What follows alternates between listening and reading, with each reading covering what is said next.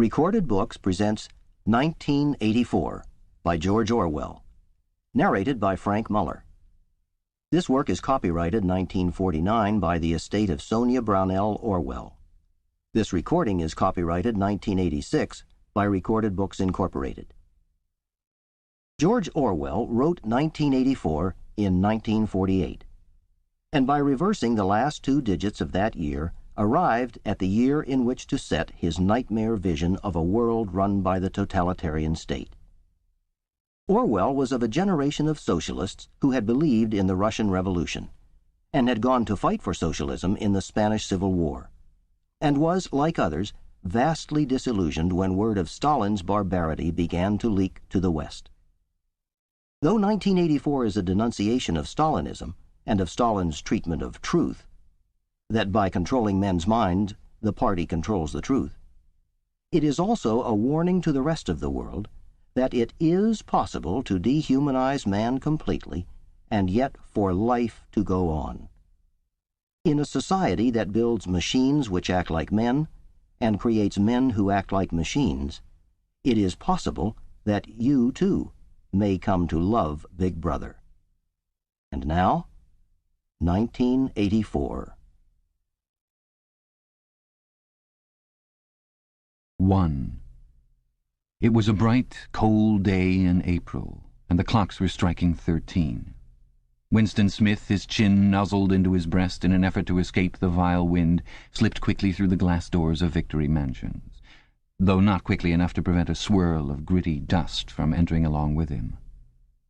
The hallway smelt of boiled cabbage and old rag mats. At one end of it a coloured poster, too large for indoor display, had been tacked to the wall. It depicted simply an enormous face, more than a metre wide, the face of a man of about 45, with a heavy black moustache and ruggedly handsome features. Winston made for the stairs. It was no use trying the lift. Even at the best of times it was seldom working, and at present the electric current was cut off during daylight hours. It was part of the economy drive in preparation for Hate Week. The flat was 7 flights up, and Winston, who was 39 and had a varicose ulcer above his right ankle, went slowly, resting several times on the way. On each landing opposite the lift shaft, the poster with the enormous face gazed from the wall. It was one of those pictures which are so contrived that the eyes follow you about when you move. "Big Brother is watching you," the caption beneath it ran. Inside the flat a fruity voice was reading out a list of figures which had something to do with the production of pig iron. The voice came from an oblong metal plaque like a dulled mirror which formed part of the surface of the right-hand wall. Winston turned a switch and the voice sank somewhat, though the words were still distinguishable. The instrument, the telescreen it was called, could be dimmed, but there was no way of shutting it off completely. He moved over to the window, a smallish, frail figure, the meagreness of his body merely emphasized by the blue overalls which were the uniform of the party. His hair was very fair, his face naturally sanguine, his skin roughened by coarse soap and blunt razor blades and the cold of the winter that had just ended. Outside, even through the shut window pane, the world looked cold. Down in the street little eddies of wind were whirling dust and torn paper into spirals, and though the sun was shining and the sky a harsh blue, there seemed to be no colour in anything except the posters that were plastered everywhere. The black mustachioed face gazed down from every commanding corner. There was one on the house front immediately opposite.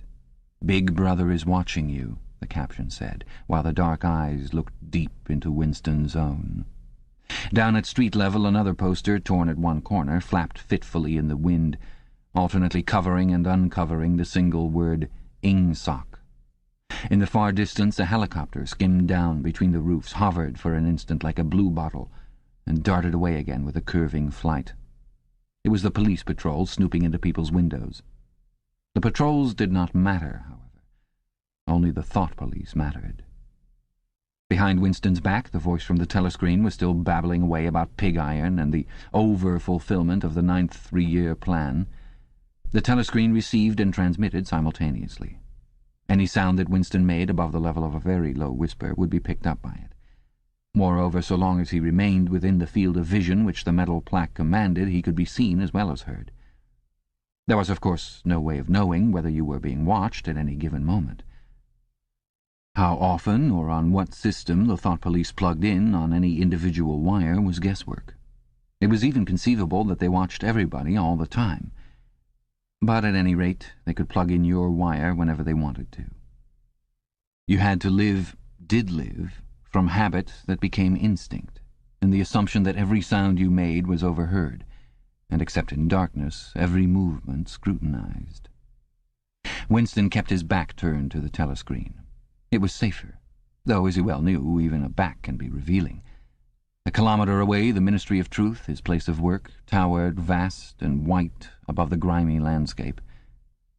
This, he thought with a sort of vague distaste, this was London, chief city of Airstrip 1, itself the third most populous of the provinces of Oceania.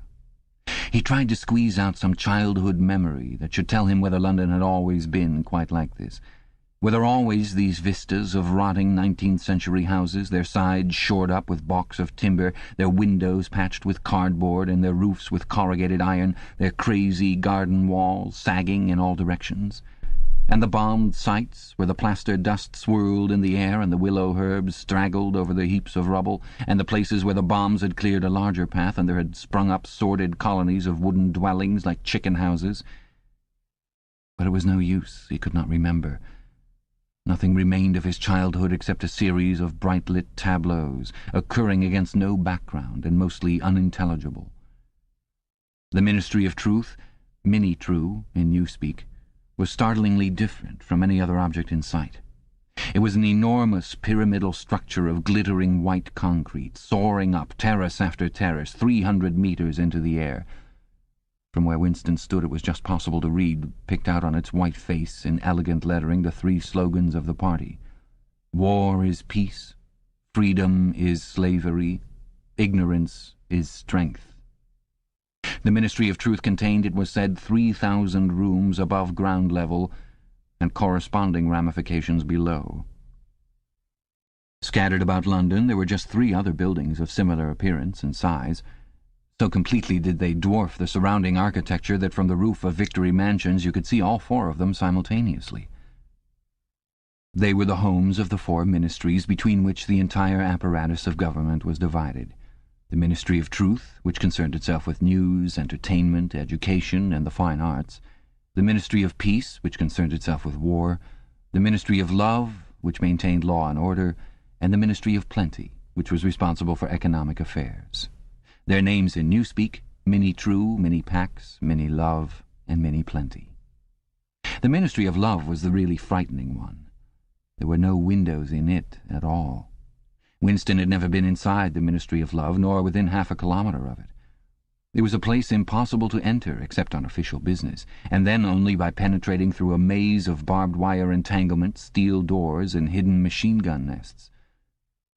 Even the streets leading up to its outer barriers were roamed by gorilla-faced guards in black uniforms, armed with jointed truncheons. Winston turned round abruptly. He had set his features into the expression of quiet optimism which it was advisable to wear when facing the telescreen. He crossed the room into the tiny kitchen. By leaving the ministry at this time of day he had sacrificed his lunch in the canteen, and he was aware that there was no food in the kitchen except a hunk of dark-coloured bread which had got to be saved for tomorrow's breakfast. He took down from the shelf a bottle of colourless liquid with a plain white label marked Victory Gin. It gave off a sickly, oily smell, as of Chinese rice spirit. Winston poured out nearly a teacupful, nerved himself for a shock, and gulped it down like a dose of medicine. Instantly his face turned scarlet and the water ran out of his eyes. The stuff was like nitric acid, and moreover, in swallowing it, one had the sensation of being hit on the back of the head with a rubber club. The next moment, however, the burning in his belly died down, and the world began to look more cheerful. He took a cigarette from a crumpled packet marked Victory Cigarettes and incautiously held it upright, whereupon the tobacco fell out onto the floor. With the next he was more successful. He went back to the living room and sat down at a small table that stood to the left of the telescreen. From the table drawer he took out a pen-holder, a bottle of ink, and a thick quarto-sized blank book with a red back and a marbled cover. For some reason the telescreen in the living room was in an unusual position. Instead of being placed, as was normal, in the end wall, where it could command the whole room, it was in the longer wall, opposite the window, To one side of it there was a shallow alcove in which Winston was now sitting, and which, when the flats were built, had probably been intended to hold bookshelves. By sitting in the alcove and keeping well back, Winston was able to remain outside the range of the telescreen, so far as sight went. He could be heard, of course, but so long as he stayed in his present position he could not be seen. It was partly the unusual geography of the room that had suggested to him the thing that he was now about to do. But it had also been suggested by the book that he had just taken out of the drawer. It was a peculiarly beautiful book. Its smooth, creamy paper, a little yellowed by age, was of a kind that had not been manufactured for at least 40 years past. He could guess, however, that the book was much older than that. He had seen it lying in the window of a frowsy little junk shop in a slummy quarter of the town, just what quarter he did not now remember, and had been stricken immediately by an overwhelming desire to possess it. Party members were supposed not to go into ordinary shops, dealing on the free market it was called, but the rule was not strictly kept, because there were various things, such as shoelaces and razor blades, which it was impossible to get hold of in any other way. He had given a quick glance up and down the street, and then had slipped inside and bought the book for $2.50. At the time he was not conscious of wanting it for any particular purpose. He had carried it guiltily home in his briefcase. Even with nothing written in it, it was a compromising possession. The thing that he was about to do was to open a diary. This was not illegal. Nothing was illegal, since there were no longer any laws. But if detected, it was reasonably certain that it would be punished by death, or at least by 25 years in a forced labor camp. Winston fitted a nib into the pen holder and sucked it to get the grease off. The pen was an archaic instrument, seldom used even for signatures, and he had procured one, furtively and with some difficulty, simply because of a feeling that the beautiful creamy paper deserved to be written on with a real nib instead of being scratched with an ink pencil. Actually, he was not used to writing by hand. Apart from very short notes, it was usual to dictate everything into the speakwrite, which was of course impossible for his present purpose. He dipped the pen into the ink, and then faltered for just a second. A tremor had gone through his bowels. To mark the paper was the decisive act. In small, clumsy letters he wrote, April 4th, 1984. He sat back. A sense of complete helplessness had descended upon him. To begin with, he did not know with any certainty that this was 1984. It must be around that date, since he was fairly sure that his age was 39, and he believed that he had been born in 1944 or 1945, but it was never possible nowadays to pin down any date within a year or two. For whom, it suddenly occurred to him to wonder, was he writing this diary?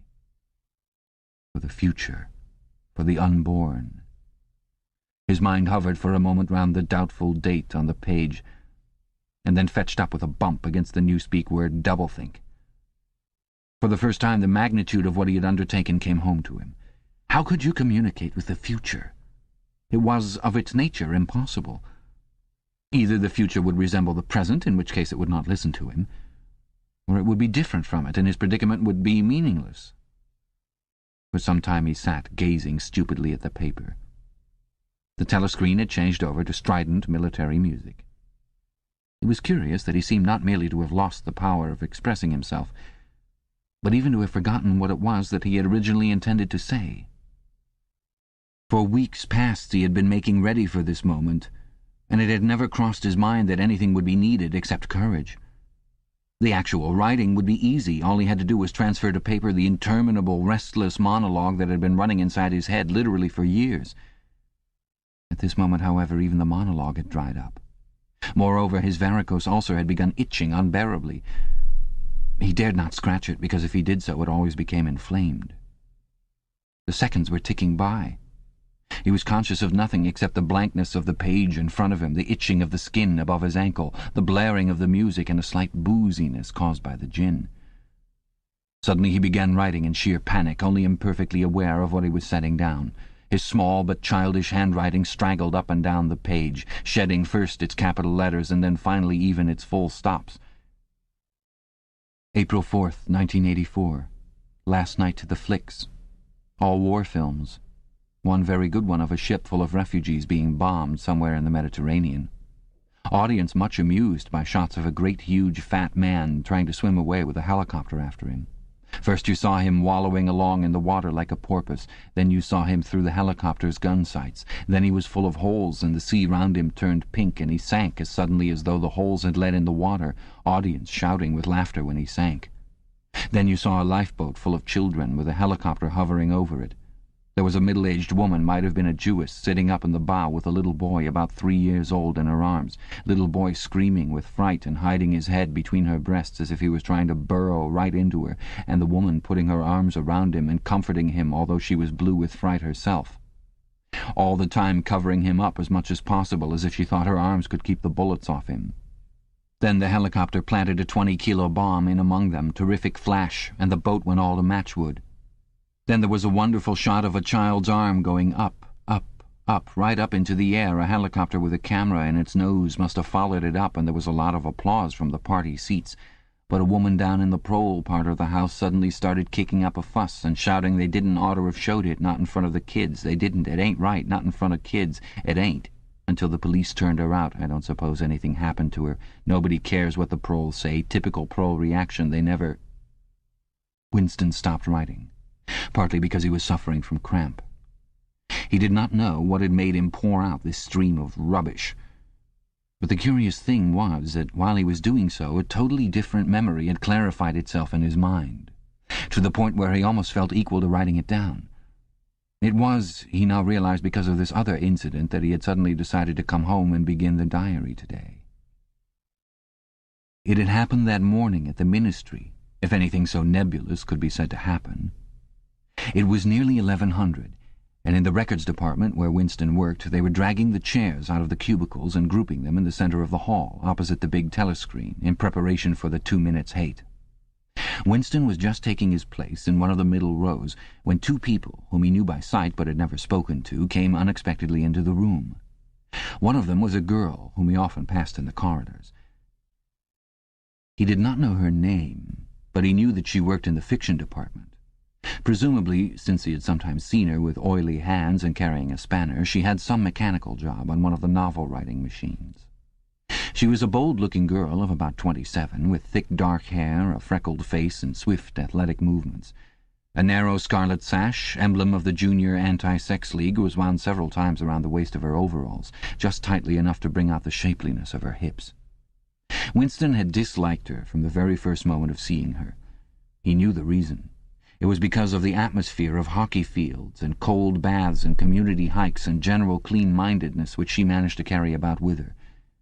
He disliked nearly all women, and especially the young and pretty ones. It was always the women, and above all the young ones, who were the most bigoted adherents of the party, the swallowers of slogans, the amateur spies and nosers out of unorthodoxy. But this particular girl gave him the impression of being more dangerous than most. Once, when they passed in the corridor, she had given him a quick, sidelong glance, which seemed to pierce right into him and for a moment had filled him with black terror. The idea had even crossed his mind that she might be an agent of the thought police. That, it was true, was very unlikely. Still, he continued to feel a peculiar uneasiness, which had fear mixed up in it as well as hostility, whenever she was anywhere near him. The other person was a man named O'Brien, a member of the inner party and holder of some post so important and remote that Winston had only a dim idea of its nature. A momentary hush passed over the group of people round the chairs as they saw the black overalls of an inner party member approaching. O'Brien was a large, burly man with a thick neck and a coarse, humorous, brutal face. In spite of his formidable appearance, he had a certain charm of manner. He had a trick of resettling his spectacles on his nose which was curiously disarming, in some indefinable way curiously civilized. It was a gesture which, if anyone had still thought in such terms, might have recalled an 18th-century nobleman offering his snuff-box. Winston had seen O'Brien perhaps a dozen times in almost as many years. He felt deeply drawn to him, and not solely because he was intrigued by the contrast between O'Brien's urbane manner and his prize-fighter's physique.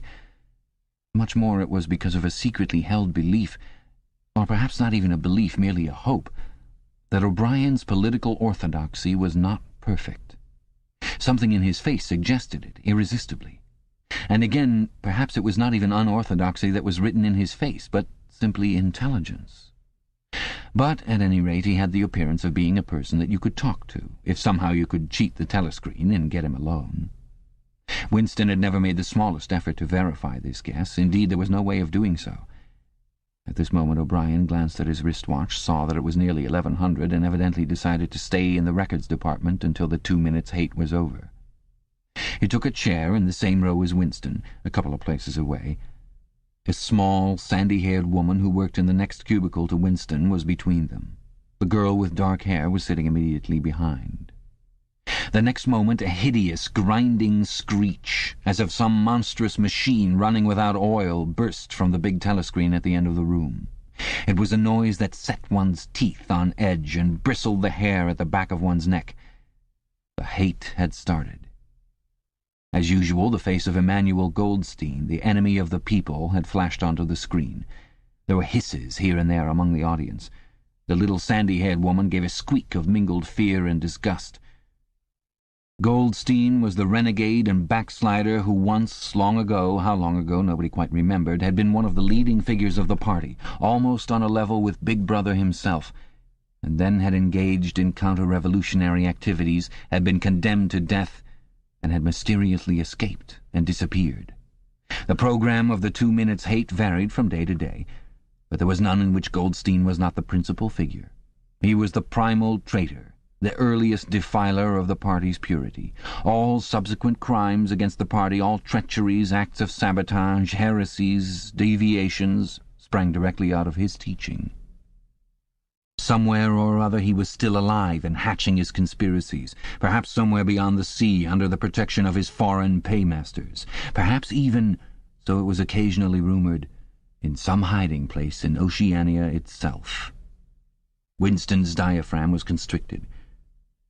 He could never see the face of Goldstein without a painful mixture of emotions. It was a lean, Jewish face with a great fuzzy aureole of white hair and a small goatee beard, a clever face, and yet somehow inherently despicable, with a kind of senile silliness in the long, thin nose, near the end of which a pair of spectacles was perched.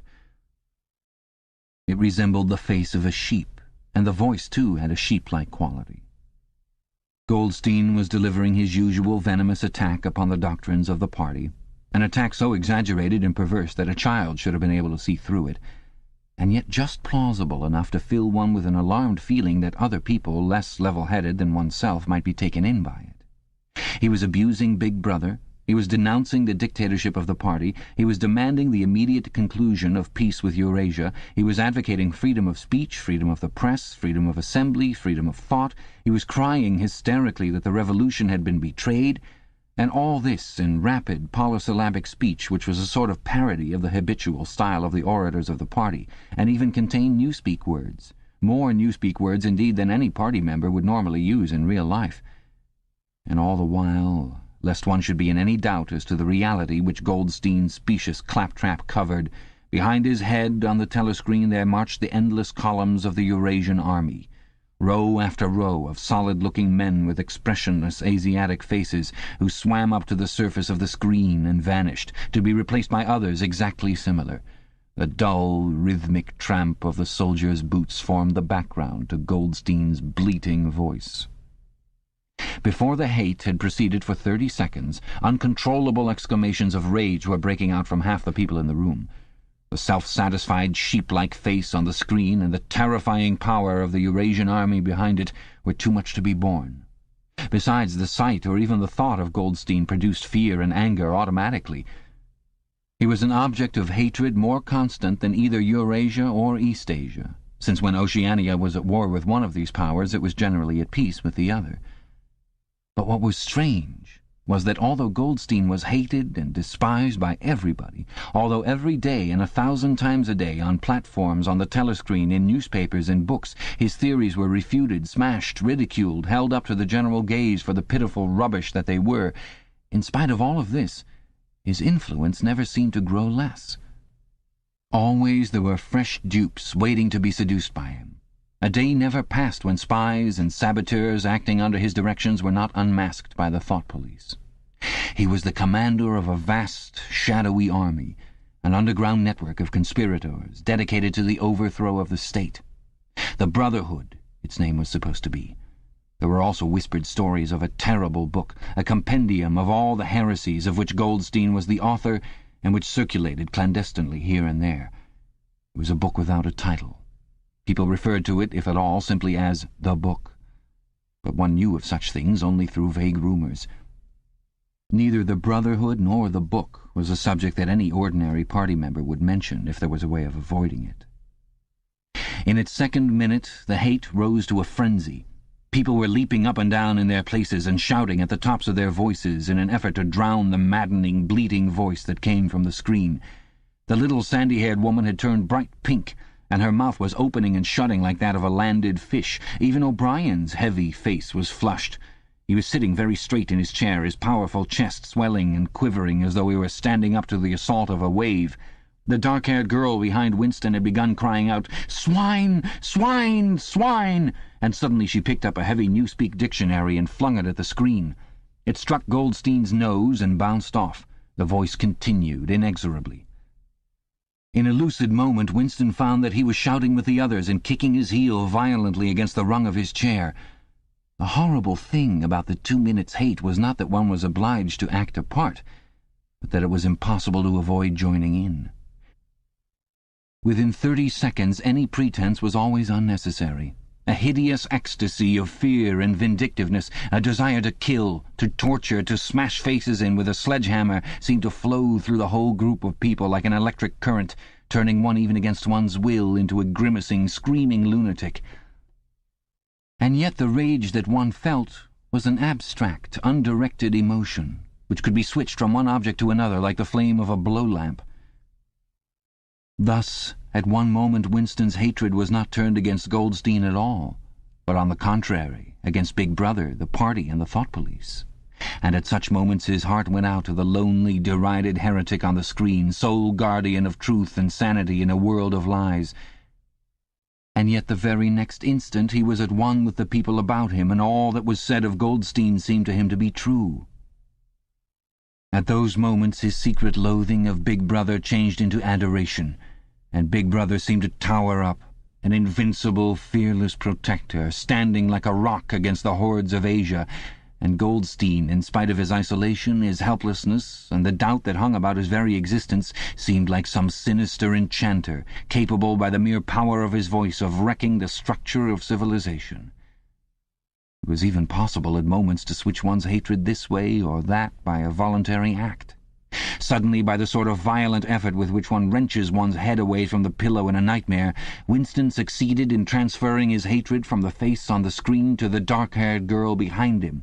Vivid, beautiful hallucinations flashed through his mind. He would flog her to death with a rubber truncheon. He would tie her naked to a stake and shoot her full of arrows like St. Sebastian. He would ravish her and cut her throat at the moment of climax. Better than before, moreover, he realized why it was that he hated her. He hated her because she was young and pretty and sexless, because he wanted to go to bed with her and would never do so, because round her sweet, supple waist, which seemed to ask you to encircle it with your arm, there was only the odious scarlet sash, aggressive symbol of chastity. The hate rose to its climax.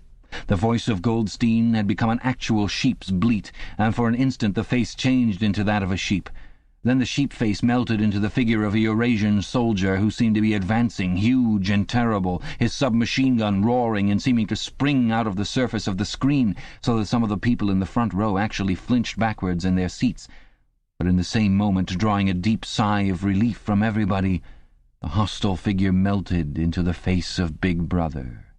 Black-haired, black-mustachioed, full of power and mysterious calm, and so vast that it almost filled up the screen. Nobody heard what Big Brother was saying. It was merely a few words of encouragement, the sort of words that are uttered in the din of battle, not distinguishable individually, but restoring confidence by the fact of being spoken. Then the face of Big Brother faded away again, and instead the 3 slogans of the party stood out in bold capitals. War is peace, freedom is slavery, ignorance is strength. But the face of Big Brother seemed to persist for several seconds on the screen, as though the impact that it had made on everyone's eyeballs were too vivid to wear off immediately. The little sandy-haired woman had flung herself forward over the back of the chair in front of her. With a tremulous murmur that sounded like "My Saviour," she extended her arms toward the screen. Then she buried her face in her hands. It was apparent that she was uttering a prayer. At this moment the entire group of people broke into a deep, slow, rhythmical chant of B, B, B, B, B, B, over and over again, very slowly, with a long pause between the first B and the second, a heavy, murmurous sound, somehow curiously savage, in the background of which one seemed to hear a stamp of naked feet and the throbbing of tom-toms. For perhaps as much as 30 seconds they kept it up. It was a refrain that was often heard in moments of overwhelming emotion. Partly it was a sort of hymn to the wisdom and majesty of Big Brother, but still more it was an act of self-hypnosis, a deliberate drowning of consciousness by means of rhythmic noise. Winston's entrails seemed to grow cold. In the 2 minutes' hate he could not help sharing in the general delirium. But this subhuman chanting of B, B, B, B always filled him with horror. Of course he chanted with the rest. It was impossible to do otherwise. To dissemble your feelings, to control your face, to do what everyone else was doing was an instinctive reaction. But there was a space of a couple of seconds during which the expression in his eyes might conceivably have betrayed him. And it was exactly at this moment that the significant thing happened. If indeed it did happen. Momentarily he caught O'Brien's eye. O'Brien had stood up. He had taken off his spectacles and was in the act of resettling them on his nose with his characteristic gesture. But there was a fraction of a second when their eyes met. And for as long as it took to happen, Winston knew, yes, he knew, that O'Brien was thinking the same thing as himself. An unmistakable message had passed.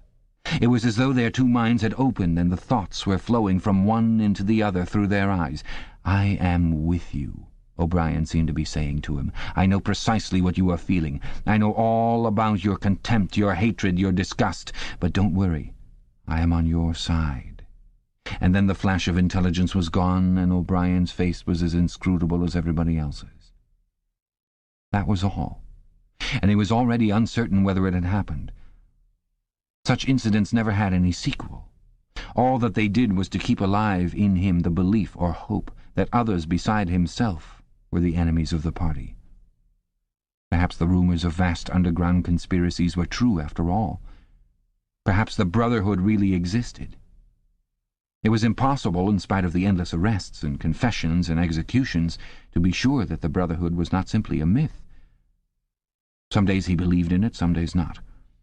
There was no evidence, only fleeting glimpses that might mean anything or nothing. Snatches of overheard conversation, faint scribbles on lavatory walls, once even, when two strangers met, a small movement of the hands, which had looked as though it might be a signal of recognition. It was all guesswork. Very likely he had imagined everything. He had gone back to his cubicle without looking at O'Brien again. The idea of following up their momentary contact hardly crossed his mind. It would have been inconceivably dangerous, even if he had known how to set about doing it. For a second, 2 seconds, they had exchanged an equivocal glance, and that was the end of the story. But even that was a memorable event in the locked loneliness in which one had to live. Winston roused himself and sat up straighter. He let out a belch. The gin was rising from his stomach. His eyes refocused on the page. He discovered that while he sat helplessly musing, he had also been writing, as though by automatic action. And it was no longer the same cramped, awkward handwriting as before. His pen had slid voluptuously over the smooth paper, printing in large, neat capitals, "Down with Big Brother, down with Big Brother, down with Big Brother, down with Big Brother, down with Big Brother," over and over again, filling half a page. He could not help feeling a twinge of panic. It was absurd, since the writing of those particular words was not more dangerous than the initial act of opening the diary. But for a moment he was tempted to tear out the spoiled pages and abandon the enterprise altogether. But he did not do so, however, because he knew that it was useless. Whether he wrote "Down with Big Brother" or whether he refrained from writing it made no difference. Whether he went on with the diary or whether he did not go on with it made no difference. The thought police would get him just the same. He had committed, would still have committed, even if he had never set pen to paper, the essential crime that contained all others in itself. Thought crime, they called it. Thought crime was not a thing that could be concealed forever. You might dodge successfully for a while, even for years, but sooner or later they were bound to get you. It was always at night. The arrests invariably happened at night. The sudden jerk out of sleep, the rough hand shaking your shoulder, the lights glaring in your eyes, the ring of hard faces round the bed. In the vast majority of cases there was no trial, no report of the arrest. People simply disappeared, always during the night. Your name was removed from the registers. Every record of everything you had ever done was wiped out. Your one-time existence was denied and then forgotten. You were abolished, annihilated, vaporized was the usual word. For a moment he was seized by a kind of hysteria. He began writing in a hurried, untidy scrawl. "They'll shoot me, I don't care. They'll shoot me in the back of the neck, I don't care. Down with Big Brother. They always shoot you in the back of the neck, I don't care. Down with Big Brother." He sat back in his chair, slightly ashamed of himself, and laid down his pen. The next moment he started violently. There was a knocking at his door. Already! He sat as still as a mouse in the futile hope that whoever it was might go away after a single attempt. But no, the knocking was repeated. The worst thing of all would be to delay. His heart was thumping like a drum, but his face, from long habit, was probably expressionless. He got up and moved heavily toward the door. Chapter 2. As he put his hand to the doorknob, Winston saw that he had left the diary open on the table. "Down with Big Brother" was written all over it, in letters almost big enough to be legible across the room. It was an inconceivably stupid thing to have done. But, he realized, even in his panic, he had not wanted to smudge the creamy paper by shutting the book while the ink was wet. He drew in his breath and opened the door. Instantly a warm wave of relief flowed through him. A colourless, crushed-looking woman with wispy hair and a lined face was standing outside. "Oh, comrade," she began in a dreary, whining sort of voice, "I thought I heard you come in. Do you think you could come across and have a look at our kitchen sink? It's got blocked up and—" It was Mrs. Parsons, the wife of a neighbour on the same floor. Mrs. was a word somewhat discountenanced by the party. You were supposed to call everyone comrade, but with some women one used it instinctively. She was a woman of about 30, but looking much older. One had the impression that there was dust in the creases of her face. Winston followed her down the passage. These amateur repair jobs were an almost daily irritation. Victory Mansions were old flats, built in 1930 or thereabouts, and were falling to pieces. The plaster flaked constantly from ceilings and walls, the pipes burst in every hard frost. The roof leaked whenever there was snow, the heating system was usually running at half steam when it was not closed down altogether for motives of economy. Repairs, except what you could do yourself, had to be sanctioned by remote committees, which were liable to hold up even the mending of a window pane for 2 years. "Of course, it's only because Tom isn't home," said Mrs. Parsons vaguely. The Parsons flat was bigger than Winston's and dingy in a different way. Everything had a battered, trampled-on look, as though the place had just been visited by some large, violent animal. Games impedimenta, hockey sticks, boxing gloves, a burst football, a pair of sweaty shorts turned inside out lay all over the floor, and on the table there was a litter of dirty dishes and dog-eared exercise books. On the walls were scarlet banners of the Youth League and the Spies, and a full-sized poster of Big Brother. There was the usual boiled cabbage smell, common to the whole building, but it was shot through by a sharper reek of sweat, which, one knew this at the first sniff, though it was hard to say how, was the sweat of some person not present at the moment. In another room, someone with a comb and a piece of toilet paper was trying to keep tune with the military music, which was still issuing from the telescreen. "It's the children," said Mrs. Parsons, casting a half-apprehensive glance at the door. "They haven't been out today. And, of course—" She had a habit of breaking off her sentences in the middle. The kitchen sink was full nearly to the brim with filthy, greenish water which smelt worse than ever of cabbage. Winston knelt down and examined the angle joint of the pipe. He hated using his hands, and he hated bending down, which was always liable to start him coughing. Mrs. Parsons looked on helplessly. "Of course, if Tom was home, he'd put it right in a moment," she said. "He loves anything like that. He's ever so good with his hands, Tom is." Parsons was Winston's fellow employee at the Ministry of Truth. He was a fattish but active man of paralyzing stupidity, a mass of imbecile enthusiasms, one of those completely unquestioning, devoted drudges on whom, more even than on the thought police, the stability of the party depended. At 35 he had just been unwillingly evicted from the Youth League, and before graduating into the Youth League he had managed to stay on in the Spies for a year beyond the statutory age. At the Ministry he was employed in some subordinate post for which intelligence was not required, but on the other hand he was a leading figure on the Sports Committee and all the other committees engaged in organizing community hikes, spontaneous demonstrations, saving campaigns, and voluntary activities generally. He would inform you with quiet pride, between whiffs of his pipe, that he had put in an appearance at the community centre every evening for the past 4 years. An overpowering smell of sweat, a sort of unconscious testimony to the strenuousness of his life, followed him about wherever he went, and even remained behind him after he had gone. "Have you got a spanner?" said Winston, fiddling with the nut on the angle joint. "A spanner," said Mrs. Parsons, immediately becoming invertebrate. "I don't know, I'm sure. Perhaps the children—" There was a trampling of boots and another blast on the comb as the children charged into the living room. Mrs. Parsons brought the spanner. Winston let out the water and disgustedly removed the clot of human hair that had blocked up the pipe. He cleaned his fingers as best he could in the cold water from the tap and went back into the other room. "Up with your hands!" yelled a savage voice. A handsome, tough-looking boy of 9 had popped up from behind the table and was menacing him with a toy automatic pistol, while his small sister, about 2 years younger, made the same gesture with a fragment of wood. Both of them were dressed in the blue shorts, grey shirts, and red neckerchiefs which were the uniform of the Spies. Winston raised his hands above his head, but with an uneasy feeling. So vicious was the boy's demeanour that it was not altogether a game. "You're a traitor!" yelled the boy. "You're a thought criminal! You're a Eurasian spy! I'll shoot you! I'll vaporize you! I'll send you to the salt mines!" Suddenly they were both leaping around him, shouting "traitor" and "thought criminal," the little girl imitating her brother in every movement. It was somehow slightly frightening, like the gambolling of tiger cubs which will soon grow up into man-eaters. There was a sort of calculating ferocity in the boy's eye, a quite evident desire to hit or kick Winston, and a consciousness of being very nearly big enough to do so. It was a good job it was not a real pistol he was holding, Winston thought. Mrs. Parsons' eyes flitted nervously from Winston to the children and back again. In the better light of the living room he noticed with interest that there actually was dust in the creases of her face. "They do get so noisy," she said. "They're disappointed because they couldn't go to see the hanging, that's what it is. I'm too busy to take them, and Tom won't be back from work in time."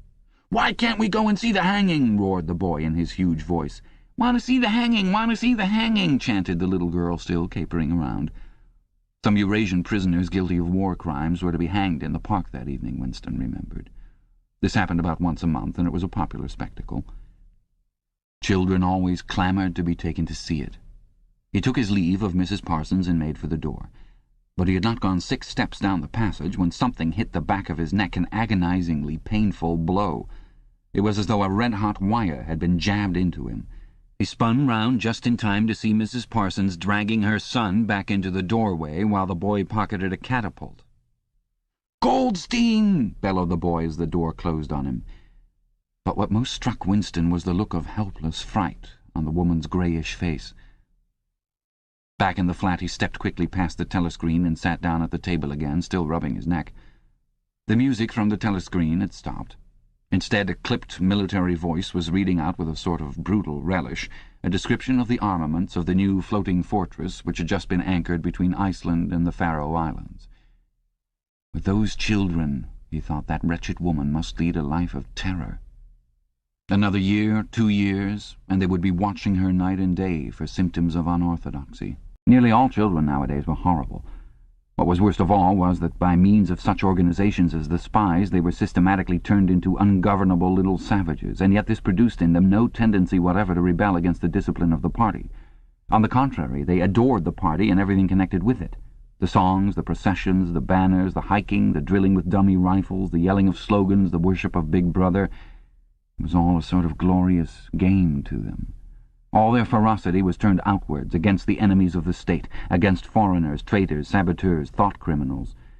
It was almost normal for people over 30 to be frightened of their own children, and with good reason, for hardly a week passed in which the Times did not carry a paragraph describing how some eavesdropping little sneak child hero, was the phrase generally used, had overheard some compromising remark and denounced his parents to the thought police.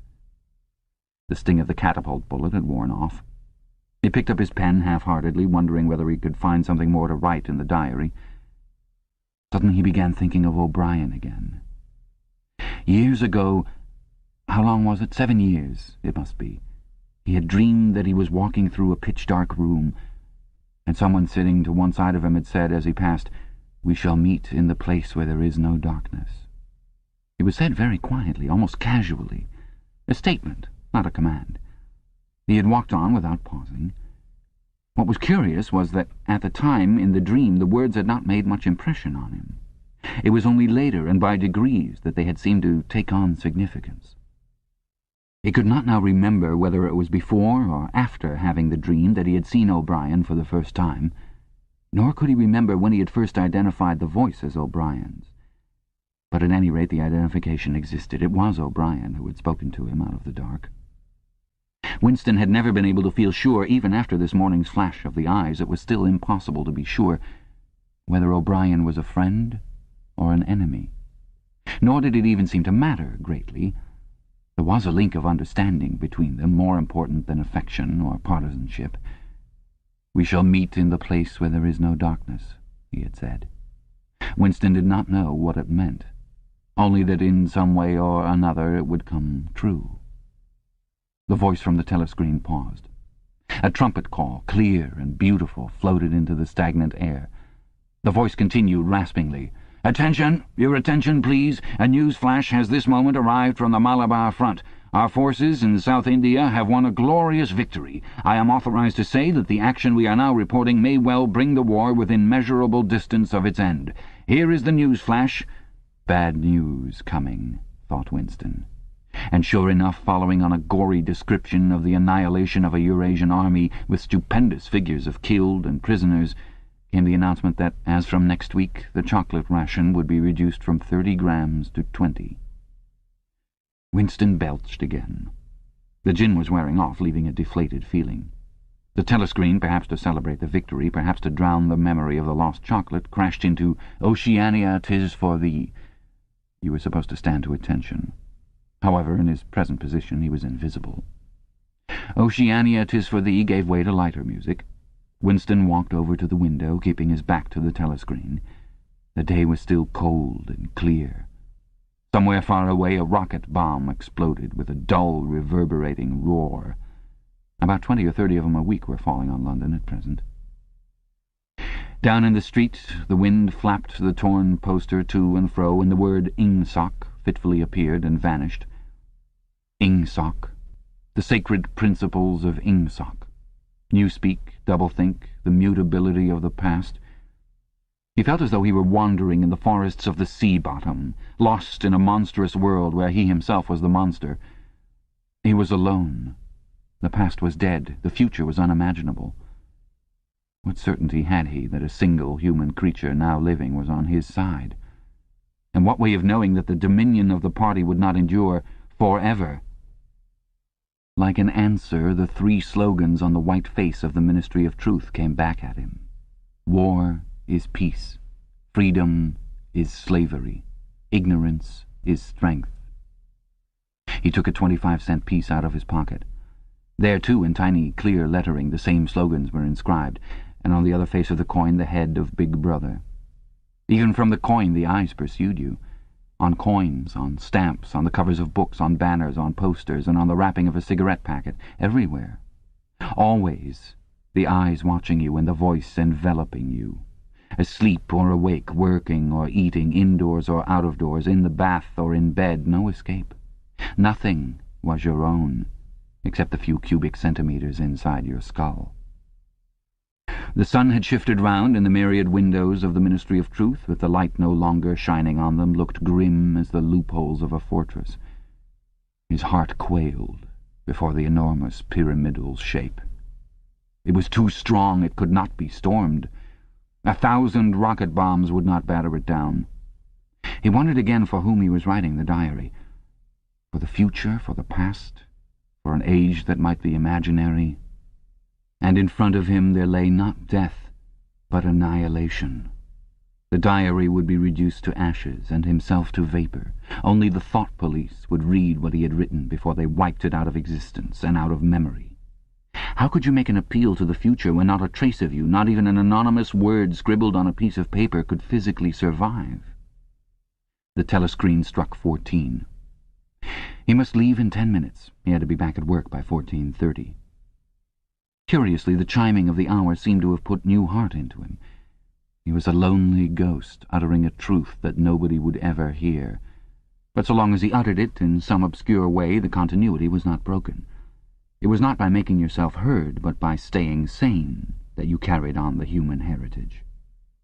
He went back to the table, dipped his pen, and wrote, "To the future, or to the past, to a time when thought is free, when men are different from one another and do not live alone, to a time when truth exists, and what is done cannot be undone. From the age of uniformity, from the age of solitude, from the age of Big Brother, from the age of doublethink, greetings." He was already dead, he reflected. It seemed to him that it was only now, when he had begun to be able to formulate his thoughts, that he had taken the decisive step. The consequences of every act are included in the act itself. He wrote, "Thought crime does not entail death. Thought crime is death." Now that he had recognized himself as a dead man, it became important to stay alive as long as possible. 2 fingers of his right hand were ink-stained. It was exactly the kind of detail that might betray you. Some nosing zealot in the ministry, a woman probably, someone like the little sandy-haired woman or the dark-haired girl from the fiction department, might start wondering why he had been writing during the lunch interval, why he had used an old-fashioned pen, what he had been writing, and then drop a hint in the appropriate quarter. He went to the bathroom and carefully scrubbed the ink away with the gritty dark-brown soap which rasped your skin like sandpaper and was therefore well adapted for this purpose. He put the diary away in the drawer. It was quite useless to think of hiding it, but he could at least make sure whether or not its existence had been discovered. A hair laid across the page ends was too obvious. With the tip of his finger he picked up an identifiable grain of whitish dust and deposited it on the corner of the cover, where it was bound to be shaken off if the book was moved. Chapter 3. Winston was dreaming of his mother. He must, he thought, have been 10 or 11 years old when his mother had disappeared. She was a tall, statuesque, rather silent woman with slow movements and magnificent fair hair. His father he remembered more vaguely as dark and thin, dressed always in neat dark clothes. Winston remembered especially the very thin soles of his father's shoes, and wearing spectacles. The 2 of them must evidently have been swallowed up in one of the first great purges of the 50s. At that moment his mother was sitting in some place deep down beneath him, with his young sister in her arms. He did not remember his sister at all, except as a tiny, feeble baby, always silent, with large, watchful eyes. Both of them were looking up at him. They were down in some subterranean place, the bottom of a well, for instance, or a very deep grave. But it was a place which, already far below him, was itself moving downwards. They were in the saloon of a sinking ship, looking up at him through the darkening water.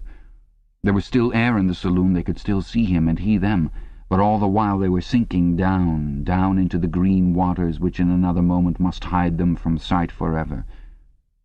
He was out in the light and air while they were being sucked down to death, and they were down there because he was up here. He knew it, and they knew it, and he could see the knowledge in their faces. There was no reproach, either in their faces or in their hearts, only the knowledge that they must die in order that he might remain alive, and that this was part of the unavoidable order of things. He could not remember what had happened, but he knew in his dream that in some way the lives of his mother and his sister had been sacrificed to his own. It was one of those dreams which, while retaining the characteristic dream scenery, are a continuation of one's intellectual life, and in which one becomes aware of facts and ideas which still seem new and valuable after one is awake. The thing that now suddenly struck Winston was that his mother's death, nearly 30 years ago, had been tragic and sorrowful in a way that was no longer possible. Tragedy, he perceived, belonged to the ancient time. to a time when there was still privacy, love, and friendship, and when the members of a family stood by one another without needing to know the reason.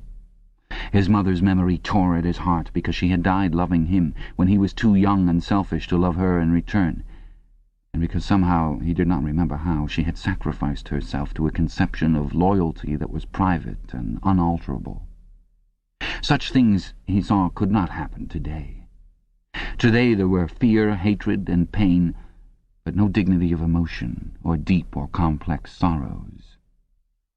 All this he seemed to see in the large eyes of his mother and his sister, looking up at him through the green water, hundreds of fathoms down and still sinking. Suddenly he was standing on short, springy turf, on a summer evening when the slanting rays of the sun gilded the ground. The landscape that he was looking at recurred so often in his dreams that he was never fully certain whether or not he had seen it in the real world. In his waking thoughts he called it the Golden Country. It was an old, rabbit-bitten pasture, with a foot-track wandering across it, and a mole-hole here and there. In the ragged hedge on the opposite side of the field the boughs of the elm trees were swaying very faintly in the breeze, their leaves just stirring in dense masses like woman's hair. Somewhere near at hand, though out of sight, there was a clear, slow-moving stream, where dace were swimming in the pools under the willow trees. The girl with dark hair was coming toward him across the field. With what seemed a single movement, she tore off her clothes and flung them disdainfully aside. Her body was white and smooth, but it aroused no desire in him. Indeed, he barely looked at it.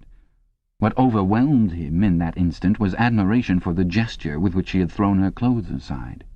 With its grace and carelessness it seemed to annihilate a whole culture, a whole system of thought, as though Big Brother and the party and the thought police could all be swept into nothingness by a single splendid movement of the arm. That, too, was a gesture belonging to the ancient time. Winston woke up with the word Shakespeare on his lips. The telescreen was giving forth an ear-splitting whistle, which continued on the same note for 30 seconds. It was not 7:15, getting up time for office workers. Winston wrenched his body out of bed, naked, for a member of the outer party received only 3,000 clothing coupons annually, and a suit of pajamas was 600, and seized a dingy singlet and a pair of shorts that were lying across a chair. The physical jerks would begin in 3 minutes. The next moment he was doubled up by a violent coughing fit, which nearly always attacked him soon after waking up. It emptied his lungs so completely that he could only begin breathing again by lying on his back and taking a series of deep gasps. His veins had swelled with the effort of the cough, and the varicose ulcer had started itching. 30 to 40 group, yapped a piercing female voice. 30 to 40 group, take your places, please. 30s to 40s. Winston sprang to attention in front of the telescreen, upon which the image of a youngish woman, scrawny but muscular, dressed in tunic and gym shoes, had already appeared.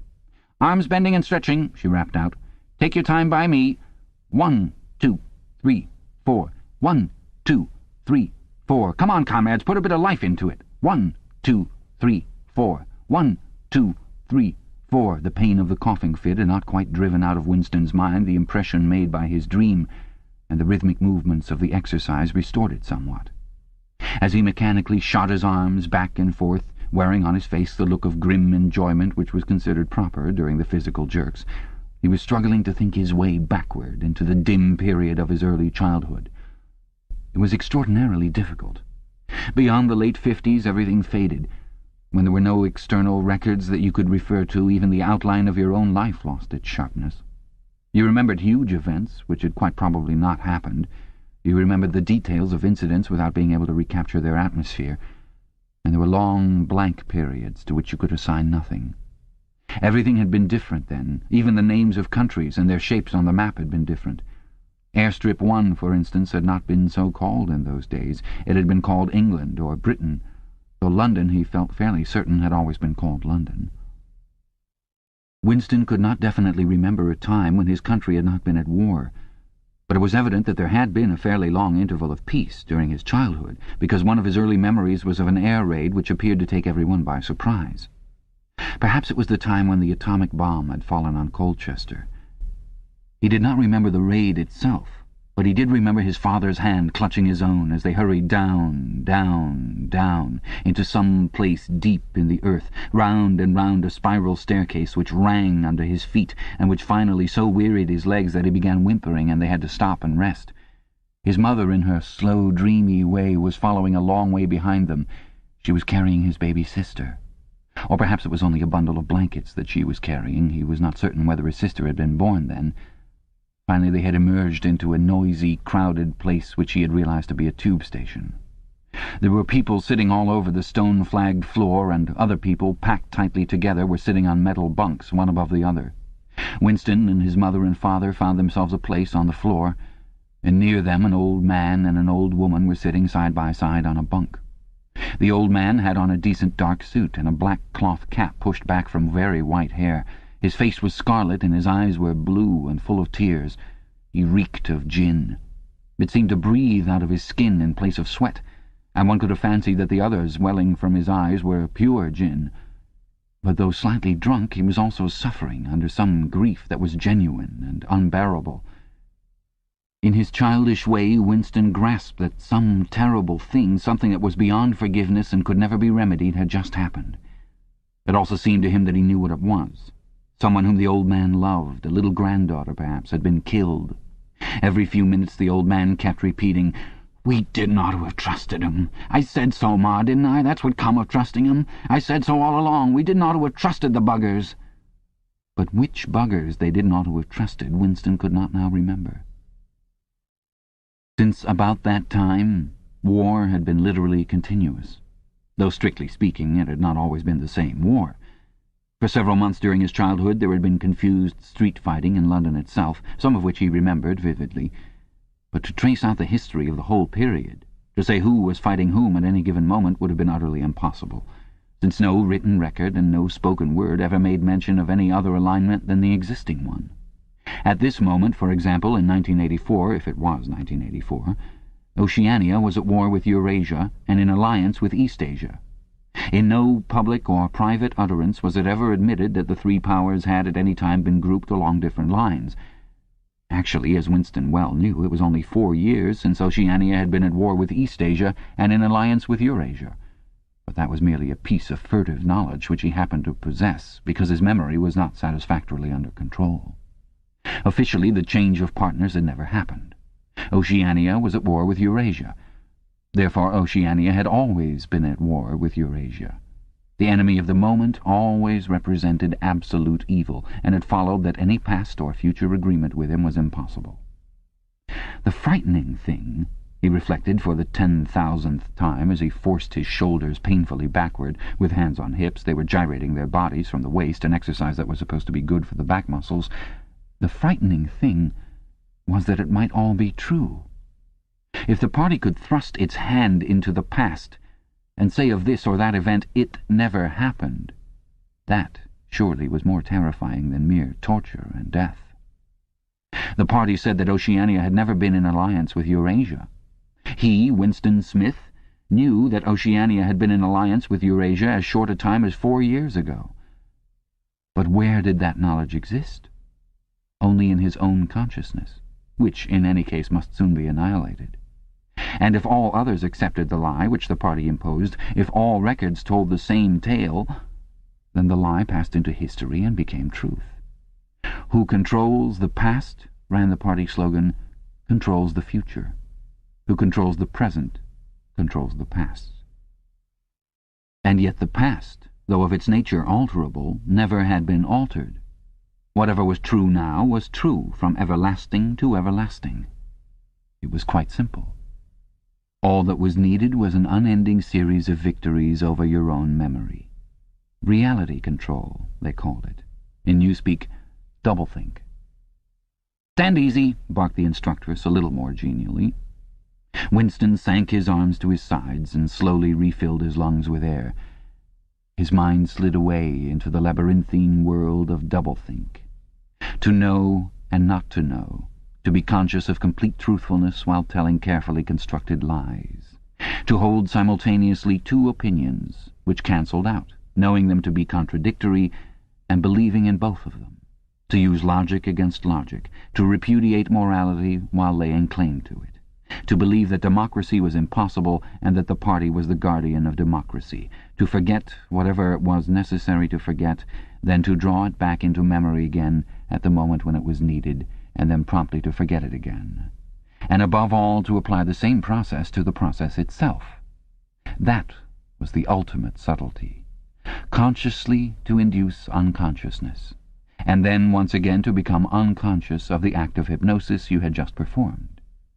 Even to understand the word doublethink involved the use of doublethink. The instructress had called them to attention again. "And now let's see which one of us can touch our toes," she said enthusiastically. "Right over from the hips, please, comrades. 1, 2. 1, 2. Winston loathed this exercise, which sent shooting pains all the way from his heels to his buttocks and often ended by bringing on another coughing fit. The half-pleasant quality went out of his meditations. The past, he reflected, had not merely been altered. It had been actually destroyed. For how could you establish even the most obvious fact when there existed no record outside your own memory? He tried to remember in what year he had first heard mention of Big Brother. He thought it must have been at some time in the 60s, but it was impossible to be certain. In the party histories, of course, Big Brother figured as the leader and guardian of the revolution since its very earliest days. His exploits had been gradually pushed backwards in time until already they extended into the fabulous world of the 40s and the 30s, when the capitalists in their strange cylindrical hats still rode through the streets of London in great gleaming motor cars or horse carriages with glass sides. There was no knowing how much of this legend was true and how much invented. Winston could not even remember at what date the party itself had come into existence. He did not believe he had ever heard the word ingsoc before 1960, but it was possible that in its old-speak form, English socialism, that is to say, it had been current earlier. Everything melted into mist. Sometimes, indeed, you could put your finger on a definite lie. It was not true, for example, as was claimed in the party history books, that the party had invented airplanes. He remembered airplanes since his earliest childhood, but you could prove nothing. There was never any evidence. Just once in his whole life he had held in his hands unmistakable documentary proof of the falsification of a historical fact. And on that occasion, "Smith!" screamed the shrewish voice from the telescreen. 6079 Smith W. Yes, you! Bend lower, please. You can do better than that. You're not trying. Lower, please. That's better, comrade. Now stand at ease, the whole squad, and watch me. A sudden hot sweat had broken out all over Winston's body. His face remained completely inscrutable. Never show dismay. Never show resentment. A single flicker of the eyes could give you away. He stood watching while the instructress raised her arms above her head and, one could not say gracefully, but with remarkable neatness and efficiency, bent over and tucked the first joint of her fingers under her toes. "There, comrades. That's how I want to see you doing it. Watch me again. I'm 39 and I've had 4 children. Now look." She bent over again. "You see, my knees aren't bent. You can all do it if you want to," she added as she straightened herself up. "Anyone under 45 is perfectly capable of touching his toes. We don't all have the privilege of fighting in the front line, but at least we can all keep fit. Remember our boys on the Malabar front and the sailors in the floating fortresses. Just think what they have to put up with. Now try again. That's better, comrade, that's much better," she added encouragingly as Winston, with a violent lunge, succeeded in touching his toes with knees unbent for the first time in several years. Chapter 4. With the deep, unconscious sigh which not even the nearness of the telescreen could prevent him from uttering when his day's work started, Winston pulled the speakwrite toward him, blew the dust from its mouthpiece, and put on his spectacles. Then he unrolled and clipped together 4 small cylinders of paper, which had already flopped out of the pneumatic tube on the right-hand side of his desk. In the walls of the cubicle there were 3 orifices. To the right of the speakwrite, a small pneumatic tube for written messages. To the left, a larger one for newspapers. And in the side wall, within easy reach of Winston's arm, a large oblong slit protected by a wire grating. This last was for the disposal of waste paper. Similar slits existed in thousands or tens of thousands throughout the building, not only in every room, but at short intervals in every corridor. For some reason they were nicknamed memory holes. When one knew that any document was due for destruction, or even when one saw a scrap of waste paper lying about, it was an automatic action to lift the flap of the nearest memory hole and drop it in, whereupon it would be whirled away on a current of warm air to the enormous furnaces which were hidden somewhere in the recesses of the building. Winston examined the 4 slips of paper which he had unrolled. Each contained a message of only 1 or 2 lines in the abbreviated jargon, not actually Newspeak, but consisting largely of Newspeak words, which was used in the Ministry for Internal Purposes. They ran, Times, 17/3/84. BB speech malreported Africa rectify. Times, 19/12/83. Forecasts 3 YP 4th quarter 83 misprints verify current issue. Times, 14/2/84. Mini plenty malquoted chocolate rectify. Times, 3/12/83. Reporting BB day order double plus ungood refs unpersons rewrite full wise upsub anti-filing. With a faint feeling of satisfaction, Winston laid the 4th message aside. It was an intricate and responsible job and had better be dealt with last. The other 3 were routine matters, though the second one would probably mean some tedious wading through lists of figures. Winston dialed back numbers on the telescreen and called for the appropriate issues of the Times, which slid out of the pneumatic tube after only a few minutes' delay. The messages he had received referred to articles or news items which for one reason or another it was thought necessary to alter, or as the official phrase had it, to rectify. For example, it appeared from the Times of the 17th of March that Big Brother, in his speech of the previous day, had predicted that the South Indian front would remain quiet, but that a Eurasian offensive would shortly be launched in North Africa. As it happened, the Eurasian Higher Command had launched its offensive in South India and left North Africa alone. It was therefore necessary to rewrite a paragraph of Big Brother's speech in such a way as to make him predict the thing that had actually happened. Or again, the Times of the 19th of December had published the official forecasts of the output of various classes of consumption goods in the 4th quarter of 1983, which was also the 6th quarter of the 9th 3-year plan. Today's issue contained a statement of the actual output, from which it appeared that the forecasts were in every instance grossly wrong. Winston's job was to rectify the original figures by making them agree with the later ones. As for the 3rd message, it referred to a very simple error which could be set right in a couple of minutes. As short a time ago as February, the Ministry of Plenty had issued a promise, a categorical pledge were the official words, that there would be no reduction of the chocolate ration during 1984. Actually, as Winston was aware, the chocolate ration was to be reduced from 30 grams to 20 at the end of the present week. All that was needed was to substitute for the original promise a warning that it would probably be necessary to reduce the ration at some time in April. As soon as Winston had dealt with each of the messages, he clipped his speak-written corrections to the appropriate copy of the Times and pushed them into the pneumatic tube. Then, with a movement which was as nearly as possible unconscious, he crumpled up the original message and any notes that he himself had made, and dropped them into the memory hole to be devoured by the flames. What happened in the unseen labyrinth to which all the pneumatic tubes led he did not know in detail, but he did know in general terms. As soon as all the corrections which happened to be necessary in any particular number of the Times had been assembled and collated, that number would be reprinted, the original copy destroyed, and the corrected copy placed on the files in its stead.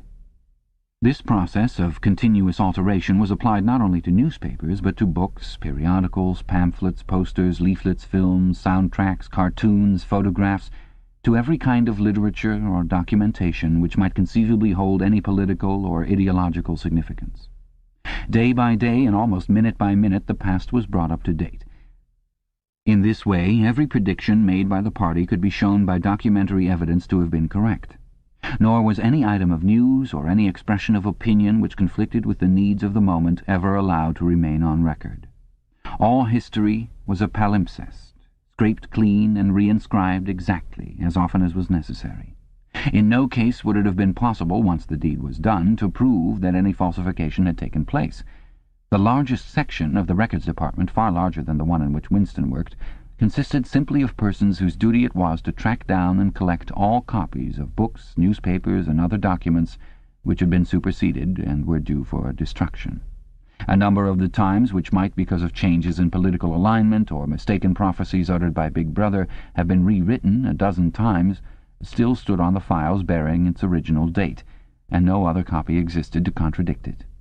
Books also were recalled and rewritten again and again, and were invariably reissued without any admission that any alteration had been made. Even the written instructions which Winston received, and which he invariably got rid of as soon as he had dealt with them, never stated or implied that an act of forgery was to be committed. Always the reference was to slips, errors, misprints, or misquotations which it was necessary to put right in the interests of accuracy. But actually, he thought as he readjusted the Ministry of Plenty's figures, it was not even forgery. It was merely the substitution of one piece of nonsense for another. Most of the material that you were dealing with had no connection with anything in the real world, not even the kind of connection that is contained in a direct lie. Statistics were just as much a fantasy in their original version as in their rectified version. A great deal of the time you were expected to make them up out of your head. For example, the Ministry of Plenty's forecast had estimated the output of boots for the quarter at 145 million pairs. The actual output was given as 62 millions. Winston, however, in rewriting the forecast, marked the figure down to 57 millions, so as to allow for the usual claim that the quota had been overfilled. In any case, 62 millions was no nearer the truth than 57 millions, or than 145 millions. Very likely no boots had been produced at all. Likelier still, nobody knew how many had been produced, much less cared. All one knew was that every quarter astronomical numbers of boots were produced on paper, while perhaps half the population of Oceania went barefoot. And so it was with every class of recorded fact, great or small. Everything faded away into a shadow world, in which finally even the date of the year had become uncertain. Winston glanced across the hall. In the corresponding cubicle on the other side, a small, precise-looking, dark-chinned man named Tillotson was working steadily away, with a folded newspaper on his knee and his mouth very close to the mouthpiece of the speakwrite. He had the air of trying to keep what he was saying a secret between himself and the telescreen. He looked up, and his spectacles darted a hostile flash in Winston's direction. Winston hardly knew Tillotson and had no idea what work he was employed on. People in the records department did not readily talk about their jobs. In the long windowless hall, with its double row of cubicles and its endless rustle of papers and hum of voices murmuring into speakwrites, there were quite a dozen people whom Winston did not even know by name, though he daily saw them hurrying to and fro in the corridors or gesticulating in the 2 minutes hate. He knew that in the cubicle next to him the little woman with sandy hair toiled day in, day out, simply at tracking down and deleting from the press the names of people who had been vaporized and were therefore considered never to have existed. There was a certain fitness in this, since her own husband had been vaporized a couple of years earlier. And a few cubicles away, a mild, ineffectual, dreamy creature named Ampleforth, with very hairy ears and a surprising talent for juggling with rhymes and meters, was engaged in producing garbled versions, definitive texts they were called, of poems which had become ideologically offensive, but which for one reason or another were to be retained in the anthologies. And this hall, with its 50 workers or thereabouts, was only one subsection, a single cell, as it were, in the huge complexity of the records department. Beyond, above, below were other swarms of workers engaged in an unimaginable multitude of jobs. There were the huge printing shops with their sub-editors, their typography experts, and their elaborately equipped studios for the faking of photographs. There was the teleprogram section with its engineers, its producers, and its teams of actors specially chosen for their skill in imitating voices. There were the armies of reference clerks, whose job was simply to draw up lists of books and periodicals which were due for recall. There were the vast repositories where the corrected documents were stored and the hidden furnaces where the original copies were destroyed. And somehow or other, quite anonymous, there were the directing brains who coordinated the whole effort and laid down the lines of policy which made it necessary that this fragment of the past should be preserved, that one falsified, and the other rubbed out of existence. And the records department, after all, was itself only a single branch of the Ministry of Truth, whose primary job was not to reconstruct the past, but to supply the citizens of Oceania with newspapers, films, textbooks, telescreen programs, plays, novels, with every conceivable kind of information, instruction, or entertainment, from a statue to a slogan, from a lyric poem to a biological treatise, and from a child's spelling book to a Newspeak dictionary. And the ministry had not only to supply the multifarious needs of the party, but also to repeat the whole operation at a lower level for the benefit of the proletariat. There was a whole chain of separate departments dealing with proletarian literature, music, drama, and entertainment generally. Here were produced rubbishy newspapers containing almost nothing except sport, crime, and astrology, sensational 5-cent novelettes, films oozing with sex, and sentimental songs which were composed entirely by mechanical means on a special kind of kaleidoscope known as a versificator.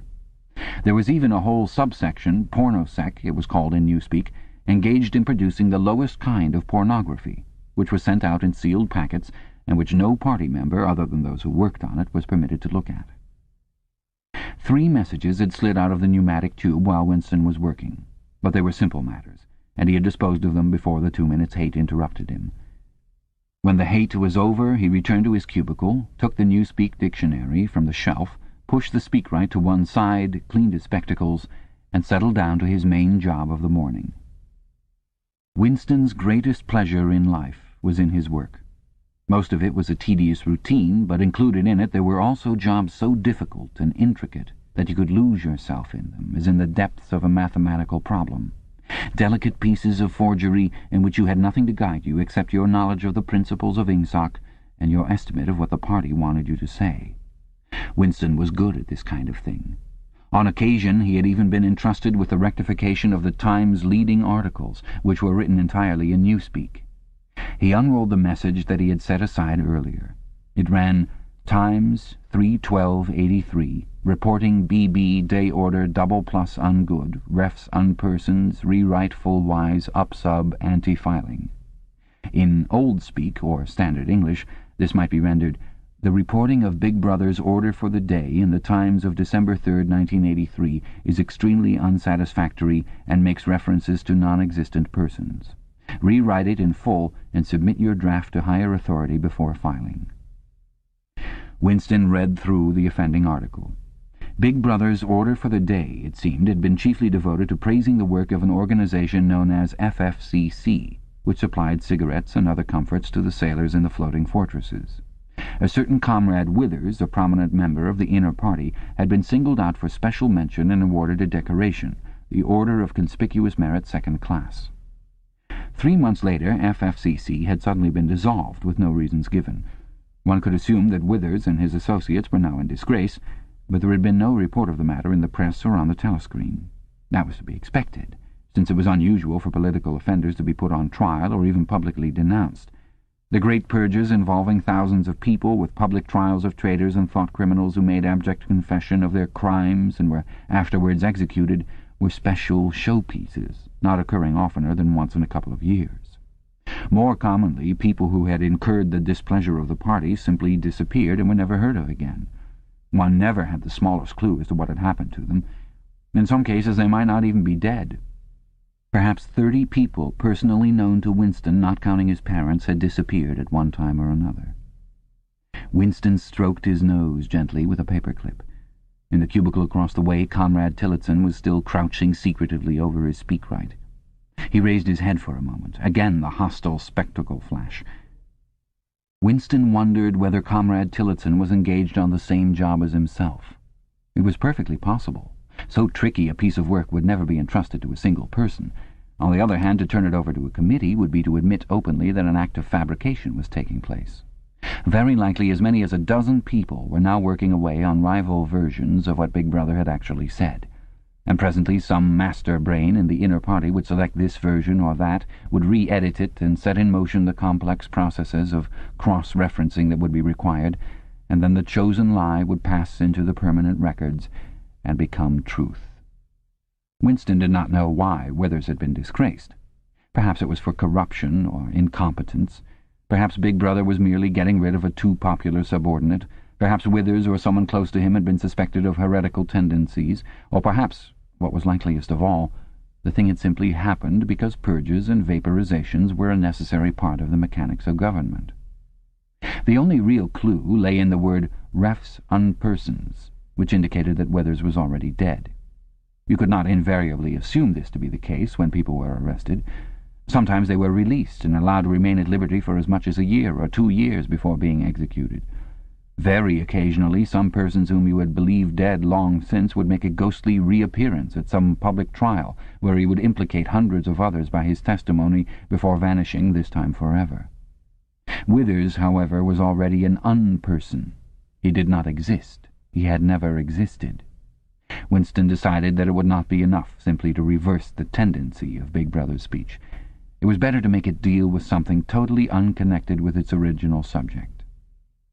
He might turn the speech into the usual denunciation of traitors and thought criminals, but that was a little too obvious, while to invent a victory at the front or some triumph of overproduction in the 9th three-year plan might complicate the records too much.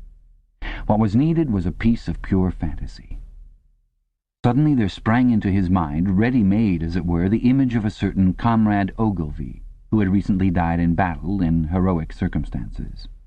There were occasions when Big Brother devoted his order for the day to commemorating some humble, rank-and-file party member whose life and death he held up as an example worthy to be followed.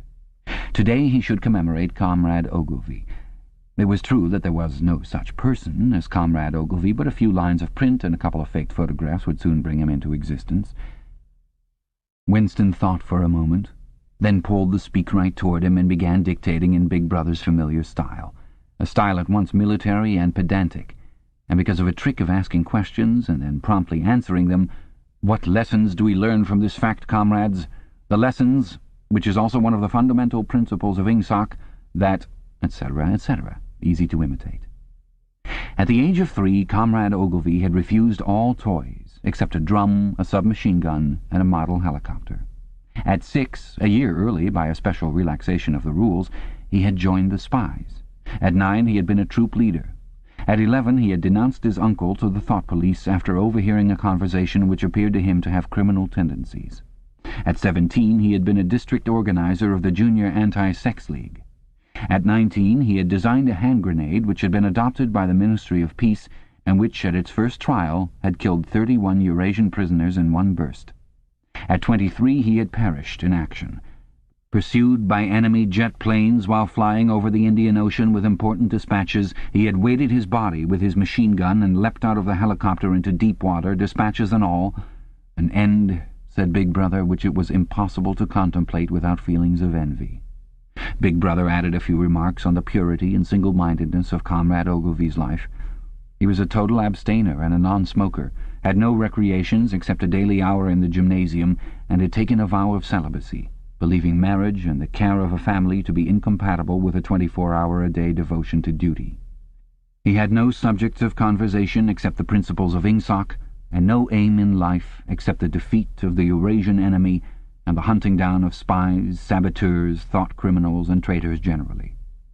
Winston debated with himself whether to award Comrade Ogilvy the Order of Conspicuous Merit, and in the end he decided against it because of the unnecessary cross-referencing that it would entail. Once again he glanced at his rival in the opposite cubicle. Something seemed to tell him with certainty that Tillotson was busy on the same job as himself. There was no way of knowing whose version would finally be adopted, but he felt a profound conviction that it would be his own. Comrade Ogilvy, unimagined an hour ago, was now a fact. It struck him as curious that you could create dead men but not living ones. Comrade Ogilvy, who had never existed in the present, now existed in the past, and when once the act of forgery was forgotten, he would exist just as authentically and upon the same evidence as Charlemagne or Julius Caesar. 1984, Cassette 2. Chapter 5. In the low-ceilinged canteen deep underground, the lunch queue jerked slowly forward. The room was already very full and deafeningly noisy. From the grill at the counter the steam of stew came pouring forth with a sour, metallic smell which did not quite overcome the fumes of Victory gin. On the far side of the room there was a small bar, a mere hole in the wall where gin could be bought at 10 cents the large nip. "Just the man I was looking for," said a voice at Winston's back. He turned round. It was his friend Syme, who worked in the research department. Perhaps friend was not exactly the right word. You did not have friends nowadays, you had comrades. But there were some comrades whose society was pleasanter than that of others.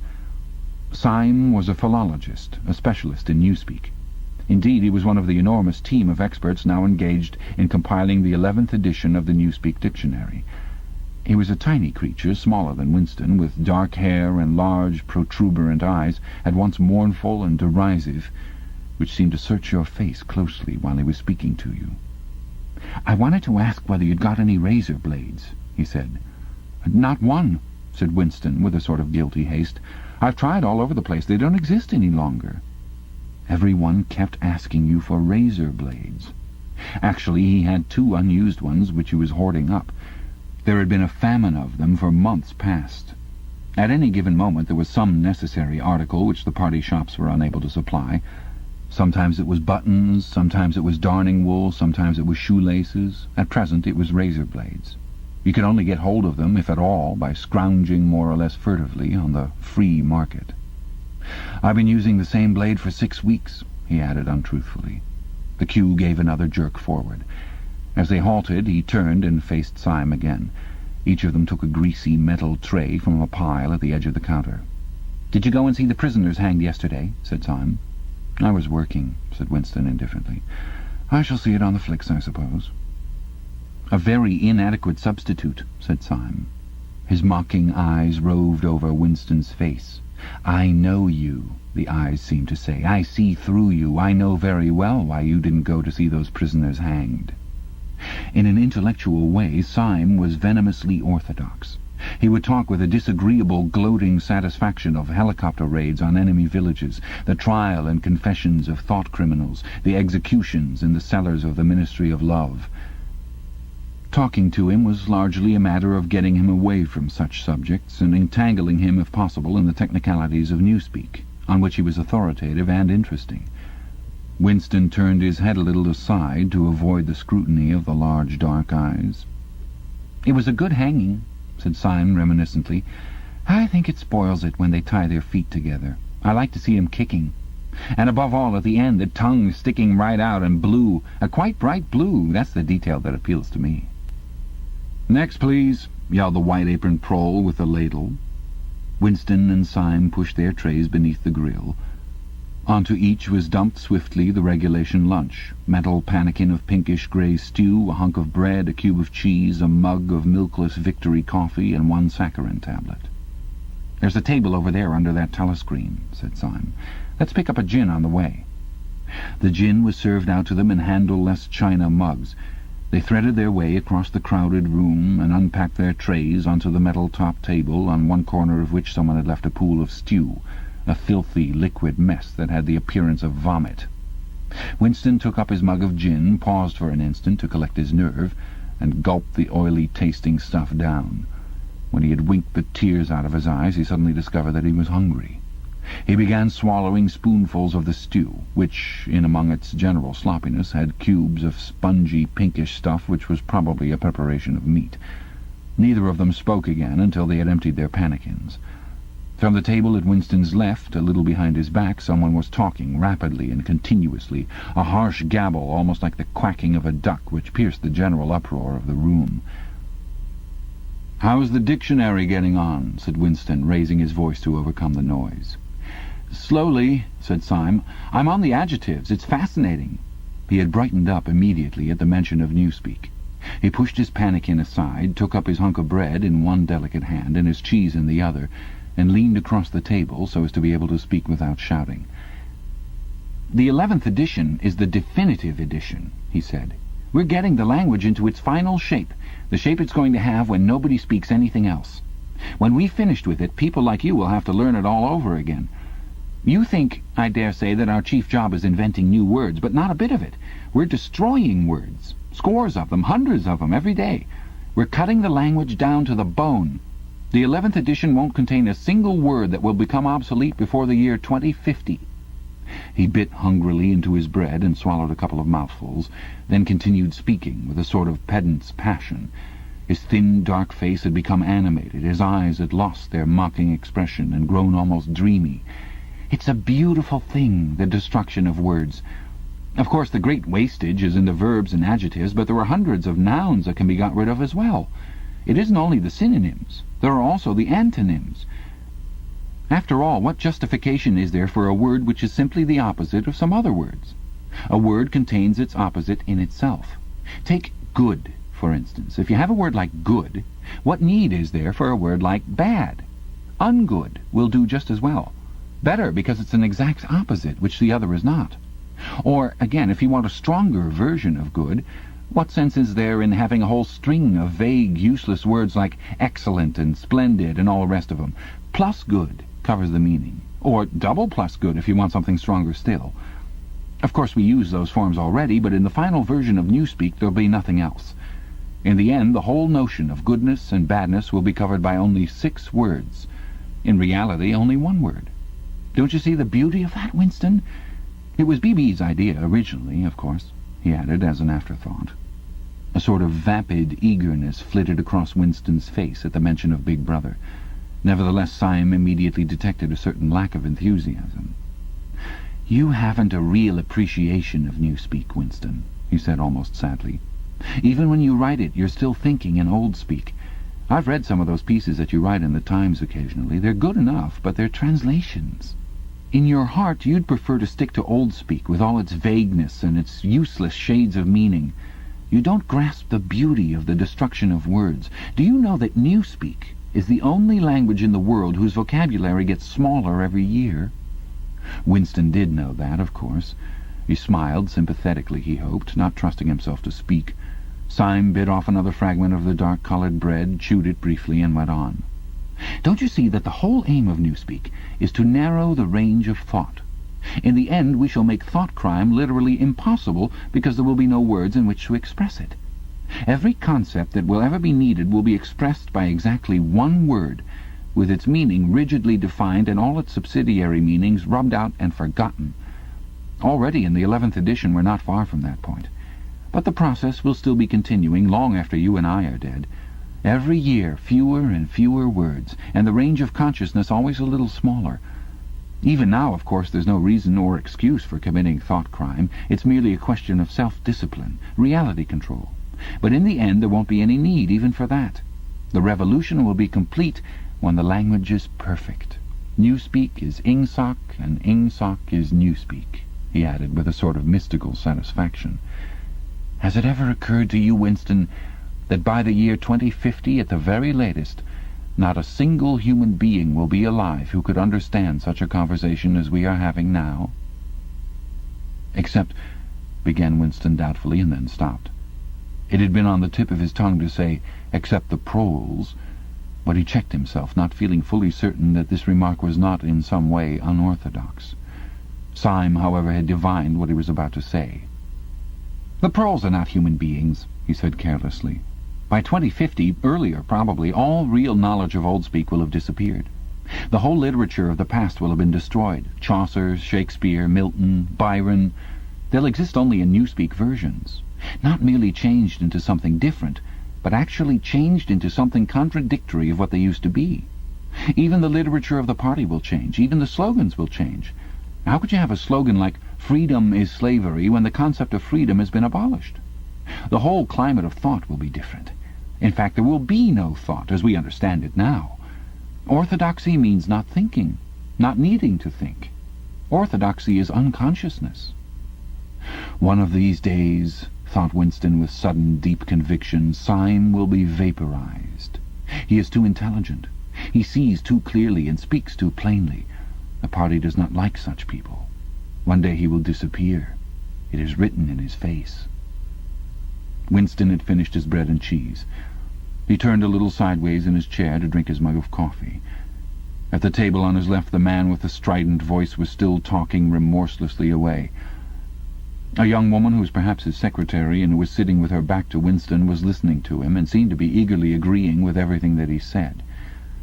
From time to time Winston caught some such remark as, "I think you're so right, I do so agree with you," uttered in a youthful and rather silly feminine voice.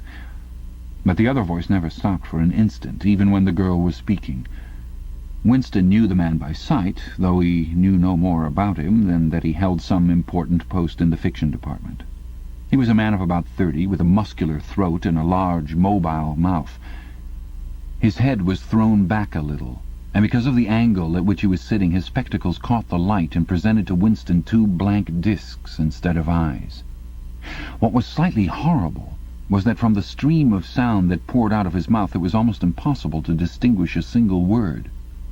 Just once Winston caught a phrase, "complete and final elimination of Goldsteinism," jerked out very rapidly, and as it seemed all in one piece, like a line of type cast solid. For the rest it was just a noise, a quack, quack, quacking. And yet, though you could not actually hear what the man was saying, you could not be in any doubts about its general nature. He might be denouncing Goldstein and demanding sterner measures against thought criminals and saboteurs. He might be fulminating against the atrocities of the Eurasian army. He might be praising Big Brother or the heroes on the Malabar front. It made no difference. Whatever it was, you could be certain that every word of it was pure orthodoxy, pure ingsoc. As he watched the eyeless face with the jaw moving rapidly up and down, Winston had a curious feeling that this was not a real human being, but some kind of dummy. It was not the man's brain that was speaking, it was his larynx. The stuff that was coming out of him consisted of words, but it was not speech in the true sense. It was a noise uttered in unconsciousness, like the quacking of a duck. Syme had fallen silent for a moment, and with the handle of his spoon was tracing patterns in the puddle of stew. The voice from the other table quacked rapidly on, easily audible in spite of the surrounding din. "There is a word in Newspeak," said Syme. "I don't know whether you know it. Duck-speak, to quack like a duck. It is one of those interesting words that have two contradictory meanings. Applied to an opponent, it is abuse. Applied to someone you agree with, it is praise." Unquestionably, Syme will be vaporized, Winston thought again. He thought it with a kind of sadness, although well knowing that Syme despised him and slightly disliked him, and was fully capable of denouncing him as a thought criminal if he saw any reason for doing so. There was something subtly wrong with Syme. There was something that he lacked. Discretion, aloofness, a sort of saving stupidity. You could not say that he was unorthodox. He believed in the principles of ingsoc. He venerated Big Brother. He rejoiced over victories. He hated heretics, not merely with sincerity, but with a sort of restless zeal, an up-to-dateness of information which the ordinary party member did not approach. Yet a faint air of disreputability always clung to him. He said things that would have been better unsaid. He had read too many books. He frequented the Chestnut Tree Café, haunt of painters and musicians.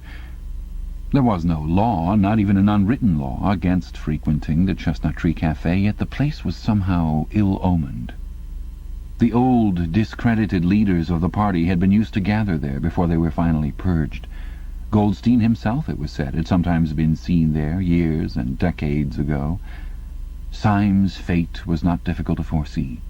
And yet it was a fact that if Syme grasped, even for 3 seconds, the nature of his, Winston's, secret opinions, he would betray him instantly to the thought police. So would anybody else, for that matter, but Syme more than most. Zeal was not enough. Orthodoxy was unconsciousness. Syme looked up. "Here comes Parsons," he said. Something in the tone of his voice seemed to add, "that bloody fool." Parsons, Winston's fellow tenant at Victory Mansions, was in fact threading his way across the room, a tubby, middle-sized man with fair hair and a frog-like face. At 35 he was already putting on rolls of fat at neck and waistline, but his movements were brisk and boyish. His whole appearance was that of a little boy grown large, so much so that although he was wearing the regulation overalls, it was almost impossible not to think of him as being dressed in the blue shorts, grey shirt, and red neckerchief of the spies. In visualizing him, one always saw a picture of dimpled knees and sleeves rolled back from pudgy forearms. Parsons did, indeed, invariably revert to shorts when a community hike or any other physical activity gave him an excuse for doing so. He greeted them both with a cheery "Hello, hello," and sat down at the table, giving off an intense smell of sweat. Beads of moisture stood out all over his pink face. His powers of sweating were extraordinary. At the community centre you could always tell when he had been playing table tennis by the dampness of the bat handle. Syme had produced a strip of paper on which there was a long column of words and was studying it with an ink pencil between his fingers. "Look at him working away in the lunch hour," said Parsons, nudging Winston. "Keenness, eh? What's that you've got there, old boy? Something a bit too brainy for me, I expect. Smith, old boy, I tell you why I'm chasing you. It's that sub you forgot to give me." "Which sub is that?" said Winston, automatically feeling for money. About a quarter of one's salary had to be earmarked for voluntary subscriptions, which were so numerous that it was difficult to keep track of them. "For Hate Week. You know, the house-by-house fund. I'm treasurer for our block. We're making an all-out effort. Going to put on a tremendous show. I tell you, it won't be my fault if old Victory Mansions doesn't have the biggest outfit of flags in the whole street. $2 you promised me." Winston found and handed over 2 creased and filthy notes, which Parsons entered in a small notebook in the neat handwriting of the illiterate. "By the way, old boy," he said, "I hear that little beggar of mine let fly at you with his catapult yesterday. I gave him a good dressing down for it. In fact, I told him I'd take the catapult away if he does it again." "I think he was a little upset at not going to the execution," said Winston. "Oh, well, what I mean to say shows the right spirit, doesn't it? Mischievous little beggars they are, both of them, but talk about keenness. All they think about is the spies, and the war, of course. Do you know what that little girl of mine did last Saturday when her troop was on a hike out Berkhamsted way? She got 2 other girls to go with her, slipped off from the hike, and spent the whole afternoon following a strange man. They kept on his tail for 2 hours right through the woods, and then when they got into Amersham handed him over to the patrols." "What did they do that for?" said Winston, somewhat taken aback. Parsons went on triumphantly. "My kid made sure he was some kind of enemy agent. Might have been dropped by parachute, for instance. But here's the point, old boy. What do you think put her onto him in the first place? She spotted he was wearing a funny kind of shoes. Said she'd never seen anyone wearing shoes like that before, so the chances were he was a foreigner. Pretty smart for a nipper of 7, eh?" "What happened to the man?" said Winston. "Oh, that I couldn't say, of course, but I wouldn't be altogether surprised if—" Parsons made the motion of aiming a rifle and clicked his tongue for the explosion. "Good," said Syme abstractedly, without looking up from his strip of paper. "Of course, we can't afford to take chances," agreed Winston dutifully. "What I mean to say, there's a war on," said Parsons. As though in confirmation of this, a trumpet call floated from the telescreen just above their heads. However, it was not the proclamation of a military victory this time, but merely an announcement from the Ministry of Plenty. "Comrades!" cried an eager, youthful voice. "Attention, comrades! We have glorious news for you. We have won the battle for production. Returns now completed of the output of all classes of consumption goods show that the standard of living has risen by no less than 20% over the past year. All over Oceania this morning there were irrepressible, spontaneous demonstrations when workers marched out of factories and offices and paraded through the streets with banners voicing their gratitude to Big Brother for the new, happy life which his wise leadership has bestowed upon us. Here are some of the completed figures. Foodstuffs—" The phrase, "our new, happy life," recurred several times. It had been a favorite of late with the Ministry of Plenty. Parsons, his attention caught by the trumpet call, sat listening with a sort of gaping solemnity, a sort of edified boredom. He could not follow the figures, but he was aware that they were in some way a cause for satisfaction. He had lugged out a huge and filthy pipe, which was already half full of charred tobacco. With the tobacco ration at 100 grams a week, it was seldom possible to fill a pipe up to the top. Winston was smoking a Victory cigarette, which he held carefully horizontal. The new ration did not start until tomorrow, and he had only 4 cigarettes left. For the moment he had shut his ears to the remoter noises and was listening to the stuff that streamed out of the telescreen. It appeared that there had even been demonstrations to thank Big Brother for raising the chocolate ration to 20 grams a week. And only yesterday, he reflected, it had been announced that the ration was to be reduced to 20 grams a week. Was it possible that they could swallow that after only 24 hours? Yes, they swallowed it. Parsons swallowed it easily, with the stupidity of an animal. The eyeless creature at the other table swallowed it fanatically, passionately, with a furious desire to track down, denounce, and vaporize anyone who should suggest that last week the ration had been 30 grams. Syme, too, in some more complex way involving doublethink, Syme swallowed it. Was he then alone in the possession of a memory? The fabulous statistics continued to pour out of the telescreen. As compared with last year, there was more food, more clothes, more houses, more furniture, more cooking pots, more fuel, more ships, more helicopters, more books, more babies, more of everything except disease, crime, and insanity. Year by year and minute by minute, everybody and everything was whizzing rapidly upwards. As Syme had done earlier, Winston had taken up his spoon and was dabbling in the pale-coloured gravy that dribbled across the table, drawing a long streak of it out into a pattern. He meditated resentfully on the physical texture of life. Had it always been like this? Had food always tasted like this? He looked around the canteen. A low-ceilinged, crowded room, its walls grimy from the contact of innumerable bodies, battered metal tables and chairs placed so close together that you sat with elbows touching, bent spoons, dented trays, coarse white mugs, all surfaces greasy, grime in every crack, and a sourish composite smell of bad gin and bad coffee and metallic stew and dirty clothes. Always in your stomach and in your skin there was a sort of protest, a feeling that you had been cheated of something that you had a right to. It was true that he had no memories of anything greatly different. In any time that he could accurately remember, there had never been quite enough to eat. One never had socks or underclothes that were not full of holes. Furniture had always been battered and rickety, rooms underheated, tube trains crowded, houses falling to pieces, bread dark-coloured, tea a rarity, coffee filthy tasting, cigarettes insufficient, nothing cheap and plentiful except synthetic gin. And though, of course, it grew worse as one's body aged, was it not a sign that this was not the natural order of things if one's heart sickened at the discomfort and dirt and scarcity, the interminable winters, the stickiness of one's socks, the lifts that never worked, the cold water, the gritty soap, the cigarettes that came to pieces, the food with its strange evil tastes? Why should one feel it to be intolerable unless one had some kind of ancestral memory that things had once been different? He looked round the canteen again. Nearly everyone was ugly, and would still have been ugly even if dressed otherwise than in the uniform blue overalls. On the far side of the room, sitting at a table alone, a small, curiously beetle-like man was drinking a cup of coffee, his little eyes darting suspicious glances from side to side.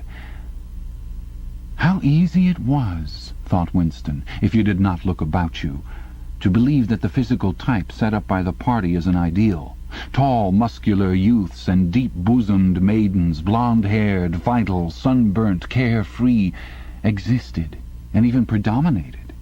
Actually, so far as he could judge, the majority of people in Airstrip 1 were small, dark, and ill-favoured. It was curious how that beetle-like type proliferated in the ministries.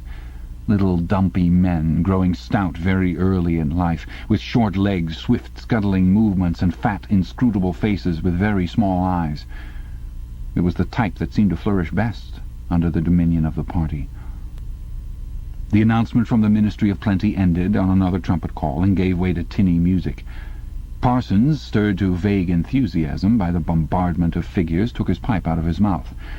"The Ministry of Plenty's certainly done a good job this year," he said with a knowing shake of his head. "By the way, Smith, old boy, I suppose you haven't got any razor blades you can let me have?" "Not one," said Winston. "I've been using the same blade for 6 weeks myself." "Ah, well, just thought I'd ask you, old boy." "Sorry," said Winston. The quacking voice from the next table, temporarily silenced during the ministry's announcement, had started up again, as loud as ever.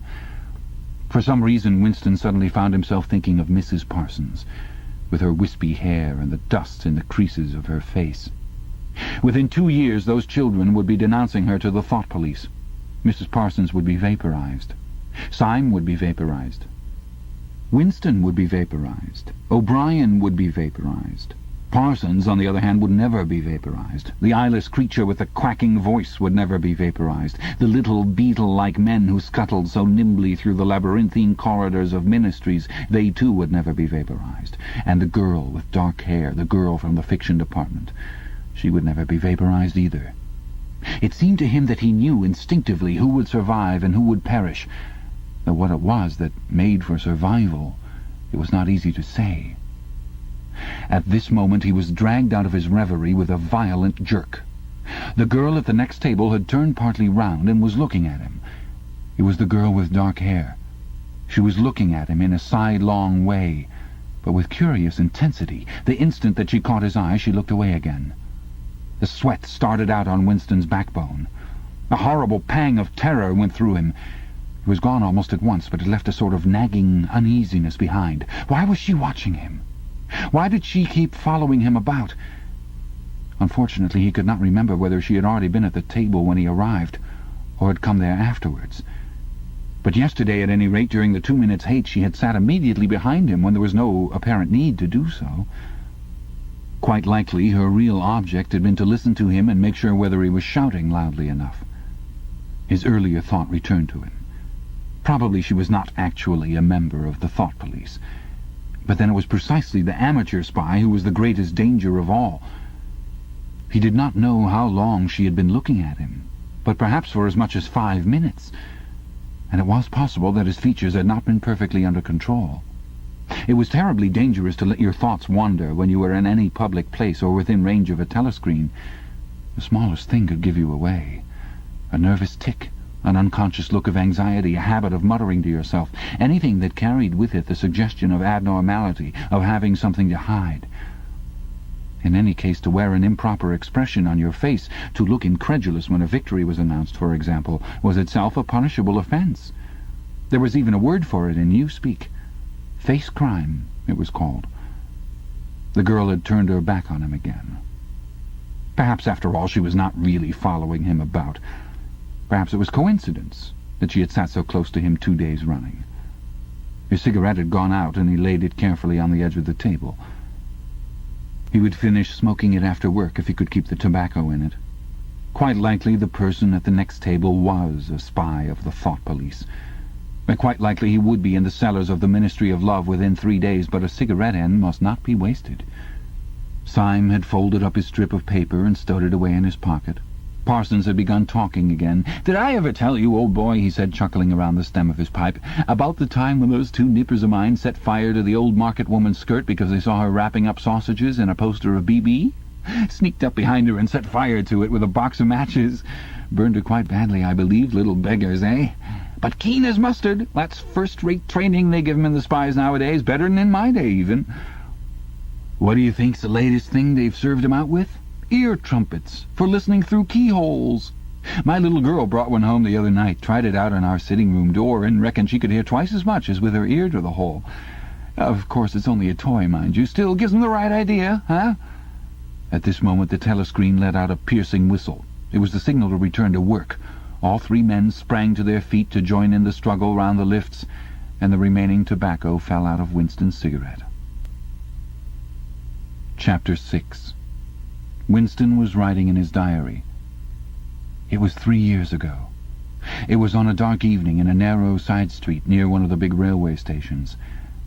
She was standing near a doorway in the wall, under a street lamp that hardly gave any light. She had a young face, painted very thick. It was really the paint that appealed to me, the whiteness of it, like a mask, and the bright red lips.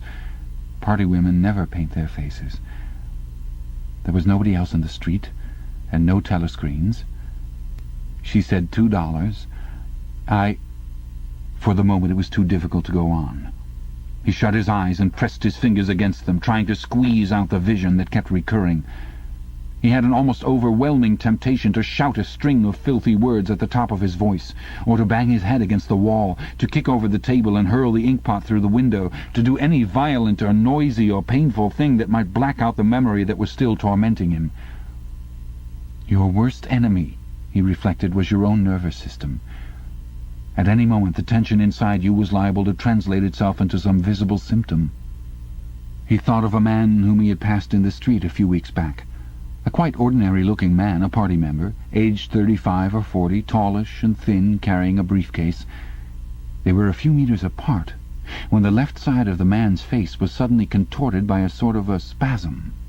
It happened again just as they were passing one another. It was only a twitch, a quiver, rapid as the clicking of a camera shutter, but obviously habitual. He remembered thinking at the time, that poor devil is done for.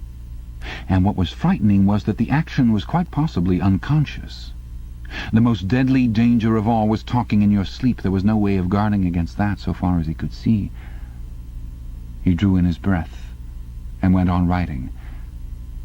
I went with her through the doorway and across a backyard into a basement kitchen. There was a bed against the wall and a lamp on the table, turned down very low. His teeth were set on edge. He would have liked to spit. Simultaneously with the woman in the basement kitchen, he thought of Catherine, his wife. Winston was married. He had been married, at any rate, probably still was married, for so far as he knew his wife was not dead. He seemed to breathe again the warm, stuffy odour of the basement kitchen, an odour compounded of bugs and dirty clothes and villainous cheap scent, but nevertheless alluring, because no woman of the party ever used scent, or could be imagined as doing so. Only the proles used scent. In his mind, the smell of it was inextricably mixed up with fornication. When he had gone with that woman, it had been his first lapse in 2 years or thereabouts. Consorting with prostitutes was forbidden, of course, but it was one of those rules that you could occasionally nerve yourself to break. It was dangerous, but it was not a life-and-death matter.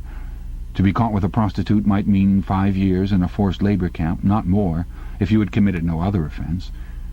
And it was easy enough, provided that you could avoid being caught in the act. The poorer quarters swarmed with women who were ready to sell themselves. Some could even be purchased for a bottle of gin, which the proles were not supposed to drink. Tacitly, the party was even inclined to encourage prostitution, as an outlet for instincts which could not be altogether suppressed. Mere debauchery did not matter very much, so long as it was furtive and joyless, and only involved the women of the submerged and despised class. The unforgivable crime was promiscuity between party members. But though this was one of the crimes that the accused in the great purges invariably confessed to, it was difficult to imagine any such thing actually happening. The aim of the party was not merely to prevent men and women from forming loyalties which it might not be able to control. Its real, undeclared purpose was to remove all pleasure from the sexual act. Not love so much as eroticism was the enemy, inside marriage as well as outside it. All marriages between party members had to be approved by a committee appointed for the purpose, and, though the principle was never clearly stated, permission was always refused if the couple concerned gave the impression of being physically attracted to one another. The only recognized purpose of marriage was to beget children for the service of the party. Sexual intercourse was to be looked on as a slightly disgusting minor operation, like having an enema. This again was never put into plain words, but in an indirect way it was rubbed into every party member from childhood onwards. There were even organizations such as the Junior Anti-Sex League, which advocated complete celibacy for both sexes. All children were to be begotten by artificial insemination, artsem it was called in newspeak, and brought up in public institutions. This, Winston was aware, was not meant altogether seriously, but somehow it fitted in with the general ideology of the party. The party was trying to kill the sex instinct, or if it could not be killed, then to distort it and dirty it. He did not know why this was so, but it seemed natural that it should be so, and so far as the women were concerned, the party's efforts were largely successful. He thought again of Catherine. It must be 9, 10, nearly 11 years since they had parted. He was curious how seldom he thought of her. For days at a time he was capable of forgetting that he had ever been married. They had only been together for about 15 months. The party did not permit divorce, but it rather encouraged separation in cases where there were no children. Catherine was a tall, fair-haired girl, very straight, with splendid movements. She had a bold, aquiline face, a face that one might have called noble until one discovered that there was as nearly as possible nothing behind it. Very early in their married life he had decided, though perhaps it was only that he knew her more intimately than he knew most people, that she had, without exception, the most stupid, vulgar, empty mind that he had ever encountered. She had not a thought in her head that was not a slogan, and there was no imbecility, absolutely none, that she was not capable of swallowing if the party handed it out to her. The human soundtrack, he nicknamed her in his own mind. Yet he could have endured living with her, if it had not been for just one thing: sex. As soon as he touched her, she seemed to wince and stiffen. To embrace her was like embracing a jointed wooden image. And what was strange was that even when she was clasping him against her, he had the feeling that she was simultaneously pushing him away with all her strength. The rigidity of her muscles managed to convey that impression. She would lie there with shut eyes, neither resisting nor cooperating, but submitting. It was extraordinarily embarrassing, and after a while horrible. But even then he could have borne living with her, if it had been agreed that they should remain celibate. But curiously enough, it was Catherine who refused this. They must, she said, produce a child, if they could. So the performance continued to happen once a week, quite regularly, whenever it was not impossible. She used even to remind him of it in the morning as something which had to be done that evening and which must not be forgotten. She had 2 names for it. One was making a baby, and the other was our duty to the party. Yes, she had actually used that phrase. Quite soon he grew to have a feeling of positive dread when the appointed day came round. But luckily no child appeared, and in the end she agreed to give up trying, and soon afterwards they parted. Winston sighed inaudibly. He picked up his pen again and wrote. She threw herself down on the bed, and at once, without any kind of preliminary, in the most coarse, horrible way you can imagine, pulled up her skirt. He saw himself standing there in the dim lamplight with the smell of bugs and cheap scent in his nostrils, and in his heart a feeling of defeat and resentment which even at that moment was mixed up with the thought of Catherine's white body, frozen forever by the hypnotic power of the party. Why did it always have to be like this? Why could he not have a woman of his own instead of these filthy scuffles at intervals of years? But a real love affair was an almost unthinkable event. The women of the party were all alike. Chastity was as deeply ingrained in them as party loyalty. By careful early conditioning, by games and cold water, by the rubbish that was dinned into them at school and in the spies and the youth league, by lectures, parades, songs, slogans, and martial music, the natural feeling had been driven out of them. His reason told him that there must be exceptions, but his heart did not believe it. They were all impregnable as the party intended that they should be. And what he wanted, more even than to be loved, was to break down that wall of virtue, even if it were only once in his whole life. The sexual act, successfully performed, was rebellion. Desire was thought crime. Even to have awakened Catherine, if he could have achieved it, would have been like a seduction, although she was his wife. But the rest of the story had got to be written down. He wrote, I turned up the lamp. When I saw her in the light, after the darkness, the feeble light of the paraffin lamp had seemed very bright. For the first time he could see the woman properly. He had taken a step toward her and then halted, full of lust and terror. He was painfully conscious of the risk he had taken in coming here. It was perfectly possible that the patrols would catch him on the way out. For that matter, they might be waiting outside the door at this moment. If he went away without even doing what he had come here to do, it had got to be written down. It had got to be confessed. What he had suddenly seen in the lamplight was that the woman was old. The paint was plastered so thick on her face that it looked as though it might crack like a cardboard mask. There were streaks of white in her hair, but the truly dreadful detail was that her mouth had fallen a little open, revealing nothing except a cavernous blackness. She had no teeth at all. He wrote hurriedly in scrabbling handwriting. When I saw her in the light, she was quite an old woman, 50 years old at least, but I went ahead and did it just the same. He pressed his fingers against his eyelids again. He had written it down at last, but it made no difference. The therapy had not worked. The urge to shout filthy words at the top of his voice was as strong as ever. Chapter 7. If there is hope, wrote Winston, it lies in the proles. If there was hope, it must lie in the proles, because only there, in those swarming, disregarded masses, 85% of the population of Oceania, could the force to destroy the party ever be generated. The party could not be overthrown from within. Its enemies, if it had any enemies, had no way of coming together or even of identifying one another. Even if the legendary Brotherhood existed, as just possibly it might, it was inconceivable that its members could ever assemble in larger numbers than 2s and 3s. Rebellion meant a look in the eyes, an inflection of the voice, at the most an occasional whispered word. But the proles, if only they could somehow become conscious of their own strength, would have no need to conspire. They needed only to rise up and shake themselves like a horse shaking off flies. If they chose, they could blow the party to pieces tomorrow morning. Surely, sooner or later, it must occur to them to do it. And yet, he remembered how once he had been walking down a crowded street when a tremendous shout of hundreds of voices, women's voices, had burst from a side street a little way ahead. It was a great, formidable cry of anger and despair, a deep, loud "ooh" that went humming on like the reverberation of a bell.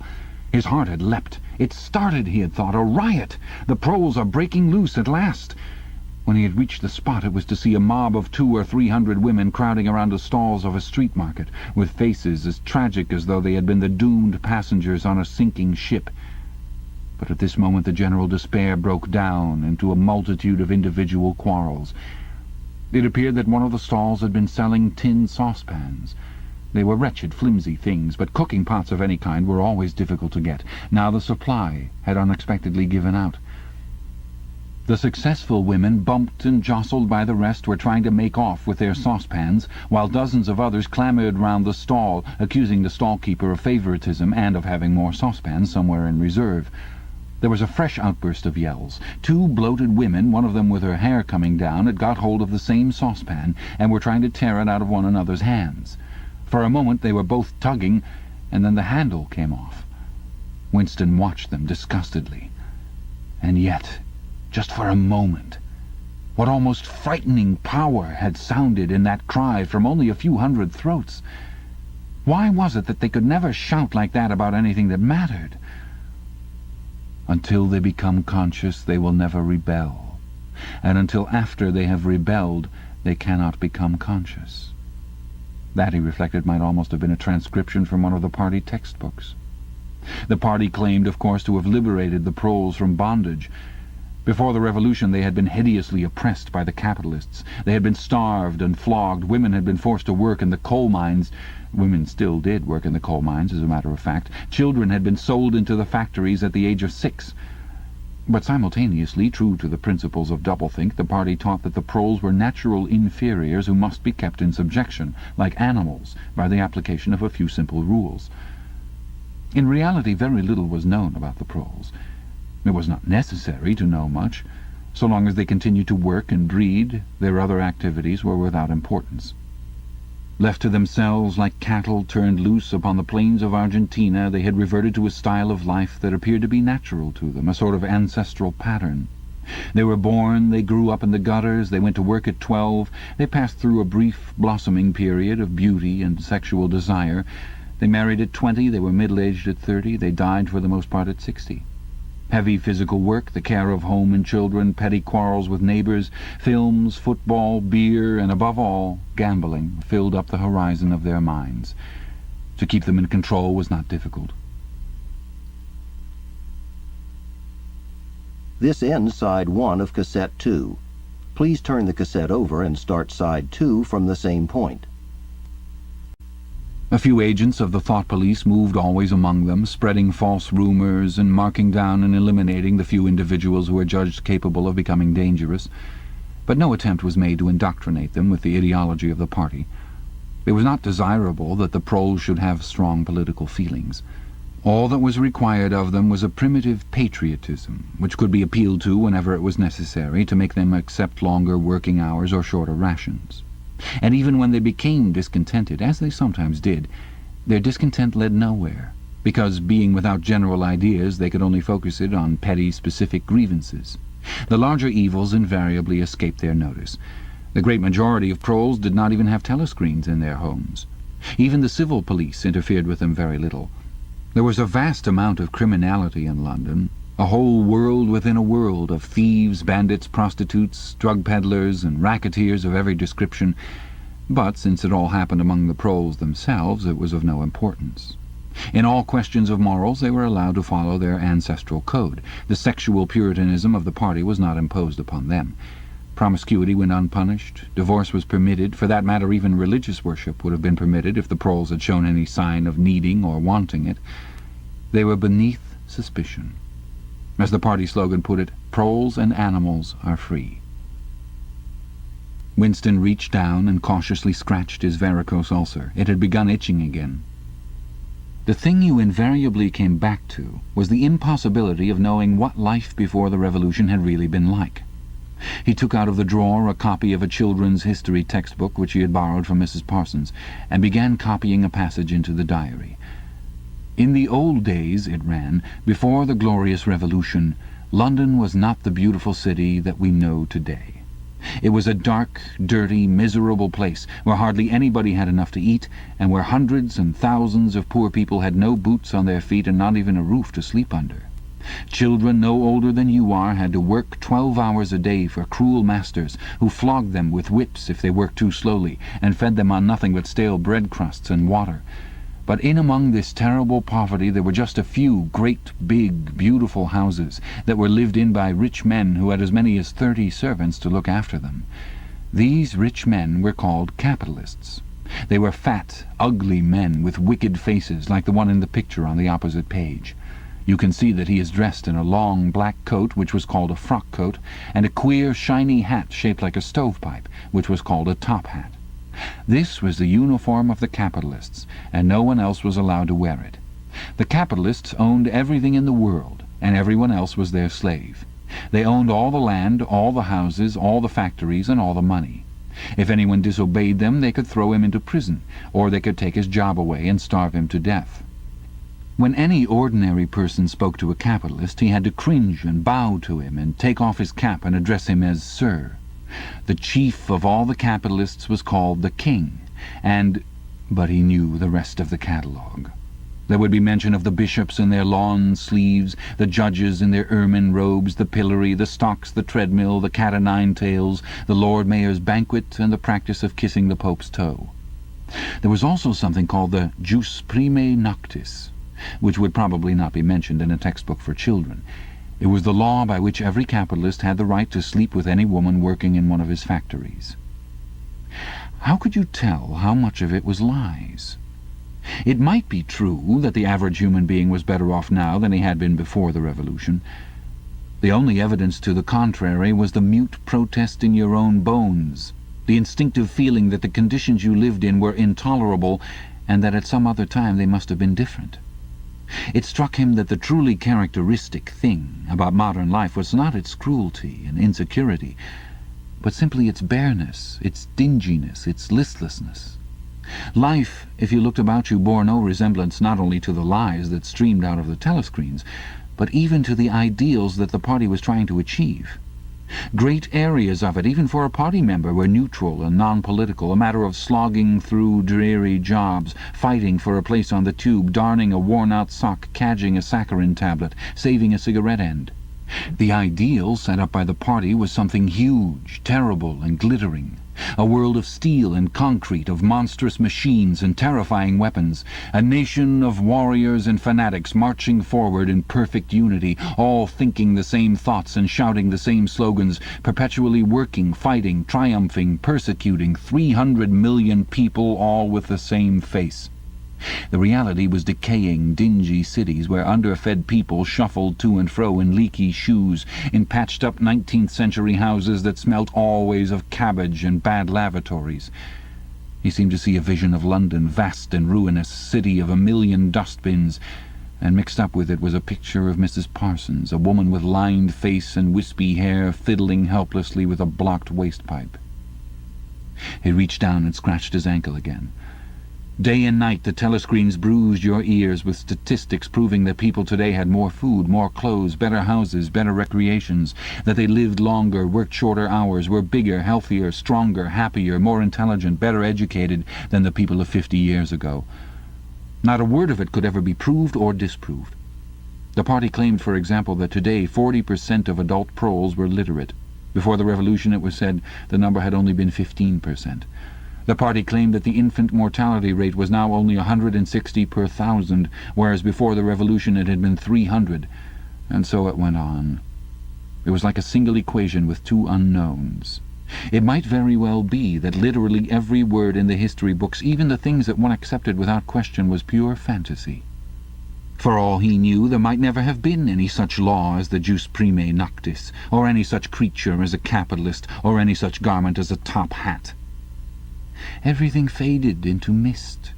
The past was erased, the erasure was forgotten, the lie became truth. Just once in his life he had possessed, after the event, that was what counted, concrete, unmistakable evidence of an act of falsification. He had held it between his fingers for as long as 30 seconds. In 1973, it must have been. At any rate, it was at about the time when he and Catherine had parted. But the really relevant date was 7 or 8 years earlier. The story really began in the middle 60s, the period of the great purges in which the original leaders of the revolution were wiped out once and for all. By 1970, none of them was left except Big Brother himself. All the rest had by that time been exposed as traitors and counter-revolutionaries. Goldstein had fled and was hiding, no one knew where, and of the others a few had simply disappeared, while the majority had been executed after spectacular public trials at which they had made confession of their crimes. Among the last survivors were 3 men named Jones, Aronson, and Rutherford. It must have been in 1965 that these three had been arrested. As often happened, they had vanished for a year or more, so that one did not know whether they were alive or dead, and then had suddenly been brought forth to incriminate themselves in the usual way. They had confessed to intelligence with the enemy at that date, too. The enemy was Eurasia, embezzlement of public funds, the murder of various trusted party members, intrigues against the leadership of Big Brother, which had started long before the revolution happened, and acts of sabotage causing the death of hundreds of thousands of people. After confessing to these things, they had been pardoned, reinstated in the party, and given posts, which were in fact sinecures, but which sounded important. All three had written long, abject articles in the Times, analyzing the reasons for their defection and promising to make amends. Some time after their release, Winston had actually seen all three of them in the Chestnut Tree Cafe. He remembered the sort of terrified fascination with which he had watched them out of the corner of his eye. They were men far older than himself, relics of the ancient world, almost the last great figures left over from the heroic early days of the party. The glamour of the underground struggle and the Civil War still faintly clung to them. He had the feeling, though already at that time facts and dates were growing blurry, that he had known their names earlier than he had known that of Big Brother. But also they were outlaws, enemies, untouchables, doomed with absolute certainty to extinction within a year or two. No one who had once fallen into the hands of the thought police ever escaped in the end. They were corpses waiting to be sent back to the grave. There was no one at any of the tables nearest to them. It was not wise even to be seen in the neighbourhood of such people. They were sitting in silence before glasses of the gin flavoured with cloves, which was the specialty of the cafe. Of the three, it was Rutherford whose appearance had most impressed Winston. Rutherford had once been a famous caricaturist, whose brutal cartoons had helped to inflame popular opinion before and during the Revolution. Even now, at long intervals, his cartoons were appearing in the Times. They were simply an imitation of his earlier manner, and curiously lifeless and unconvincing. Always they were a rehashing of the ancient themes: slum tenements, starving children, street battles, capitalists and top hats. Even on the barricades the capitalists still seemed to cling to their top hats, an endless, hopeless effort to get back into the past. He was a monstrous man, with a mane of greasy grey hair, his face pouched and seamed with protuberant lips. At one time he must have been immensely strong. Now his great body was sagging, sloping, bulging, falling away in every direction. He seemed to be breaking up before one's eyes, like a mountain crumbling. It was the lonely hour of 15. Winston could not now remember how he had come to be in the cafe at such a time. The place was almost empty. A tinny music was trickling from the telescreens. The three men sat in their corner almost motionless, never speaking. Uncommanded, the waiter brought fresh glasses of gin. There was a chessboard on the table beside them, with the pieces set out, but no game started. And then, for perhaps half a minute in all, something happened to the telescreens. The tune that they were playing changed, and the tone of the music changed too. There came into it, but it was something hard to describe. It was a peculiar, cracked, braying, jeering note. In his mind, Winston called it a yellow note. And then a voice from the telescreen was singing, "Under the spreading chestnut tree I sold you and you sold me. There lie they and here lie we, under the spreading chestnut tree." The three men never stirred. But when Winston glanced again at Rutherford's ruinous face, he saw that his eyes were full of tears. And for the first time he noticed, with a kind of inward shudder, and yet not knowing at what he shuddered, that both Aronson and Rutherford had broken noses. A little later all three were rearrested. It appeared that they had engaged in fresh conspiracies from the very moment of their release. At their second trial they confessed to all their old crimes over again, with a whole string of new ones. They were executed, and their fate was recorded in the party histories, a warning to posterity. About 5 years after this, in 1973, Winston was unrolling a wad of documents which had just flopped out of the pneumatic tube onto his desk, when he came on a fragment of paper which had evidently been slipped in among the others and then forgotten. The instant he had flattened it out, he saw its significance. It was a half-page torn out of the Times of about 10 years earlier. The top half of the page, so that it included the date, and it contained a photograph of the delegates at some party function in New York. Prominent in the middle of the group were Jones, Aronson, and Rutherford. There was no mistaking them. In any case, their names were in the caption at the bottom. The point was that at both trials, all three men had confessed that on that date they had been on Eurasian soil. They had flown from a secret airfield in Canada to a rendezvous somewhere in Siberia, and had conferred with members of the Eurasian General Staff, to whom they had betrayed important military secrets. The date had stuck in Winston's memory because it chanced to be Midsummer Day, but the whole story must be on record in countless other places as well. There was only one possible conclusion. The confessions were lies. Of course, this was not in itself a discovery. Even at that time, Winston had not imagined that the people who were wiped out in the purges had actually committed the crimes that they were accused of. But this was concrete evidence. It was a fragment of the abolished past, like a fossil bone which turns up in the wrong stratum and destroys a geological theory. It was enough to blow the party to atoms if in some way it could have been published to the world and its significance made known. He had gone straight on working. As soon as he saw what the photograph was and what it meant, he had covered it up with another sheet of paper. Luckily, when he unrolled it, it had been upside down from the point of view of the telescreen. He took his scribbling pad on his knee and pushed back his chair so as to get as far away from the telescreen as possible. To keep your face expressionless was not difficult, and even your breathing could be controlled with an effort. But you could not control the beating of your heart, and the telescreen was quite delicate enough to pick it up. He let what he judged to be 10 minutes go by, tormented all the while by the fear that some accident, a sudden draught blowing across his desk, for instance, would betray him. Then, without uncovering it again, he dropped the photograph into the memory hole, along with some other waste papers. Within another minute, perhaps, it would have crumbled into ashes. That was 11 years ago. Today, probably, he would have kept that photograph.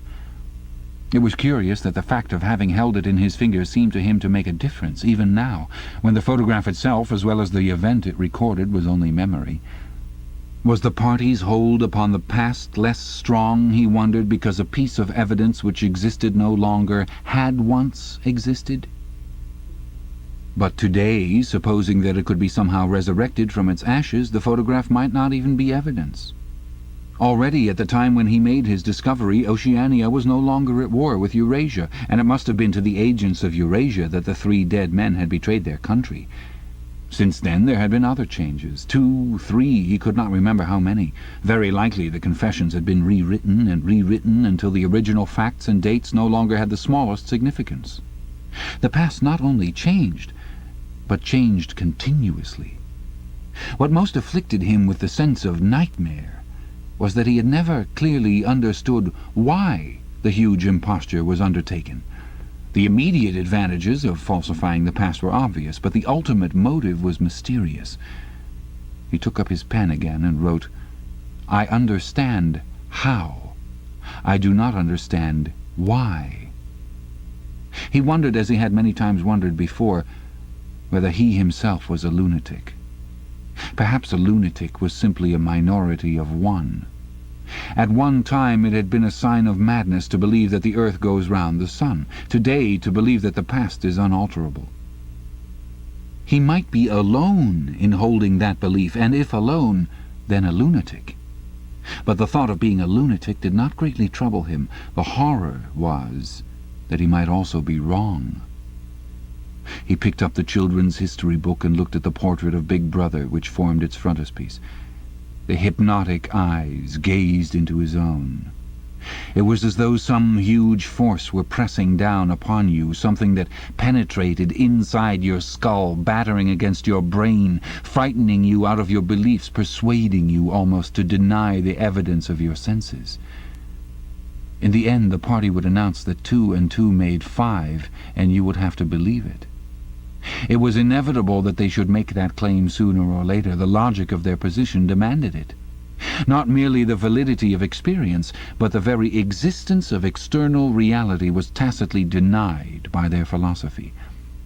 The heresy of heresies was common sense. And what was terrifying was not that they would kill you for thinking otherwise, but that they might be right. For after all, how do we know that 2 and 2 make 4? Or that the force of gravity works? Or that the past is unchangeable? If both the past and the external world exist only in the mind, and if the mind itself is controllable, what then? But no. His courage seemed suddenly to stiffen of its own accord. The face of O'Brien, not called up by any obvious association, had floated into his mind. He knew with more certainty than before that O'Brien was on his side. He was writing the diary for O'Brien, to O'Brien. It was like an interminable letter which no one would ever read, but which was addressed to a particular person and took its colour from that fact. The party told you to reject the evidence of your eyes and ears. It was their final, most essential command. His heart sank as he thought of the enormous power arrayed against him, the ease with which any party intellectual would overthrow him in debate, the subtle arguments which he would not be able to understand, much less answer. And yet he was in the right. They were wrong and he was right. The obvious, the silly, and the true had got to be defended. Truisms are true. Hold on to that.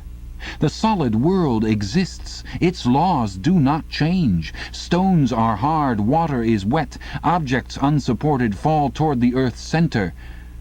With the feeling that he was speaking to O'Brien and also that he was setting forth an important axiom, he wrote, "Freedom is the freedom to say that 2 + 2 make 4. If that is granted, all else follows." Chapter 8. From somewhere at the bottom of a passage the smell of roasting coffee, real coffee, not Victory coffee, came floating out into the street. Winston paused involuntarily. For perhaps 2 seconds he was back in the half-forgotten world of his childhood. Then a door banged, seeming to cut off the smell as abruptly as though it had been a sound. He had walked several kilometers over pavements, and his varicose also was throbbing. This was the second time in 3 weeks that he had missed an evening at the community centre, a rash act, since you could be certain that the number of your attendances at the centre were carefully checked. In principle, a party member had no spare time, and was never alone except in bed.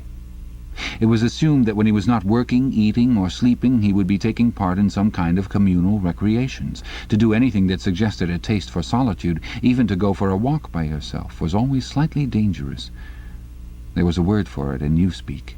Own life, it was called, meaning individualism and eccentricity. But this evening, as he came out of the ministry, the balminess of the April air had tempted him. The sky was a warmer blue than he had seen in that year, and suddenly the long, noisy evening at the centre, the boring, exhausting games, the lectures, the creaking camaraderie oiled by gin had seemed intolerable. On impulse he had turned away from the bus-stop and wandered off into the labyrinth of London, first south, then east, then north again, losing himself along unknown streets and hardly bothering in which direction he was going. "If there is hope," he had written in the diary, "it lies in the proles." The words kept coming back to him, statement of a mystical truth and a palpable absurdity.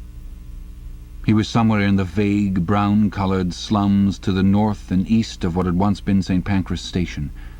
He was walking up a cobbled street of little 2-story houses with battered doorways which gave straight onto the pavement and which were somehow curiously suggestive of rat-holes. There were puddles of filthy water here and there among the cobbles. In and out of the dark doorways and down narrow alleyways that branched off on either side, people swarmed in astonishing numbers, girls in full bloom with crudely lipsticked mouths, and youths who chased the girls, and swollen, waddling women who showed you what the girls would be like in 10 years' time, and old bent creatures shuffling along on splayed feet, and ragged, barefooted children who played in puddles and then scattered at angry yells from their mothers. Perhaps a quarter of the windows in the street were broken and boarded up. Most of the people paid no attention to Winston. A few eyed him with a sort of guarded curiosity. 2 monstrous women with brick-red forearms folded across their aprons were talking outside a doorway. Winston caught scraps of conversation as he approached. "Yes," I says to her, "that's all very well," I says, "but if you'd been in my place you'd have done the same as what I done. It's easy to criticize," I says, "but you ain't got the same problems as what I got." "Ah," says the other, "that's just it. That's just where it is." The strident voices stopped abruptly. The women studied him in hostile silence as he went past. But it was not hostility, exactly. Merely a kind of wariness, a momentary stiffening, as at the passing of some unfamiliar animal. The blue overalls of the party could not be a common sight in a street like this. Indeed, it was unwise to be seen in such places, unless you had definite business there. The patrols might stop you if you happened to run into them. "May I see your papers, comrade? What are you doing here? What time did you leave work? Is this your usual way home?" and so on and so forth. Not that there was any rule against walking home by an unusual route, but it was enough to draw attention to you if the thought police heard about it. Suddenly the whole street was in commotion. There were yells of warning from all sides. People were shooting into the doorways like rabbits. A young woman leapt out of a doorway a little ahead of Winston, grabbed up a tiny child playing in a puddle, whipped her apron about it, and leapt back again, all in one movement. At the same instant a man in a concertina-like black suit, who had emerged from a side alley, ran toward Winston, pointing excitedly to the sky. "Steamer!" he yelled. "Look out, governor! Bang overhead! Lay down, quick!" Steamer was a nickname which for some reason the proles applied to rocket bombs. Winston promptly flung himself on his face. The proles were nearly always right when they gave you a warning of this kind. They seemed to possess some kind of instinct which told them several seconds in advance when a rocket was coming, although the rocket supposedly travelled faster than sound. Winston clasped his forearms about his head. There was a roar that seemed to make the pavement heave. A shower of light objects pattered onto his back. When he stood up he found that he was covered with fragments of glass from the nearest window. He walked on. The bomb had demolished a group of houses 200 meters up the street. A black plume of smoke hung in the sky, and below it a cloud of plaster dust, in which a crowd was already forming round the ruins. There was a little pile of plaster lying on the pavement ahead of him, and in the middle of it he could see a bright red streak. When he got up to it he saw that it was a human hand, severed at the wrist. Apart from the bloody stump, the hand was so completely whitened as to resemble a plaster cast. He kicked the thing into the gutter, and then, to avoid the crowd, turned down a side street to the right. Within 3 or 4 minutes he was out of the area which the bomb had affected, and the sordid, swarming life of the streets was going on as though nothing had happened. It was nearly 20 hours, and the drinking shops which the proles frequented, pubs they called them, were choked with customers. From their grimy swing doors, endlessly opening and shutting, there came forth a smell of urine, sawdust, and sour beer. In an angle formed by a projecting house front, 3 men were standing very close together, the middle one of them holding a folded-up newspaper which the other 2 were studying over his shoulders. Even before he was near enough to make out the expression on their faces, Winston could see absorption in every line of their bodies. It was obviously some serious piece of news that they were reading. He was a few paces away from them when suddenly the group broke up, and 2 of the men were in a violent altercation. For a moment they seemed almost on the point of blows. "Can't you bleeding well listen to what I say? I tell you no number ending in 7 ain't won for over 14 months. "Yes, it has, then." "No, it has not. Back home I got the whole lot of 'em for over 2 years wrote down on a piece of paper. I takes 'em down, regular as the clock, and I tell you no number ending in 7. Yes, a 7 has won. I could pretty near tell you the bleeding number, 407 it ended in. It were in February, 2nd week in February. February, your grandmother. I got it all down in black and white, and I tell you no number—" "Ow, pack it in," said the 3rd man. They were talking about the lottery. Winston looked back when he had gone 30 meters. They were still arguing with vivid, passionate faces. The lottery, with its weekly payout of enormous prizes, was the one public event to which the proles paid serious attention. It was probable that there were some millions of proles for whom the lottery was the principal, if not the only reason for remaining alive. It was their delight, their folly, their anodyne, their intellectual stimulant. Where the lottery was concerned, even people who could barely read and write seemed capable of intricate calculations and staggering feats of memory. There was a whole tribe of men who made a living simply by selling systems, forecasts, and lucky amulets. Winston had nothing to do with the running of the lottery, which was managed by the Ministry of Plenty, but he was aware, indeed everyone in the party was aware, that the prizes were largely imaginary. Only small sums were actually paid out, the winners of the big prizes being non-existent persons. In the absence of any real intercommunication between one part of Oceania and another, this was not difficult to arrange. But if there was hope, it lay in the proles. You had to cling on to that. When you put it in words, it sounded reasonable. It was when you looked at the human beings passing you on the pavement that it became an act of faith. The street into which he had turned ran downhill. He had a feeling that he had been in this neighbourhood before, and that there was a main thoroughfare not far away. From somewhere ahead came a din of shouting voices. The street took a sharp turn and then ended in a flight of steps which led down into a sunken alley where a few stall-keepers were selling tired-looking vegetables. At this moment Winston remembered where he was. The alley led out into the main street, and down the next turning, not 5 minutes away, was the junk shop where he had bought the blank book which was now his diary. And in a small stationer's shop not far away he had bought his penholder and his bottle of ink. He paused for a moment at the top of the steps. On the opposite side of the alley there was a dingy little pub, whose windows appeared to be frosted over, but in reality were merely coated with dust. A very old man, bent but active, with white moustaches that bristled forward like those of a prawn, pushed open the swing door and went in. As Winston stood watching, it occurred to him that the old man, who must be 80 at the least, had already been middle-aged when the revolution happened. He and a few others like him were the last links that now existed with the vanished world of capitalism. In the party itself there were not many people left whose ideas had been formed before the revolution. The older generation had mostly been wiped out in the great purges of the 50s and 60s, and the few who survived had long ago been terrified into complete intellectual surrender. If there was anyone alive who could give you a truthful account of conditions in the early part of the century, it could only be a prole. Suddenly the passage from the history book that he had copied into his diary came back into Winston's mind, and a lunatic impulse took hold of him. He would go into the pub. He would scrape acquaintance with that old man and question him. He would say to him, "Tell me about your life when you were a boy. What was it like in those days? Were things better than they are now, or were they worse?" Hurriedly, lest he should have time to become frightened, he descended the steps and crossed the narrow street. It was madness, of course. As usual, there was no definite rule against talking to proles and frequenting their pubs, but it was far too unusual an action to pass unnoticed. If the patrols appeared, he might plead an attack of faintness, but it was not likely that they would believe him. He pushed open the door, and a hideous, cheesy smell of sour beer hit him in the face. As he entered, the din of voices dropped to about half its volume. Behind his back he could feel everyone eyeing his blue overalls. A game of darts, which was going on at the other end of the room, interrupted itself for perhaps as much as 30 seconds. The old man whom he had followed was standing at the bar, having some kind of altercation with the barman, a large, stout, hook-nosed young man with enormous forearms.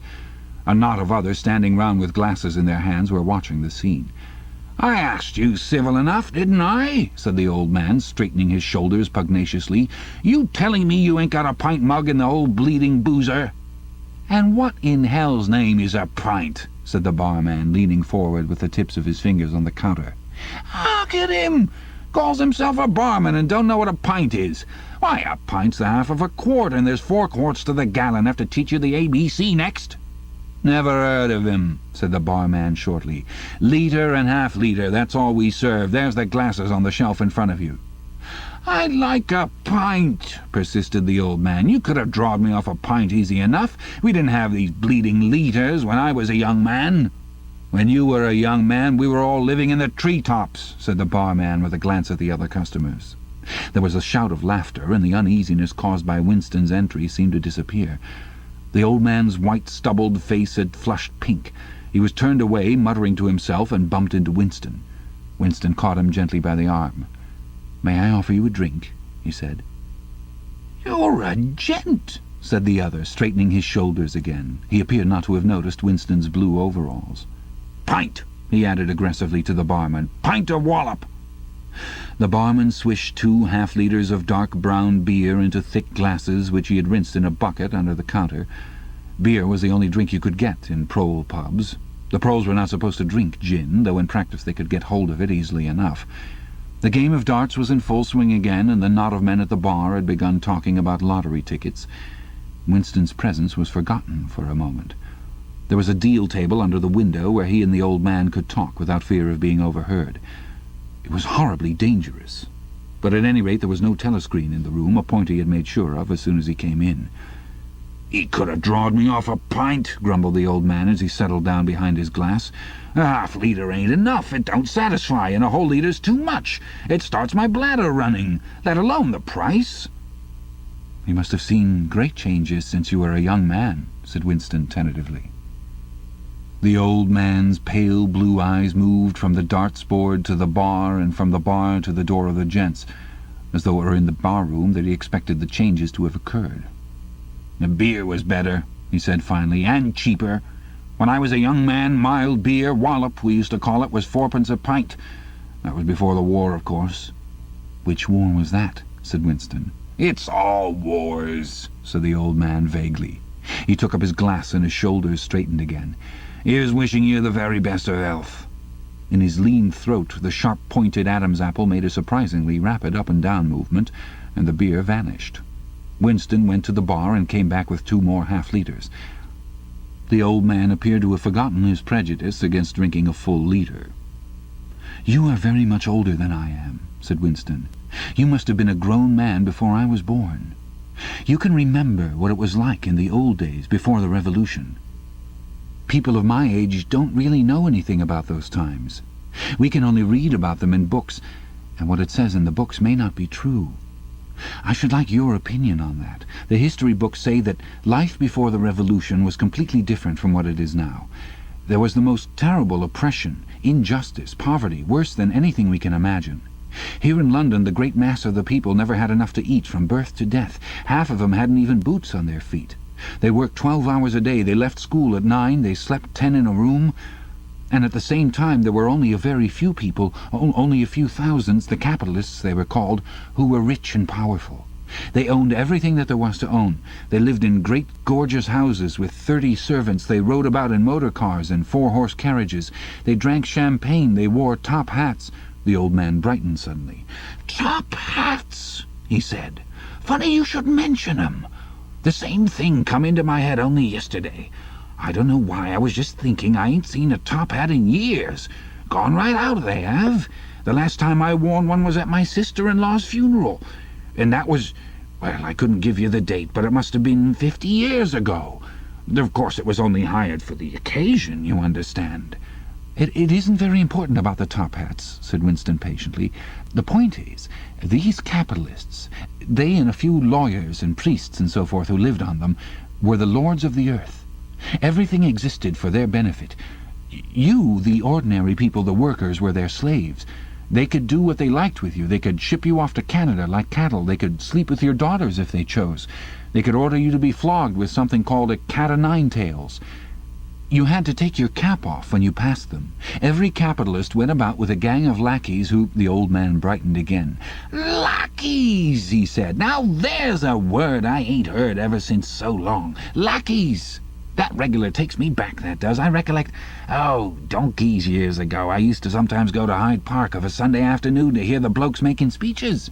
Salvation Army, Roman Catholics, Jews, Indians, all sorts there was. And there was one bloke— well, I couldn't give you his name, but a real powerful speaker he was. He didn't half give it to him. 'Lackeys,' he says, 'lackeys of the bourgeoisie, flunkies of the ruling class, parasites,' that was another of them, and hyenas. He definitely called them hyenas. Of course, he was referring to the Labour Party, you understand." Winston had the feeling that they were talking at cross purposes. "What I really wanted to know was this," he said. "Do you feel that you have more freedom now than you had in those days? Are you treated more like a human being? In the old days, the rich people, the people at the top—" "The House of Lords," put in the old man reminiscently. "The House of Lords, if you like. What I'm asking is, were these people able to treat you as an inferior simply because they were rich and you were poor? Is it a fact, for instance, that you had to call them sir and take off your cap when you passed them?" The old man appeared to think deeply. He drank off about a quarter of his beer before answering. "Yes," he said. "They liked you to touch your cap to 'em. It showed respect like. I didn't agree with it myself, but I done it often enough. Had to, as you might say." "And was it usual I'm only quoting what I've read in history books. Was it usual for these people and their servants to push you off the pavement into the gutter?" "One of 'em pushed me once," said the old man. "I recollect it as if it were yesterday. It was boat race night. Terrible rowdy they used to get on boat race night, and I bumps into a young bloke on Shaftesbury Avenue. Quite the gent he was, dress shirt, top hat, black overcoat. He was kind of zigzagging across the pavement, and I bumps into him accidental-like. He says, 'Why can't you look where you're going?' he says.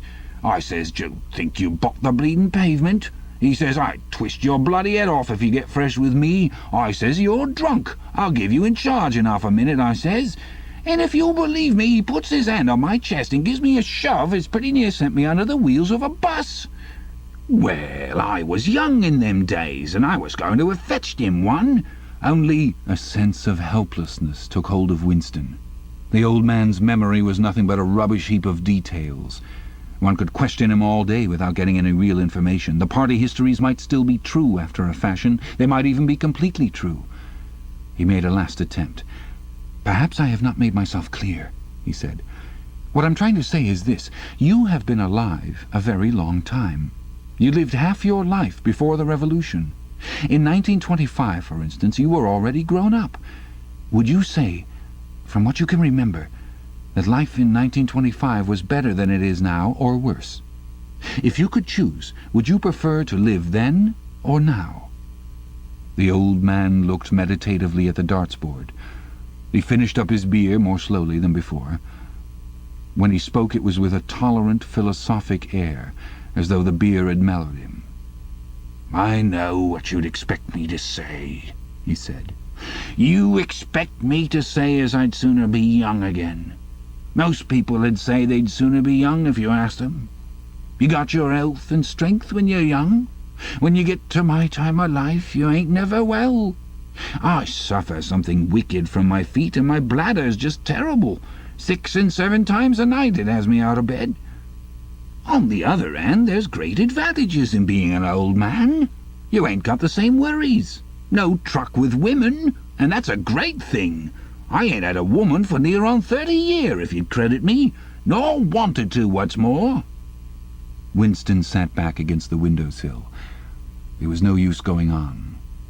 He was about to buy some more beer when the old man suddenly got up and shuffled rapidly into the stinking urinal at the side of the room. The extra half-liter was already working on him. Winston sat for a minute or two gazing at his empty glass, and hardly noticed when his feet carried him out into the street again. Within 20 years at the most, he reflected, the huge and simple question, was life better before the Revolution than it is now, would have ceased once and for all to be answerable. But in effect it was unanswerable even now, since the few scattered survivors from the ancient world were incapable of comparing one age with another. They remembered a million useless things, a quarrel with a workmate, a hunt for a lost bicycle pump, the expression on a long-dead sister's face, the swirls of dust on a windy morning 70 years ago. But all the relevant facts were outside the range of their vision. They were like the ant, which can see small objects but not large ones. And when memory failed and written records were falsified, when that happened, the claim of the party to have improved the conditions of human life had got to be accepted, because there did not exist, and never again could exist, any standard against which it could be tested. At this moment his train of thought stopped abruptly. He halted and looked up. It was in a narrow street with a few dark little shops interspersed among dwelling houses. Immediately above his head there hung 3 discoloured metal balls, which looked as if they had once been gilded. He seemed to know the place. Of course! He was standing outside the junk shop where he had bought the diary. A twinge of fear went through him. It had been a sufficiently rash act to buy the book in the beginning, and he had sworn never to come near the place again. And yet the instant that he allowed his thoughts to wander, his feet had brought him back here of their own accord. It was precisely against suicidal impulses of this kind that he had hoped to guard himself by opening the diary. At the same time, he noticed that although it was nearly 21 hours, the shop was still open. With the feeling that he would be less conspicuous inside than hanging about on the pavement, he stepped through the doorway. If questioned, he could plausibly say that he was trying to buy razor blades. This ends Side 2 of Cassette 2. Please stop the tape before fast-forwarding to the end and loading cassette 3. The proprietor had just lighted a hanging oil lamp which gave off an unclean but friendly smell.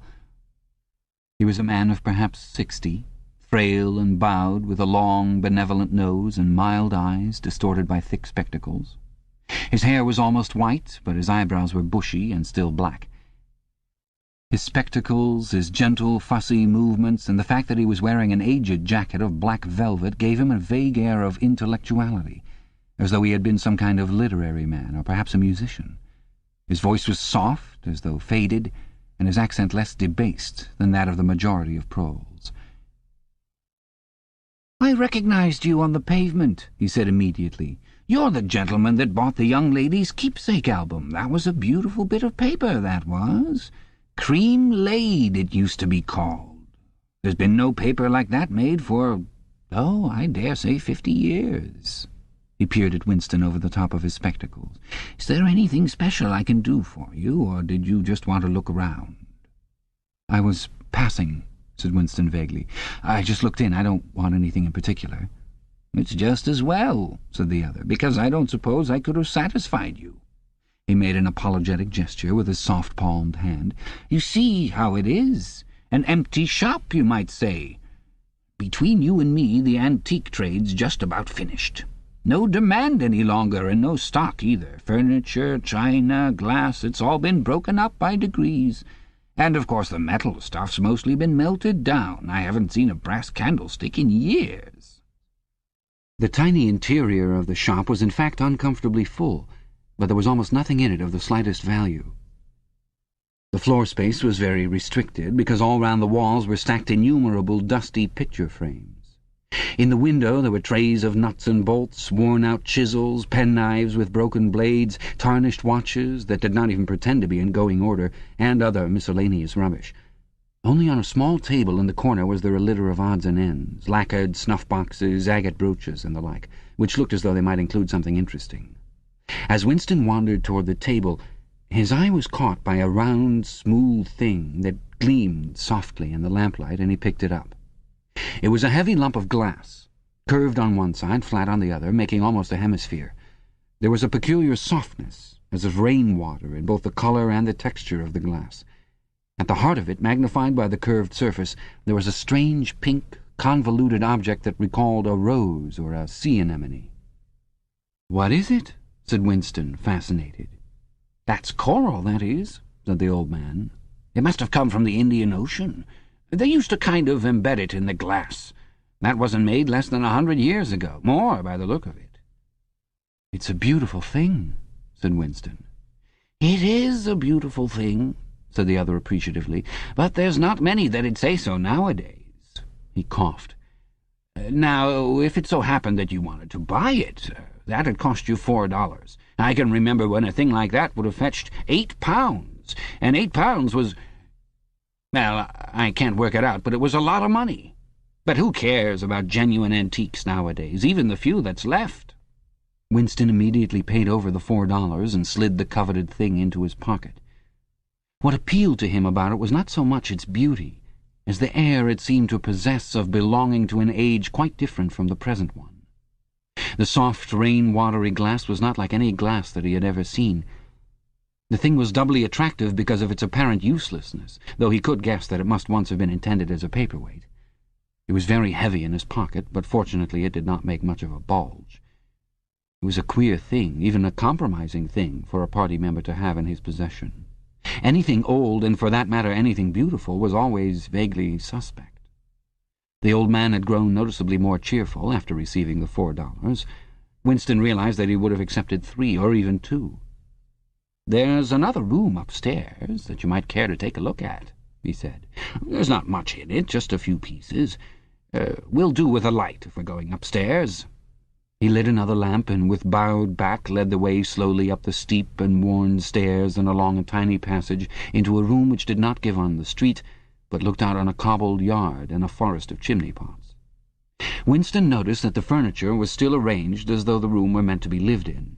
There was a strip of carpet on the floor, a picture or two on the walls, and a deep, slatternly armchair drawn up to the fireplace. An old-fashioned glass clock with a 12-hour face was ticking away on the mantelpiece. Under the window, and occupying nearly a quarter of the room, was an enormous bed with a mattress still on it. "We lived here till my wife died," said the old man, half apologetically. "I'm selling the furniture off by little and little. Now, that's a beautiful mahogany bed, or at least it would be if you could get the bugs out of it. But I dare say you'd find it a little bit cumbersome." He was holding the lamp high up, so as to illumine the whole room, and in the warm, dim light the place looked curiously inviting. The thought flitted through Winston's mind that it would probably be quite easy to rent the room for a few dollars a week, if he dared to take the risk. It was a wild, impossible notion, to be abandoned as soon as thought of, but the room had awakened in him a sort of nostalgia, a sort of ancestral memory. It seemed to him that he knew exactly what it felt like to sit in a room like this, in an armchair beside an open fire, with your feet in the fender and a kettle on the hob, utterly alone, utterly secure, with nobody watching you, no voice pursuing you, no sound except the singing of the kettle and the friendly ticking of the clock. "There's no telescreen," he could not help murmuring. "Ah," said the old man, "I never had one of those things. Too expensive. And I never seem to feel the need of it somehow. Now, that's a nice gate-leg table in the corner there, though of course you'd have to put new hinges on it if you wanted to use the flaps." There was a small bookcase in the other corner, and Winston had already gravitated toward it. It contained nothing but rubbish. The hunting down and destruction of books had been done with the same thoroughness in the prole quarters as everywhere else. It was very unlikely that there existed anywhere in Oceania a copy of a book printed earlier than 1960. The old man, still carrying the lamp, was standing in front of a picture in a rosewood frame which hung on the other side of the fireplace, opposite the bed. "Now, if you happen to be interested in old prints at all," he began delicately. Winston came across to examine the picture. It was a steel engraving of an oval building with rectangular windows and a small tower in front. There was a railing running round the building, and at the rear end there was what appeared to be a statue. Winston gazed at it for some moments. It seemed vaguely familiar, though he did not remember the statue. "The frame's fixed to the wall," said the old man, "but I could unscrew it for you, I dare say." "I know that building," said Winston finally. "It's a ruin now. It's in the middle of the street outside the Palace of Justice." "That's right, outside the law courts. It was bombed in... many years ago. It was a church at one time. St. Clement's Dane, its name was." He smiled apologetically, as though conscious of saying something slightly ridiculous, and added, "Oranges and lemons, say the bells of St. Clement's." "What's that?" said Winston. "Oh, oranges and lemons, say the bells of St. Clement's. That was a rhyme we had when I was a little boy. How it goes on I don't remember, but I do know it ended up, here comes a candle to light you to bed, here comes a chopper to chop off your head. It was a kind of dance. They held out their arms for you to pass under, and when they came to here comes a chopper to chop off your head, they brought their arms down and caught you. It was just names of churches. All the London churches were in it, all the principal ones, that is." Winston wondered vaguely to what century the church belonged. It was always difficult to determine the age of a London building. Anything large and impressive, if it was reasonably new in appearance, was automatically claimed as having been built since the Revolution, while anything that was obviously of earlier date was ascribed to some dim period called the Middle Ages. The centuries of capitalism were held to have produced nothing of any value. One could not learn history from architecture any more than one could learn it from books. Statues, inscriptions, memorial stones, the names of streets, anything that might throw light upon the past had been systematically altered. "I never knew it had been a church," he said. "There's a lot of them left, really," said the old man, "though they've been put to other uses. Now, how did that rhyme go? I've got it. Oranges and lemons, say the bells of St. Clement's. You owe me 3 farthings, say the bells of St. Martin's. There, now that's as far as I can get. A farthing, that was a small copper coin, looked something like a cent."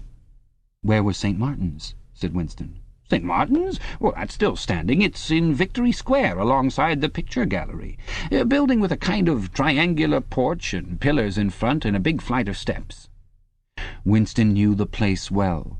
It was a museum used for propaganda displays of various kinds, scale models of rocket bombs and floating fortresses, waxwork tableaus illustrating enemy atrocities and the like.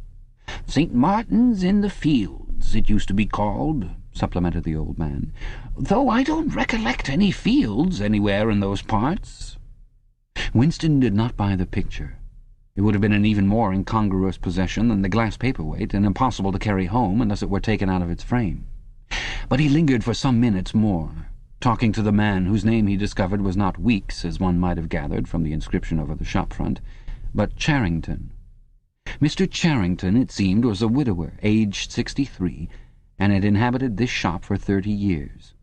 Throughout that time he had been intending to alter the name over the window, but had never quite got to the point of doing it. All the while that they were talking, the half-remembered rhyme kept running through Winston's head. "Oranges and lemons, say the bells of St. Clement's. You owe me 3 farthings, say the bells of St. Martin's." It was curious, but when you said it to yourself, you had the illusion of actually hearing bells, the bells of a lost London that still existed somewhere or other, disguised and forgotten. From one ghostly steeple after another he seemed to hear them pealing forth. Yet so far as he could remember, he had never, in real life, heard church bells ringing. He got away from Mr. Charrington and went down the stairs alone, so as not to let the old man see him reconnoitring the street before stepping out of the door. He had already made up his mind that after a suitable interval, a month, say, he would take the risk of visiting the shop again. It was perhaps not more dangerous than shirking an evening at the centre. The serious piece of folly had been to come back here in the first place, after buying the diary, and without knowing whether the proprietor of the shop could be trusted. However, yes, he thought again, he would come back. He would buy further scraps of beautiful rubbish. He would buy the engraving of St. Clement's Dane, take it out of its frame and carry it home concealed under the jacket of his overalls. He would drag the rest of that poem out of Mr. Charrington's memory. Even the lunatic project of renting the room upstairs flashed momentarily through his mind again. For perhaps 5 seconds, exaltation made him careless, and he stepped out onto the pavement without so much as a preliminary glance through the window. He had even started humming to an improvised tune. "Oranges and lemons, say the bells of St. Clement's. You owe me 3 farthings, say the—" Suddenly his heart seemed to turn to ice and his bowels to water. A figure in blue overalls was coming down the pavement, not 10 meters away. It was the girl from the fiction department, the girl with dark hair. The light was failing, but there was no difficulty in recognizing her. She looked him straight in the face, then walked quickly on as though she had not seen him. For a few seconds Winston was too paralyzed to move. Then he turned to the right and walked heavily away, not noticing for the moment that he was going in the wrong direction. At any rate, one question was settled. There was no doubting any longer that the girl was spying on him. She must have followed him here, because it was not credible that by pure chance she should have happened to be walking on the same evening up the same obscure back street, kilometers distant from any quarter where party members lived. It was too great a coincidence. Whether she was really an agent of the thought police or simply an amateur spy actuated by officiousness hardly mattered. It was enough that she was watching him. Probably she had seen him go into the pub as well. It was an effort to walk. The lump of glass in his pocket banged against his thigh at each step, and he was half-minded to take it out and throw it away. The worst thing was the pain in his belly. For a couple of minutes he had the feeling that he would die if he did not reach a lavatory soon. But there would be no public lavatories in a quarter like this. Then the spasm passed, leaving a dull ache behind. The street was a blind alley. Winston halted, stood for several seconds, wondering vaguely what to do, then turned round and began to retrace his steps. As he turned, it occurred to him that the girl had only passed him 3 minutes ago, and that by running he could probably catch up with her. He could keep on her track till they were in some quiet place, and then smash her skull in with a cobblestone. The piece of glass in his pocket would be heavy enough for the job. But he abandoned the idea immediately, because even the thought of making any physical effort was unbearable. He could not run, he could not strike a blow. Besides, she was young and lusty and would defend herself. He thought also of hurrying to the community centre and staying there till the place closed, so as to establish a partial alibi for the evening. But that too was impossible. A deadly lassitude had taken hold of him. All he wanted was to get home quickly and then sit down and be quiet. It was after 22 hours when he got back to the flat. The lights would be switched off at the main at 23:30. went into the kitchen and swallowed nearly a teacupful of Victory gin. Then he went to the table in the alcove, sat down and took the diary out of the drawer. But he did not open it at once. From the telescreen a brassy female voice was squalling a patriotic song. He sat staring at the marbled cover of the book, trying without success to shut the voice out of his consciousness. It was at night that they came for you. Always at night. The proper thing was to kill yourself before they got you. Undoubtedly some people did so. Many of the disappearances were actually suicides. But it needed desperate courage to kill yourself in a world where firearms or any quick and certain poison were completely unprocurable.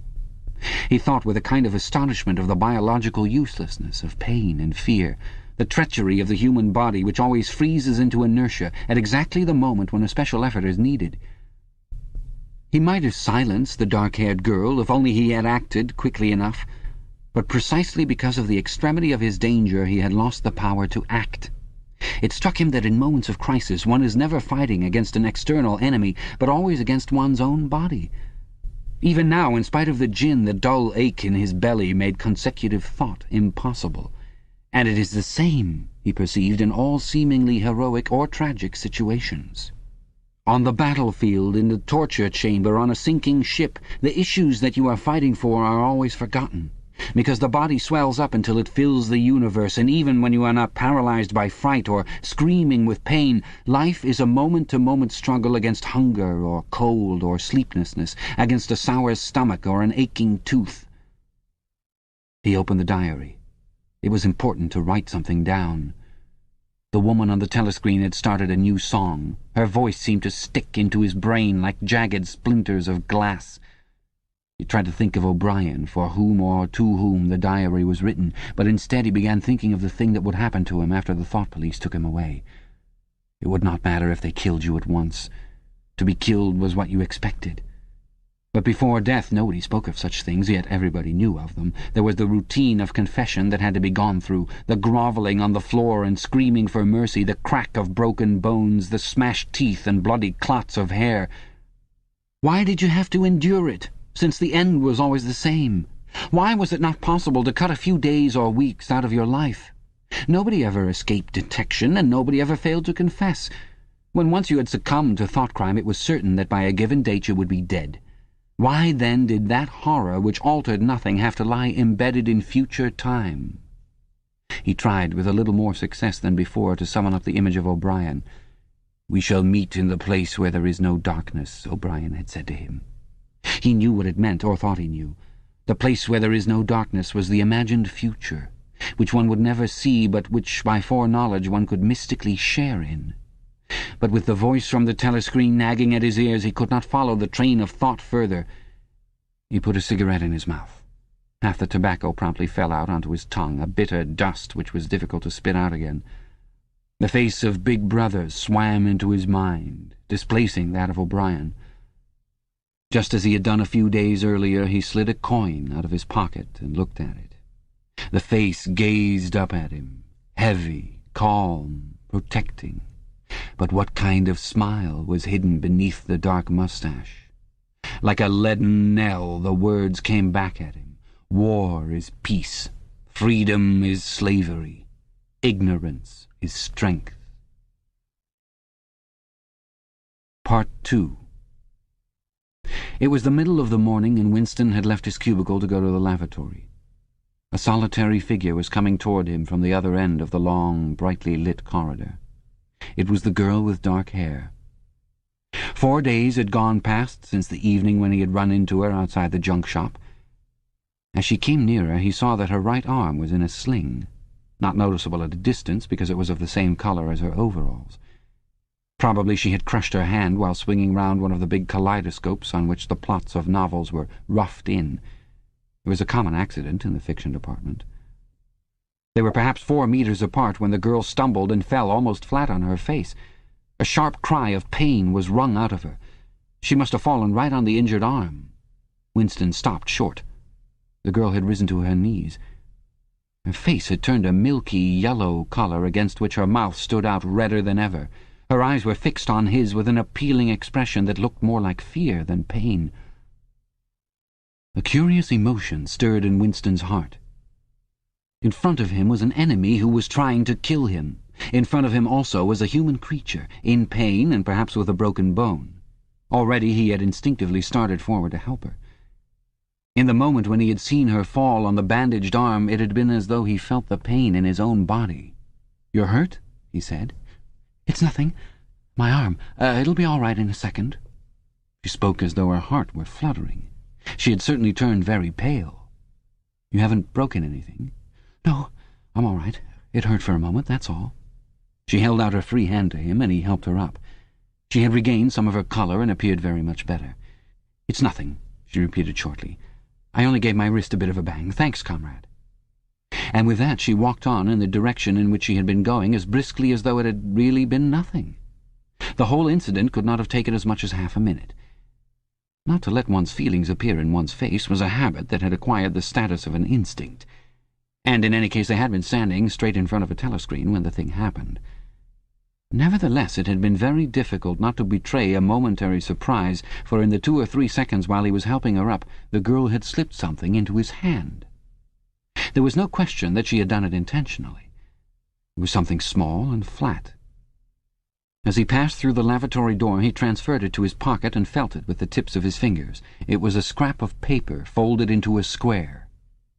While he stood at the urinal, he managed, with a little more fingering, to get it unfolded. Obviously there must be a message of some kind written on it. For a moment he was tempted to take it into one of the water closets and read it at once. But that would be shocking folly, as he well knew. There was no place where you could be more certain that the telescreens were watched continuously. He went back to his cubicle, sat down, threw the fragment of paper casually among the other papers on the desk, put on his spectacles, and hitched the speakwrite toward him. 5 minutes, he told himself, 5 minutes at the very least. His heart bumped in his breast with frightening loudness. Fortunately, the piece of work he was engaged on was mere routine, the rectification of a long list of figures not needing close attention. Whatever was written on the paper, it must have some kind of political meaning. So far as he could see, there were 2 possibilities. One, much the more likely, was that the girl was an agent of the thought police, just as he had feared. He did not know why the thought police should choose to deliver their messages in such a fashion, but perhaps they had their reasons. The thing that was written on the paper might be a threat, a summons, an order to commit suicide, a trap of some description. But there was another, wilder possibility that kept raising its head, though he tried vainly to suppress it. This was that the message did not come from the thought police at all, but from some kind of underground organization.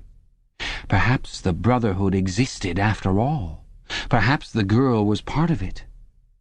No doubt the idea was absurd, but it had sprung into his mind in the very instant of feeling the scrap of paper in his hand. It was not till a couple of minutes later that the other, more probable explanation had occurred to him. And even now, though his intellect told him that the message probably meant death, still that was not what he believed. And the unreasonable hope persisted, and his heart banged, and it was with difficulty that it kept his voice from trembling as he murmured his figures into the speakwrite. He rolled up the completed bundle of work and slid it into the pneumatic tube. 8 minutes had gone by. He readjusted his spectacles on his nose, sighed, and drew the next batch of work toward him with the scrap of paper on top of it. He flattened it out. On it was written in large, unformed handwriting, "I love you." For several seconds he was too stunned even to throw the incriminating thing into the memory hole. When he did so, although he knew very well the danger of showing too much interest, he could not resist reading it once again, just to make sure that the words were really there. For the rest of the morning it was very difficult to work. What was even worse than having to focus his mind on a series of niggling jobs was the need to conceal his agitation from the telescreen. He felt as though a fire were burning in his belly. Lunch in the hot, crowded, noise-filled canteen was torment. He had hoped to be alone for a little while during the lunch hour, but as bad luck would have it, the imbecile Parsons flopped down beside him, the tang of his sweat almost defeating the tinny smell of stew, and kept up a stream of talk about the preparations for Hate Week. He was particularly enthusiastic about a papier-mâché model of Big Brother's head 2 meters wide, which was being made for the occasion by his daughter's troop of spies. The irritating thing was that in the racket of voices Winston could hardly hear what Parsons was saying, and was constantly having to ask for some fatuous remark to be repeated. Just once he caught a glimpse of the girl, at a table with two other girls at the far end of the room. She appeared not to have seen him, and he did not look in that direction again. The afternoon was more bearable. Immediately after lunch there arrived a delicate, difficult piece of work, which would take several hours and necessitated putting everything else aside. It consisted in falsifying a series of production reports of 2 years ago in such a way as to cast discredit on a prominent member of the inner party who was now under a cloud. This was the kind of thing that Winston was good at, and for more than 2 hours he succeeded in shutting the girl out of his mind altogether. Then the memory of her face came back, and with it a raging, intolerable desire to be alone. Until he could be alone, it was impossible to think this new development out. Tonight was one of his nights at the community center. He wolfed another tasteless meal in the canteen, hurried off to the center, took part in the solemn foolery of a discussion group, played 2 games of table tennis, swallowed several glasses of gin, and sat for half an hour through a lecture entitled Ingsoc in Relation to Chess. His soul writhed with boredom, but for once he had had no impulse to shirk his evening at the center. At the sight of the words, "I love you," the desire to stay alive had welled up in him, and the taking of minor risks suddenly seemed stupid. It was not till 23 hours, when he was home and in bed, and in the darkness, where you were safe even from the telescreen so long as you kept silent, that he was able to think continuously. It was a physical problem that had to be solved: how to get in touch with the girl and arrange a meeting. He did not consider any longer the possibility that she might be laying some kind of trap for him. He knew that it was not so because of her unmistakable agitation when she handed him the note. Obviously she had been frightened out of her wits, as well she might be. Nor did the idea of refusing her advances even cross his mind. Only 5 nights ago he had contemplated smashing her skull in with a cobblestone, but that was of no importance. He thought of her naked, youthful body as he had seen it in his dream. He had imagined her a fool like all the rest of them, her head stuffed with lies and hatred, her belly full of ice. A kind of fever seized him at the thought that he might lose her. The white, youthful body might slip away from him. What he feared more than anything else was that she would simply change her mind if he did not get in touch with her quickly. But the physical difficulty of meeting was enormous. It was like trying to make a move at chess when you were already mated. Whichever way you turned, the telescreen faced you. Actually, all the possible ways of communicating with her had occurred to him within 5 minutes of reading the note, but now, with time to think, he went over them one by one, as though laying out a row of instruments on a table. Obviously, the kind of encounter that had happened this morning could not be repeated. If she had worked in the records department, it might have been comparatively simple, but he had only a very dim idea whereabouts in the building the fiction department lay, and he had no pretext for going there. If he had known where she lived, and at what time she left work, he could have contrived to meet her somewhere on her way home. But to try to follow her home was not safe, because it would mean loitering about outside the ministry, which was bound to be noticed. As for sending a letter through the mails, it was out of the question. By a routine that was not even secret, all letters were opened in transit. Actually, few people ever wrote letters. For the message that it was occasionally necessary to send, there were printed postcards with long lists of phrases, and you struck out the ones that were inapplicable. In any case, he did not know the girl's name, let alone her address. Finally, he decided that the safest place was the canteen. If he could get her at a table by herself, somewhere in the middle of the room, not too near the telescreens, and with a sufficient buzz of conversation all round, if these conditions endured for, say, 30 seconds, it might be possible to exchange a few words. For a week after this, life was like a restless dream. On the next day she did not appear in the canteen until he was leaving it, the whistle having already blown. Presumably she had been changed onto a later shift. They passed each other without a glance. On the day after that she was in the canteen at the usual time, but with 3 other girls and immediately under a telescreen. Then for 3 dreadful days she did not appear at all. His whole mind and body seemed to be afflicted with an unbearable sensitivity, a sort of transparency, which made every movement, every sound, every contact, every word that he had to speak or listen to an agony. Even in his sleep he could not altogether escape from her image. He did not touch the diary during those days. If there was any relief, it was in his work, in which he could sometimes forget himself for 10 minutes at a stretch. He had absolutely no clue as to what had happened to her. There was no inquiry he could make. She might have been vaporized. She might have committed suicide. She might have been transferred to the other end of Oceania. Worst and likeliest of all, she might simply have changed her mind and decided to avoid him. The next day she reappeared. Her arm was out of the sling, and she had a band of sticking plaster round her wrist. The relief of seeing her was so great that he could not resist staring directly at her for several seconds. On the following day he very nearly succeeded in speaking to her. When he came into the canteen, she was sitting at a table well out from the wall and was quite alone. It was early, and the place was not very full. The queue edged forward till Winston was almost at the counter, then was held up for 2 minutes because someone in front was complaining that he had not received his tablet of saccharin. But the girl was still alone when Winston secured his tray and began to make for her table. He walked casually toward her, his eyes searching for a place at some table beyond her. She was perhaps 3 meters away from him. Another 2 seconds would do it. Then a voice behind him called, "Smith!" He pretended not to hear. "Smith!" repeated the voice more loudly. It was no use. He turned round. A blonde-headed, silly-faced young man named Wilshire, whom he barely knew, was inviting him with a smile to a vacant place at his table. It was not safe to refuse. After having been recognized, he could not go and sit at a table with an unattended girl. It was too noticeable. He sat down with a friendly smile. The silly blonde face beamed into his. Winston had a hallucination of himself smashing a pickaxe right into the middle of it. The girl's table filled up a few minutes later. But she must have seen him coming toward her, and perhaps she would take the hint. Next day he took care to arrive early. Sure enough, she was at a table in about the same place, and again alone. The person immediately ahead of him in the queue was a small, swiftly moving, beetle-like man with a flat face and tiny, suspicious eyes. As Winston turned away from the counter with his tray, he saw that the little man was making straight for the girl's table. His hopes sank again. There was a vacant place at a table farther away, but something in the little man's appearance suggested that he would be sufficiently attentive to his own comfort to choose the emptiest table. With ice at his heart, Winston followed. It was no use unless he could get the girl alone. At this moment there was a tremendous crash. The little man was sprawling on all fours. His tray had gone flying. 2 streams of soup and coffee were flowing across the floor. He started to his feet with a malignant glance at Winston, whom he evidently suspected of having tripped him up. But it was all right. 5 seconds later, with a thundering heart, Winston was sitting at the girl's table. He did not look at her.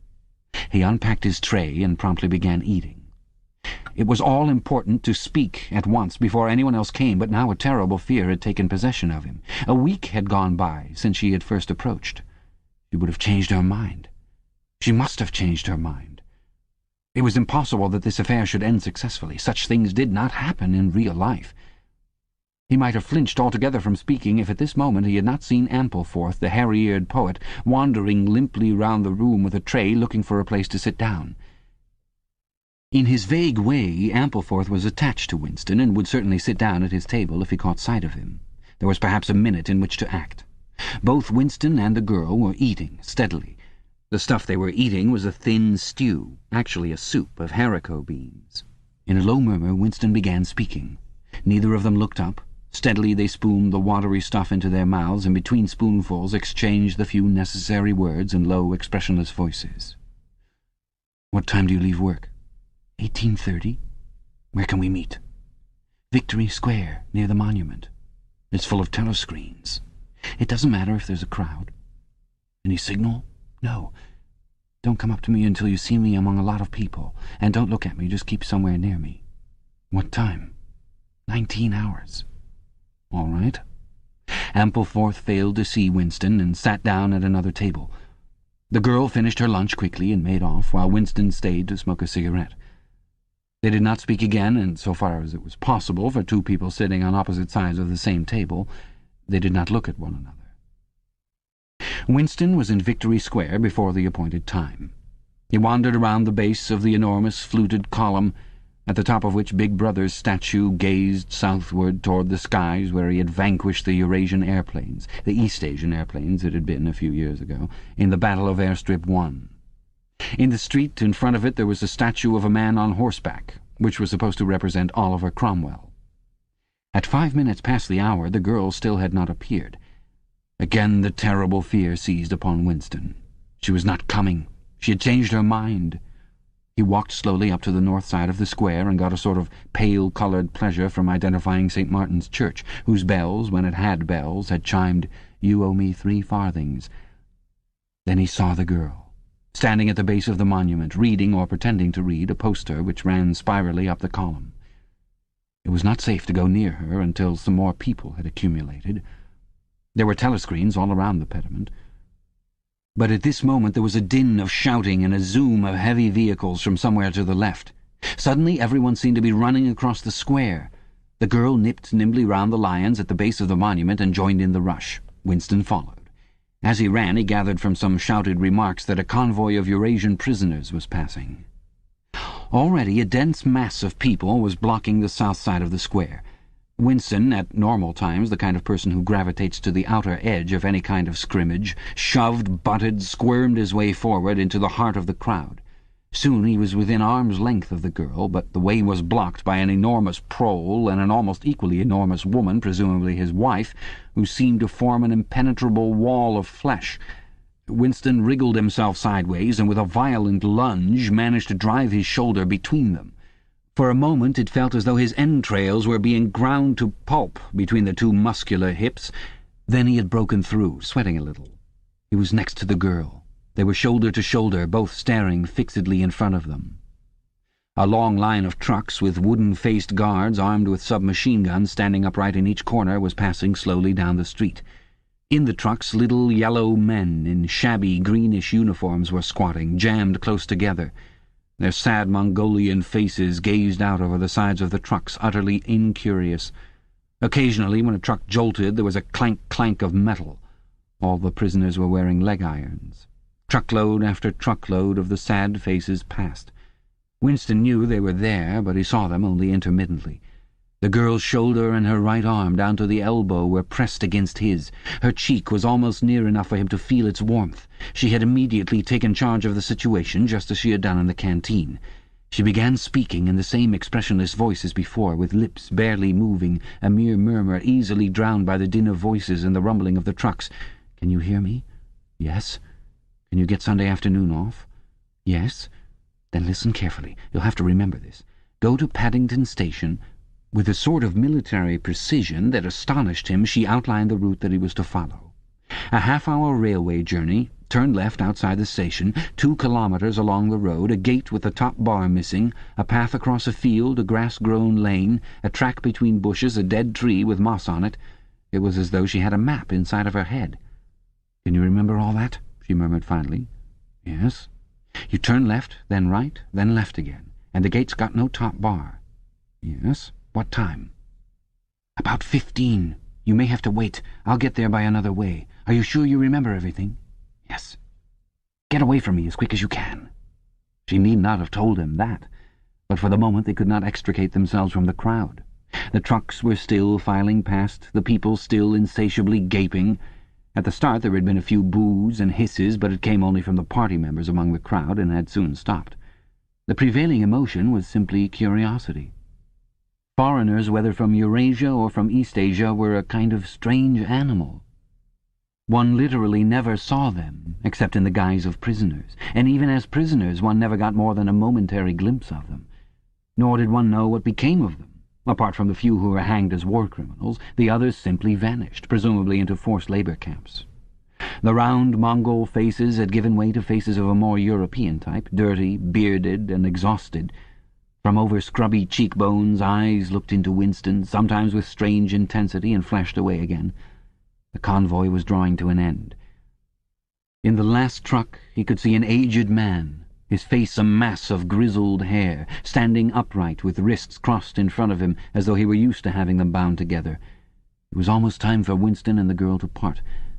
But at the last moment, while the crowd still hemmed them in, her hand felt for his and gave it a fleeting squeeze. It could not have been 10 seconds, and yet it seemed a long time that their hands were clasped together. He had time to learn every detail of her hand. He explored the long fingers, the shapely nails, the work-hardened palm with its row of calluses, the smooth flesh under the wrist. Merely from feeling it he would have known it by sight. In the same instant it occurred to him that he did not know what colour the girl's eyes were. They were probably brown. but people with dark hair sometimes had blue eyes. To turn his head and look at her would have been inconceivable folly. With hands locked together, invisible among the press of bodies, they stared steadily in front of them, and instead of the eyes of the girl, the eyes of the aged prisoner gazed mournfully at Winston out of nests of hair. Chapter 2. Winston picked his way up the lane through dappled light and shade, stepping out into pools of gold whenever the boughs parted. Under the trees to the left of them the ground was misty with bluebells. The air seemed to kiss one's skin. It was the 2nd of May. From somewhere deeper in the heart of the wood came the droning of ring-doves. He was a bit early. There had been no difficulties about the journey, and the girl was so evidently experienced that he was less frightened than he would normally have been. Presumably she could be trusted to find a safe place. In general, you could not assume that you were much safer in the country than in London. There were no telescreens, of course, but there was always the danger of concealed microphones, by which your voice might be picked up and recognized. Besides, it was not easy to make a journey by yourself without attracting attention. For distances of less than 100 kilometers, it was not necessary to get your passport endorsed. But sometimes there were patrols hanging about the railway stations who examined the papers of any party member they found there and asked awkward questions.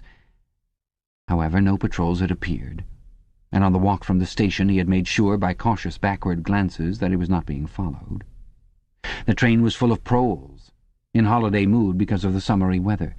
The wooden-seated carriage in which he travelled was filled to overflowing by a single enormous family ranging from a toothless great-grandmother to a month-old baby, going out to spend an afternoon with in-laws in the country, and, as they freely explained to Winston, to get hold of a little black-market butter.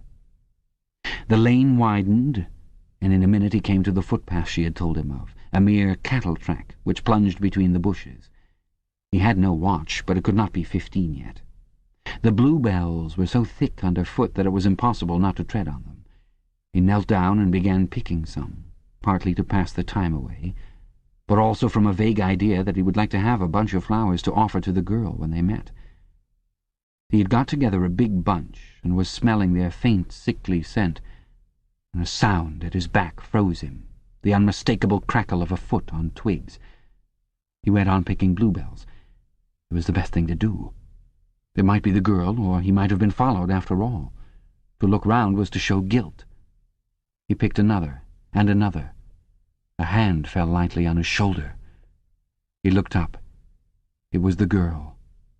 She shook her head, evidently as a warning that he must keep silent, then parted the bushes and quickly led the way along the narrow track into the wood. Obviously she had been that way before, for she dodged the boggy pits as though by habit.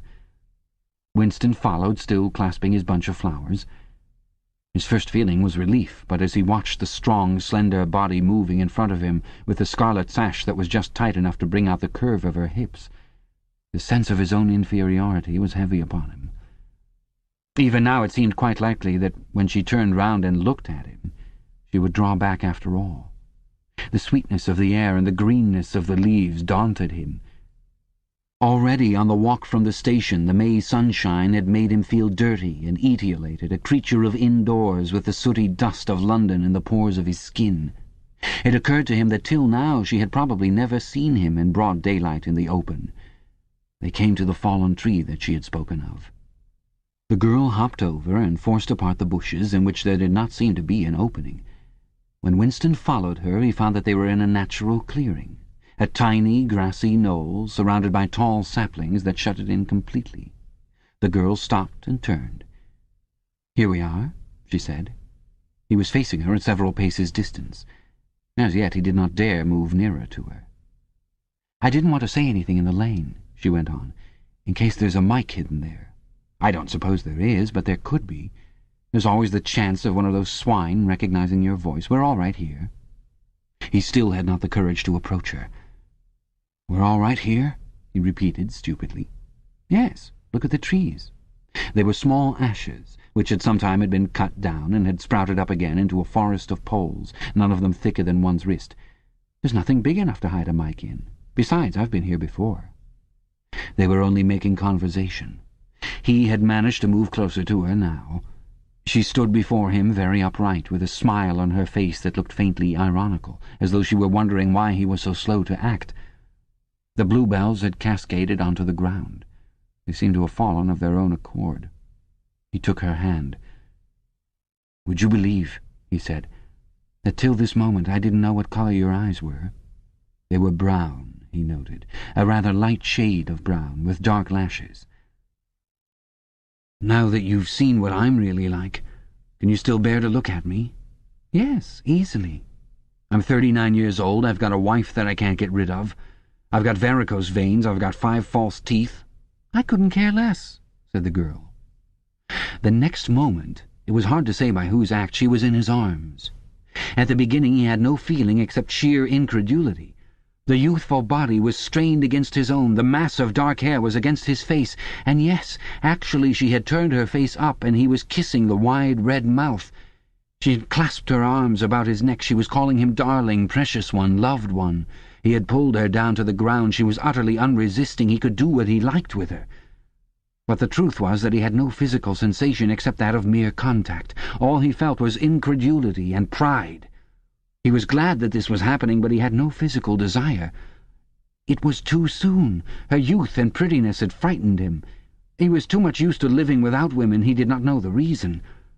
The girl picked herself up and pulled a bluebell out of her hair. She sat against him, putting her arm round his waist. "Never mind, dear. There's no hurry. We've got the whole afternoon.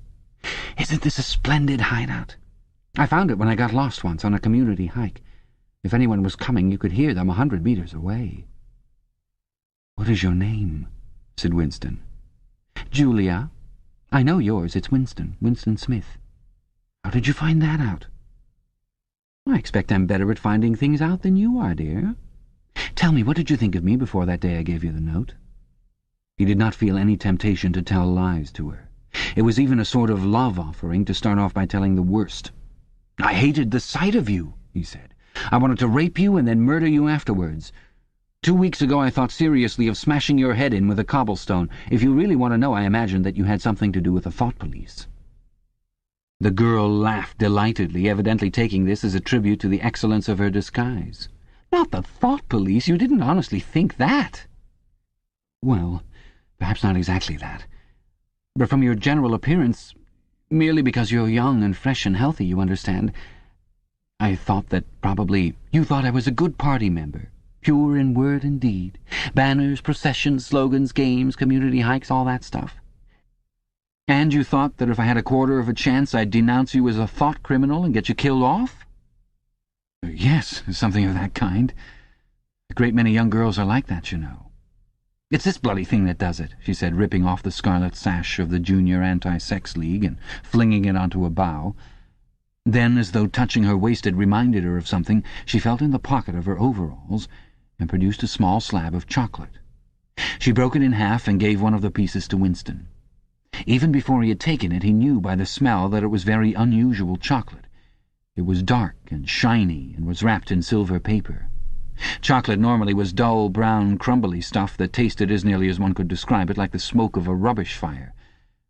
But at some time or another he had tasted chocolate like the piece she had given him. The first whiff of its scent had stirred up some memory which he could not pin down, but which was powerful and troubling. "Where did you get this stuff?" he said. "Black market," she said indifferently. "Actually, I am that sort of girl to look at. I'm good at games. I was a troop leader in the Spies. I do voluntary work 3 evenings a week for the Junior Anti-Sex League. Hours and hours I've spent pasting their bloody rot all over London. I always carry one end of a banner in the processions. I always look cheerful, and I never shirk anything. Always yell with the crowd, that's what I say. It's the only way to be safe." The first fragment of chocolate had melted on Winston's tongue. The taste was delightful. But there was still that memory moving round the edges of his consciousness, something strongly felt but not reducible to definite shape, like an object seen out of the corner of one's eye. He pushed it away from him, aware only that it was the memory of some action which he would have liked to undo but could not. "You are very young," he said. "You are 10 or 15 years younger than I am. What could you see to attract you in a man like me? It was something in your face. I thought I'd take a chance. I'm good at spotting people who don't belong. As soon as I saw you, I knew you were against them. Them, it appeared, meant the party, and above all the inner party, about whom she talked with an open, jeering hatred which made Winston feel uneasy, although he knew that they were safe here if they could be safe anywhere. A thing that astonished him about her was the coarseness of her language. Party members were supposed not to swear, and Winston himself very seldom did swear, aloud at any rate. Julia, however, seemed unable to mention the party, and especially the inner party, without using the kind of words that you saw chalked up in dripping alleyways. He did not dislike it. It was merely one symptom of her revolt against the party in all its ways, and somehow it seemed natural and healthy, like the sneeze of a horse that smells bad hay. They had left the clearing and were wandering again through the checkered shade with their arms round each other's waists whenever it was wide enough to walk two abreast. He noticed how much softer her waist seemed to feel now that the sash was gone. They did not speak above a whisper. Outside the clearing, Julia said it was better to go quietly. Presently they had reached the edge of the little wood. She stopped him. "Don't go out into the open. There might be someone watching. We're all right if we keep behind the boughs." They were standing in the shade of hazel bushes. The sunlight, filtering through innumerable leaves, was still hot on their faces. Winston looked out into the field beyond and underwent a curious, slow shock of recognition. He knew it by sight. An old, close-bitten pasture with a footpath wandering across it and a molehill here and there. In the ragged edge on the opposite side the boughs of the elm trees swayed just perceptibly in the breeze, and their leaves stirred faintly in dense masses like women's hair. Surely somewhere nearby, but out of sight, there must be a stream with green pools where dace were swimming. "Isn't there a stream somewhere near here?" he whispered. "That's right, there is a stream. It's at the edge of the next field, actually. There are fish in it, great big ones. You can watch them lying in the pools under the willow trees, waving their tails." "It's the golden country, almost," he murmured. "The golden country? Oh, it's nothing really, a landscape I've seen sometimes in a dream." "Look!"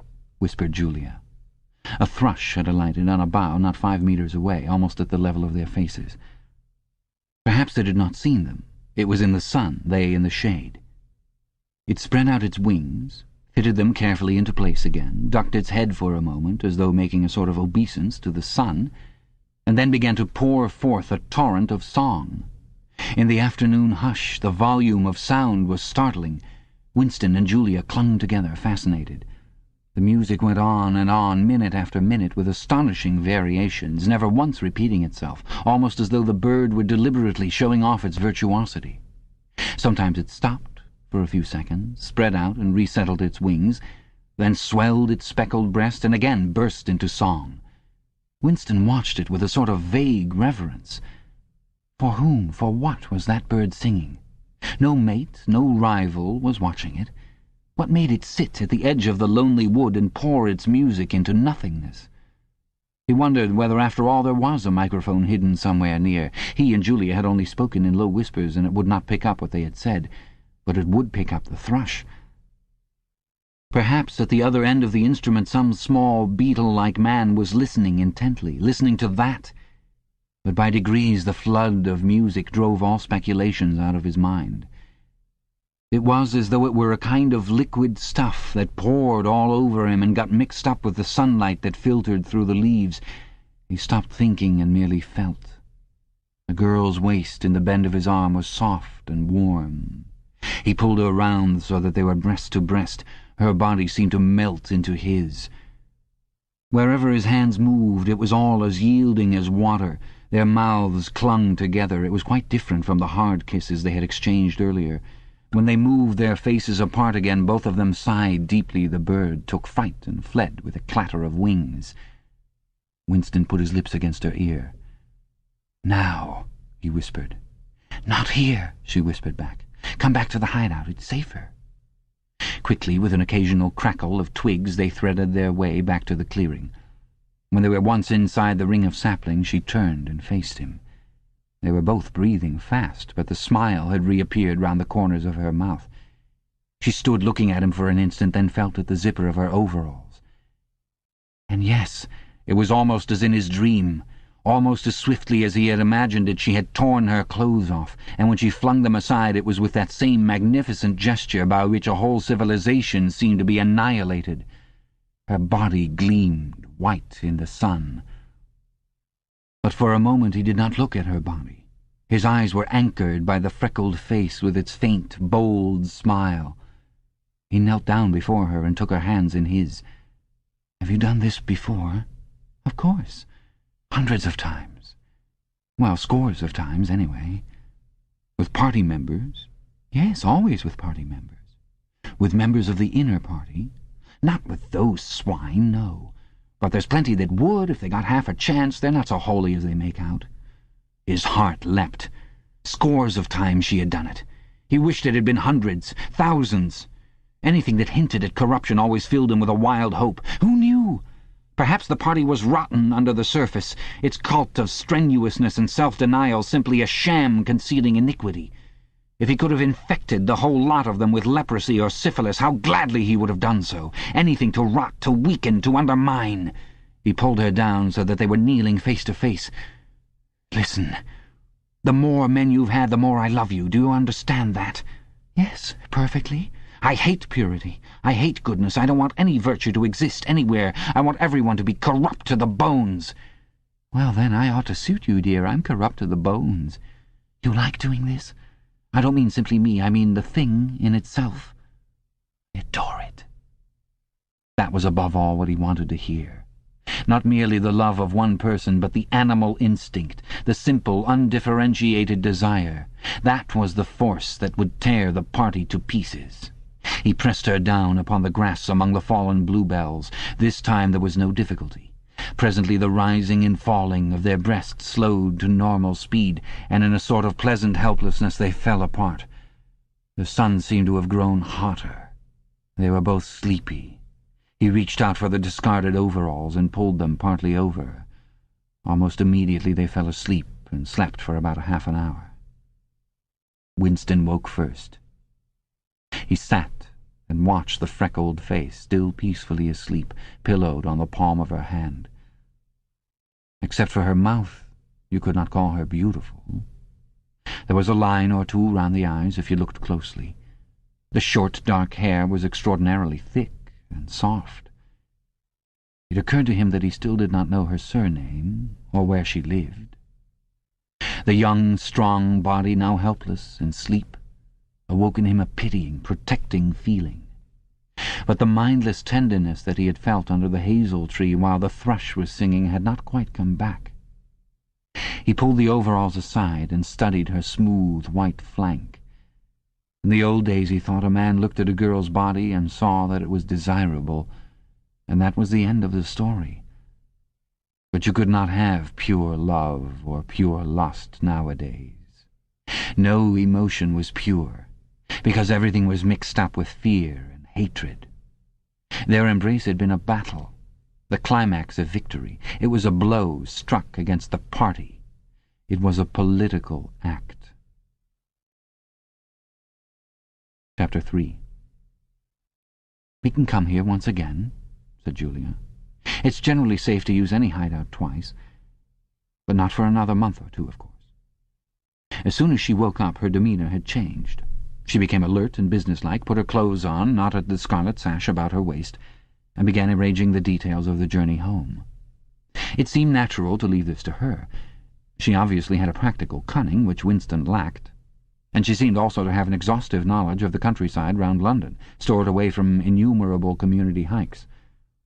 The route she gave him was quite different from the one by which he had come, and brought him out at a different railway station.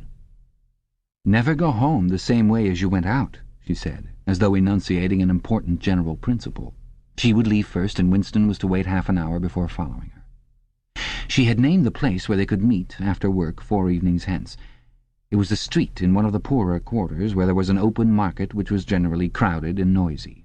She would be hanging about among the stalls, pretending to be in search of the shoelaces or sewing thread. If she judged that the coast was clear, she would blow her nose when he approached. Otherwise he was to walk past her without recognition. But with luck, in the middle of the crowd, it would be safe to talk for a quarter of an hour and arrange another meeting. "And now I must go," she said, as soon as he had mastered his instructions. I'm due back at 19:30. I've got to put in 2 hours for the Junior Anti-Sex League, handing out leaflets or something. Isn't it bloody? Give me a brush down, would you? Have I got any twigs in my hair? You sure? Then goodbye, my love. Goodbye. She flung herself into his arms, kissed him almost violently, and a moment later pushed her way through the saplings and disappeared into the wood with very little noise. Even now he had not found out her surname or her address.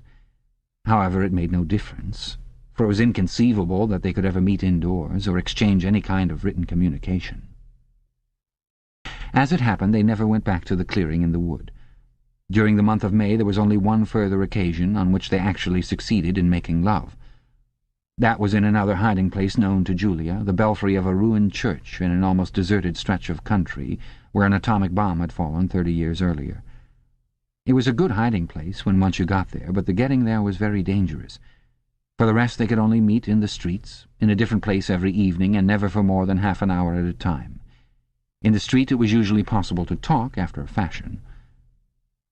As they drifted down the crowded pavements, not quite abreast and never looking at one another, they carried on a curious, intermittent conversation which flicked on and off like the beams of a lighthouse, suddenly nipped into silence by the approach of a party uniform or the proximity of a telescreen, then taken up again minutes later in the middle of a sentence, then abruptly cut short as they parted at the agreed spot, then continued almost without introduction on the following day.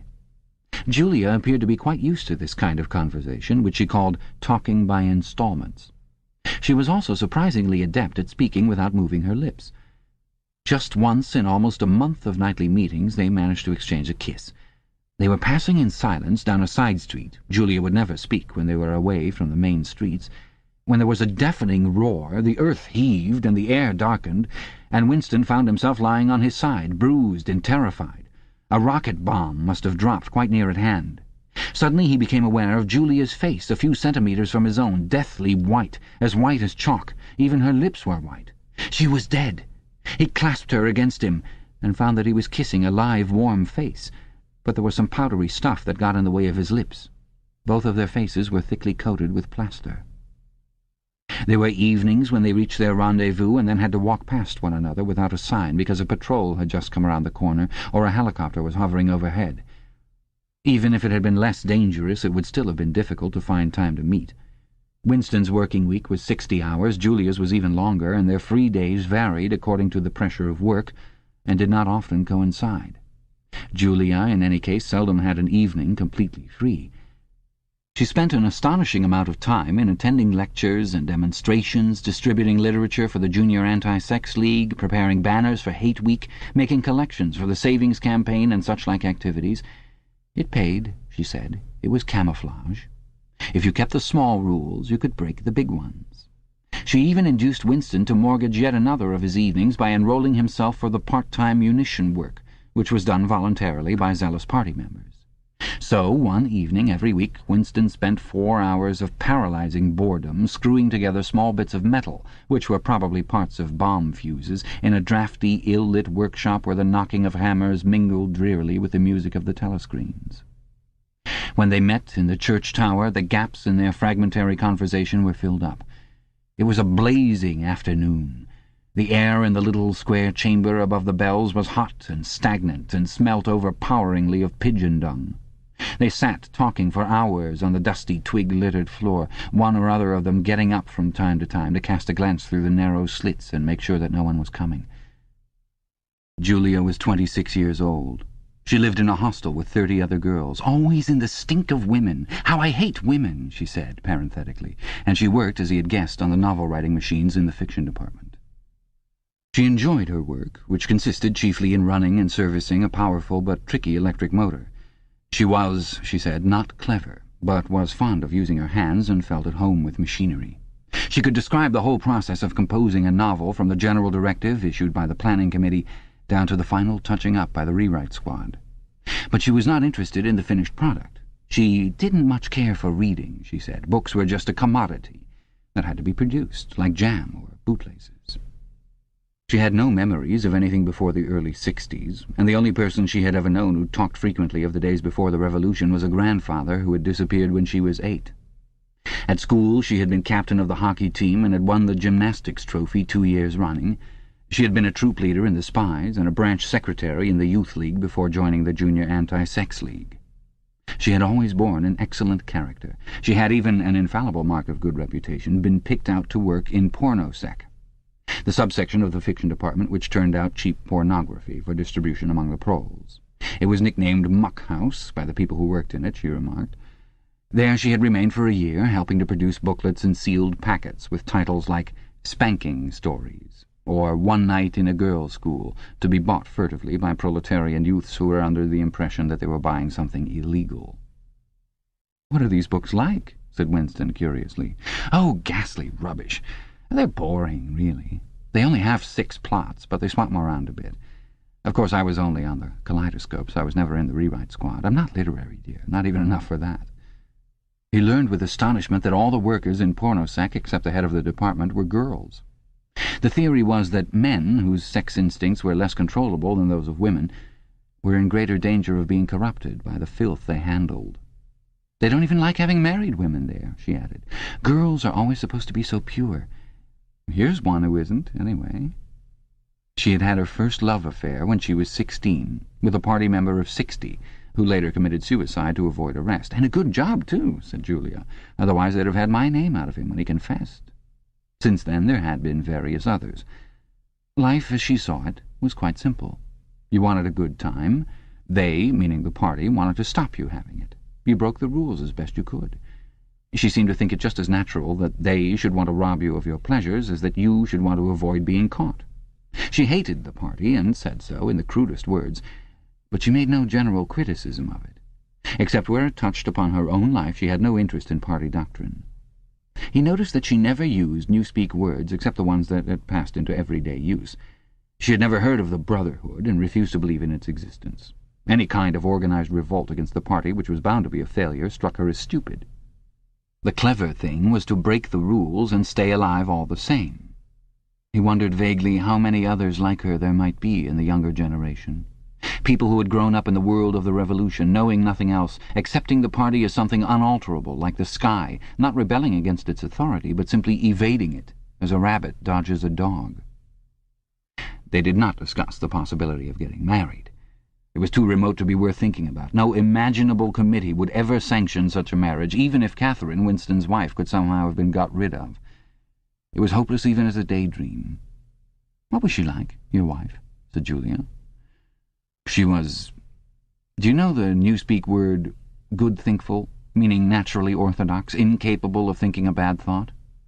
"No, I didn't know the word, but I know the kind of person right enough." He began telling her the story of his married life. But curiously enough, she appeared to know the essential parts of it already. She described to him, almost as though she had seen or felt it, the stiffening of Catherine's body as soon as he touched her, the way in which she still seemed to be pushing him from her with all her strength, even when her arms were clasped tightly around him. With Julia he felt no difficulty in talking about such things. Catherine, in any case, had long ceased to be a painful memory and become merely a distasteful one.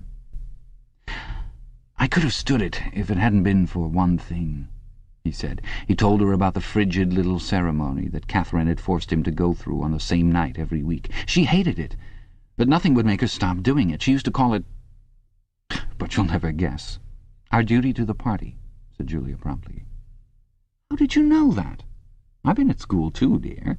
Sex talks once a month for the over-16s, and in the youth movement. They rub it into you for years. I dare say it works in a lot of cases. But of course you can never tell. People are such hypocrites." She began to enlarge upon the subject. With Julia, everything came back to her own sexuality. As soon as this was touched upon in any way, she was capable of great acuteness. Unlike Winston, she had grasped the inner meaning of the party's sexual puritanism. It was not merely that the sex instinct created a world of its own which was outside the party's control, and which therefore had to be destroyed if possible. What was more important was that sexual privation induced hysteria, which was desirable because it could be transformed into war fever and leader worship. The way she put it was, when you make love, you're using up energy, and afterwards you feel happy and don't give a damn for anything. They can't bear you to feel like that. They want you to be bursting with energy all the time. All this marching up and down and cheering and waving flags is simply sex gone sour. If you're happy inside yourself, why should you get excited about Big Brother and the 3-year plans and the 2 minutes hate and all the rest of their bloody rot? That was very true, he thought. There was a direct, intimate connection between chastity and political orthodoxy. For how could the fear, the hatred, and the lunatic credulity which the party needed in its members be kept at the right pitch, except by bottling down some powerful instinct and using it as a driving force? The sex impulse was dangerous to the party, and the party had turned it to account. They had played a similar trick with the instinct of parenthood. The family could not actually be abolished, and indeed people were encouraged to be fond of their children in almost the old-fashioned way. The children, on the other hand, were systematically turned against their parents, and taught to spy on them and report their deviations.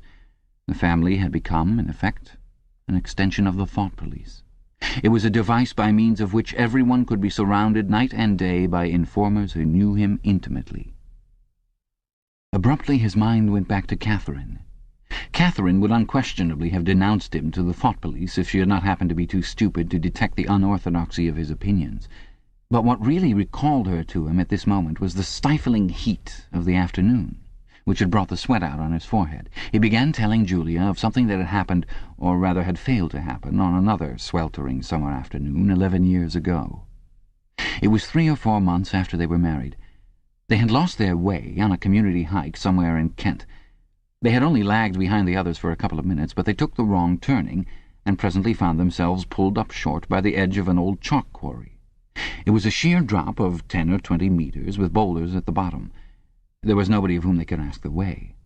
As soon as she realized that they were lost, Catherine became very uneasy. To be away from the noisy mob of hikers even for a moment gave her a feeling of wrongdoing. She wanted to hurry back by the way they had come and start searching in the other direction. But at this moment Winston noticed some tufts of loosestrife growing in the cracks of the cliff beneath them. One tuft was of 2 colours, magenta and brick red, apparently growing on the same root. He had never seen anything of the kind before, and he called to Catherine to come and look at it. "Look, Catherine, look at those flowers. That clump down near the bottom, do you see they're 2 different colours?" She had already turned to go, but she did rather fretfully come back for a moment. She even leaned out over the cliff face to see where he was pointing. He was standing a little behind her, and he put his hand on her waist to steady her. At this moment it suddenly occurred to him how completely alone they were. There was not a human creature anywhere, not a leaf stirring, not even a bird awake. In a place like this, the danger that there would be a hidden microphone was very small, and even if there was a microphone, it would only pick up sounds. It was the hottest, sleepiest hour of the afternoon. The sun blazed down upon them, the sweat tickled his face, and the thought struck him, "Why didn't you give her a good shove?" said Julia. "I would have." "Yes, dear, you would have. I would have if I'd been the same person then as I am now. Or perhaps I would. I'm not certain. Are you sorry you didn't?" "Yes, on the whole, I'm sorry I didn't." They were sitting side by side on the dusty floor. He pulled her closer against him. Her head rested on his shoulder, the pleasant smell of her hair conquering the pigeon dung. She was very young, he thought. She still expected something from life. She did not understand that to push an inconvenient person over a cliff solves nothing. "Actually, it would have made no difference," he said. "Then why are you sorry you didn't do it?" "Only because I prefer a positive to a negative. In this game that we're playing, we can't win. Some kinds of failure are better than other kinds, that's all." He felt her shoulders give a wriggle of dissent. She always contradicted him when he said anything of this kind. She would not accept it as a law of nature that the individual is always defeated. In a way she realized that she herself was doomed, that sooner or later the thought police would catch her and kill her, but with another part of her mind she believed that it was somehow possible to construct a secret world in which you could live as you chose. All you needed was luck and cunning and boldness. She did not understand that there was no such thing as happiness, that the only victory lay in the far future, long after you were dead, that from the moment of declaring war on the party it was better to think of yourself as a corpse. "We are the dead," he said. "We're not dead yet," said Julia prosaically. "Not physically. 6 months, a year, 5 years, conceivably. I am afraid of death. You are young, so presumably you are more afraid of it than I am. Obviously we shall put it off as long as we can, but it makes very little difference. So long as human beings stay human, death and life are the same thing." "Oh, rubbish!" Which would you sooner sleep with, me or a skeleton? Don't you enjoy being alive? Don't you like feeling? This is me, this is my hand, this is my leg. I'm real, I'm solid, I'm alive. Don't you like this?" She twisted herself round and pressed her bosom against him. He could feel her breasts, ripe yet firm, through her overalls. Her body seemed to be pouring some of its youth and vigour into his. "Yes, I like that," he said. "Then stop talking about dying. And now, listen, dear. We've got to fix up about the next time we meet. We may as well go back to the place in the wood. We've given it a good long rest. But you must get there by a different way this time. I've got it all planned out. You take the train. But look, I'll draw it out for you." And in her practical way she scraped together a small square of dust, and with a twig from a pigeon's nest began drawing a map on the floor. Chapter 4. Winston looked round the shabby little room above Mr. Charrington's shop. Beside the window the enormous bed was made up, with ragged blankets and a coverless bolster. The old-fashioned clock with the 12-hour face was ticking away on the mantelpiece. In the corner, on the gate-leg table, the glass paper weight which he had bought on his last visit gleamed softly out of the half-darkness. In the fender was a battered tin oil stove, a saucepan, and 2 cups, provided by Mr. Charrington. Winston lit the burner and set a pan of water to boil. He had brought an envelope full of Victory coffee and some saccharin tablets. The clock's hand said 7:20. It was 19:20, really. She was coming at 19:30. "Folly, folly," his heart kept saying. "Conscious, gratuitous, suicidal folly. Of all the crimes that a party member could commit, this one was the least possible to conceal." Actually, the idea had first floated into his head in the form of a vision of the glass paperweight mirrored by the surface of the gate-leg table. As he had foreseen, Mr. Charrington had made no difficulty about letting the room. He was obviously glad of the few dollars that it would bring him. Nor did he seem shocked or become offensively knowing when it was made clear that Winston wanted the room for the purpose of a love affair. Instead, he looked into the middle distance and spoke in generalities with so delicate an air as to give the impression that he had become partly invisible. Privacy, he said, was a very valuable thing. Everyone wanted a place where they could be alone occasionally. And when they had such a place, it was only common courtesy in anyone else who knew of it to keep his knowledge to himself. He even, seeming almost to fade out of existence as he did so, added that there were 2 entries to the house, one of them through the backyard, which gave on an alley. Under the window somebody was singing. Winston peeped out, secure in the protection of the muslin curtain.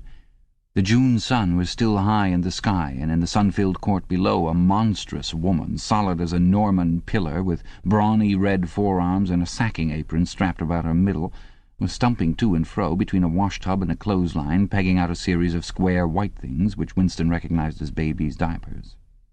Whenever her mouth was not corked with clothes pegs, she was singing in a powerful contralto. "It was only an hopeless fancy, it passed like an April dye, but a look and a word and the dreams they stirred, they have stolen my heart away." The tune had been haunting London for weeks past. It was one of countless similar songs published for the benefit of the proles by a subsection of the music department. The words of these songs were composed without any human intervention whatever on an instrument known as a versificator, but the woman sang so tunefully as to turn the dreadful rubbish into an almost pleasant sound.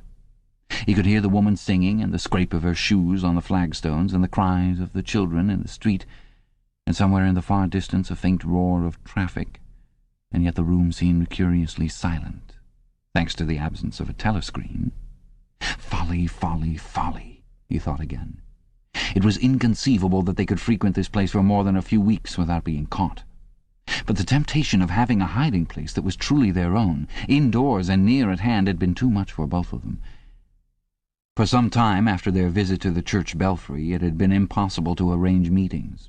Working hours had been drastically increased in anticipation of Hate Week. It was more than a month distant, but the enormous, complex preparations that it entailed were throwing extra work onto everybody. Finally, both of them managed to secure a free afternoon on the same day. They had agreed to go back to the clearing in the wood. On the evening beforehand they met briefly in the street. As usual, Winston hardly looked at Julia as they drifted toward one another in the crowd, but from the short glance he gave her it seemed to him that she was paler than usual. "It's all off," she murmured as soon as she judged it safe to speak. "Tomorrow, I mean." "What?" "Tomorrow afternoon. I can't come." "Why not?" "Oh, the usual reason. It started early this time." For a moment he was violently angry. During the month that he had known her, the nature of his desire for her had changed. At the beginning there had been little true sensuality in it. Their first love-making had been simply an act of the will. But after the second time it was different. The smell of her hair, the taste of her mouth, the feeling of her skin seemed to have got inside him, or into the air all round him. She had become a physical necessity, something that he not only wanted but felt that he had a right to. When she said that she could not come, he had the feeling that she was cheating him. But just at this moment the crowd pressed them together and their hands accidentally met. She gave the tips of his fingers a quick squeeze that seemed to invite not desire, but affection. It struck him that when one lived with a woman, this particular disappointment must be a normal, recurring event, and a deep tenderness, such as he had not felt for her before, suddenly took hold of him. He wished that they were a married couple of 10 years' standing. He wished that he were walking through the streets with her just as they were doing now, but openly and without fear, talking of trivialities and buying odds and ends for the household. He wished above all that they had some place where they could be alone together without feeling the obligation to make love every time they met. It was not actually at that moment, but at some time on the following day, that the idea of renting Mr. Charrington's room had occurred to him. When he suggested it to Julia, she had agreed with unexpected readiness. Both of them knew that it was lunacy. It was as though they were intentionally stepping nearer to their graves. As he sat waiting on the edge of the bed, he thought again of the cellars of the Ministry of Love. It was curious how that predestined horror moved in and out of one's consciousness. There it lay, fixed in future time, preceding death as surely as 99 precedes 100. One could not avoid it, but one could perhaps postpone it. And yet, instead, every now and again, by a conscious, willful act, one chose to shorten the interval before it happened. At this moment there was a quick step on the stairs. Julia burst into the room. She was carrying a tool bag of coarse brown canvas, such as he had sometimes seen her carrying to and fro at the ministry. He started forward to take her in his arms, but she disengaged herself rather hurriedly, partly because she was still holding the tool bag. "Half a second," she said. "Just let me show you what I've brought. Did you bring some of that filthy Victory coffee? I thought you would. You can chuck it away again, because we shan't be needing it. Look here." She fell on her knees, threw open the bag, and tumbled out some spanners and a screwdriver that filled the top part of it. Underneath was a number of neat paper packets. The first packet that she passed to Winston had a strange and yet vaguely familiar feeling. It was filled with some kind of heavy, sand-like stuff, which yielded whenever you touched it. "It isn't sugar," he said. "Real sugar, not saccharin, sugar. And here's a loaf of bread, proper white bread, not our bloody stuff, and a little pot of jam. And here's a tin of milk. Look, this is the one I'm really proud of. I had to wrap a bit of sacking around it because—" But she did not need to tell him why she had wrapped it up. The smell was already filling the room, a rich, hot smell which seemed like an emanation from his early childhood, but which one did occasionally meet with even now, blowing down a passageway before a door slammed, or diffusing itself mysteriously in a crowded street, sniffed for an instant, and then lost again. "It's coffee," he murmured. "Real coffee. It's inner-party coffee. There's a whole kilo here," she said. "How did you manage to get hold of all these things? It's all inner-party stuff. There's nothing those swine don't have, nothing. But of course waiters and servants and people pinch things. And look, I got a little packet of tea as well." Winston had squatted down beside her. He tore open a corner of the packet. "It's real tea, not blackberry leaves. There's been a lot of tea about lately. They've captured India or something," she said vaguely. "But listen, dear, I want you to turn your back on me for 3 minutes. Go and sit on the other side of the bed, don't go too near the window, and don't turn round till I tell you." Winston gazed abstractedly through the muslin curtain. Down in the yard the red-armed woman was still marching to and fro between the wash-tub and the line. She took 2 more pegs out of her mouth and sang with deep feeling. "They say that time heals all things. They say you can always forget. But the smiles and the tears across the years, they twist my heartstrings yet." She knew the whole drivelling song by heart, it seemed. Her voice floated upward with a sweet summer air, very tuneful, charged with a sort of happy melancholy. One had the feeling that she would have been perfectly content if the June evening had been endless and the supply of clothes exhaustible, to remain there for 1,000 years, pegging out diapers and singing rubbish. It struck him as a curious fact that he had never heard a member of the party singing alone and spontaneously. It would even have seemed slightly unorthodox, a dangerous eccentricity, like talking to oneself. Perhaps it was only when people were somewhere near the starvation level that they had anything to sing about. "You can turn round now," said Julia. He turned round, and for a second almost failed to recognize her. What he had actually expected was to see her naked, but she was not naked. The transformation that had happened was much more surprising than that. She had painted her face. She must have slipped into some shop in the proletarian quarters and bought herself a complete set of makeup materials. Her lips were deeply reddened, her cheeks rouged, her nose powdered. There was even a touch of something under the eyes to make them brighter. It was not very skillfully done, but Winston's standards in such matters were not high. He had never before seen or imagined a woman of the party with cosmetics on her face. The improvement in her appearance was startling. With just a few dabs of colour in the right places, she had become not only very much prettier, but above all far more feminine. Her short hair and boyish overalls merely added to the effect. As he took her in his arms, a wave of synthetic violets flooded his nostrils. He remembered the half-darkness of a basement kitchen and a woman's cavernous mouth. It was the very same scent that she had used, but at the moment it did not seem to matter. "Scent, too," he said. "Yes, dear, scent, too. And you know what I'm going to do next? I'm going to get hold of a real woman's frock from somewhere and wear it instead of these bloody trousers. I'll wear silk stockings and high-heeled shoes. In this room I'm going to be a woman, not a party comrade." They flung their clothes off and climbed into the huge mahogany bed. It was the first time that he had stripped himself naked in her presence. Until now he had been too much ashamed of his pale and meagre body, with a varicose vein standing out on his calves and the discoloured patch over his ankle. There were no sheets, but the blanket they lay on was threadbare and smooth, and the size and springiness of the bed astonished both of them. "It's sure to be full of bugs, but who cares?" said Julia. One never saw a double bed nowadays, except in the homes of the proles. Winston had occasionally slept in one in his boyhood. Julia had never been in one before, so far as she could remember. Presently they fell asleep for a little while. When Winston woke up, the hands of the clock had crept round to nearly 9. He did not stir, because Julia was sleeping with her head in the crook of his arm. Most of her make-up had transferred itself to his own face or the bolster, but a light stain of rouge still brought out the beauty of her cheekbone. A yellow ray from the sinking sun fell across the foot of the bed and lighted up the fireplace, where the water in the pan was boiling fast. Down in the yard the woman had stopped singing, but the faint shouts of children floated in from the street. He wondered vaguely whether in the abolished past it had been normal experience to lie in bed like this, in the cool of a summer evening, a man and a woman with no clothes on, making love when they chose, talking of what they chose, not feeling any compulsion to get up, simply lying there and listening to peaceful sounds outside. Surely there could never have been a time when that seemed ordinary. Julia woke up, rubbed her eyes, and raised herself on her elbow to look at the oil stove. "Half that water's boiled away," she said. "I'll get up and make some coffee in another moment. We've got an hour. What time do they cut the lights off at your flats?"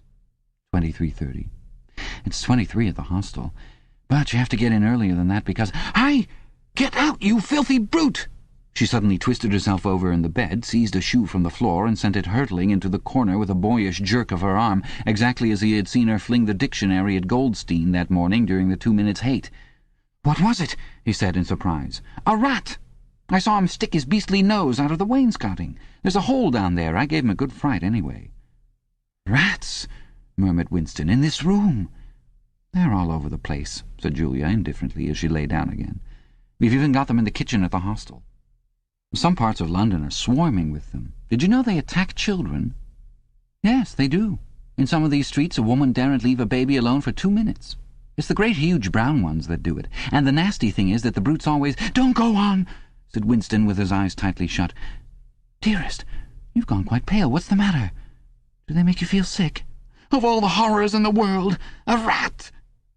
She pressed herself against him and wound her limbs round him as though to reassure him with the warmth of her body.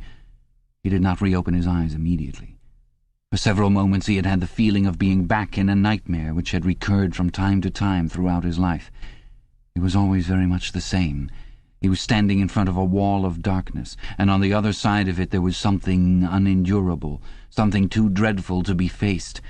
In the dream his deepest feeling was always one of self-deception, because he did, in fact, know what was behind the wall of darkness.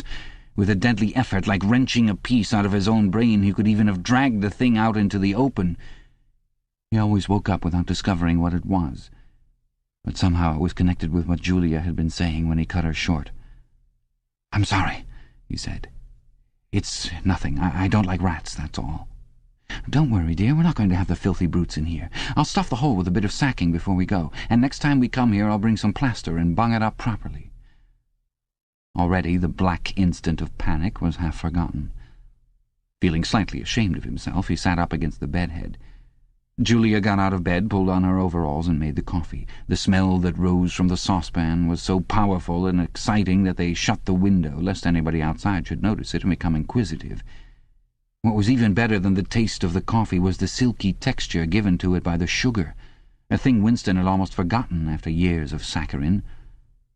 With one hand in her pocket and a piece of bread and jam in the other, Julia wandered about the room, glancing indifferently at the bookcase, pointing out the best way of repairing the gate-leg table, plumping herself down in the ragged armchair to see if it was comfortable, and examining the absurd 12-hour clock with a sort of tolerant amusement.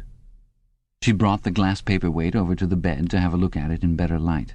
He took it out of her hand, fascinated as always by the soft, rain-watery appearance of the glass. "What is it, do you think?" said Julia. "I don't think it's anything. I don't think it was ever put to any use. That's what I like about it. It's a little chunk of history that they've forgotten to alter. It's a message from 100 years ago, if one knew how to read it. And that picture over there," she nodded at the engraving on the opposite wall, "would that be 100 years old? More, 200, I dare say. One can't tell. It's impossible to discover the age of anything nowadays." She went over to look at it.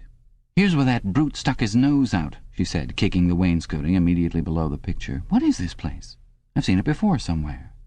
"It's a church, or at least it used to be. St. Clement's Dane, its name was." The fragment of rhyme that Mr. Charrington had taught him came back into his head, and he added, half nostalgically, "Oranges and lemons, say the bells of St. Clement's." To his astonishment, she capped the line. "You owe me 3 farthings, say the bells of St. Martin's. When will you pay me, say the bells of Old Bailey." I can't remember how it goes on after that. But anyway, I remember it ends up, "Here comes a candle to light you to bed. Here comes a chopper to chop off your head." It was like the two halves of a countersign. But there must be another line after the bells of Old Bailey. Perhaps it could be dug out of Mr. Charrington's memory, if he were suitably prompted.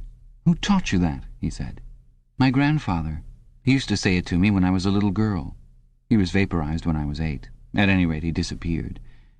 I wonder what a lemon was," she added inconsequently. "I've seen oranges. They're a kind of round yellow fruit with a thick skin."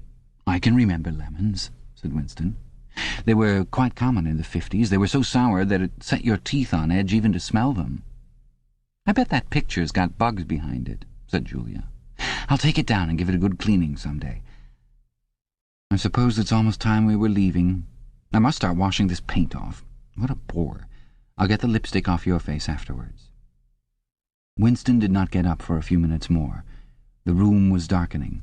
He turned over toward the light and lay gazing into the glass paperweight. The inexhaustibly interesting thing was not the fragment of coral, but the interior of the glass itself. There was such a depth of it, and yet it was almost as transparent as air. It was as though the surface of the glass had been the arch of the sky, enclosing a tiny world with its atmosphere complete.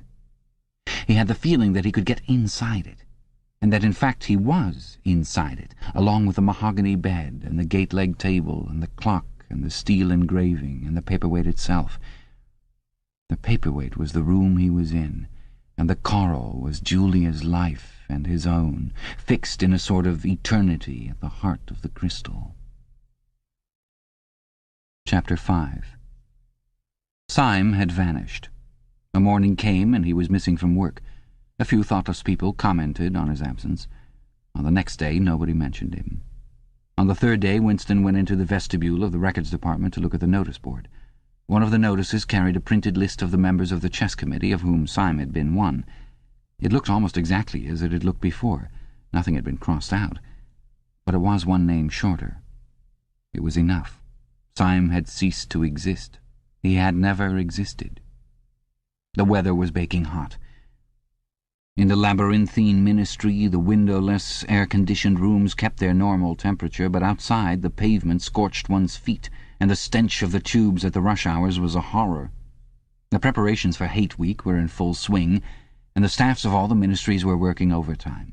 Processions, meetings, military parades, lectures, waxwork displays, film shows, telescreen programs, all had to be organized. Stands had to be erected, effigies built, slogans coined, songs written, rumors circulated, photographs faked. Julia's unit in the fiction department had been taken off the production of novels and was rushing out a series of atrocity pamphlets. Winston, in addition to his regular work, spent long periods every day in going through back files of the Times and altering and embellishing news items which were to be quoted in speeches. Late at night, when crowds of rowdy proles roamed the streets, the town had a curiously febrile air. The rocket bombs crashed oftener than ever, and sometimes in the far distance there were enormous explosions which no one could explain and about which there were wild rumours. The new tune, which was to be the theme song of Hate Week, the Hate Song it was called, had already been composed and was being endlessly plugged on the telescreens. It had a savage, barking rhythm which could not exactly be called music, but resembled the beating of a drum. Roared out by hundreds of voices to the tramp of marching feet, it was terrifying. The proles had taken a fancy to it, and in the midnight streets it competed with the still popular "It Was Only a Hopeless Fancy." The parson's children played it at all hours of the night and day, unbearably on a comb and a piece of toilet paper.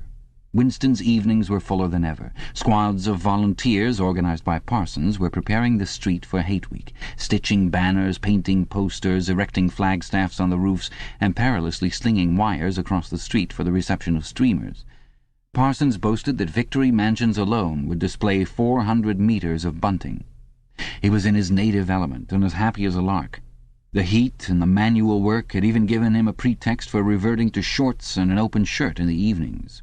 He was everywhere at once, pushing, pulling, sawing, hammering, improvising, jollying everyone along with comradely exhortations, and giving out from every fold of his body what seemed an inexhaustible supply of acrid-smelling sweat. A new poster had suddenly appeared all over London. It had no caption, and represented simply the monstrous figure of a Eurasian soldier 3 or 4 meters high, striding forward with expressionless Mongolian face and enormous boots, a submachine gun pointed from his hip. From whatever angle you looked at the poster, the muzzle of the gun, magnified by the foreshortening, seemed to be pointed straight at you. The thing had been plastered on every blank space, on every wall, even outnumbering the portraits of Big Brother. The proles, normally apathetic about the war, were being lashed into one of their periodical frenzies of patriotism.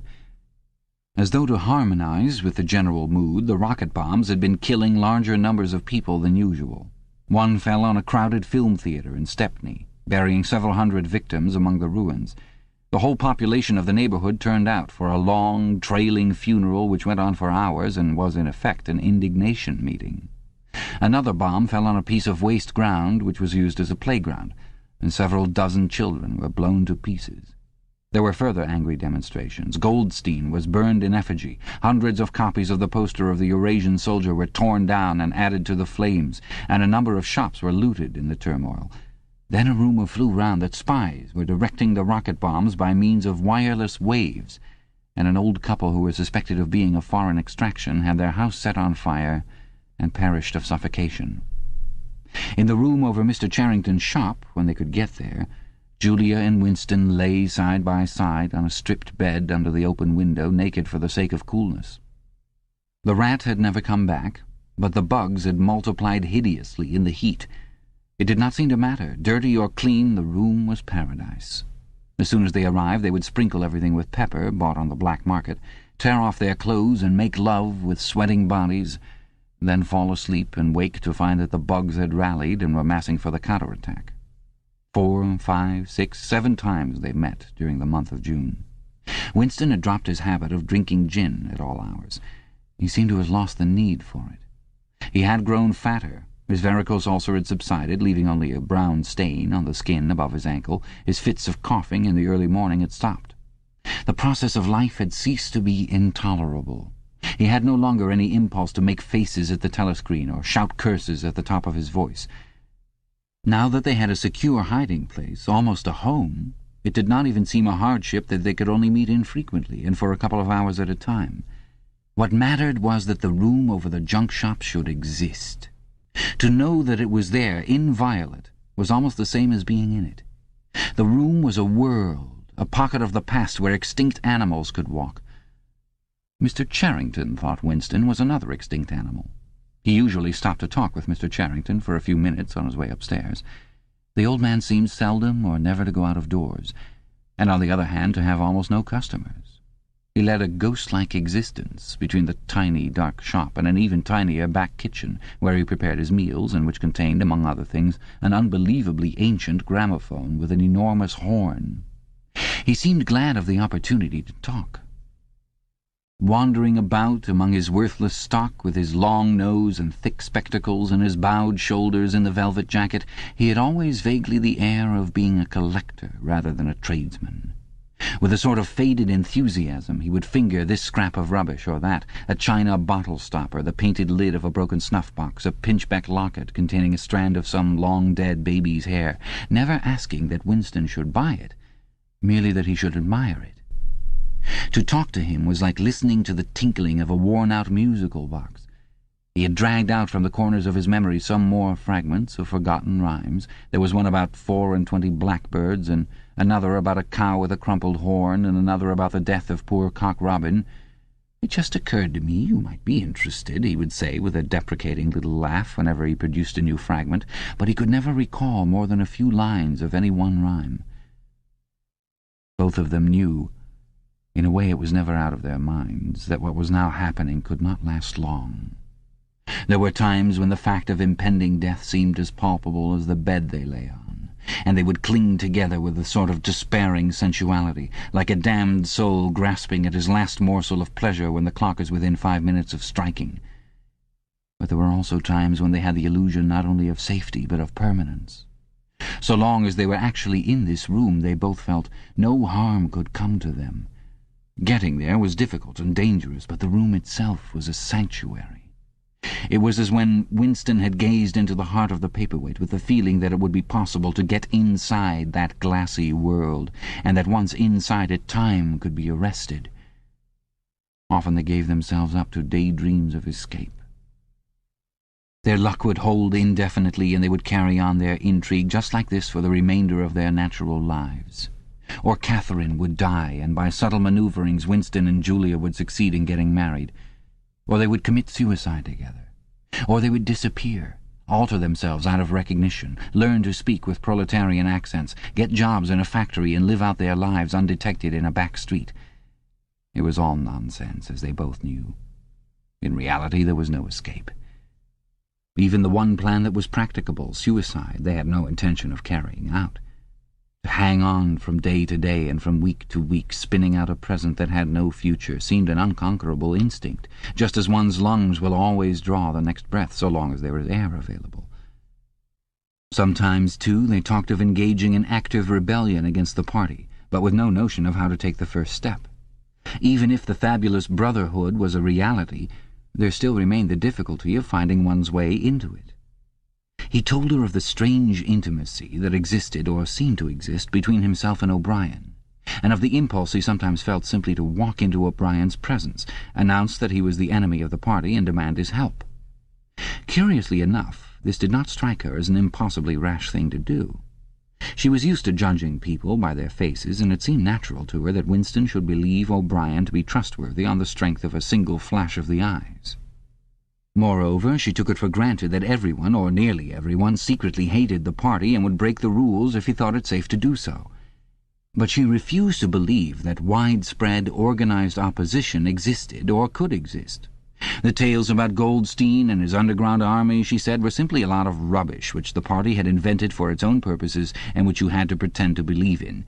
Times beyond number, at party rallies and spontaneous demonstrations, she had shouted at the top of her voice for the execution of people whose names she had never heard and in whose supposed crimes she had not the faintest belief. When public trials were happening, she had taken her place in the detachments from the Youth League who surrounded the courts from morning to night, chanting at intervals, "Death to the traitors!" During the 2 minutes' hate, she always excelled all others in shouting insults at Goldstein. Yet she had only the dimmest idea of who Goldstein was and what doctrines he was supposed to represent. She had grown up since the Revolution and was too young to remember the ideological battles of the 50s and 60s. Such a thing as an independent political movement was outside her imagination. And in any case the party was invincible. It would always exist, and it would always be the same. You could only rebel against it by secret disobedience, or at most by isolated acts of violence, such as killing somebody or blowing something up. In some ways she was far more acute than Winston, and far less susceptible to party propaganda. Once, when he happened in some connection to mention the war against Eurasia, she startled him by saying casually that in her opinion the war was not happening. The rocket bombs which fell daily on London were probably fired by the government of Oceania itself, just to keep people frightened. This was an idea that had literally never occurred to him. She also stirred a sort of envy in him by telling him that during the 2 minutes' hate her great difficulty was to avoid bursting out laughing. But she only questioned the teachings of the party when they in some way touched upon her own life. Often she was ready to accept the official mythology simply because the difference between truth and falsehood did not seem important to her. She believed, for instance, having learnt it at school, that the party had invented airplanes. In his own school days, Winston remembered, in the late 50s, it was only a helicopter that the party claimed to have invented. A dozen years later, when Julia was at school, it was already claiming the airplane. 1 generation more and it would be claiming the steam engine. And when he told her that airplanes had been in existence before he was born and long before the Revolution, the fact struck her as totally uninteresting. After all, what did it matter who had invented airplanes? It was rather more of a shock to him when he discovered from some chance remark that she did not remember that Oceania 4 years ago had been at war with Eastasia and at peace with Eurasia. It was true that she regarded the whole war as a sham, but apparently she had not even noticed that the name of the enemy had changed. "I thought we'd always been at war with Eurasia," she said vaguely. It frightened him a little. The invention of airplanes dated from long before her birth, but the switchover in the war had happened only 4 years ago, well after she was grown up. He argued with her about it for perhaps a quarter of an hour. In the end he succeeded in forcing her memory back until she did dimly recall that at one time Eastasia and not Eurasia had been the enemy. But the issue still struck her as unimportant. "Who cares?" she said impatiently. "It's always one bloody war after another, and one knows the news is all lies anyway." Sometimes he talked to her of the records department and the impudent forgeries that he committed there. Such things did not appear to horrify her.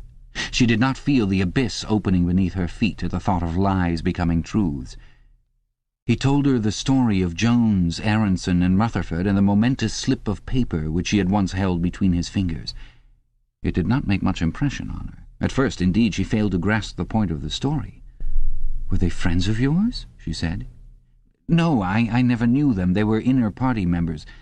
Besides, they were far older men than I was. They belonged to the old days, before the Revolution. I barely knew them by sight."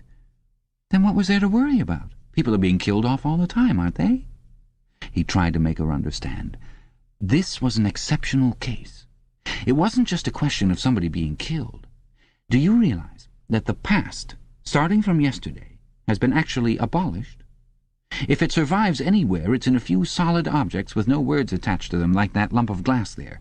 Already we know almost literally nothing about the Revolution and the years before the Revolution.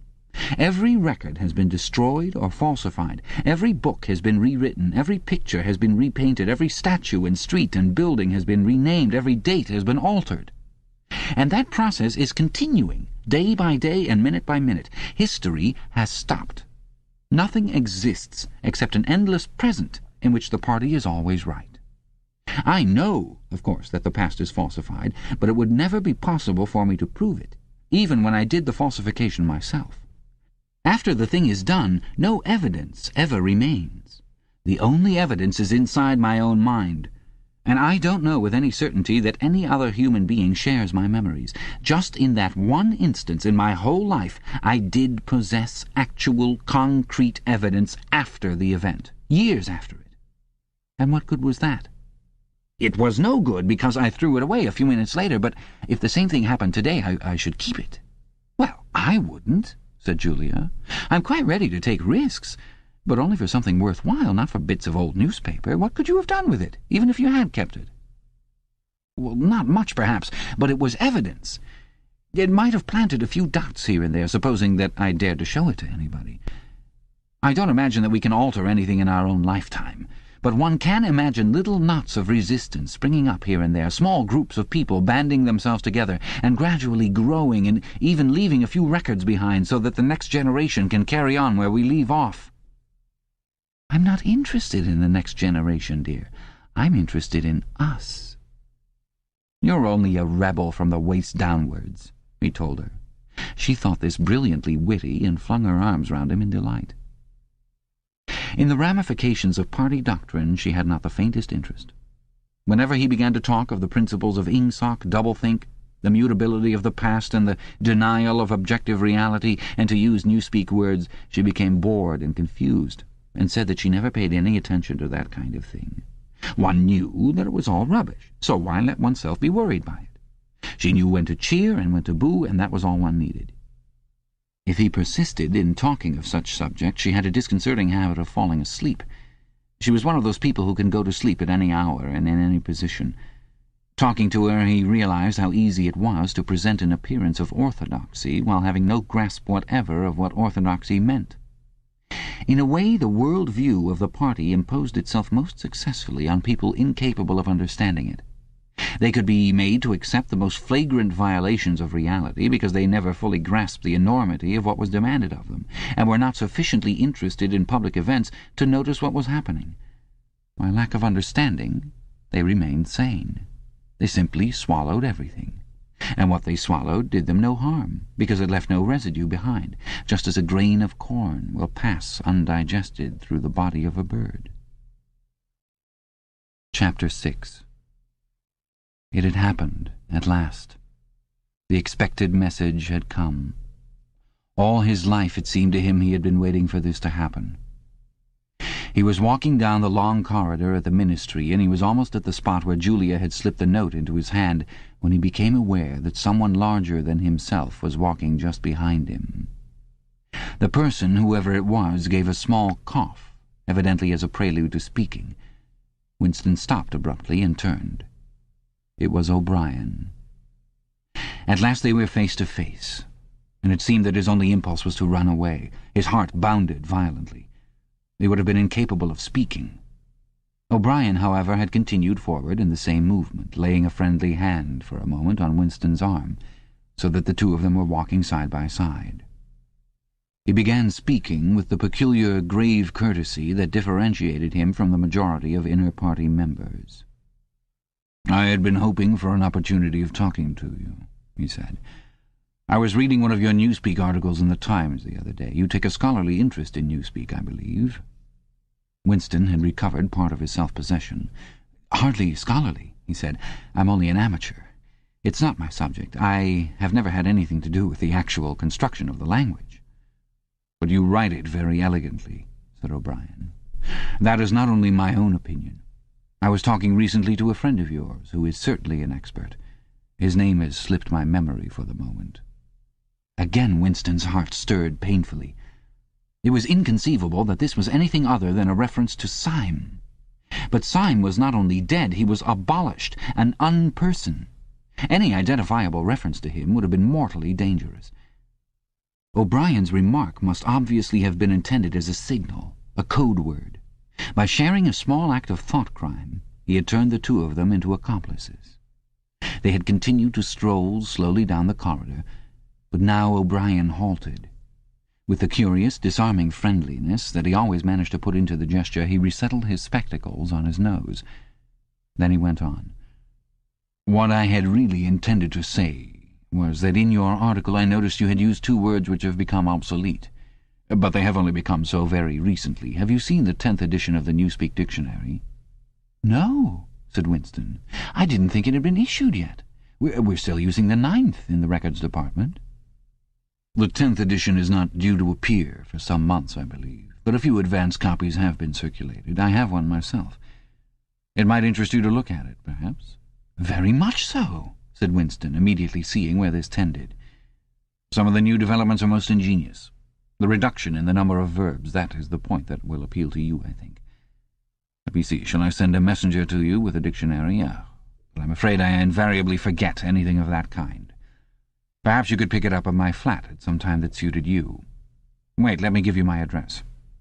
They were standing in front of a telescreen. Somewhat absent-mindedly, O'Brien felt two of his pockets and then produced a small leather-covered notebook and a gold ink pencil. Immediately beneath the telescreen, in such a position that anyone who was watching at the other end of the instrument could read what he was writing, he scribbled an address, tore out the page, and handed it to Winston. "I am usually home in the evenings," he said. "If not, my servant will give you the dictionary." He was gone, leaving Winston holding the scrap of paper, which this time there was no need to conceal. Nevertheless, he carefully memorized what was written on it, and some hours later dropped it into the memory hole along with a mass of other papers. They had been talking to one another for a couple of minutes at the most. There was only one meaning that the episode could possibly have. It had been contrived as a way of letting Winston know O'Brien's address. This was necessary because, except by direct inquiry, it was never possible to discover where anyone lived. There were no directories of any kind. "If you ever want to see me, this is where I can be found," was what O'Brien had been saying to him. Perhaps there would even be a message concealed somewhere in the dictionary. But at any rate, one thing was certain. The conspiracy that he had dreamed of did exist, and he had reached the outer edges of it. He knew that sooner or later he would obey O'Brien's summons, perhaps tomorrow, perhaps after a long delay, he was not certain. What was happening was only the working out of a process that had started years ago. The first step had been a secret, involuntary thought. The second had been the opening of the diary. He had moved from thoughts to words, and now from words to actions. The last step was something that would happen in the ministry of love. He had accepted it. The end was contained in the beginning. But it was frightening. Or, more exactly, it was like a foretaste of death, like being a little less alive. Even while he was speaking to O'Brien, when the meaning of the words had sunk in, a chilly, shuddering feeling had taken possession of his body. He had the sensation of stepping into the dampness of a grave. And it was not much better, because he had always known that the grave was there and waiting for him. Chapter 7. Winston had woken up with his eyes full of tears. Julia rolled sleepily against him, murmuring something that might have been, "What's the matter?" "I dreamt," he began, and stopped short. It was too complex to be put into words. There was the dream itself, and there was a memory connected with it that had swum into his mind in the few seconds after waking. He lay back with his eyes shut, still sodden in the atmosphere of the dream. It was a vast, luminous dream in which his whole life seemed to stretch out before him like a landscape on a summer evening after rain. It had all occurred inside the glass paperweight, but the surface of the glass was the dome of the sky, and inside the dome everything was flooded with clear, soft light in which one could see into interminable distances. The dream had also been comprehended by, indeed, in some sense it had consisted in a gesture of the arm made by his mother, and made again 30 years later by the Jewish woman he had seen on the news film, trying to shelter the small boy from the bullets before the helicopters blew them both to pieces. "You know," he said, "that until this moment I believed I had murdered my mother." "Why did you murder her?" said Julia, almost asleep. "I didn't murder her, not physically." In the dream he had remembered his last glimpse of his mother, and within a few moments of waking the cluster of small events surrounding it had all come back. It was a memory that he must have deliberately pushed out of his consciousness over many years. He was not certain of the date, but he could not have been less than 10 years old, possibly 12 when it had happened. His father had disappeared some time earlier. How much earlier he could not remember. He remembered better the rackety, uneasy circumstances of the time, the periodical panics about air raids and the sheltering in tube stations, the piles of rubble everywhere, the unintelligible proclamations posted at street corners, the gangs of youths in shirts all the same colour, the enormous queues outside the bakeries, the intermittent machine-gun fire in the distance. Above all, the fact that there was never enough to eat. He remembered long afternoons spent with other boys in scrounging round dustbins and rubbish heaps, picking out the ribs of cabbage leaves, potato peelings, sometimes even scraps of stale bread crust from which they carefully scraped away the cinders, and also in waiting for the passing of trucks which travelled over a certain route and were known to carry cattle feed, and which, when they jolted over the bad patches in the road, sometimes spilt a few fragments of oil cake. When his father disappeared, his mother did not show any surprise or any violent grief, but a sudden change came over her. She seemed to have become completely spiritless. It was evident even to Winston that she was waiting for something that she knew must happen.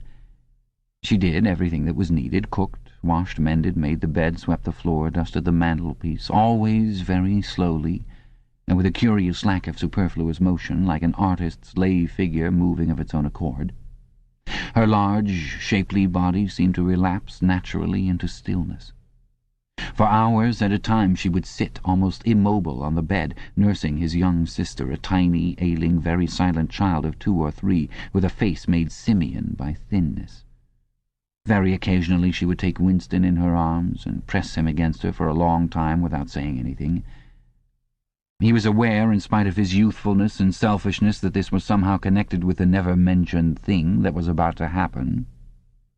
He remembered the room where they lived, a dark, close-smelling room that seemed half-filled by a bed with a white counterpane. There was a gas ring in the fender, and a shelf where food was kept, and on the landing outside there was a brown earthenware sink, common to several rooms. He remembered his mother's statuesque body bending over the gas ring to stir at something in a saucepan. Above all, he remembered his continuous hunger and the fierce, sordid battles at meal-times. He would ask his mother naggingly over and over again why there was not more food. He would shout and storm at her. He even remembered the tones of his voice, which was beginning to break prematurely and sometimes boomed in a peculiar way, or he would attempt a snivelling note of pathos in his efforts to get more than his share. His mother was quite ready to give him more than his share. She took it for granted that he, the boy, should have the biggest portion. But however much she gave him, he invariably demanded more. At every meal she would beseech him not to be selfish, and to remember that his little sister was sick and also needed food, but it was no use. He would cry out with rage when she stopped ladling. He would try to wrench the saucepan and spoon out of her hands. He would grab bits from his sister's plate.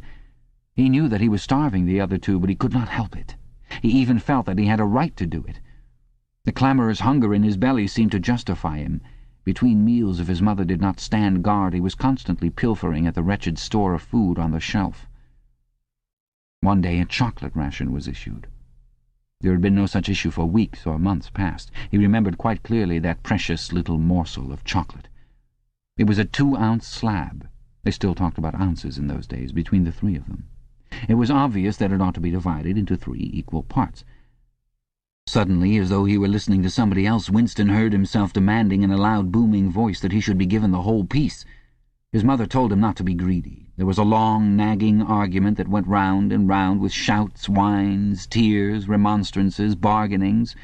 His tiny sister, clinging to her mother with both hands, exactly like a baby monkey, sat looking over her shoulder at him with large, mournful eyes.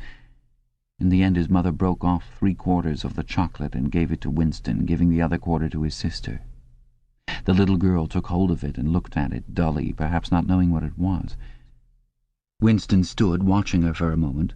Then, with a sudden, swift spring, he had snatched the piece of chocolate out of his sister's hand and was fleeing for the door. "Winston! Winston!" his mother called after him. "Come back! Give your sister back her chocolate!" He stopped, but he did not come back. His mother's anxious eyes were fixed on his face.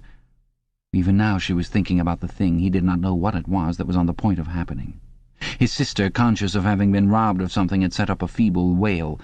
His mother drew her arm round the child and pressed its face against her breast. Something in the gesture told him that his sister was dying. He turned and fled down the stairs with the chocolate growing sticky in his hand. He never saw his mother again. After he had devoured the chocolate, he felt somewhat ashamed of himself and hung about in the streets for several hours until hunger drove him home. When he came back, his mother had disappeared. This was already becoming normal at that time. Nothing was gone from the room except his mother and his sister. They had not taken any clothes, not even his mother's overcoat. To this day he did not know with any certainty that his mother was dead.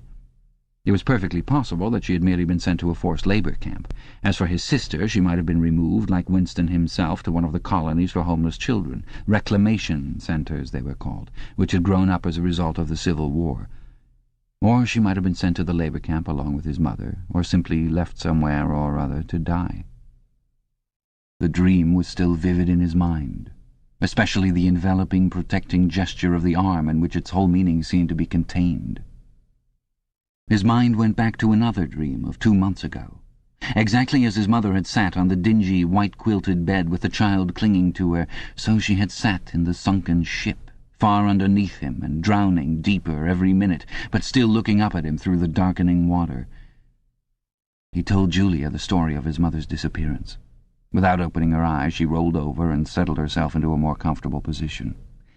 "I expect you were a beastly little swine in those days," she said indistinctly. "All children are swine." "Yes, but the real point of this story—" From her breathing, it was evident that she was going off to sleep again. He would have liked to continue talking about his mother. He did not suppose, from what he could remember of her, that she had been an unusual woman, still less an intelligent one. And yet she had possessed a kind of nobility, a kind of purity, simply because the standards that she obeyed were private ones. Her feelings were her own, and could not be altered from outside. It would not have occurred to her that an action which is ineffectual thereby becomes meaningless. If you loved someone, you loved him, and when you had nothing else to give, you still gave him love.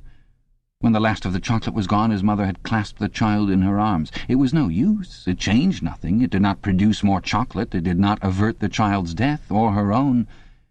But it seemed natural to her to do it. The refugee woman in the boat had also covered the little boy with her arm, which was no more use against the bullets than a sheet of paper.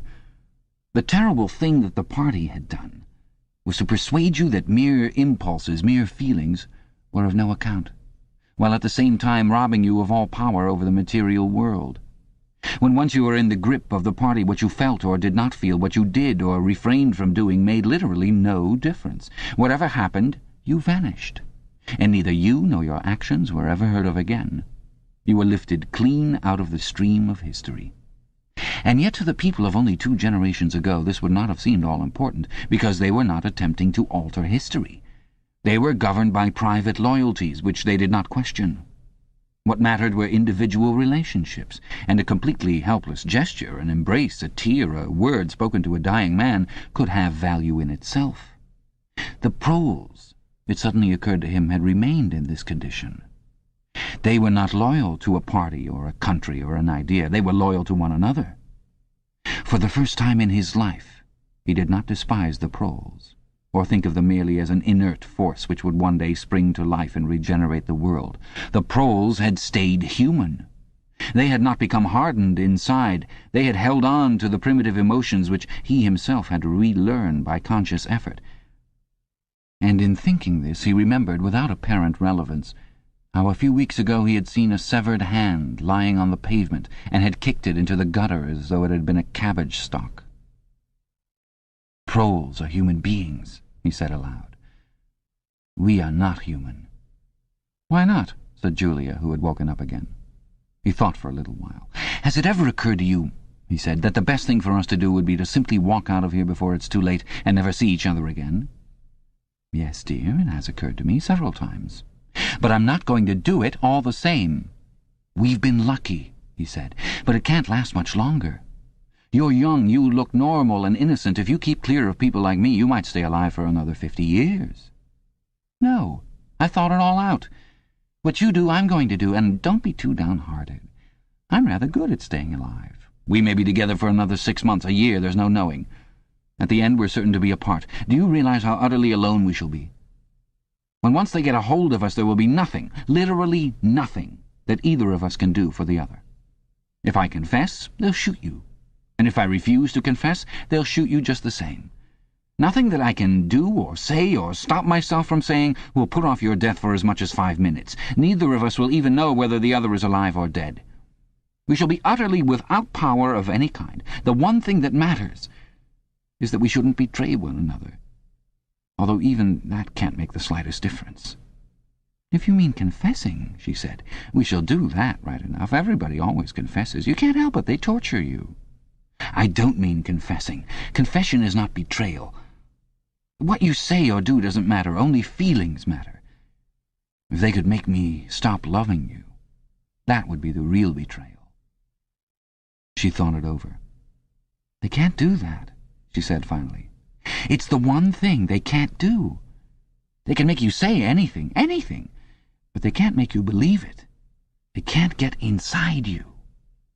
No, he said a little more hopefully. No, that's quite true. They can't get inside you. If you can feel that staying human is worthwhile, even when it can't have any result whatever, you've beaten them. He thought of the telescreen with its never-sleeping ear. They could spy upon you night and day, but if you kept your head, you could still outwit them. With all their cleverness, they had never mastered the secret of finding out what another human being was thinking. Perhaps that was less true when you were actually in their hands. One did not know what happened inside the Ministry of Love, but it was possible to guess. Tortures, drugs, delicate instruments that registered your nervous reactions, gradual wearing down by sleeplessness and solitude and persistent questioning. Facts, at any rate, could not be kept hidden. They could be tracked down by inquiry. They could be squeezed out of you by torture. But if the object was not to stay alive, but to stay human, what difference did it ultimately make? They could not alter your feelings. For that matter, you could not alter them yourself, even if you wanted to. They could lay bare in the utmost detail everything that you had done or said or thought. But the inner heart, whose workings were mysterious even to yourself, remained impregnable. Chapter 8. They had done it. They had done it at last. The room they were standing in was long-shaped and softly lit. The telescreen was dimmed to a low murmur. The richness of the dark blue carpet gave one the impression of treading on velvet. At the far end of the room, O'Brien was sitting at a table under a green-shaded lamp with a mass of papers on either side of him. He had not bothered to look up when the servant showed Julia and Winston in. Winston's heart was thumping so hard that he doubted whether he would be able to speak. They had done it. They had done it at last, was all he could think. It had been a rash act to come here at all, and sheer folly to arrive together. Though it was true that they had come by different routes and only met on O'Brien's doorstep. But merely to walk into such a place needed an effort of the nerve. It was only on very rare occasions that one saw inside the dwelling places of the inner party, or even penetrated into the quarter of the town where they lived. The whole atmosphere of the huge block of flats, the richness and spaciousness of everything, the unfamiliar smells of good food and good tobacco, the silent and incredibly rapid lifts sliding up and down, the white-jacketed servants hurrying to and fro, everything was intimidating. Although he had a good pretext for coming here, he was haunted at every step by the fear that a black-uniformed guard would suddenly appear from around the corner, demand his papers, and order him to get out. O'Brien's servant, however, had admitted the two of them without demur. He was a small, dark-haired man in a white jacket with a diamond-shaped, completely expressionless face which might have been that of a Chinese. The passage down which he led them was softly carpeted, with cream-papered walls and white wainscoting, all exquisitely clean. That, too, was intimidating. Winston could not remember ever to have seen a passageway whose walls were not grimy from the contact of human bodies. O'Brien had a slip of paper between his fingers and seemed to be studying it intently. His heavy face, bent down so that one could see the line of the nose, looked both formidable and intelligent. For perhaps 20 seconds he sat without stirring. Then he pulled the speakwrite toward him and rapped out a message in the hybrid jargon of the ministries. Items 1, 5, 7 approved full-wise. Stop. A suggestion contained item 6, double-plus ridiculous verging crime think cancel. Stop. Unproceed construction-wise, anti-getting plus full estimates, machinery overhead. Stop. End message. He rose deliberately from his chair and came toward them across the soundless carpet. A little of the official atmosphere seemed to have fallen away from him with the newspeak words, but his expression was grimmer than usual, as though he were not pleased at being disturbed. The terror that Winston already felt was suddenly shot through by a streak of ordinary embarrassment. It seemed to him quite possible that he had simply made a stupid mistake. For what evidence had he, in reality, that O'Brien was any kind of political conspirator? Nothing but the flash of the eyes and a single equivocal remark. Beyond that, only his own secret imaginings, founded on a dream. He could not even fall back on the pretense that he had come to borrow the dictionary, because in that case Julia's presence was impossible to explain. As O'Brien passed the telescreen, a thought seemed to strike him. He stopped, turned aside, and pressed a switch on the wall. There was a sharp snap. The voice had stopped. Julia uttered a tiny sound, a sort of squeak of surprise. Even in the midst of his panic, Winston was too much taken aback to be able to hold his tongue. "You can turn it off," he said. "Yes," said O'Brien. "We can turn it off. We have that privilege." He was opposite them now. His solid form towered over the pair of them, and the expression on his face was still indecipherable. He was waiting, somewhat sternly, for Winston to speak. But about what? Even now it was quite conceivable that he was simply a busy man, wondering irritably why he had been interrupted. Nobody spoke. After the stopping of the telescreen, the room seemed deadly silent. The seconds marched past, enormous. With difficulty, Winston continued to keep his eyes fixed on O'Brien's. Then suddenly the grim face broke down into what might have been the beginnings of a smile. With his characteristic gesture, O'Brien resettled his spectacles on his nose. "Shall I say it, or will you?" he said. "I will say it," said Winston promptly. "That thing is really turned off?" "Yes, everything is turned off. We're alone." "We have come here because—" He paused, realizing for the first time the vagueness of his own motives. Since he did not in fact know what kind of help he expected from O'Brien, it was not easy to say why he had come here. He went on, conscious that what he was saying must sound both feeble and pretentious. "We believe that there is some kind of conspiracy, some kind of secret organization working against the party, and that you are involved in it. We want to join it and work for it. We are enemies of the party. We disbelieve in the principles of Ingsoc. We are thought criminals. We are also adulterers. I tell you this because we want to put ourselves at your mercy. If you want us to incriminate ourselves in any other way, we are ready." He stopped and glanced over his shoulder with the feeling that the door had opened. Sure enough, the little yellow-faced servant had come in, without knocking. Winston saw that he was carrying a tray with a decanter and glasses. "Martin is one of us," said O'Brien impassively. "Bring the drinks over here, Martin. Put them on the round table. Have we enough chairs? We may as well sit down and talk in comfort. Bring a chair for yourself, Martin. This is business. You can stop being a servant for the next 10 minutes. The little man sat down, quite at his ease, and yet still with a servant-like air, the air of a valet enjoying a privilege. Winston regarded him out of the corner of his eye. It struck him that the man's whole life was playing a part, and that he felt it to be dangerous to drop his assumed personality even for a moment. O'Brien took the decanter by the neck and filled up the glasses with a dark red liquid. It aroused in Winston dim memories of something seen long ago on a wall or a hoarding, a vast bottle composed of electric lights which seemed to move up and down and pour its contents into a glass. Seen from the top, the stuff looked almost black, but in the decanter it gleamed like a ruby and had a sour-sweet smell. You saw Julia pick up her glass and sniff at it with frank curiosity. "It is called wine," said O'Brien with a faint smile. "You will have read about it in books, no doubt. Not much of it gets to the outer party, I'm afraid." His face grew solemn again, and he raised his glass. "I think it fitting that we should begin by drinking a health. To our leader, to Emmanuel Goldstein." Winston took up his glass with a certain eagerness. Wine was a thing he had read and dreamed about. Like the glass paperweight or Mr. Charrington's half-remembered rhymes, it belonged to the vanished romantic past, the olden time, as he liked to call it in his secret thoughts. For some reason he had always thought of wine as having an intensely sweet taste, like that of blackberry jam, and an immediate intoxicating effect. Actually, when he came to swallow it, the stuff was distinctly disappointing. The truth was that after years of gin drinking he could barely taste it. He set down the empty glass. "Then there is such a person as Goldstein?" he said. "Yes, there is such a person, and he is alive. Where, I do not know." "And the conspiracy, the organization, is it real? It is not simply an invention of the thought police?" "No, it is real. The Brotherhood, we call it. You will never learn much more about the Brotherhood than that it exists and that you belong to it. I will come back to that presently."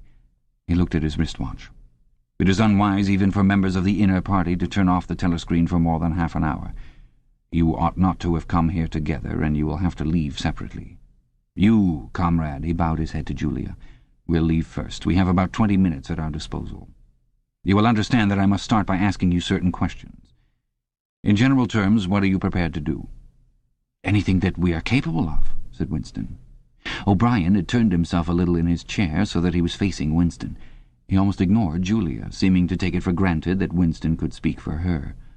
For a moment the lids flitted down over his eyes. He began asking his questions in a low, expressionless voice, as though this were a routine, a sort of catechism, most of whose answers were known to him already. "You are prepared to give your lives?" "Yes." "You are prepared to commit murder?" "Yes." "To commit acts of sabotage which may cause the death of hundreds of innocent people?" "Yes." "To betray your country to foreign powers?" "Yes." "You are prepared to cheat, to forge, to blackmail, to corrupt the minds of children, to distribute habit-forming drugs, to encourage prostitution, to disseminate venereal diseases, to do anything which is likely to cause demoralization and weaken the power of the party?" "Yes." "If, for example, it would somehow serve our interest to throw sulfuric acid in a child's face, are you prepared to do that?" "Yes." "You are prepared to lose your identity and live out the rest of your life as a waiter or a dock worker?" "Yes." "You are prepared to commit suicide if and when we order you to do so?" "Yes." "You are prepared, the two of you, to separate and never see one another again?" "No!" broke in Julia. It appeared to Winston that a long time passed before he answered. For a moment he seemed even to have been deprived of the power of speech. His tongue worked soundlessly, forming the opening syllables first of one word, then of the other, over and over again, until he had said it. He did not know which word he was going to say. "No," he said finally. "You did well to tell me," said O'Brien. "It is necessary for us to know everything." He turned himself toward Julia, and added in a voice with somewhat more expression in it, "Do you understand that even if he survives, it may be as a different person? We may be obliged to give him a new identity. His face, his movements, the shape of his hands, the colour of his hair, even his voice would be different. And you yourself might have become a different person. Our surgeons can alter people beyond recognition. Sometimes it is necessary. Sometimes we even amputate a limb." Winston could not help snatching another sidelong glance at Martin's Mongolian face. There were no scars that he could see. Julia had turned a shade paler, so that her freckles were showing, but she faced O'Brien boldly. She murmured something that seemed to be assent. "Good. Then that is settled." There was a silver box of cigarettes on the table. With a rather absent-minded air, O'Brien pushed them toward the others, took one himself, then stood up and began to pace slowly to and fro, as though he could think better standing. They were very good cigarettes, very thick and well packed, with an unfamiliar silkiness in the paper. O'Brien looked at his wristwatch again. "You'd better go back to your pantry, Martin," he said. "I shall switch on in a quarter of an hour. Take a good look at these comrades' faces before you go. You will be seeing them again. I may not." Exactly as they had done at the front door, the little man's dark eyes flickered over their faces. There was not a trace of friendliness in his manner. He was memorizing their appearance, but he felt no interest in them, or appeared to feel none. It occurred to Winston that a synthetic face was perhaps incapable of changing its expression. Without speaking or giving any kind of salutation, Martin went out, closing the door silently behind him. O'Brien was strolling up and down, one hand in the pocket of his black overalls, the other holding his cigarette. "You understand," he said, "that you will be fighting in the dark. You will always be in the dark. You will receive orders and you will obey them without knowing why. Later I shall send you a book from which you will learn the true nature of the society we live in and the strategy by which we shall destroy it. When you have read the book, you will be full members of the Brotherhood. But between the general aims that we are fighting for and the immediate tasks of the moment, you will never know anything. I tell you that the Brotherhood exists, but I cannot tell you whether it numbers 100 members or 10 million. From your personal knowledge, you will never be able to say that it numbers even as many as a dozen. You will have 3 or 4 contacts who will be renewed from time to time as they disappear. As this was your first contact, it will be preserved. When you receive orders, they will come from me. If we find it necessary to communicate with you, it will be through Martin. When you are finally caught, you will confess. That is unavoidable. But you will have very little to confess other than your own actions. You will not be able to betray more than a handful of unimportant people. Probably you will not even betray me. By that time I may be dead, or I shall have become a different person with a different face." He continued to move to and fro over the soft carpet. In spite of the bulkiness of his body, there was a remarkable grace in his movements. It came out even in the gesture with which he thrust a hand into his pocket or manipulated a cigarette. More even than of strength, he gave an impression of confidence and of an understanding tinged by irony. However much in earnest he might be, he had nothing of the single-mindedness that belongs to a fanatic. When he spoke of murder, suicide, venereal disease, amputated limbs, and altered faces, it was with a faint air of persiflage. "This is unavoidable," his voice seemed to say. "This is what we have got to do unflinchingly. But this is not what we shall be doing when life is worth living again." A wave of admiration, almost of worship, flowed out from Winston toward O'Brien. For the moment he had forgotten the shadowy figure of Goldstein. When you looked at O'Brien's powerful shoulders and his blunt-featured face, so ugly and yet so civilized, it was impossible to believe that he could be defeated. There was no stratagem that he was not equal to, no danger that he could not foresee. Even Julia seemed to be impressed. She had let her cigarette go out and was listening intently. O'Brien went on. "You will have heard rumours of the existence of the Brotherhood. No doubt you have formed your own picture of it. You have imagined, probably, a huge underworld of conspirators meeting secretly in cellars, scribbling messages on walls, recognizing one another by code words or by special movements of the hand. Nothing of the kind exists. The members of the Brotherhood have no way of recognizing one another, and it is impossible for any one member to be aware of the identity of more than a very few others. Goldstein himself, if he fell into the hands of the thought police, could not give them a complete list of members or any information that would lead them to a complete list. No such list exists. The Brotherhood cannot be wiped out because it is not an organization in the ordinary sense. Nothing holds it together except an idea, which is indestructible. You will never have anything to sustain you except the idea. You will get no comradeship and no encouragement. When finally you are caught, you will get no help. We never help our members. At most, when it is absolutely necessary that someone should be silenced, we are occasionally able to smuggle a razor blade into a prisoner's cell. You will have to get used to living without results and without hope. You will work for a while, you will be caught, you will confess, and then you will die. Those are the only results that you will ever see. There is no possibility that any perceptible change will happen within our lifetime. We are the dead. Our only true life is in the future. We shall take part in it as handfuls of dust and splinters of bone. But how far away that future may be, there is no knowing. It might be 1,000 years. At present, nothing is possible except to extend the area of sanity, little by little. We cannot act collectively. We can only spread our knowledge outwards from individual to individual, generation after generation. In the face of the thought police, there is no other way. He halted and looked for the third time at his wristwatch. "It is almost time for you to leave, comrade," he said to Julia. "Wait, the decanter is still half full." He filled the glasses and raised his own glass by the stem. "What shall it be this time?" he said, still with the same faint suggestion of irony. "To the confusion of the thought police, to the death of Big Brother, to humanity, to the future?" "To the past," said Winston. "Past is more important," agreed O'Brien gravely. They emptied their glasses, and a moment later Julia stood up to go. O'Brien took a small box from the top of a cabinet and handed her a flat white tablet, which he told her to place on her tongue. It was important, he said, not to go out smelling of wine. The lift attendants were very observant. As soon as the door had shut behind her, he appeared to forget her existence. He took another pace or two up and down, then stopped. "There are details to be settled," he said. "I assume you have a hiding place of some kind?" Winston explained about the room over Mr. Charrington's shop. "That will do for the moment. Later we will arrange something else for you. It is important to change one's hiding place frequently. Meanwhile, I shall send you a copy of the book." Even O'Brien, Winston noticed, seemed to pronounce the words as though they were in italics.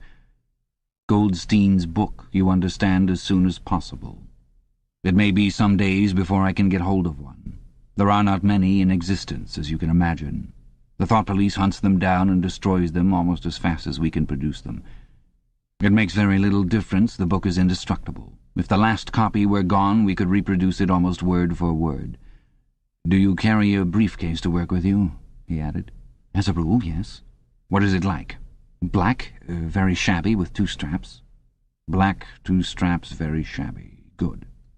One day in the fairly near future, I cannot give a date, one of the messages among your morning's work will contain a misprinted word, and you will have to ask for a repeat. On the following day you will go to work without your briefcase. At some time during the day in the street a man will touch you on the arm and say, "I think you have dropped your briefcase. The one he gives you will contain a copy of Goldstein's book. You will return it within 14 days. They were silent for a moment. "There are a couple of minutes before you need go," said O'Brien. "We shall meet again. If we do meet again—" Winston looked up at him. "In the place where there is no darkness," he said hesitantly. O'Brien nodded without appearance of surprise. "In the place where there is no darkness," he said, as though he had recognized the allusion. "And in the meantime, is there anything that you wish to say before you leave? Any message, any question?" Winston thought. There did not seem to be any further question that he wanted to ask. Still less did he feel any impulse to utter high-sounding generalities. Instead of anything directly connected with O'Brien or the Brotherhood, there came into his mind a sort of composite picture of the dark bedroom where his mother had spent her last days, and the little room over Mr. Charrington's shop, and the glass paperweight, and the steel engraving in its rosewood frame. Almost at random, he said, "Did you ever happen to hear an old rhyme that begins, 'Oranges and lemons say the bells of St. Clement's'?" Again O'Brien nodded. With a sort of grave courtesy he completed the stanza. "Oranges and lemons, say the bells of St. Clement's. You owe me 3 farthings, say the bells of St. Martin's. When will you pay me, say the bells of Old Bailey. When I grow rich, say the bells of Shoreditch." "You knew the last line," said Winston. "Yes, I knew the last line. And now I am afraid it is time for you to go. But wait, you'd better let me give you one of these tablets." As Winston stood up, O'Brien held out a hand. His powerful grip crushed the bones of Winston's palm. At the door Winston looked back, but O'Brien seemed already to be in process of putting him out of mind. He was waiting with his hand on the switch that controlled the telescreen. Beyond him Winston could see the writing table, with its green-shaded lamp and the speakwrite, and the wire baskets deep laden with papers. The incident was closed. Within 30 seconds, it occurred to him, O'Brien would be back at his interrupted and important work on behalf of the party. Chapter 9. Winston was gelatinous with fatigue. Gelatinous was the right word. It had come into his head spontaneously. His body seemed to have not only the weakness of a jelly, but its translucency. He felt that if he held up his hand he would be able to see the light through it. All the blood and lymph had been drained out of him by an enormous debauch of work, leaving only a frail structure of nerves, bones, and skin. All sensations seemed to be magnified. His overalls fretted his shoulders, the pavement tickled his feet. Even the opening and closing of a hand was an effort that made his joints creak. He had worked more than 90 hours in 5 days. So had everyone else in the ministry. Now it was all over, and he had literally nothing to do. No party work of any description until tomorrow morning. He could spend 6 hours in the hiding place and another 9 in his own bed. Slowly, in mild afternoon sunshine, he walked up a dingy street in the direction of Mr. Charrington's shop, keeping one eye open for the patrols, but irrationally convinced that this afternoon there was no danger of anyone interfering with him. The heavy briefcase that he was carrying bumped against his knees at each step, sending a tingling sensation up and down the skin of his leg. Inside it was the book, which he had now had in his possession for 6 days and had not yet opened nor even looked at. On the 6th day of Hate Week, after the processions, the speeches, the shouting, the singing, the banners, the posters, the films, the waxworks, the rolling of drums and squealing of trumpets, the tramp of marching feet, the grinding of the caterpillars of tanks, the roar of massed planes, the booming of guns— after 6 days of this, when the great orgasm was quivering to its climax, and the general hatred of Eurasia had boiled up into such delirium that if the crowd could have got their hands on the 2,000 Eurasian war criminals who were to be publicly hanged on the last day of the proceedings, they would unquestionably have torn them to pieces, at just this moment it had been announced that Oceania was not, after all, at war with Eurasia. Oceania was at war with Eastasia. Eurasia was an ally. There was, of course, no admission that any change had taken place. Merely it became known, with extreme suddenness and everywhere at once, that Eastasia and not Eurasia was the enemy. Winston was taking part in a demonstration in one of the central London squares at the moment when it happened. It was night, and the white faces and the scarlet banners were luridly floodlit. The square was packed with several thousand people, including a block of about 1,000 school children in the uniform of the spies. On a scarlet-draped platform, an orator of the inner party, a small, lean man with disproportionately long arms and a large, bald skull over which a few lank locks straggled, was haranguing the crowd. A little Rumpelstiltskin figure, contorted with hatred, he gripped the neck of the microphone with one hand, while the other, enormous at the end of a bony arm, clawed the air menacingly above his head. His voice, made metallic by the amplifiers, boomed forth an endless catalogue of atrocities, massacres, deportations, lootings, rapings, torture of prisoners, bombing of civilians, lying propaganda, unjust aggressions, broken treaties. It was almost impossible to listen to him without being first convinced and then maddened. At every few moments the fury of the crowd boiled over, and the voice of the speaker was drowned by a wild, beast-like roaring that rose uncontrollably from thousands of throats. The most savage yells of all came from the school children. The speech had been proceeding for perhaps 20 minutes when a messenger hurried onto the platform and a scrap of paper was slipped into the speaker's hand. He unrolled it and read it without pausing in his speech. Nothing altered in his voice or manner or in the content of what he was saying, but suddenly the names were different. Without words said, a wave of understanding rippled through the crowd. Oceania was at war with Eastasia. The next moment there was a tremendous commotion. The banners and posters with which the square was decorated were all wrong. Quite half of them had the wrong faces on them. It was sabotage. The agents of Goldstein had been at work. There was a riotous interlude while posters were ripped from the walls, banners torn to shreds and trampled underfoot. The spies performed prodigies of activity in clambering over the rooftops and cutting the streamers that fluttered from the chimneys. But within 2 or 3 minutes it was all over. The orator, still gripping the neck of the microphone, his shoulders hunched forward, his free hand clawing at the air, had gone straight on with his speech. 1 minute more, and the feral roars of rage were again bursting from the crowd. The hate continued exactly as before, except that the target had been changed. The thing that impressed Winston in looking back was that the speaker had switched from one line to the other actually in mid-sentence, not only without a pause, but without even breaking the syntax. But at the moment he had other things to preoccupy him. It was during the moment of disorder, while the posters were being torn down, that a man whose face he did not see had tapped him on the shoulder and said, "Excuse me, I think you've dropped your briefcase." He took the briefcase abstractedly, without speaking. He knew that it would be days before he had an opportunity to look inside it. The instant that the demonstration was over, he went straight to the Ministry of Truth, though the time was now nearly 23 hours. The entire staff of the ministry had done likewise. The orders already issuing from the telescreens recalling them to their posts were hardly necessary. 1984, Cassette 5.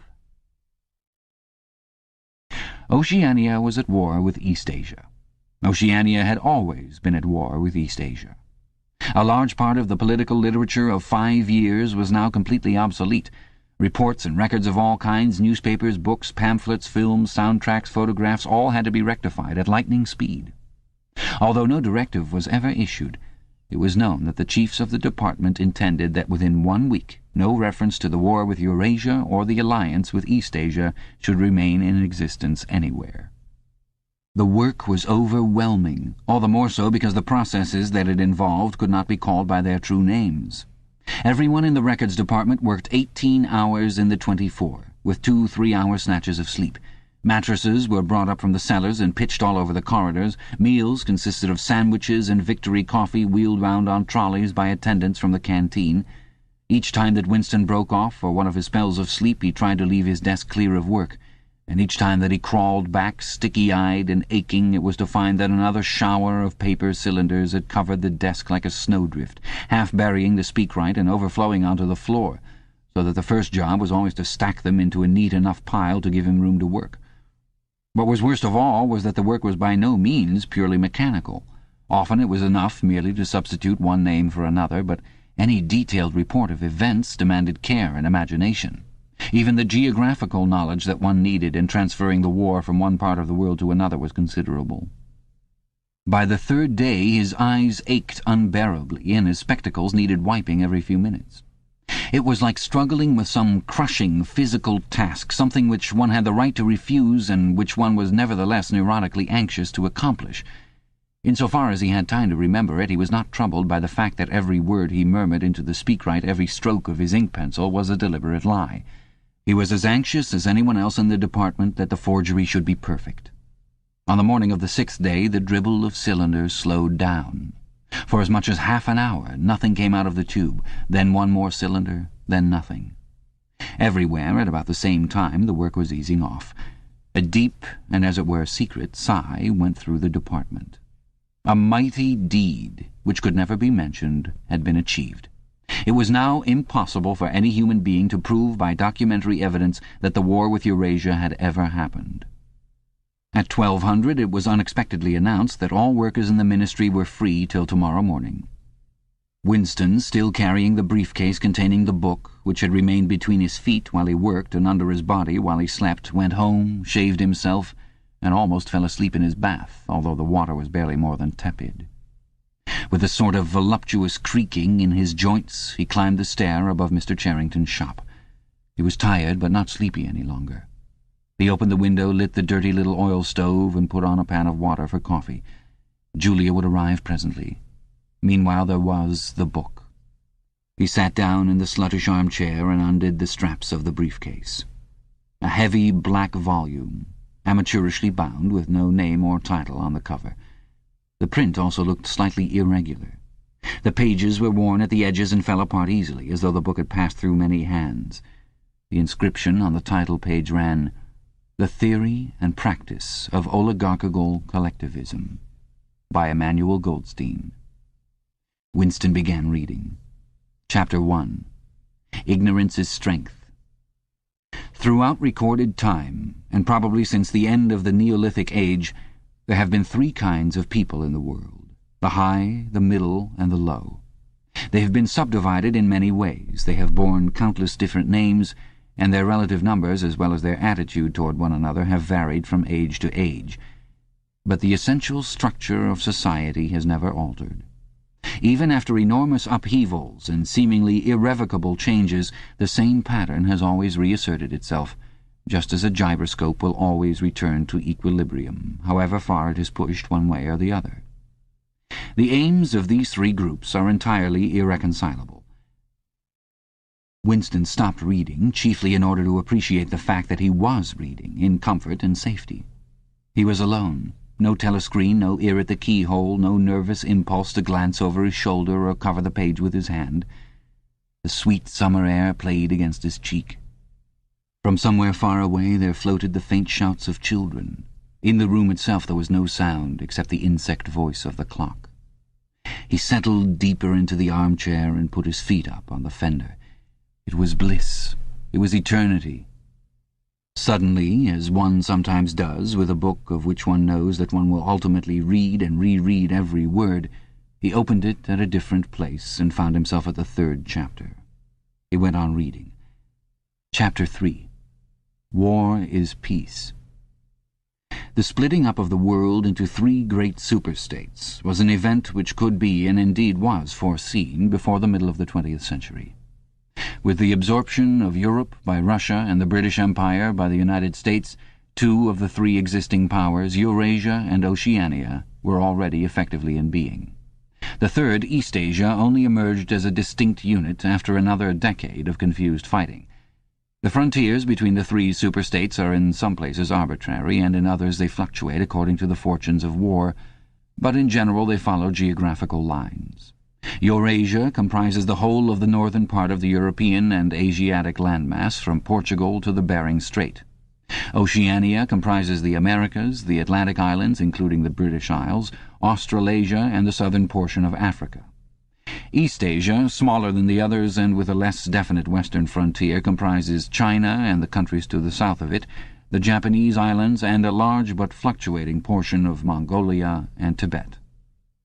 In one combination or another, these three superstates are permanently at war, and have been so for the past 25 years. War, however, is no longer the desperate, annihilating struggle that it was in the early decades of the 20th century. It is a warfare of limited aims between combatants who are unable to destroy one another, have no material cause for fighting, and are not divided by any genuine ideological difference. This is not to say that either the conduct of war or the prevailing attitude toward it has become less bloodthirsty or more chivalrous. On the contrary, war hysteria is continuous and universal in all countries, and such acts as raping, looting, the slaughter of children, the reduction of whole populations to slavery, and reprisals against prisoners, which extend even to boiling and burying alive, are looked upon as normal, and, when they are committed by one's own side and not by the enemy, meritorious.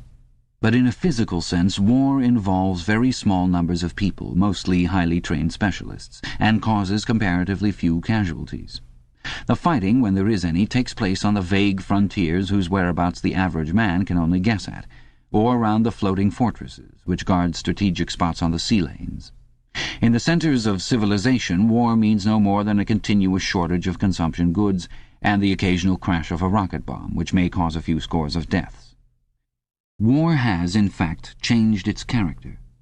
More exactly, the reasons for which war is waged have changed in their order of importance. Motives which were already present to some small extent in the great wars of the early 20th century have now become dominant and are consciously recognized and acted upon. To understand the nature of the present war, for in spite of the regrouping which occurs every few years, it is always the same war, one must realize in the first place that it is impossible for it to be decisive. None of the three superstates could be definitely conquered even by the other two in combination. They are too evenly matched, and their natural defences are too formidable. Eurasia is protected by its vast land spaces, Oceania by the width of the Atlantic and the Pacific, East Asia by the fecundity and industriousness of its inhabitants. Secondly, there is no longer, in a material sense, anything to fight about. With the establishment of self-contained economies in which production and consumption are geared to one another, the scramble for markets, which was a main cause of previous wars, has come to an end, while the competition for raw materials is no longer a matter of life and death. In any case, each of the three superstates is so vast that it can obtain almost all of the materials that it needs within its own boundaries. Insofar as the war has a direct economic purpose, it is a war for labor power. Between the frontiers of the superstates, and not permanently in the possession of any of them, there lies a rough quadrilateral with its corners at Tangier, Brazzaville, Darwin, and Hong Kong, containing within it about a fifth of the population of the earth. It is for the possession of these thickly populated regions and of the northern ice cap that the three powers are constantly struggling. In practice, no one power ever controls the whole of the disputed area. Portions of it are constantly changing hands, and it is the chance of seizing this or that fragment by a sudden stroke of treachery that dictates the endless changes of alignment. All of the disputed territories contain valuable minerals, and some of them yield important vegetable products such as rubber, which in colder climates it is necessary to synthesize by comparatively expensive methods. But above all, they contain a bottomless reserve of cheap labor. Whichever power controls equatorial Africa or the countries of the Middle East or southern India or the Indonesian archipelago disposes also of the bodies of scores of hundreds of millions of ill-paid and hard-working coolies. The inhabitants of these areas, reduced more or less openly to the status of slaves, pass continually from conqueror to conqueror, and are expended like so much coal or oil in the race to turn out more armaments, to capture more territory, to control more labor power, to turn out more armaments, to capture more territory, and so on indefinitely. It should be noted that the fighting never really moves beyond the edges of the disputed areas. The frontiers of Eurasia flow back and forth between the basin of the Congo and the northern shore of the Mediterranean. The islands of the Indian Ocean and the Pacific are constantly being captured and recaptured by Oceania or by East Asia. In Mongolia, the dividing line between Eurasia and East Asia is never stable. Round the pole, all three powers lay claim to enormous territories which, in fact, are largely uninhabited and unexplored. But the balance of power always remains roughly even, and the territory which forms the heartland of each superstate always remains inviolate. Moreover, the labor of the exploited peoples round the equator is not really necessary to the world's economy.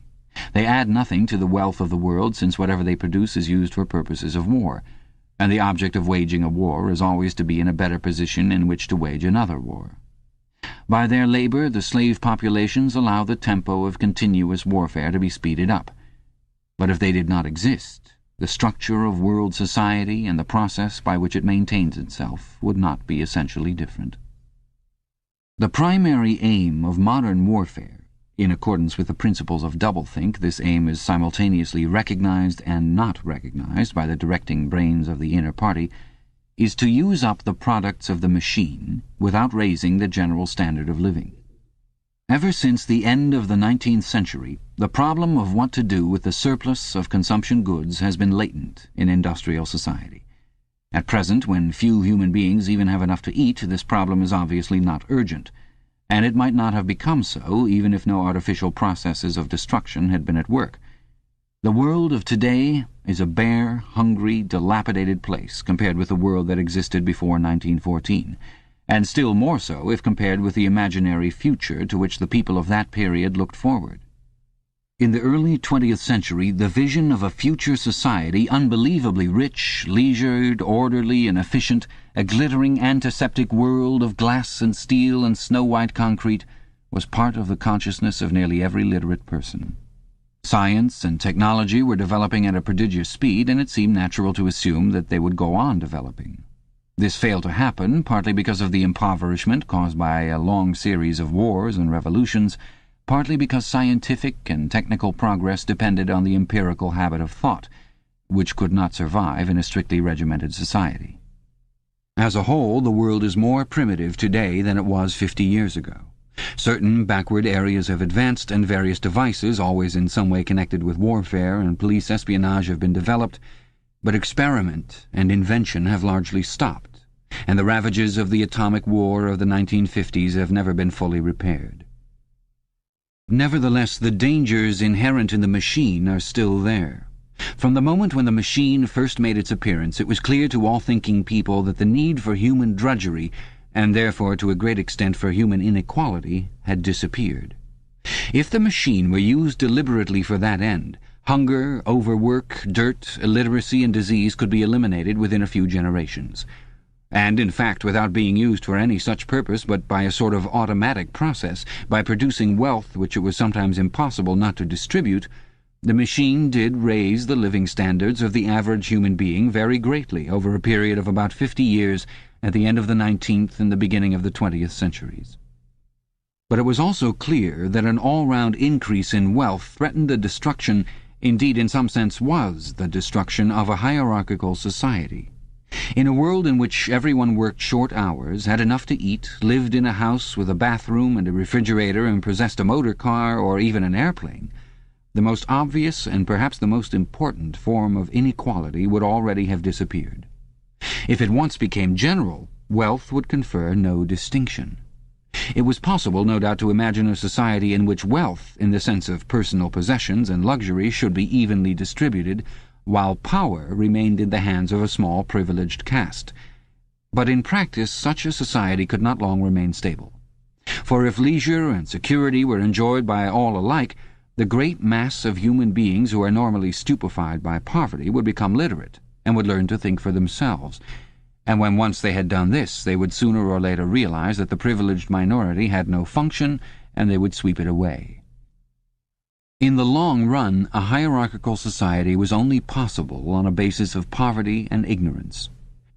To return to the agricultural past, as some thinkers about the beginning of the 20th century dreamed of doing, was not a practical solution.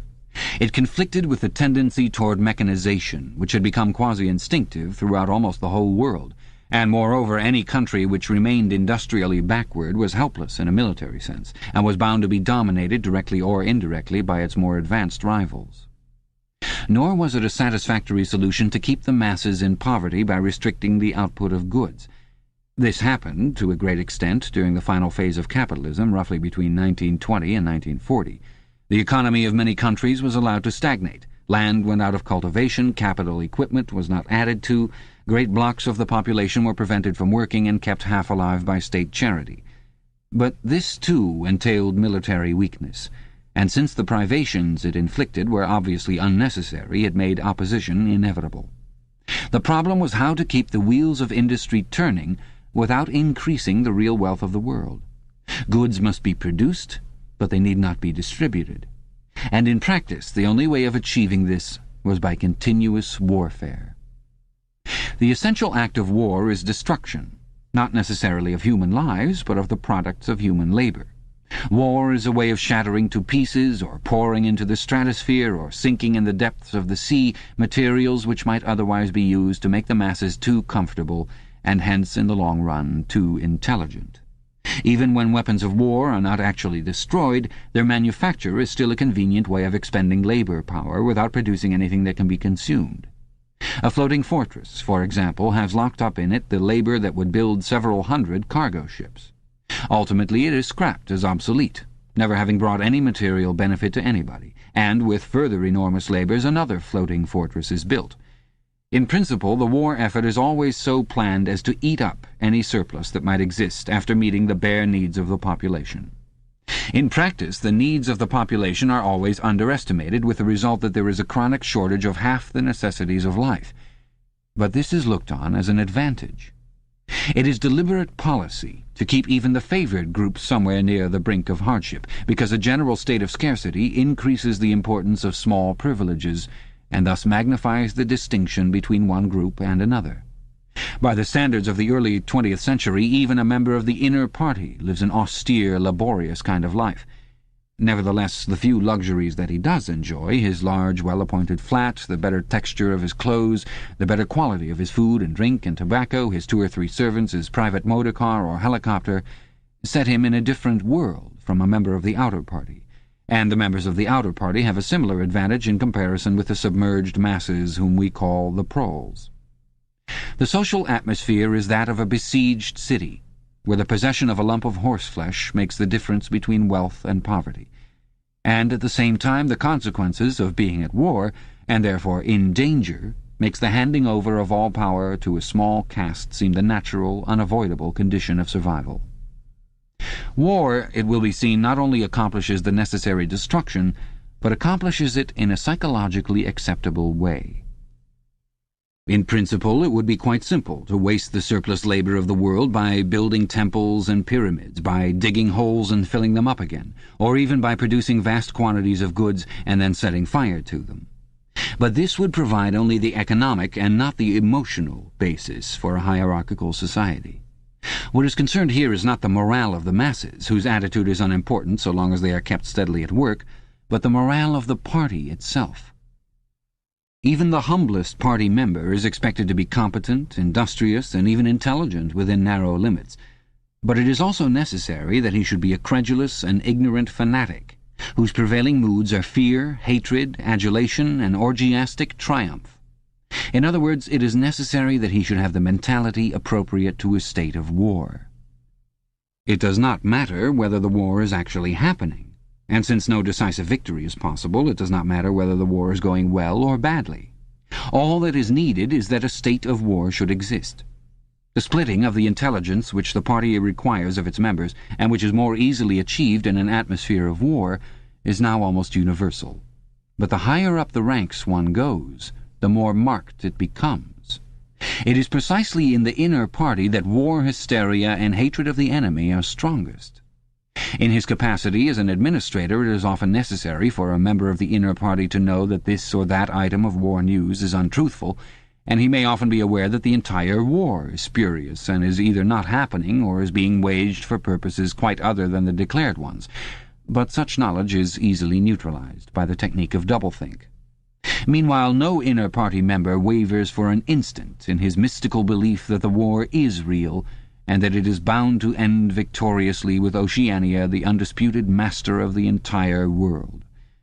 All members of the inner party believe in this coming conquest as an article of faith. It is to be achieved either by gradually acquiring more and more territory and so building up an overwhelming preponderance of power, or by the discovery of some new and unanswerable weapon. The search for new weapons continues unceasingly, and is one of the very few remaining activities in which the inventive or speculative type of mind can find any outlet. In Oceania at the present day, science, in the old sense, has almost ceased to exist. In newspeak there is no word for science. The empirical method of thought on which all the scientific achievements of the past were founded is opposed to the most fundamental principles of Ingsoc. And even technological progress only happens when its products can in some way be used for the diminution of human liberty.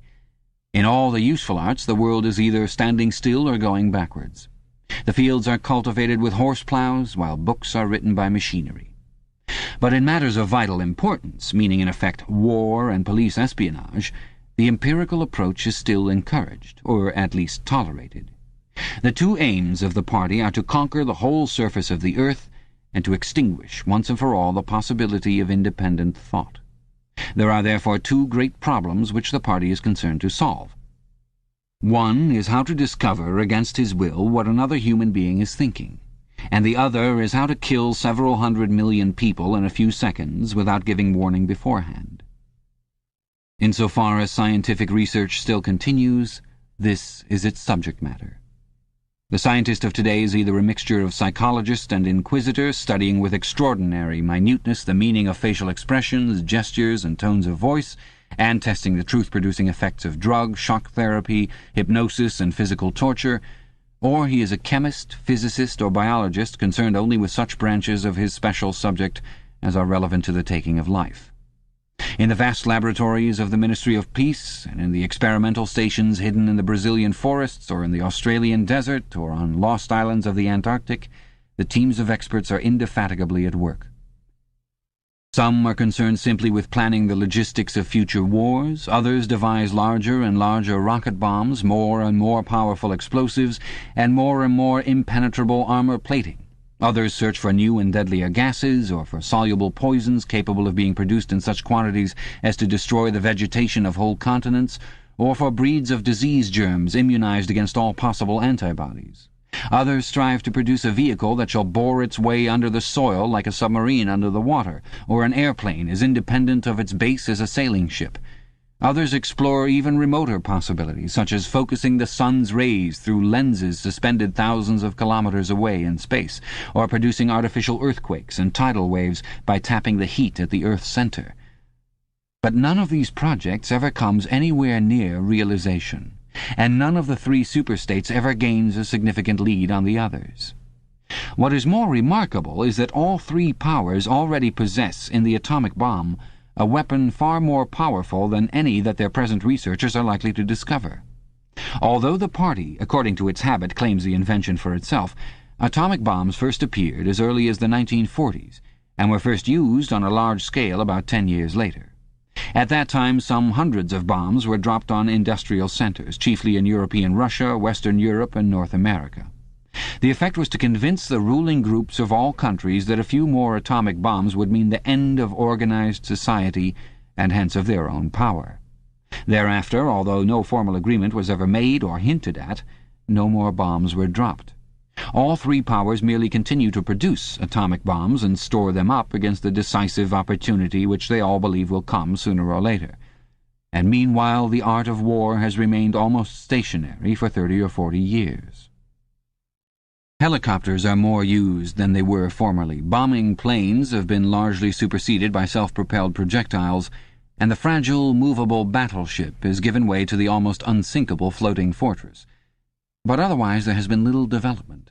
The tank, the submarine, the torpedo, the machine gun, even the rifle and the hand grenade are still in use. And in spite of the endless slaughters reported in the press and on the telescreens, the desperate battles of earlier wars, in which thousands or even millions of men were often killed in a few weeks, have never been repeated. None of the three superstates ever attempts any maneuver which involves the risk of serious defeat. When any large operation is undertaken, it is usually a surprise attack against an ally. The strategy that all three powers are following, or pretend to themselves that they are following, is the same. The plan is, by a combination of fighting, bargaining, and well-timed strokes of treachery, to acquire a ring of bases completely encircling one or other of the rival states, and then to sign a pact of friendship with that rival and remain on peaceful terms for so many years as to lull suspicion to sleep. During this time, rockets loaded with atomic bombs can be assembled at all the strategic spots. Finally, they will all be fired simultaneously, with effect so devastating as to make retaliation impossible. It will then be time to sign a pact of friendship with the remaining world power in preparation for another attack. This scheme, it is hardly necessary to say, is a mere daydream, impossible of realization. Moreover, no fighting ever occurs except in the disputed areas round the equator and the pole. No invasion of enemy territory is ever undertaken. This explains the fact that in some places the frontiers between the superstates are arbitrary. Eurasia, for example, could easily conquer the British Isles, which are geographically part of Europe, or, on the other hand, it would be possible for Oceania to push its frontiers to the Rhine, or even to the Vistula. But this would violate the principle, followed on all sides, though never formulated, of cultural integrity. If Oceania were to conquer the areas that used once to be known as France and Germany, it would be necessary either to exterminate the inhabitants, a task of great physical difficulty, or to assimilate a population of about 100 million people, who, so far as technical development goes, are roughly on the oceanic level. The problem is the same for all three superstates. It is absolutely necessary to their structure that there should be no contact with foreigners, except to a limited extent with war prisoners and colored slaves. Even the official ally of the moment is always regarded with the darkest suspicion. War prisoners apart, the average citizen of Oceania never sets eyes on a citizen of either Eurasia or Eastasia, and he is forbidden the knowledge of foreign languages. If he were allowed contact with foreigners, he would discover that they are creatures similar to himself, and that most of what he has been told about them is lies. The sealed world in which he lives would be broken, and the fear, hatred, and self-righteousness on which his morale depends might evaporate. It is therefore realized on all sides that however often Persia, or Egypt, or Java, or Ceylon may change hands, the main frontiers must never be crossed by anything except bombs. Under this lies a fact never mentioned aloud, but tacitly understood and acted upon. Namely, that the conditions of life in all three superstates are very much the same. In Oceania, the prevailing philosophy is called Ingsoc. In Eurasia, it is called Neo-Bolshevism, and in Eastasia it is called by a Chinese name, usually translated as death worship, but perhaps better rendered as obliteration of the self. The citizen of Oceania is not allowed to know anything of the tenets of the other two philosophies, but he is taught to execrate them as barbarous outrages upon morality and common sense. Actually, the three philosophies are barely distinguishable, and the social systems which they support are not distinguishable at all. Everywhere there is the same pyramidal structure, the same worship of a semi-divine leader, the same economy existing by and for continuous warfare. It follows that the three superstates not only cannot conquer one another, but would gain no advantage by doing so. On the contrary, so long as they remain in conflict, they prop one another up, like three sheaves of corn. And, as usual, the ruling groups of all three powers are simultaneously aware and unaware of what they are doing. Their lives are dedicated to world conquest, but they also know that it is necessary that the war should continue everlastingly and without victory. Meanwhile, the fact that there is no danger of conquest makes possible the denial of reality, which is the special feature of Ingsoc and its rival systems of thought. Here it is necessary to repeat what has been said earlier, that by becoming continuous, war has fundamentally changed its character. In past ages, a war, almost by definition, was something that sooner or later came to an end, usually in unmistakable victory or defeat. In the past also, war was one of the main instruments by which human societies were kept in touch with physical reality.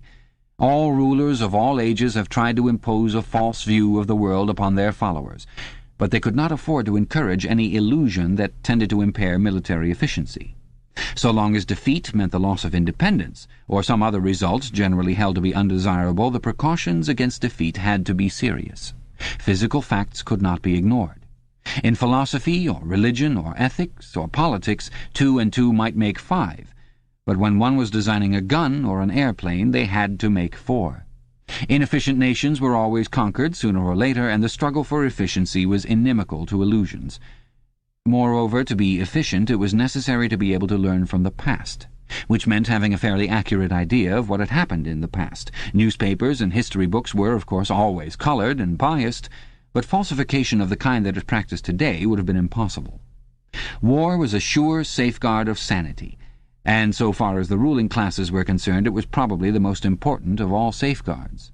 While wars could be won or lost, no ruling class could be completely irresponsible.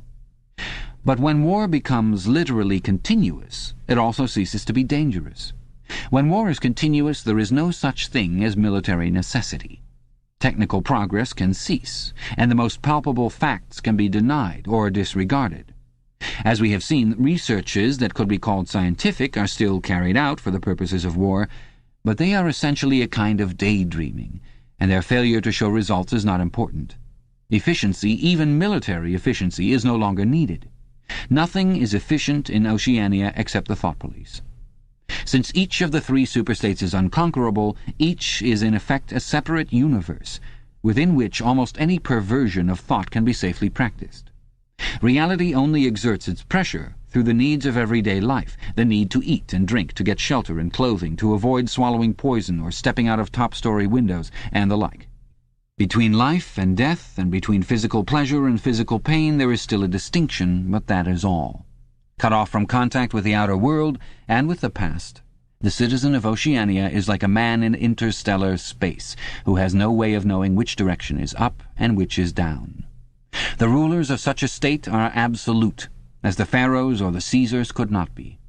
They are obliged to prevent their followers from starving to death in numbers large enough to be inconvenient, and they are obliged to remain at the same low level of military technique as their rivals. But once that minimum is achieved, they can twist reality into whatever shape they choose. The war, therefore, if we judge it by the standards of previous wars, is merely an imposture.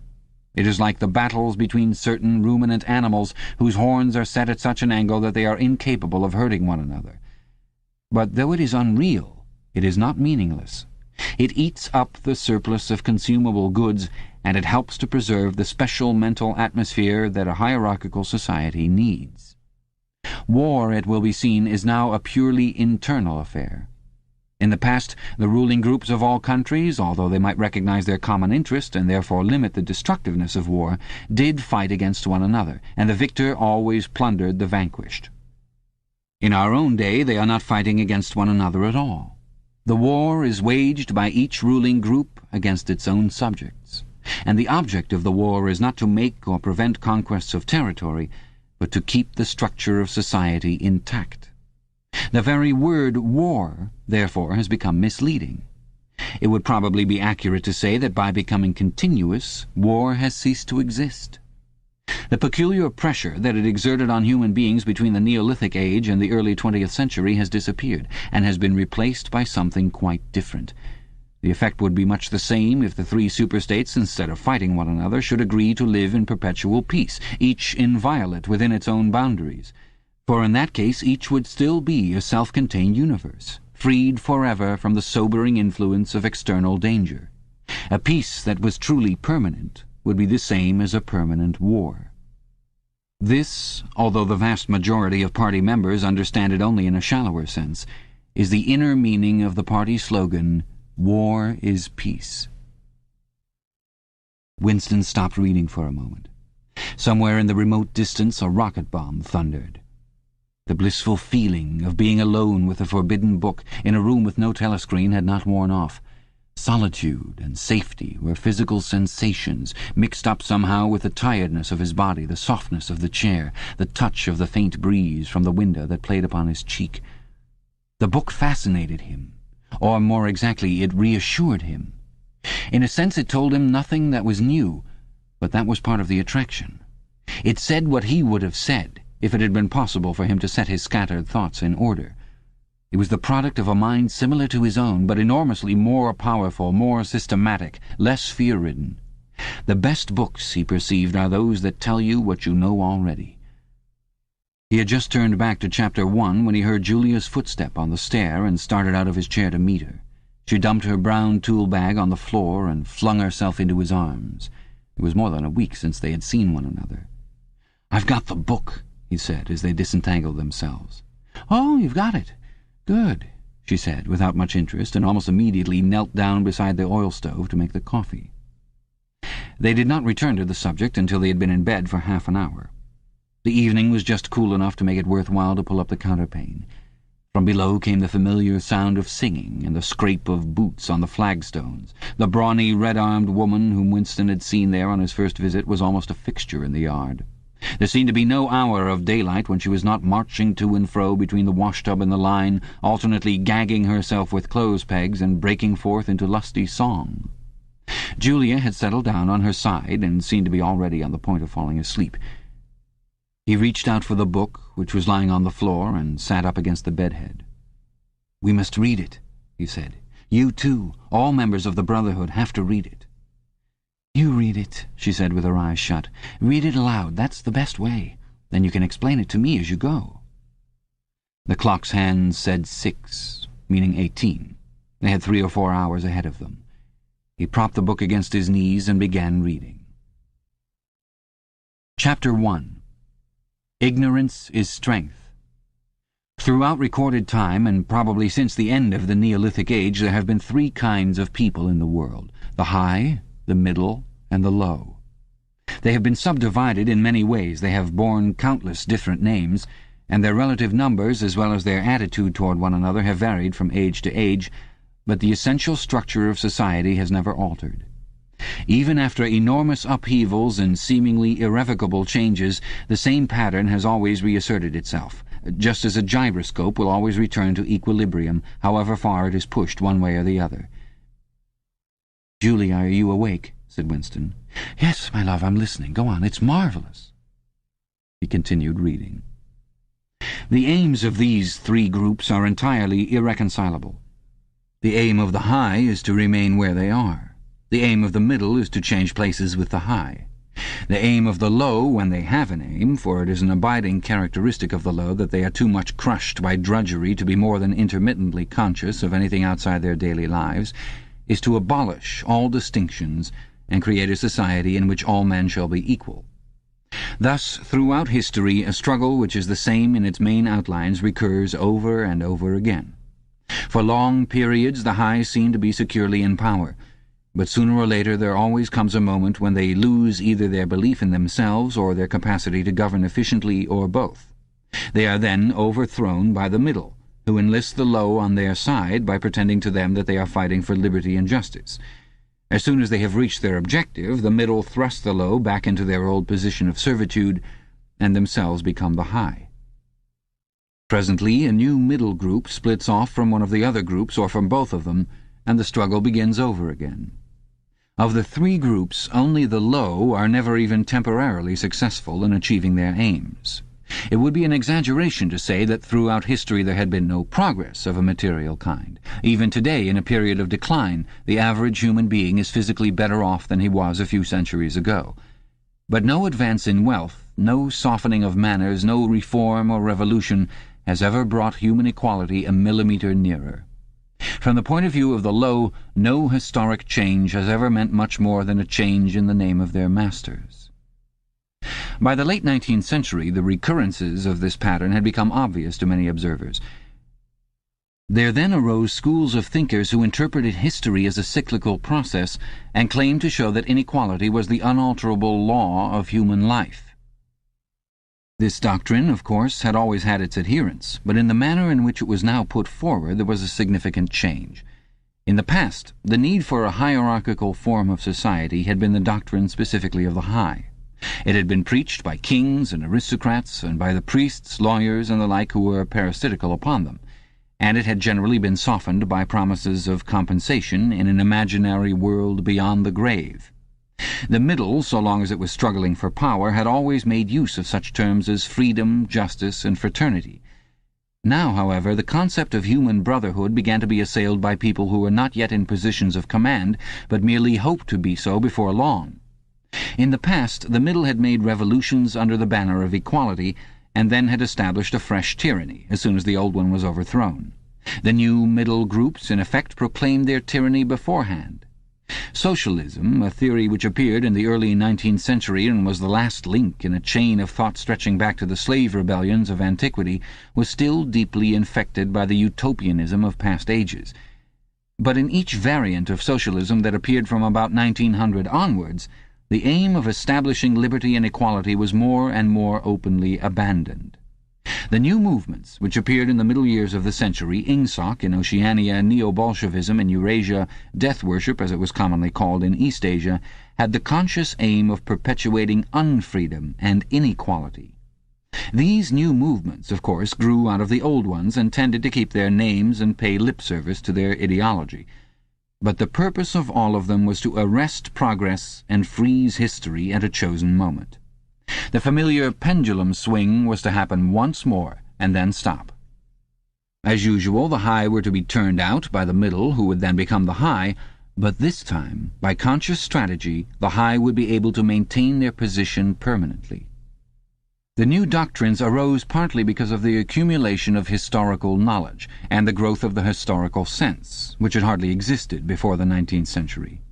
The cyclical movement of history was now intelligible, or appeared to be so, and if it was intelligible, then it was alterable. But the principal underlying cause was that as early as the beginning of the 20th century, human equality had become technically possible. It was still true that men were not equal in their native talents, and that functions had to be specialized in ways that favored some individuals against others, but there was no longer any real need for class distinctions or for large differences of wealth. In earlier ages, class distinctions had been not only inevitable but desirable. Inequality was the price of civilization. With the development of machine production, however, the case was altered. Even if it was still necessary for human beings to do different kinds of work, it was no longer necessary for them to live at different social or economic levels. Therefore, from the point of view of the new groups who were on the point of seizing power, human equality was no longer an ideal to be striven after, but a danger to be averted. In more primitive ages, when a just and peaceful society was in fact not possible, it had been fairly easy to believe in it. The idea of an earthly paradise in which men should live together in a state of brotherhood, without laws and without brute labor, had haunted the human imagination for thousands of years, and this vision had had a certain hold even on the groups who actually profited by each historic change.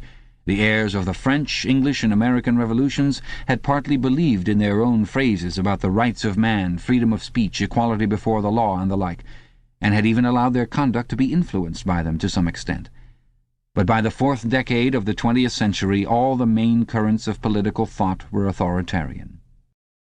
The earthly paradise had been discredited at exactly the moment when it became realizable. Every new political theory, by whatever name it called itself, led back to hierarchy and regimentation. And in the general hardening of outlook that set in round about 1930, practices which had long been abandoned, in some cases for hundreds of years, imprisonment without trial, the use of war prisoners as slaves, public executions, torture to extract confessions, the use of hostages, and the deportation of whole populations, not only became common again, but were tolerated and even defended by people who considered themselves enlightened and progressive. It was only after a decade of national wars, civil wars, revolutions, and counter-revolutions in all parts of the world that Ingsoc and its rivals emerged as fully worked-out political theories. But they had been foreshadowed by the various systems generally called totalitarian which had appeared earlier in the century, and the main outlines of the world which would emerge from the prevailing chaos had long been obvious. What kind of people would control this world has been equally obvious. The new aristocracy was made up for the most part of bureaucrats, scientists, technicians, trade union organizers, publicity experts, sociologists, teachers, journalists, and professional politicians. These people, whose origins lay in the salaried middle class and the upper grades of the working class, had been shaped and brought together by the barren world of monopoly industry and centralized government.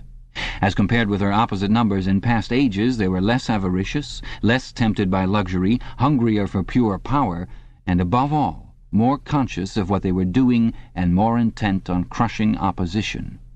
This last difference was cardinal. By comparison with that existing today, all the tyrannies of the past were half-hearted and inefficient. The ruling groups were always infected to some extent by liberal ideas and were content to leave loose ends everywhere, to regard only the overt act and to be uninterested in what their subjects were thinking.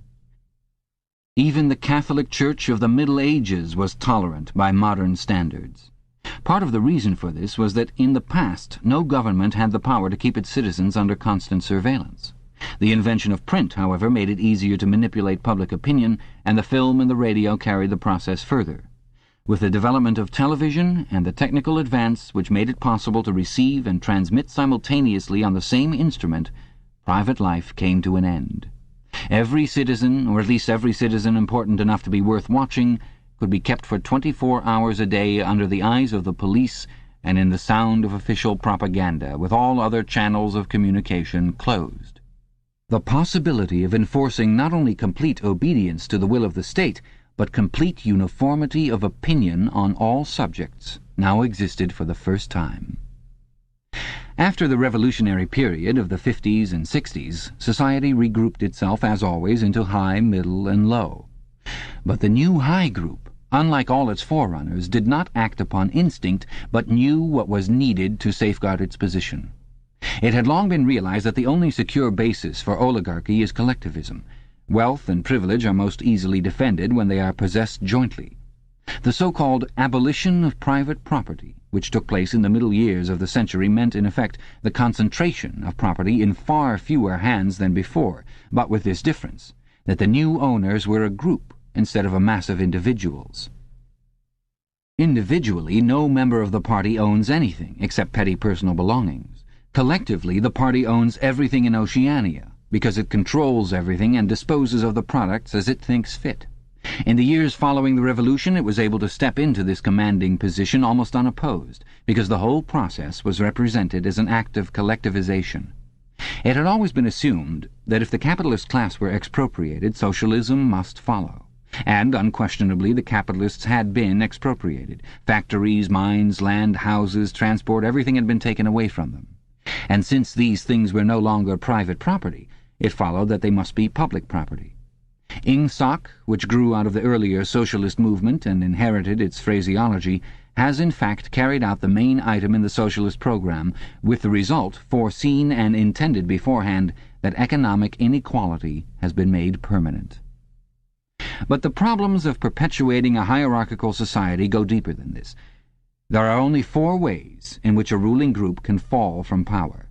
Either it is conquered from without, or it governs so inefficiently that the masses are stirred to revolt, or it allows a strong and discontented middle group to come into being, or it loses its own self-confidence and willingness to govern. These causes do not operate singly, and as a rule all 4 of them are present in some degree. A ruling class which could guard against all of them would remain in power permanently. Ultimately, the determining factor is the mental attitude of the ruling class itself. After the middle of the present century, the first danger had, in reality, disappeared. Each of the 3 powers which now divide the world is, in fact, unconquerable, and could only become conquerable through slow demographic changes which a government with wide powers can easily avert. The second danger also is only a theoretical one. The masses never revolt of their own accord, and they never revolt merely because they are oppressed. Indeed, so long as they are not permitted to have standards of comparison, they never even become aware that they are oppressed. The recurrent economic crises of past times were totally unnecessary, and are not now permitted to happen. But other and equally large dislocations can and do happen without having political results, because there is no way in which discontent can become articulate. As for the problem of overproduction, which has been latent in our society since the development of machine technique, it is solved by the device of continuous warfare, see Chapter 3, which is also useful in keying up public morale to the necessary pitch. From the point of view of our present rulers, therefore, the only genuine dangers are the splitting off of a new group of able, underemployed, power-hungry people, and the growth of liberalism and skepticism in their own ranks. The problem, that is to say, is educational. It is a problem of continuously molding the consciousness both of the directing group and of the larger executive group that lies immediately below it. The consciousness of the masses needs only to be influenced in a negative way. Given this background, one could infer, if one did not know it already, the general structure of oceanic society. At the apex of the pyramid comes Big Brother. Big Brother is infallible and all-powerful. Every success, every achievement, every victory, every scientific discovery, all knowledge, all wisdom, all happiness, all virtue are held to issue directly from his leadership and inspiration. Nobody has ever seen Big Brother. He is a face on the hoardings, a voice on the telescreen. We may be reasonably sure that he will never die, and there is already considerable uncertainty as to when he was born. Big Brother is the guise in which the party chooses to exhibit itself to the world. His function is to act as a focusing point for love, fear, and reverence, emotions which are more easily felt toward an individual than toward an organization. Below Big Brother comes the inner party, its numbers limited to 6 millions, or something less than 2% of the population of Oceania. Below the inner party comes the outer party, which, if the inner party is described as the brain of the state, may be justly likened to the hands. Below that come the dumb masses whom we habitually refer to as the proles, numbering perhaps 85% of the population.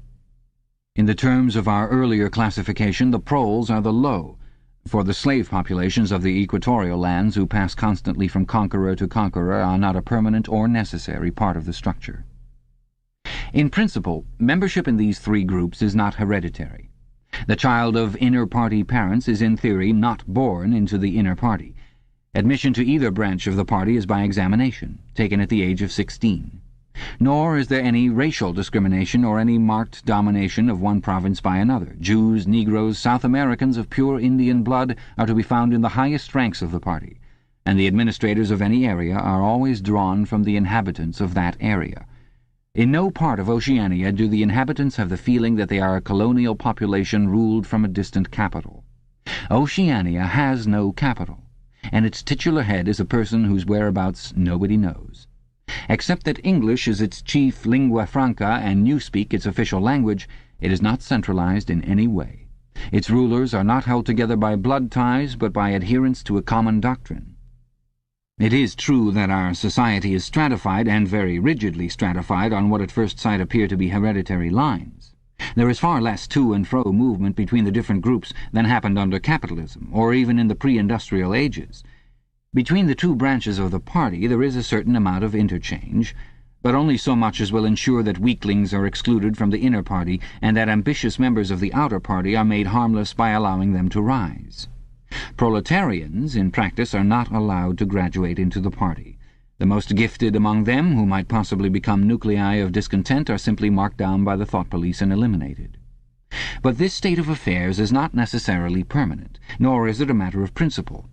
The party is not a class in the old sense of the word. It does not aim at transmitting power to its own children as such.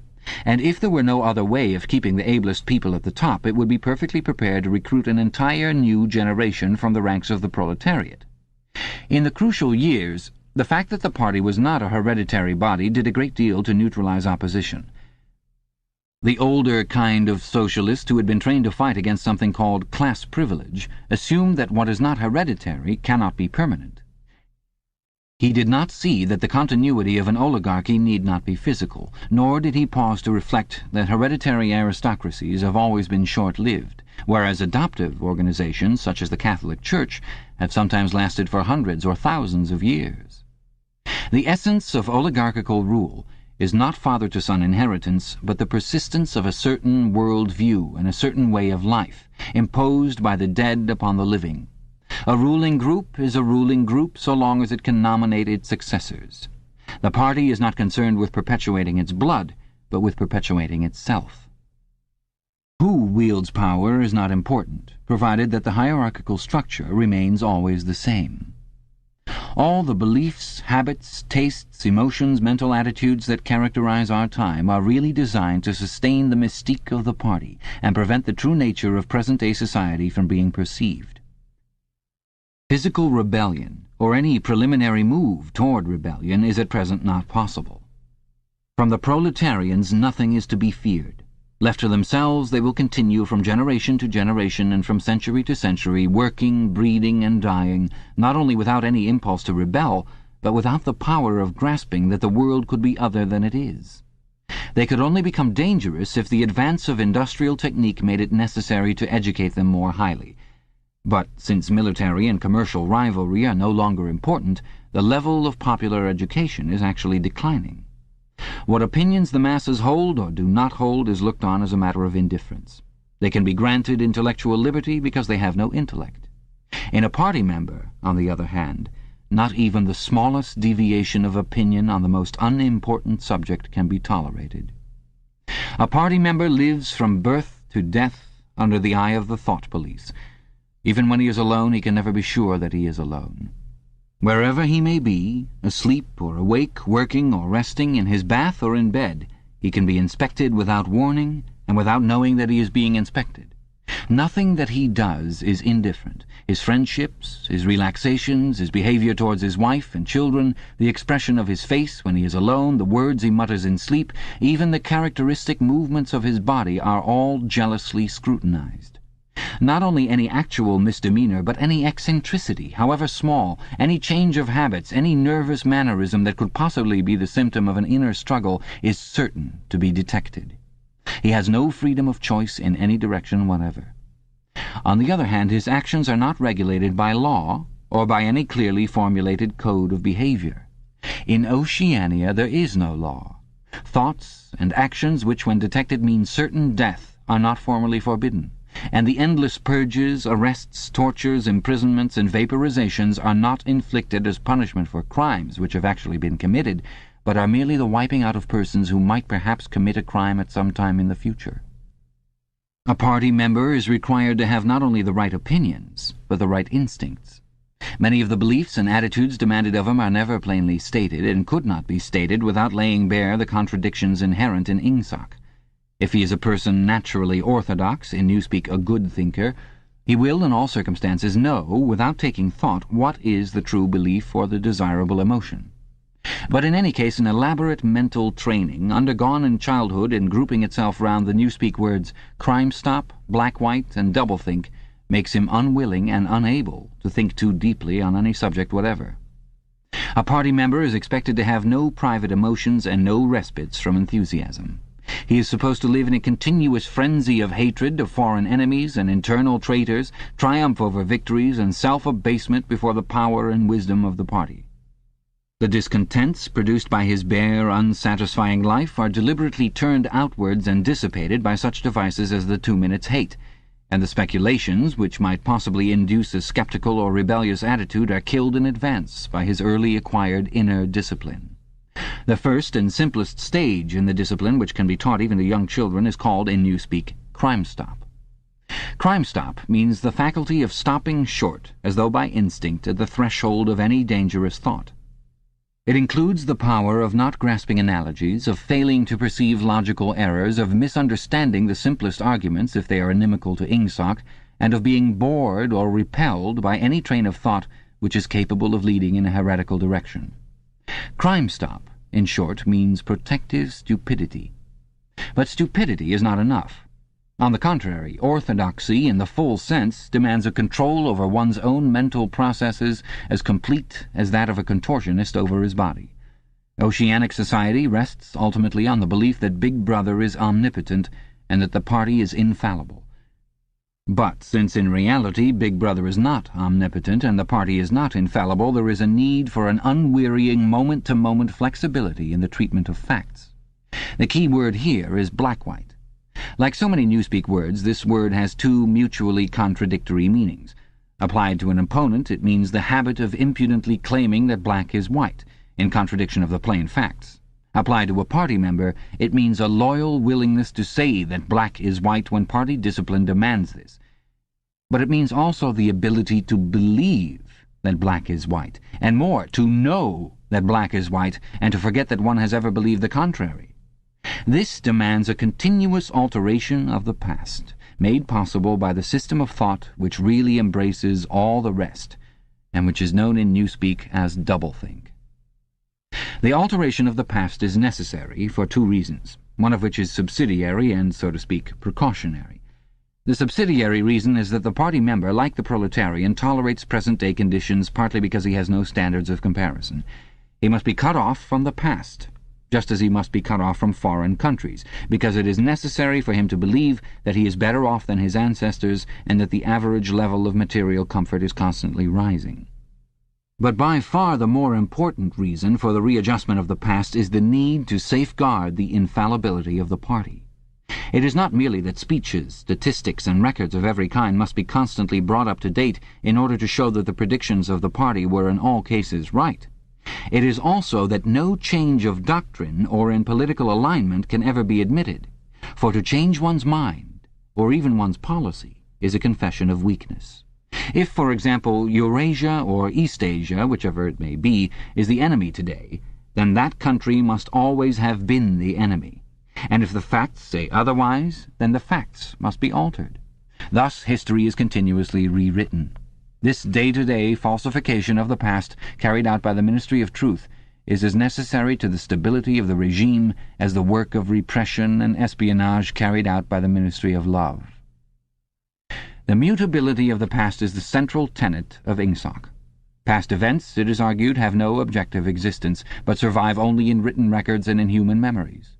The past is whatever the records and the memories agree upon. And since the party is in full control of all records, and in equally full control of the minds of its members, it follows that the past is whatever the party chooses to make it.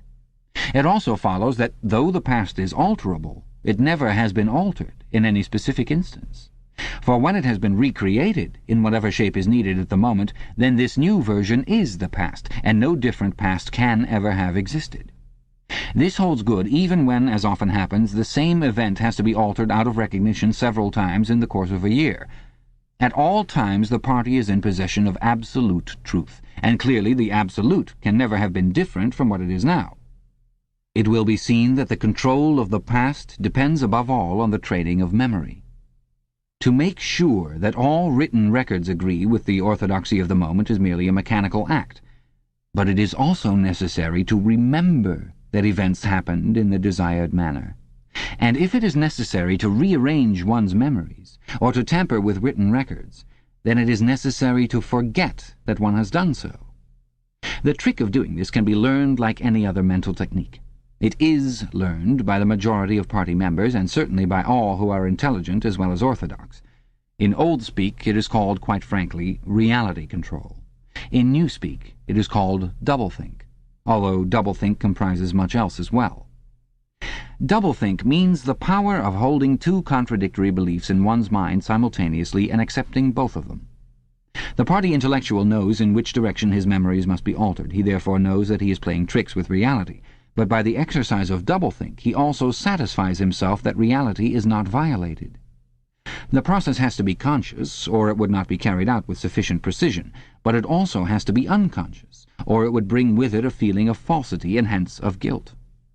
Doublethink lies at the very heart of Ingsoc, since the essential act of the party is to use conscious deception while retaining the firmness of purpose that goes with complete honesty. To tell deliberate lies while genuinely believing in them, to forget any fact that has become inconvenient, and then, when it becomes necessary again, to draw it back from oblivion for just so long as it is needed, to deny the existence of objective reality, and all the while to take account of the reality which one denies, all this is indispensably necessary. Even in using the word doublethink, it is necessary to exercise doublethink. For by using the word, one admits that one is tampering with reality. By a fresh act of doublethink, one erases this knowledge, and so on, indefinitely, with the lie always one leap ahead of the truth. Ultimately, it is by means of doublethink that the party has been able, and may, for all we know, continue to be able for thousands of years, to arrest the course of history. All past oligarchies have fallen from power either because they ossified or because they grew soft. Either they became stupid and arrogant, failed to adjust themselves to changing circumstances and were overthrown, or they became liberal and cowardly, made concessions when they should have used force, and once again were overthrown. They fell, that is to say, either through consciousness or through unconsciousness. It is the achievement of the party to have produced a system of thought in which both conditions can exist simultaneously. And upon no other intellectual basis could the dominion of the party be made permanent. If one is to rule, and to continue ruling, one must be able to dislocate the sense of reality. For the secret of rulership is to combine a belief in one's own infallibility with the power to learn from past mistakes. It need hardly be said that the subtlest practitioners of doublethink are those who invented doublethink, and know that it is a vast system of mental cheating. In our society, those who have the best knowledge of what is happening are also those who are furthest from seeing the world as it is. In general, the greater the understanding, the greater the delusion. The more intelligent, the less sane. One clear illustration of this is the fact that war hysteria increases in intensity as one rises in the social scale. Those whose attitude toward the war is most nearly rational are the subject peoples of the disputed territories. To these people the war is simply a continuous calamity which sweeps to and fro over their bodies like a tidal wave. Which side is winning is a matter of complete indifference to them. They are aware that a change of overlordship means simply that they will be doing the same work as before for new masters, who treat them in the same manner as the old ones. The slightly more favoured workers, whom we call the proles, are only intermittently conscious of the war. When it is necessary, they can be prodded into frenzies of fear and hatred, but when left to themselves, they are capable of forgetting for long periods that the war is happening. It is in the ranks of the party, and above all of the inner party, that the true war enthusiasm is found. World conquest is believed in most firmly by those who know it to be impossible. This peculiar linking together of opposites, knowledge with ignorance, cynicism with fanaticism, is one of the chief distinguishing marks of oceanic society. The official ideology abounds with contradictions, even when there is no practical reason for them. Thus, the party rejects and vilifies every principle for which the socialist movement originally stood, and it chooses to do this in the name of socialism. It preaches a contempt for the working class unexampled for centuries past, and it dresses its members in a uniform which was at one time peculiar to manual workers and was adopted for that reason. It systematically undermines the solidarity of the family, and it calls its leader by a name which is a direct appeal to the sentiments of family loyalty. Even the names of the four ministries by which we are governed exhibit a sort of impudence in their deliberate reversal of the facts. The Ministry of Peace concerns itself with war, the Ministry of Truth with lies, the Ministry of Love with torture, and the Ministry of Plenty with starvation. These contradictions are not accidental, nor do they result from ordinary hypocrisy. They are deliberate exercises in doublethink. For it is only by reconciling contradictions that power can be retained indefinitely. In no other way could the ancient cycle be broken. If human equality is to be forever averted, if the high, as we have called them, are to keep their places permanently, then the prevailing mental condition must be controlled insanity.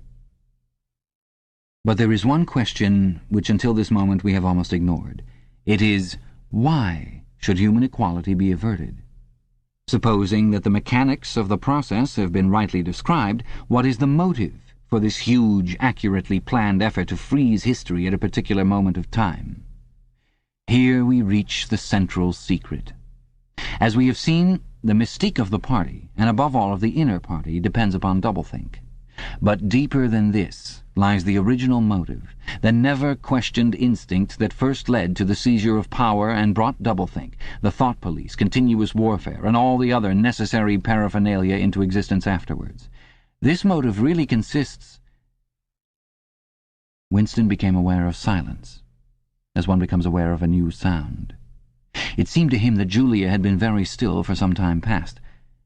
She was lying on her side, naked from the waist upwards, with her cheek pillowed on her hand and one dark lock tumbling across her eyes. Her breast rose and fell slowly and regularly. "Julia." No answer. "Julia, are you awake?" No answer. She was asleep. He shut the book, put it carefully on the floor, lay down, and pulled the coverlet over both of them. He had still, he reflected, not learned the ultimate secret. He understood how. He did not understand why. Chapter 1, like Chapter 3, had not actually told him anything that he did not know. It had merely systematized the knowledge that he possessed already. But after reading it, he knew better than before that he was not mad. Being in a minority, even a minority of one, did not make you mad. There was truth, and there was untruth, and if you clung to the truth, even against the whole world, you were not mad. A yellow beam from the sinking sun slanted in through the window and fell across the pillow. He shut his eyes. The sun on his face and the girl's smooth body touching his own gave him a strong, sleepy, confident feeling. He was safe. Everything was all right. He fell asleep murmuring, "Sanity is not statistical," with the feeling that this remark contained in it a profound wisdom. Chapter 10. When he woke, it was with the sensation of having slept for a long time, but a glance at the old-fashioned clock told him that it was only 20:30. He lay dozing for a little while. Then the usual deep-lunged singing strung up from the yard below. It was only an hopeless fancy, it passed like an April dye, but a look and a word and the dreams they stirred, they have stolen my heart away. The drivelling song seemed to have kept its popularity. You still heard it all over the place. It had outlived the hate song. Julia woke at the sound, stretched herself luxuriously, and got out of bed. "I'm hungry," she said. "Let's make some more coffee."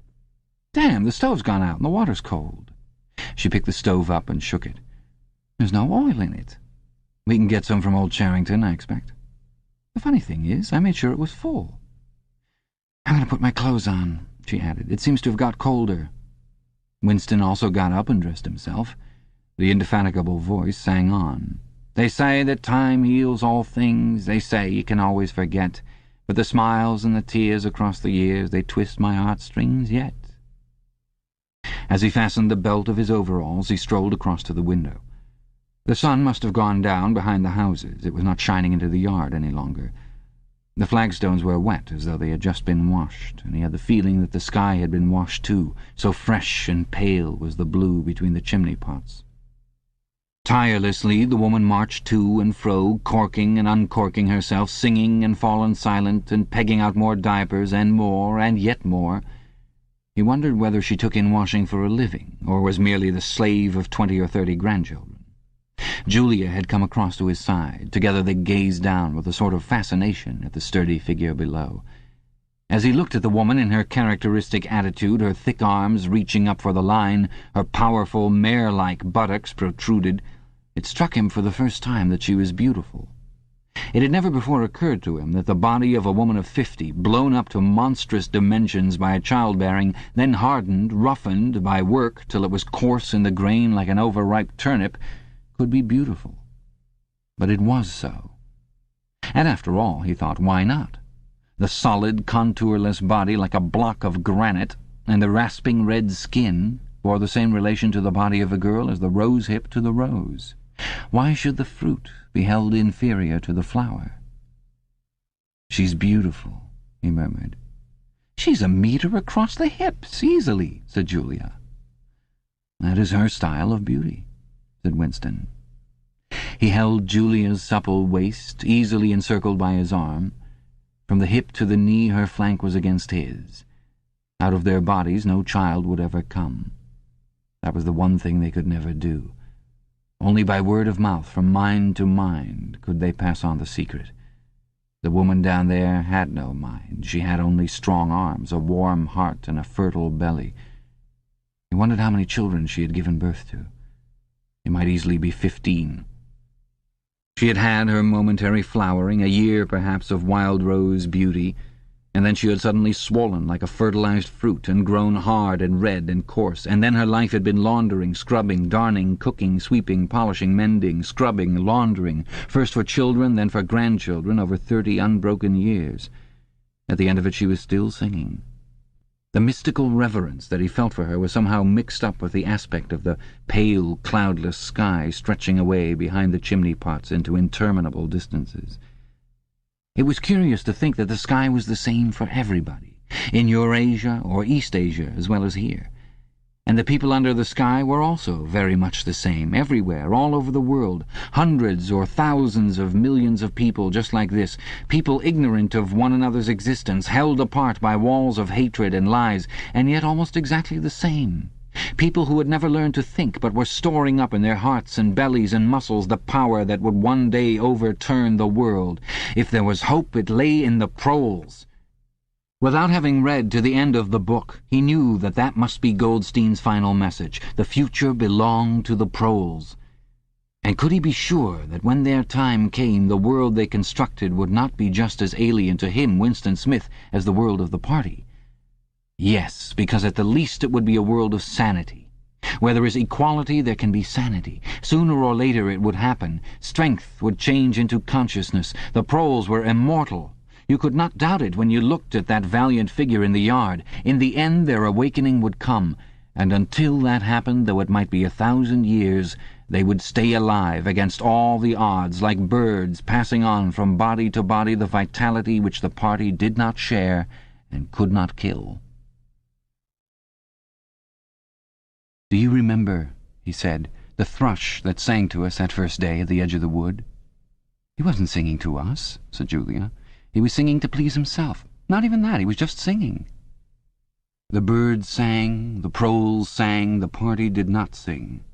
All round the world, in London and New York, in Africa and Brazil, and in the mysterious forbidden lands beyond the frontiers, in the streets of Paris and Berlin, in the villages of the endless Russian plain, in the bazaars of China and Japan, everywhere stood the same solid, unconquerable figure, made monstrous by work and childbearing, toiling from birth to death, and still singing. Out of those mighty loins a race of conscious beings must one day come. You were the dead, theirs was the future. But you could share in that future if you kept alive the mind as they kept alive the body, and passed on the secret doctrine that 2 + 2 make 4. "We are the dead," he said. "We are the dead," echoed Julia dutifully. "You are the dead," said an iron voice behind them. They sprang apart. Winston's entrails seemed to have turned into ice. He could see the white all round the irises of Julia's eyes. Her face had turned a milky yellow. The smear of rouge that was still on each cheekbone stood out sharply, almost as though unconnected with the skin beneath. "You are the dead," repeated the iron voice. "It was behind the picture," breathed Julia. "It was behind the picture," said the voice. "Remain exactly where you are. Make no movement until you are ordered." It was starting. It was starting at last. They could do nothing except stand gazing into one another's eyes. To run for life, to get out of the house before it was too late, no such thought occurred to them. Unthinkable to disobey the iron voice from the wall. There was a snap, as though a catch had been turned back, and a crash of breaking glass. The picture had fallen to the floor, uncovering the telescreen behind it. "Now they can see us," said Julia. "Now we can see you," said the voice. "Stand out in the middle of the room. Stand back to back. Clasp your hands behind your heads. Do not touch one another." They were not touching, but it seemed to him that he could feel Julia's body shaking, or perhaps it was merely the shaking of his own. He could just stop his teeth from chattering, but his knees were beyond his control. There was a sound of trampling boots below, inside the house and outside. The yard seemed to be full of men. Something was being dragged across the stones. The woman's singing had stopped abruptly. There was a long, rolling clang, as though the washtub had been flung across the yard, and then a confusion of angry shouts which ended in a yell of pain. "The house is surrounded," said Winston. "The house is surrounded," said the voice. He heard Julia snap her teeth together. "I suppose we may as well say goodbye," she said. "You may as well say goodbye," said the voice. And then another, quite different voice, a thin, cultivated voice, which Winston had the impression of having heard before, struck in. "And by the way, while we are on the subject, here comes a candle to light you to bed. Here comes a chopper to chop off your head." Something crashed on the bed behind Winston's back. The head of a ladder had been thrust through the window and had burst in the frame. Someone was climbing through the window. There was a stampede of boots up the stairs. The room was full of solid men in black uniforms with iron-shod boots on their feet and truncheons in their hands. Winston was not trembling any longer. Even his eyes he barely moved. One thing alone mattered: to keep still, and not give them an excuse to hit you. A man with a smooth prize-fighter's jowl, in which the mouth was only a slit, paused opposite him, balancing his truncheon meditatively between thumb and forefinger. Winston met his eyes. The feeling of nakedness with one's hands behind one's head and one's face and body all exposed was almost unbearable. The man protruded the tip of a white tongue, licked the place where his lips should have been, and then passed on. There was another crash. Someone had picked up the glass paperweight from the table and smashed it to pieces on the hearthstone. The fragment of coral, a tiny crinkle of pink, like a sugar rosebud from a cake, rolled across the mat. How small, thought Winston, how small it always was. There was a gasp and a thump behind him, and he received a violent kick on the ankle which nearly flung him off his balance. One of the men had smashed his fist into Julia's solar plexus, doubling her up like a pocket ruler. She was thrashing about on the floor, fighting for breath. Winston dared not turn his head even by a millimetre, but sometimes her livid, gasping face came within the angle of his vision. Even in his terror it was as though he could feel the pain in his own body, the deadly pain which nevertheless was less urgent than the struggle to get back her breath. He knew what it was like. The terrible, agonizing pain, which was there all the while but could not be suffered yet, because before all else it was necessary to be able to breathe. Then 2 of the men hoisted her up by knees and shoulders and carried her out of the room like a sack. Winston had a glimpse of her face, upside down, yellow and contorted, with the eyes shut, and still with a smear of rouge on either cheek, and that was the last he saw of her. He stood dead still. No one had hit him yet. Thoughts which came of their own accord but seemed totally uninteresting began to flit through his mind. He wondered whether they had got Mr. Charrington. He wondered what they had done to the woman in the yard. He noticed that he badly wanted to urinate and felt a faint surprise because he had done so only 2 or 3 hours ago. He noticed that the clock on the mantelpiece said 9, meaning 21. But the light seemed too strong. Would not the light be fading at 21 hours on an August evening? He wondered whether, after all, he and Julia had mistaken the time, had slept the clock round and thought it was 20:30 when really it was not 8:30 on the following morning. But he did not pursue the thought further. It was not interesting. There was another, lighter step in the passage. Mr. Charrington came into the room. The demeanour of the black-uniformed men suddenly became more subdued. Something had also changed in Mr. Charrington's appearance. His eye fell on the fragments of the glass paperweight. "Pick up those pieces," he said sharply. A man stooped to obey. The Cockney accent had disappeared. Winston suddenly realized whose voice it was that he had heard a few moments ago on the telescreen. Mr. Charrington was still wearing his old velvet jacket, but his hair, which had been almost white, had turned black. Also, he was not wearing his spectacles. He gave Winston a single sharp glance, as though verifying his identity, and then paid no more attention to him. He was still recognizable, but he was not the same person any longer. His body had straightened and seemed to have grown bigger. His face had undergone only tiny changes that had nevertheless worked a complete transformation. The black eyebrows were less bushy, the wrinkles were gone, the whole lines of the face seemed to have altered, even the nose seemed shorter. It was the alert, cold face of a man of about 35. It occurred to Winston that for the first time in his life he was looking, with knowledge, at a member of the thought police.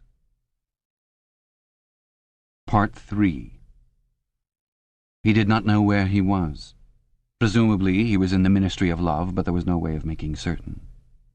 He was in a high-ceilinged, windowless cell with walls of glittering white porcelain. Concealed lamps flooded it with cold light, and there was a low, steady humming sound which he supposed had something to do with the air supply.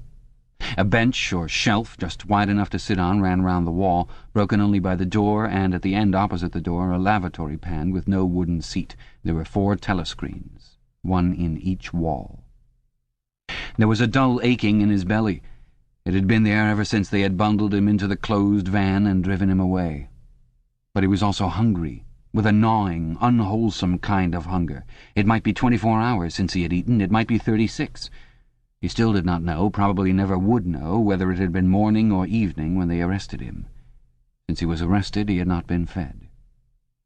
He sat as still as he could on the narrow bench, with his hands crossed on his knee. He had already learned to sit still. If you made unexpected movements, they yelled at you from the telescreen. But the craving for food was growing upon him. What he longed for above all was a piece of bread. He had an idea that there were a few breadcrumbs in the pocket of his overalls. It was even possible, he thought this because from time to time something seemed to tickle his leg, that there might be a sizable bit of crust there.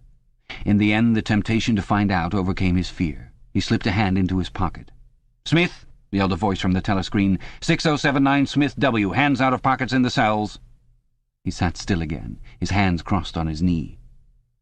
Before being brought here, he had been taken to another place, which must have been an ordinary prison or a temporary lock-up used by the patrols. He did not know how long he had been there. Some hours, at any rate. With no clocks and no daylight, it was hard to gauge the time. It was a noisy, evil-smelling place. They had put him into a cell similar to the one he was in now, but filthily dirty and at all times crowded by 10 or 15 people. The majority of them were common criminals, but there were a few political prisoners among them. He had sat silent against the wall, jostled by dirty bodies, too preoccupied by fear and the pain in his belly to take much interest in his surroundings, but still noticing the astonishing difference in demeanour between the party prisoners and the others. The party prisoners were always silent and terrified, but the ordinary criminals seemed to care nothing for anybody. They yelled insults at the guards, fought back fiercely when their belongings were impounded, wrote obscene words on the floor, ate smuggled food which they produced from mysterious hiding places in their clothes, and even shouted down the telescreen when it tried to restore order. On the other hand, some of them seemed to be on good terms with the guards, called them by nicknames, and tried to wheedle cigarettes through the spy hole in the door. The guards, too, treated the common criminals with a certain forbearance, even when they had to handle them roughly. There was much talk about the forced labour camps to which most of the prisoners expected to be sent. It was all right in the camps, he gathered, so long as you had good contacts and knew the ropes. There were bribery, favoritism, and racketeering of every kind. There were homosexuality and prostitution. There was even illicit alcohol distilled from potatoes. The positions of trust were given only to the common criminals, especially the gangsters and the murderers, who formed a sort of aristocracy. All the dirty jobs were done by the politicals. There was a constant come and go of prisoners of every description. Drug peddlers, thieves, bandits, black marketeers, drunks, prostitutes. Some of the drunks were so violent that the other prisoners had to combine to suppress them.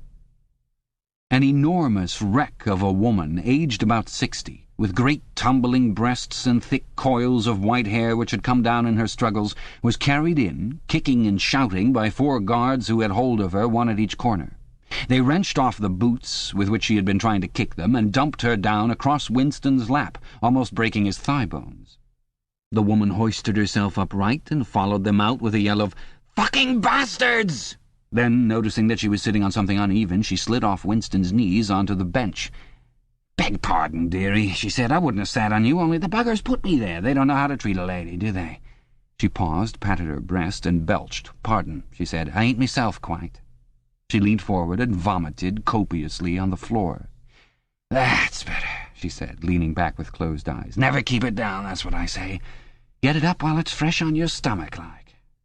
She revived, turned to have another look at Winston, and seemed immediately to take a fancy to him.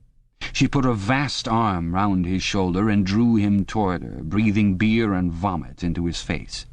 "What's your name, dearie?" she said. "Smith," said Winston. "Smith," said the woman. "That's funny. My name's Smith, too. Why," she added sentimentally, "I might be your mother." She might, thought Winston, be his mother. She was about the right age and physique, and it was probable that people changed somewhat after 20 years in a forced labour camp. No one else had spoken to him. To a surprising extent, the ordinary criminals ignored the party prisoners. The pollits, they called them, with a sort of uninterested contempt. The party prisoners seemed terrified of speaking to anybody, and above all of speaking to one another. Only once, when 2 party members, both women, were pressed close together on the bench, he overheard amid the din of voices a few hurriedly whispered words, and in particular a reference to something called Room 101, which he did not understand. It might be 2 or 3 hours ago that they had brought him here. The dull pain in his belly never went away, but sometimes it grew better and sometimes worse, and his thoughts expanded or contracted accordingly. When it grew worse, he thought only of the pain itself and of his desire for food. When it grew better, panic took hold of him. There were moments when he foresaw the things that would happen to him with such actuality that his heart galloped and his breath stopped. He felt the smash of truncheons on his elbows and iron-shod boots on his shins. He saw himself grovelling on the floor, screaming for mercy through broken teeth. He hardly thought of Julia. He could not fix his mind on her. He loved her and would not betray her, but that was only a fact. Known as he knew the rules of arithmetic, he felt no love for her, and he hardly even wondered what was happening to her. He thought oftener of O'Brien with a flickering hope. O'Brien must know that he had been arrested. The Brotherhood, he had said, never tried to save its members, but there was the razor blade. They would send the razor blade if they could. There would be perhaps 5 seconds before the guards could rush into the cell. The blade would bite into him with a sort of burning coldness, and even the fingers that held it would be cut to the bone. Everything came back to his sick body, which shrank, trembling from the smallest pain. He was not certain that he would use the razor blade, even if he got the chance. It was more natural to exist from moment to moment, accepting another 10 minutes' life, even with the certainty that there was torture at the end of it. Sometimes he tried to calculate the number of porcelain bricks in the walls of the cell. It should have been easy, but he always lost count at some point or another. More often he wondered where he was and what time of day it was. At one moment he felt certain that it was broad daylight outside, and at the next equally certain that it was pitch darkness. In this place, he knew instinctively, the lights would never be turned out. It was the place with no darkness. He saw now why O'Brien had seemed to recognize the illusion. In the Ministry of Love there were no windows. His cell might be at the heart of the building or against its outer wall. It might be 10 floors below ground or 30 above it. He moved himself mentally from place to place and tried to determine by the feeling of his body whether he was perched high in the air or buried deep underground. There was a sound of marching boots outside. The steel door opened with a clang. A young officer, a trim, black-uniformed figure who seemed to glitter all over with polished leather and whose pale, straight-featured face was like a wax mask, stepped smartly through the doorway. He motioned to the guards outside to bring in the prisoner they were leading. The poet Ampleforth shambled into the cell. The door clanged shut again. Ampleforth made one or two uncertain movements from side to side, as though having some idea that there was another door to go out of, and then began to wander up and down the cell. He had not yet noticed Winston's presence. His troubled eyes were gazing at the wall about a meter above the level of Winston's head. He was shoeless. Large, dirty toes were sticking out of the holes in his socks. He was also several days away from a shave.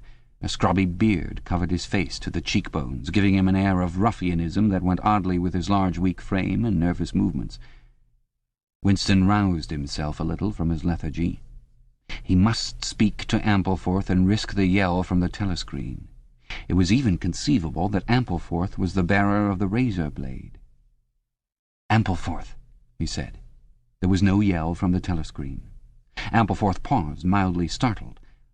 His eyes focused themselves slowly on Winston. "Ah, Smith," he said. "You too."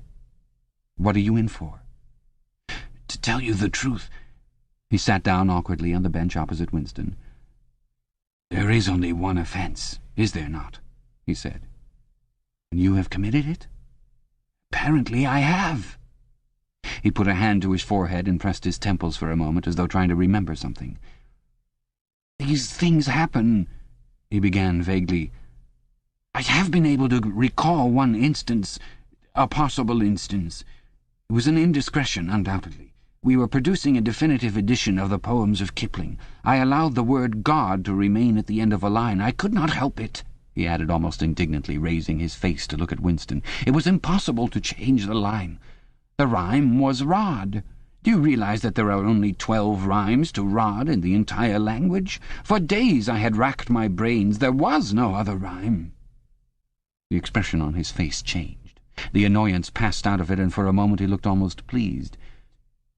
A sort of intellectual warmth, the joy of the pedant who has found out some useless fact, shone through the dirt and scrubby hair. "Has it ever occurred to you," he said, "that the whole history of English poetry has been determined by the fact that the English language lacks rhymes?" No, that particular thought had never occurred to Winston. Nor, in the circumstances, did it strike him as very important or interesting. "Do you know what time of day it is?" he said. Ampleforth looked startled again. "I'd hardly thought about it. They arrested me, it could be 2 days ago, perhaps 3. His eyes flitted round the walls as though he half expected to find a window somewhere. "There is no difference between night and day in this place. I do not see how one can calculate the time." They talked desultorily for some minutes, then, without apparent reason, a yell from the telescreen bade them be silent. Winston sat quietly, his hands crossed. Ampleforth, too large to sit in comfort on the narrow bench, fidgeted from side to side, clasping his lank hands first round one knee, then round the other. The telescreen barked at him to keep still. Time passed. 20 minutes, an hour, it was difficult to judge.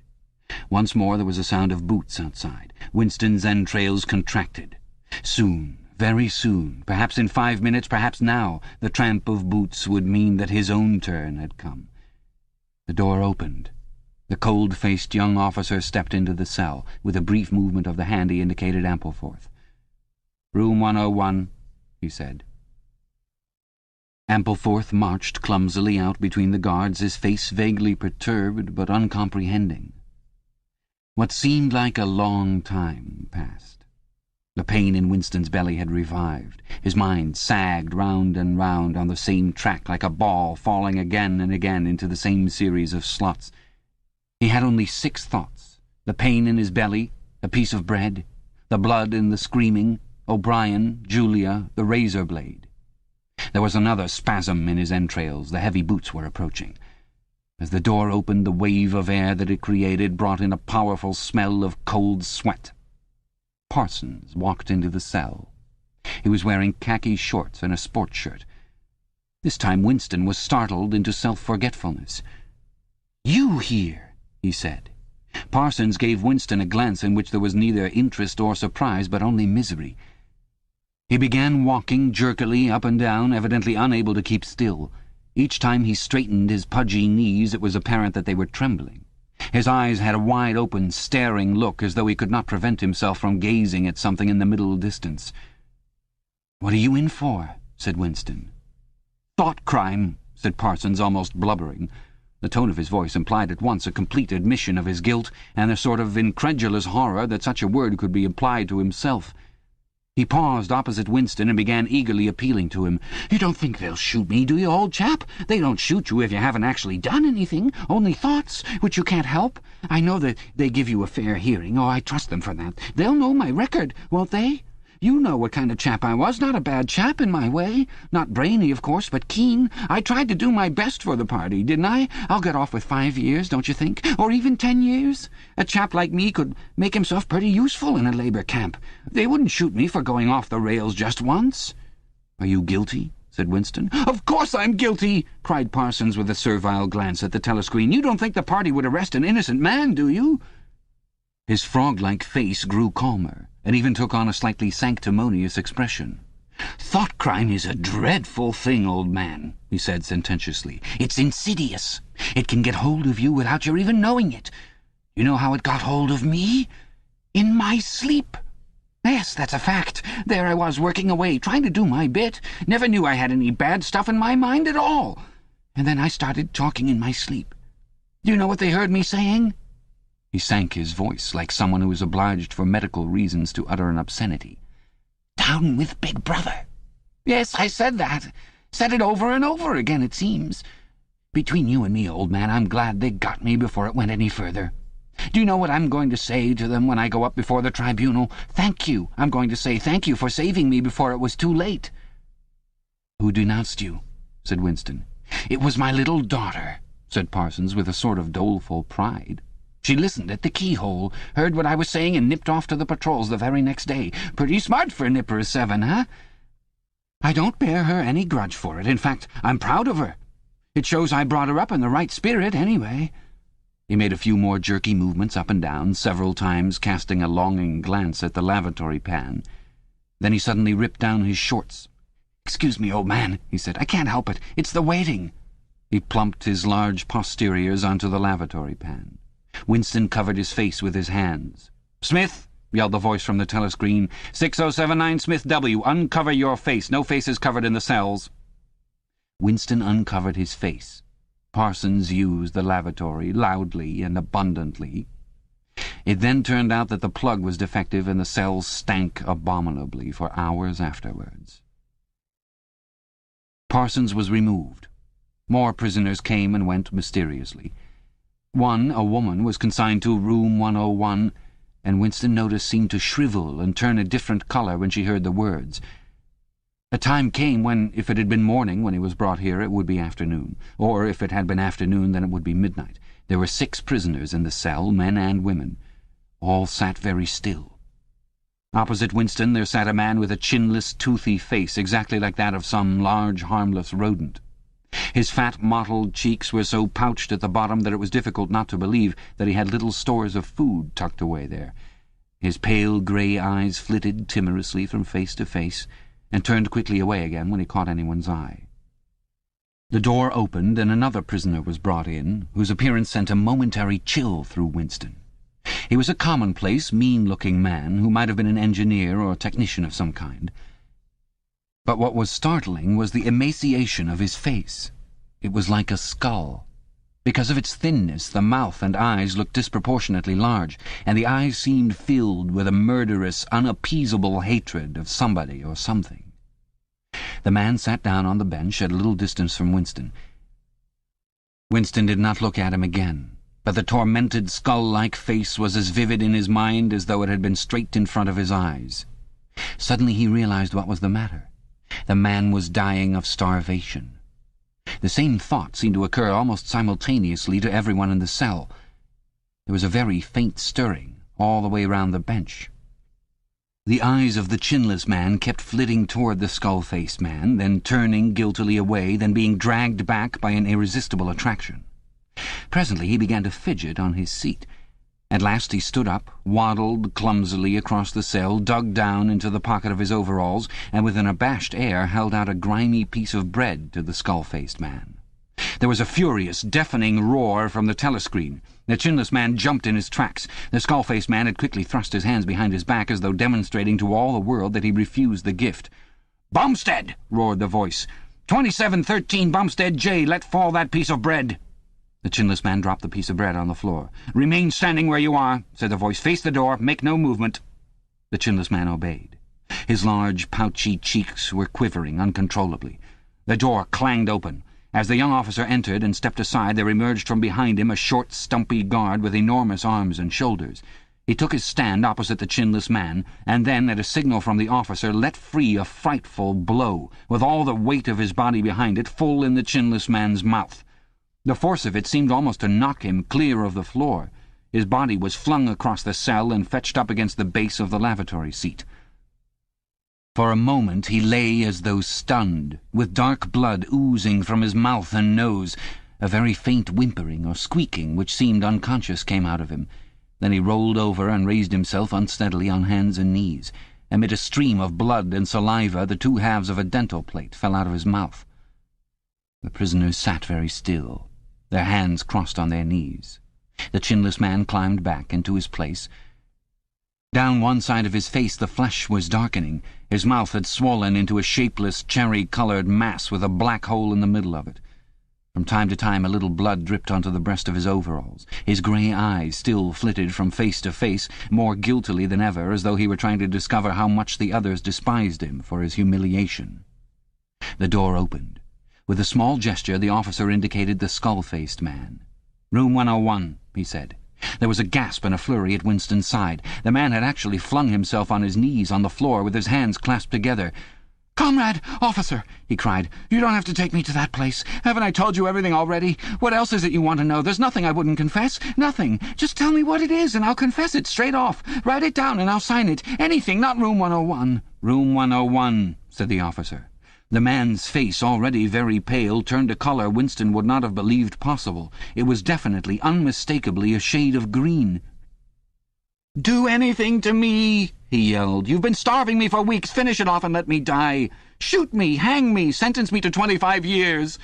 Is there somebody else you want me to give away? Just say who it is, and I'll tell you anything you want. I don't care who it is or what you do to them. I've got a wife and 3 children. The biggest of them isn't 6 years old. You can take the whole lot of them and cut their throats in front of my eyes, and I'll stand by and watch it. But not room 101. "Room 101, said the officer. The man looked frantically round at the other prisoners, as though with some idea that he could put another victim in his own place. His eyes settled on the smashed face of the chinless man. He flung out a lean arm. "That's the one you ought to be taking, not me!" he shouted. "You didn't hear what he was saying after they bashed his face. Give me a chance and I'll tell you every word of it. He's the one that's against the party, not me." The guard stepped forward. The man's voice rose to a shriek. "You didn't hear him," he repeated. "Something went wrong with the telescreen. He's the one you want. Take him, not me." The 2 sturdy guards had stooped to take him by the arms. But just at this moment he flung himself across the floor of the cell and grabbed one of the iron legs that supported the bench. He had set up a wordless howling like an animal. The guards took hold of him to wrench him loose, but he clung on with astonishing strength. For perhaps 20 seconds they were hauling at him. The prisoners sat quiet, their hands crossed on their knees, looking straight in front of them. The howling stopped. The man had no breath left for anything except hanging on. Then there was a different kind of cry. A kick from the guard's boot had broken the fingers on one of his hands. They dragged him to his feet. "Room 101, said the officer. The man was led out, walking unsteadily, with head sunken, nursing his crushed hand, all the fight gone out of him. A long time passed. If it had been midnight when the skull-faced man was taken away, it was morning. If morning, it was afternoon. Winston was alone, and had been alone for hours. The pain of sitting on the narrow bench was such that often he got up and walked about, unreproved by the telescreen. The piece of bread still lay where the chinless man had dropped it. At the beginning it needed a hard effort not to look at it, but presently hunger gave way to thirst. His mouth was sticky and evil-tasting. The humming sound and the unvarying white light induced a sort of faintness, an empty feeling inside his head. He would get up because the ache in his bones was no longer bearable, and then would sit down again almost at once because he was too dizzy to make sure of staying on his feet. Whenever his physical sensations were a little under control, the terror returned. Sometimes, with a fading hope, he thought of O'Brien and the razor blade. It was thinkable that the razor blade might arrive concealed in his food, if he were ever fed. More dimly he thought of Julia. Somewhere or other she was suffering, perhaps far worse than he. She might be screaming with pain at this moment. He thought, if I could save Julia by doubling my own pain, would I do it? Yes, I would. But that was merely an intellectual decision, taken because he knew that he ought to take it. He did not feel it. In this place you could not feel anything except pain and the foreknowledge of pain. Besides, was it possible, when you were actually suffering it, to wish for any reason whatever that your own pain should increase? But that question was not answerable yet. The boots were approaching again. The door opened. O'Brien came in. Winston started to his feet. The shock of the sight had driven all caution out of him. For the first time in many years he forgot the presence of the telescreen. "They've got you too!" he cried. "They got me a long time ago," said O'Brien, with a mild, almost regretful irony. He stepped aside. From behind him there emerged a broad-chested guard with a long black truncheon in his hand. "You knew this, Winston," said O'Brien. "Don't deceive yourself. You did know it. You have always known it." Yes, he saw now, he had always known it. But there was no time to think of that. All he had eyes for was the truncheon in the guard's hand. It might fall anywhere, on the crown, on the tip of the ear, on the upper arm, on the elbow. The elbow! He had slumped to his knees, almost paralyzed, clasping the stricken elbow with his other hand. Everything had exploded into yellow light. Inconceivable, inconceivable that one blow could cause such pain. The light cleared, and he could see the other two looking down at him. The guard was laughing at his contortions. One question, at any rate, was answered. Never, for any reason on earth, should you wish for an increase of pain. Of pain you could wish only one thing, that it should stop. Nothing in the world was so bad as physical pain. In the face of pain there are no heroes, he thought over and over, as he writhed on the floor, clutching uselessly at his disabled left arm. Chapter 2. He was lying on something that felt like a camp bed, except that it was higher off the ground and that he was fixed down in some way so that he could not move. Light that seemed stronger than usual was falling on his face. O'Brien was standing at his side, looking down at him intently. At the other side of him stood a man in a white coat, holding a hypodermic syringe. Even after his eyes were open, he took in his surroundings only gradually. He had the impression of swimming up into this room from some quite different world, a sort of underwater world, far beneath it. How long he had been down there he did not know. Since the moment when they arrested him he had not seen darkness or daylight. Besides, his memories were not continuous. There had been times when consciousness, even the sort of consciousness that one has in sleep, had stopped dead and started again after a blank interval. But whether the intervals were of days or weeks or only seconds there was no way of knowing. With that first blow on the elbow the nightmare had started.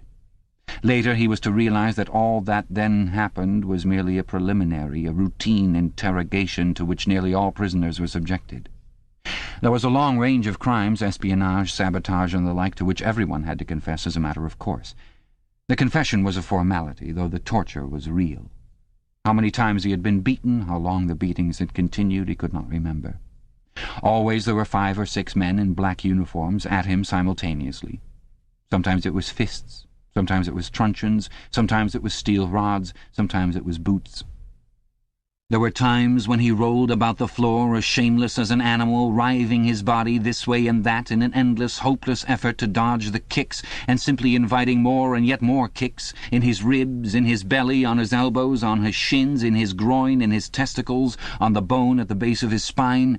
There were times when it went on until the cruel, wicked, unforgivable thing seemed to him not that the guards continued to beat him, but that he could not force himself into losing consciousness.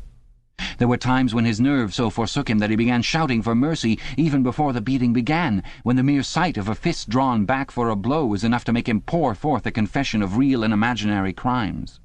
There were other times when he started out with the resolve of confessing nothing, when every word had to be forced out of him between gasps of pain, and there were times when he feebly tried to compromise, when he said to himself, "I will confess, but not yet. I must hold out till the pain becomes unbearable. 3 more kicks, 2 more kicks, and then I will tell them what they want." Sometimes he was beaten till he could hardly stand, then flung like a sack of potatoes under the stone floor of a cell, left to recuperate for a few hours, and then taken out and beaten again. There were also longer periods of recovery. He remembered them dimly because they were spent chiefly in a sleep or stupor. He remembered a cell with a plank bed, a sort of shelf sticking out from the wall, and a tin wash-basin, and meals of hot soup and bread, and sometimes coffee. He remembered a surly barber arriving to scrape his chin and crop his hair, and business-like, unsympathetic men in white coats feeling his pulse, tapping his reflexes, turning up his eyelids, running harsh fingers over him in search of broken bones, and shooting needles into his arm to make him sleep. The beatings grew less frequent, and became mainly a threat, a horror to which he could be sent back at any moment when his answers were unsatisfactory. His questioners now were not ruffians in black uniforms, but party intellectuals, little rotund men with quick movements and flashing spectacles, who worked on him in relays over periods which lasted, he thought he could not be sure, 10 or 12 hours at a stretch. These other questioners saw to it that he was in constant slight pain, but it was not chiefly pain that they relied on. They slapped his face, wrung his ears, pulled his hair, made him stand on one leg, refused him leave to urinate, shone glaring lights in his face until his eyes ran with water. But the aim of this was simply to humiliate him and destroy his power of arguing and reasoning. Their real weapon was the merciless questioning that went on and on, hour after hour, tripping him up, laying traps for him, twisting everything that he said, convicting him at every step of lies and self-contradiction, until he began weeping as much from shame as from nervous fatigue. Sometimes he would weep 6 times in a single session. Most of the time they screamed abuse at him and threatened at every hesitation to deliver him over to the guards again, but sometimes they would suddenly change their tune, call him comrade, appeal to him in the name of Ingsoc and Big Brother, and ask him sorrowfully whether even now he had not enough loyalty to the party left to make him wish to undo the evil he had done. When his nerves were in rags after hours of questioning, even this appeal could reduce him to snivelling tears. In the end, the nagging voices broke him down more completely than the boots and fists of the guards. He became simply a mouth that uttered, a hand that signed whatever was demanded of him. His sole concern was to find out what they wanted him to confess, and then confess it quickly, before the bullying started anew. He confessed to the assassination of eminent party members, the distribution of seditious pamphlets, embezzlement of public funds, sale of military secrets, sabotage of every kind. He confessed that he had been a spy in the pay of the East Asian government as far back as 1968. He confessed that he was a religious believer, an admirer of capitalism, and a sexual pervert. He confessed that he had murdered his wife, although he knew, and his questioners must have known, that his wife was still alive. He confessed that for years he had been in personal touch with Goldstein and had been a member of an underground organization which had included almost every human being he had ever known. It was easier to confess everything and implicate everybody. Besides, in a sense, it was all true. It was true that he had been the enemy of the party, and in the eyes of the party there was no distinction between the thought and the deed. There were also memories of another kind. They stood out in his mind disconnectedly, like pictures with blackness all round them. He was in a cell, which might have been either dark or light, because he could see nothing except a pair of eyes. Near at hand some kind of instrument was ticking, slowly and regularly. The eyes grew larger and more luminous. Suddenly he floated out of his seat, dived into the eyes, and was swallowed up. He was strapped into a chair, surrounded by dials, under dazzling lights. A man in a white coat was reading the dials. There was a tramp of heavy boots outside. The door clanged open. The waxen-faced officer marched in, followed by 2 guards. "Room 101, said the officer. The man in the white coat did not turn around. He did not look at Winston either. He was looking only at the dials. He was strolling down a mighty corridor, a kilometre wide, full of glorious golden light, roaring with laughter and shouting out confessions at the top of his voice. He was confessing everything, even the things he had succeeded in holding back under the torture. He was relating the entire history of his life to an audience who knew it already. With him were the guards, the other questioners, the men in white coats, O'Brien, Julia, Mr. Charrington, all rolling down the corridor together and shouting with laughter. Some dreadful thing which had lain embedded in the future had somehow been skipped over and had not happened. Everything was all right. There was no more pain. The last detail of his life was laid bare, understood, forgiven. He was starting up from the plank bed in the half-certainty that he had heard O'Brien's voice. All through his interrogation, although he had never seen him, he had had the feeling that O'Brien was at his elbow, just out of sight. It was O'Brien who was directing everything. It was he who set the guards onto Winston and who prevented them from killing him. It was he who decided when Winston should scream with pain, when he should have a respite, when he should be fed, when he should sleep, when the drug should be pumped into his arm. It was he who asked the questions and suggested the answers. He was the tormentor, he was the protector, he was the inquisitor, he was the friend. And once, Winston could not remember whether it was in drugged sleep or in normal sleep or even in a moment of wakefulness, a voice murmured in his ear, "Don't worry, Winston. You are in my keeping. For 7 years I have watched over you. Now the turning point has come. I shall save you. I shall make you perfect." He was not sure whether it was O'Brien's voice, but it was the same voice that had said to him, "We shall meet in the place where there is no darkness," in that other dream, 7 years ago. He did not remember any ending to his interrogation. There was a period of blackness, and then the cell or room in which he now was had gradually materialized round him. He was almost flat on his back and unable to move. His body was held down at every essential point. Even the back of his head was gripped in some manner. O'Brien was looking down at him gravely and rather sadly. His face, seen from below, looked coarse and worn, with pouches under the eyes and tired lines from nose to chin. He was older than Winston had thought him. He was perhaps 48 or 50. Under his hand there was a dial, with a lever on top and figures running round the face. "I told you," said O'Brien, "that if we met again it would be here." "Yes," said Winston. Without any warning except a slight movement of O'Brien's hand, a wave of pain flooded his body. It was a frightening pain, because he could not see what was happening, and he had the feeling that some mortal injury was being done to him. He did not know whether the thing was really happening, or whether the effect was electrically produced, but his body was being wrenched out of shape, the joints were being slowly torn apart. Although the pain had brought the sweat out on his forehead, the worst of all was the fear that his backbone was about to snap. He set his teeth and breathed hard through his nose, trying to keep silent as long as possible. "You are afraid," said O'Brien, watching his face, "that in another moment something is going to break. Your especial fear is that it will be your backbone. You have a vivid mental picture of the vertebrae snapping apart and the spinal fluid dripping out of them. That is what you are thinking, is it not, Winston?" Winston did not answer. O'Brien drew back the lever on the dial. The wave of pain receded almost as quickly as it had come. "That was 40, said O'Brien.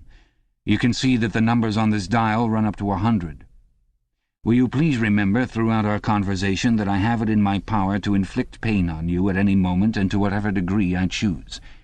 If you tell me any lies, or attempt to prevaricate in any way, or even fall below your usual level of intelligence, you will cry out with pain, instantly. Do you understand that?" "Yes," said Winston. O'Brien's manner became less severe. He resettled his spectacles thoughtfully and took a pace or two up and down. When he spoke, his voice was gentle and patient. He had the air of a doctor, a teacher, even a priest, anxious to explain and persuade rather than to punish. "I am taking trouble with you, Winston," he said, "because you are worth trouble. You know perfectly well what is the matter with you. You have known it for years, though you have fought against the knowledge. You are mentally deranged. You suffer from a defective memory. You are unable to remember real events, and you persuade yourself that you remember other events which never happened. Fortunately, it is curable. You have never cured yourself of it because you did not choose to. There was a small effort of the will that you were not ready to make. Even now I am well aware you are clinging to your disease under the impression that it is a virtue. Now we will take an example. At this moment, which power is Oceania at war with? When I was arrested, Oceania was at war with East Asia. With East Asia. Good. And Oceania has always been at war with East Asia, has it not? Winston drew in his breath. He opened his mouth to speak, and then did not speak. He could not take his eyes away from the dial. The truth, please, Winston. Your truth. Tell me what you think you remember. I remember that until only a week before I was arrested, we were not at war with East Asia at all. We were in alliance with them. The war was against Eurasia. That had lasted for 4 years. Before that, O'Brien stopped him with a movement of the hand. Another example, he said. Some years ago you had a very serious delusion indeed. You believed that 3 men, 3 one-time party members named Jones, Aronson, and Rutherford, men who were executed for treachery and sabotage after making the fullest possible confession, were not guilty of the crimes they were charged with. You believed that you had seen unmistakable documentary evidence proving that their confessions were false. There was a certain photograph about which you had a hallucination. You believed that you had actually held it in your hands. It was a photograph something like this. An oblong slip of newspaper had appeared between O'Brien's fingers. For perhaps 5 seconds it was within the angle of Winston's vision. It was a photograph, and there was no question of its identity. It was the photograph. It was another copy of the photograph of Jones, Aronson, and Rutherford at the party function in New York, which he had chanced upon 11 years ago and promptly destroyed. For only an instant it was before his eyes, then it was out of sight again. But he had seen it. Unquestionably he had seen it. He made a desperate, agonizing effort to wrench the top half of his body free. It was impossible to move so much as a centimetre in any direction. For the moment he had even forgotten the dial. All he wanted was to hold the photograph in his fingers again, or at least to see it. "It exists!" he cried. "No," said O'Brien. He stepped across the room. There was a memory hole in the opposite wall. O'Brien lifted the grating. Unseen, the frail slip of paper was whirling away on the current of warm air. It was vanishing in a flash of flame. O'Brien turned away from the wall. "Ashes," he said. "Not even identifiable ashes. Dust. It does not exist. It never existed." "But it did exist. It does exist. It exists in memory. I remember it. You remember it." "I do not remember it," said O'Brien. Winston's heart sank.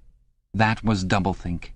He had a feeling of deadly helplessness. If he could have been certain that O'Brien was lying, it would not have seemed to matter. But it was perfectly possible that O'Brien had really forgotten the photograph. And if so, then already he would have forgotten his denial of remembering it and forgotten the act of forgetting. How could one be sure that it was simply trickery? Perhaps that lunatic dislocation in the mind could really happen. That was the thought that defeated him.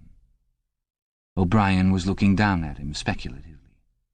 More than ever he had the air of a teacher taking pains with a wayward but promising child. "There is a party slogan dealing with control of the past," he said.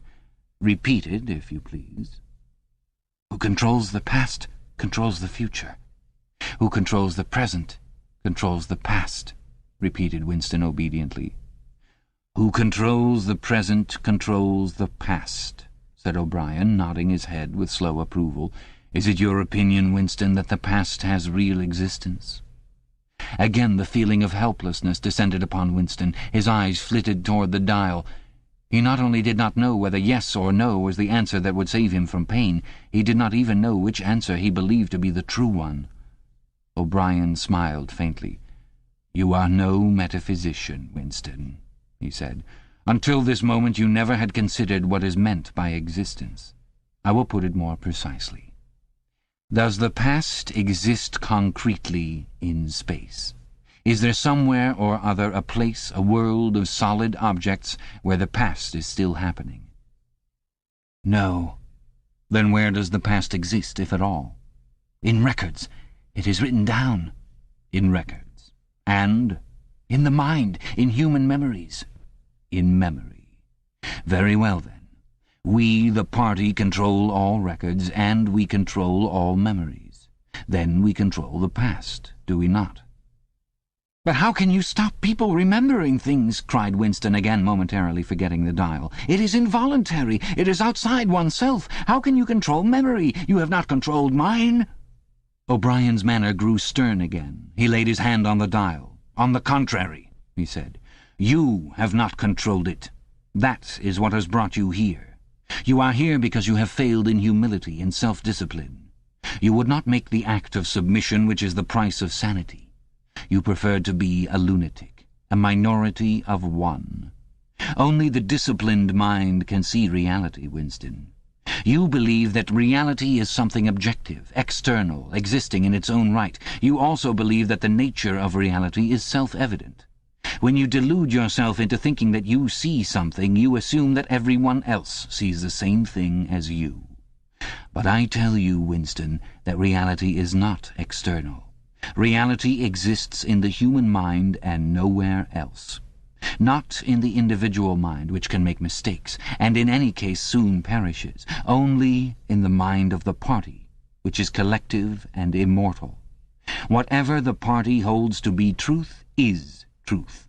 It is impossible to see reality except by looking through the eyes of the party. That is the fact that you have got to relearn, Winston. It needs an act of self-destruction, an effort of the will. You must humble yourself before you can become sane." He paused for a few moments, as though to allow what he had been saying to sink in. "Do you remember," he went on, "writing in your diary, 'Freedom is the freedom to say that 2 + 2 make 4'? "Yes," said Winston. O'Brien held up his left hand, its back toward Winston, with the thumb hidden and the 4 fingers extended. "How many fingers am I holding up, Winston?" 4. "And if the party says that it is not 4 but 5, then how many?" 4. The word ended in a gasp of pain. The needle of the dial had shot up to 55. The sweat had sprung out all over Winston's body. The air tore into his lungs and issued again in deep groans which even by clenching his teeth he could not stop. O'Brien watched him, the 4 fingers still extended. He drew back the lever. This time the pain was only slightly eased. "How many fingers, Winston?" 4. The needle went up to 60. "How many fingers, Winston?" 4! 4! What else can I say? 4! The needle must have risen again, but he did not look at it. The heavy, stern face and the 4 fingers filled his vision. The fingers stood up before his eyes like pillars, enormous, blurry, and seeming to vibrate, but unmistakably 4. "How many fingers, Winston?" 4! Stop it! Stop it! How can you go on? 4! 4! How many fingers, Winston? 5! 5! 5! No, Winston, that is no use. You are lying. You still think there are 4. How many fingers, please? 4! 5! 4! Anything you like, only stop it! Stop the pain! Abruptly he was sitting up, with O'Brien's arm round his shoulders. He had perhaps lost consciousness for a few seconds. The bonds that had held his body down were loosened. He felt very cold. He was shaking uncontrollably. His teeth were chattering. The tears were rolling down his cheeks. For a moment he clung to O'Brien like a baby, curiously comforted by the heavy arm round his shoulders. He had the feeling that O'Brien was his protector, that the pain was something that came from outside, from some other source, and that it was O'Brien who could save him from it. "You are a slow learner, Winston," said O'Brien gently. "How can I help it?" he blubbered. "How can I help seeing what is in front of my eyes? 2 and 2 are 4. "Sometimes, Winston. Sometimes they are 5. Sometimes they are 3. Sometimes they are all of them at once. You must try harder. It is not easy to become sane." He laid Winston down on the bed. The grip on his limbs tightened again, but the pain had ebbed away and the trembling had stopped, leaving him merely weak and cold. O'Brien motioned with his head to the man in the white coat who had stood immobile throughout the proceedings. The man in the white coat bent down and looked closely into Winston's eyes, felt his pulse, laid an ear against his chest, tapped here and there, then he nodded to O'Brien. "Again," said O'Brien, The pain flowed into Winston's body. The needle must be at 70, 75. He had shut his eyes this time. He knew that the fingers were still there, and still 4. All that mattered was somehow to stay alive until the spasm was over. He had ceased to notice whether he was crying out or not. The pain lessened again. He opened his eyes. O'Brien had drawn back the lever. "How many fingers, Winston?" "4. I suppose there are 4. I would see 5 if I could. I am trying to see 5. "Which do you wish? To persuade me that you see 5, or really to see them?" "Really to see them." "Again," said O'Brien. Perhaps the needle was at 80, 90. Winston could only intermittently remember why the pain was happening. Behind his screwed-up eyelids a forest of fingers seemed to be moving in a sort of dance, weaving in and out, disappearing behind one another and reappearing again. He was trying to count them. He could not remember why. He knew only that it was impossible to count them, and that this was somehow due to the mysterious identity between 5 and 4. The pain died down again.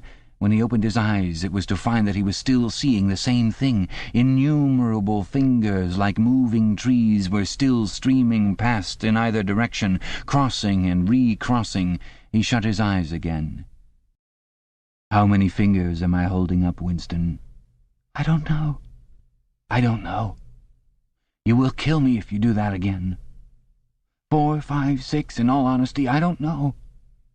"Better," said O'Brien. A needle slid into Winston's arm.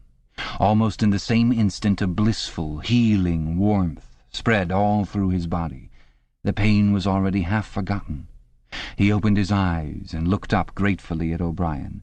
At sight of the heavy, lined face, so ugly and so intelligent, his heart seemed to turn over. If he could have moved, he would have stretched out a hand and laid it on O'Brien's arm. He had never loved him so deeply as at this moment, and not merely because he had stopped the pain. The old feeling that at bottom it did not matter whether O'Brien was a friend or an enemy had come back. O'Brien was a person who could be talked to. Perhaps one did not want to be loved so much as to be understood. O'Brien had tortured him to the edge of lunacy, and in a little while it was certain he would send him to his death. It made no difference. In some sense that went deeper than friendship. They were intimates. Somewhere or other, although the actual words might never be spoken, there was a place where they could meet and talk. O'Brien was looking down at him with an expression which suggested that the same thought might be in his own mind. When he spoke, it was in an easy, conversational tone. "Do you know where you are, Winston?" he said. "I don't know. I can guess. In the Ministry of Love." "Do you know how long you have been here?" "I don't know. Days, weeks, months? I think it is months." "And why do you imagine that we bring people to this place?" "To make them confess." "No, that is not the reason. Try again." "To punish them." "No!" exclaimed O'Brien. His voice had changed extraordinarily, and his face had suddenly become both stern and animated. "No! Not merely to extract your confession, nor to punish you. Shall I tell you why we have brought you here? To cure you, to make you sane. Will you understand, Winston, that no one whom we bring to this place ever leaves our hands uncured? We are not interested in those stupid crimes that you have committed. The party is not interested in the overt act. The thought is all we care about. We do not merely destroy our enemies, we change them. Do you understand what I mean by that?" He was bending over Winston. His face looked enormous because of its nearness and hideously ugly because it was seen from below. Moreover, it was filled with a sort of exaltation, a lunatic intensity. Again Winston's heart shrank. If it had been possible, he would have cowered deeper into the bed. He felt certain that O'Brien was about to twist the dial out of sheer wantonness. At this moment, however, O'Brien turned away. He took a pace or two up and down. Then he continued, less vehemently. "The first thing for you to understand is that in this place there are no martyrdoms. You have read of the religious persecutions of the past. In the Middle Ages there was the Inquisition. It was a failure. It set out to eradicate heresy and ended by perpetuating it. For every heretic it burned at the stake, thousands of others rose up. Why was that? Because the Inquisition killed its enemies in the open and killed them while they were still unrepentant. In fact, it killed them because they were unrepentant. Men were dying because they would not abandon their true beliefs. Naturally, all the glory belonged to the victim, and all the shame to the inquisitor who burned him. Later, in the 20th century, there were the totalitarians, as they were called. There were the German Nazis and the Russian communists. The Russians persecuted heresy more cruelly than the Inquisition had done, and they imagined that they had learned from the mistakes of the past. They knew, at any rate, that one must not make martyrs. Before they exposed their victims to public trial, they deliberately set themselves to destroy their dignity. They wore them down by torture and solitude until they were despicable, cringing wretches, confessing whatever was put into their mouths, covering themselves with abuse, accusing and sheltering behind one another, whimpering for mercy. And yet, after only a few years, the same thing had happened over again. The dead men had become martyrs, and their degradation was forgotten. Once again, why was it? In the first place, because the confessions that they had made were obviously extorted and untrue. We do not make mistakes of that kind. All the confessions that are uttered here are true. We make them true. And above all, we do not allow the dead to rise up against us. You must stop imagining that posterity will vindicate you, Winston. Posterity will never hear of you. You will be lifted clean out from the stream of history. We shall turn you into gas and pour you into the stratosphere. Nothing will remain of you, not a name in a register, not a memory in a living brain. You will be annihilated in the past as well as in the future. You will never have existed. Then why bother to torture me, thought Winston with a momentary bitterness. O'Brien checked his step as though Winston had uttered the thought aloud. His large, ugly face came nearer, with the eyes a little narrowed. "You are thinking," he said, "that since we intend to destroy you utterly so that nothing that you say or do can make the smallest difference, in that case why do we go to the trouble of interrogating you first? That is what you were thinking, was it not?" "Yes," said Winston. O'Brien smiled slightly. "You are a flaw in the pattern, Winston. You are a stain that must be wiped out. Did I not tell you just now that we are different from the persecutors of the past? We are not content with negative obedience, nor even with the most abject submission. When finally you surrender to us, it must be of your own free will. We do not destroy the heretic because he resists us. So long as he resists us, we never destroy him. We convert him. We capture his inner mind. We reshape him. We burn all evil and all illusion out of him. We bring him over to our side, not in appearance, but genuinely, heart and soul. We make him one of ourselves before we kill him. It is intolerable to us that an erroneous thought should exist anywhere in the world, however secret and powerless it may be. Even in the instant of death we cannot permit any deviation. In the old days the heretic walked to the stake, still a heretic, proclaiming his heresy, exulting in it. Even the victim of the Russian purges could carry rebellion locked up in his skull as he walked down the passage waiting for the bullet. But we make the brain perfect before we blow it out. The command of the old despotisms was, "Thou shalt not." The command of the totalitarians was, "Thou shalt." Our command is "Thou art." No one whom we bring to this place ever stands out against us. Everyone is washed clean. Even those 3 miserable traitors in whose innocence you once believed, Jones, Aronson, and Rutherford, in the end we broke them down. I took part in their interrogation myself. I saw them gradually worn down, whimpering, grovelling, weeping. And in the end it was not with pain or fear, only with penitence. By the time we had finished with them, they were only the shells of men. There was nothing left in them except sorrow for what they had done and love of Big Brother. It was touching to see how they loved him. They begged to be shot quickly so that they could die while their minds were still clean. His voice had grown almost dreamy. The exaltation, the lunatic enthusiasm was still in his face. He is not pretending, thought Winston. He is not a hypocrite. He believes every word he says. What most oppressed him was the consciousness of his own intellectual inferiority. He watched the heavy yet graceful form strolling to and fro, in and out of the range of his vision. O'Brien was a being in all ways larger than himself. There was no idea that he had ever had, or could have, that O'Brien had not long ago known, examined, and rejected. His mind contained Winston's mind. But in that case, how could it be true that O'Brien was mad? It must be he, Winston, who was mad. O'Brien halted and looked down at him. His voice had grown stern again. "Do not imagine that you will save yourself, Winston, however completely you surrender to us. No one who has once gone astray is ever spared, and even if we choose to let you live out the natural term of your life, still you would never escape from us. What happens to you here is forever. Understand that in advance. We shall crush you down to the point from which there is no coming back. Things will happen to you from which you could not recover if you lived 1,000 years. Never again will you be capable of ordinary human feeling. Everything will be dead inside you. Never again will you be capable of love or friendship or joy of living or laughter or curiosity or courage or integrity. You will be hollow. We shall squeeze you empty, and then we shall fill you in with ourselves." He paused and signed to the man in the white coat. Winston was aware of some heavy piece of apparatus being pushed into place behind his head. O'Brien had sat down beside the bed so that his face was almost on a level with Winston's. 3,000, he said, speaking over Winston's head to the man in the white coat. Two soft pads, which felt slightly moist, clamped themselves against Winston's temples. He quailed. There was a pain coming, a new kind of pain. O'Brien laid a hand reassuringly, almost kindly, on his. "This time it will not hurt," he said. "Keep your eyes fixed on mine."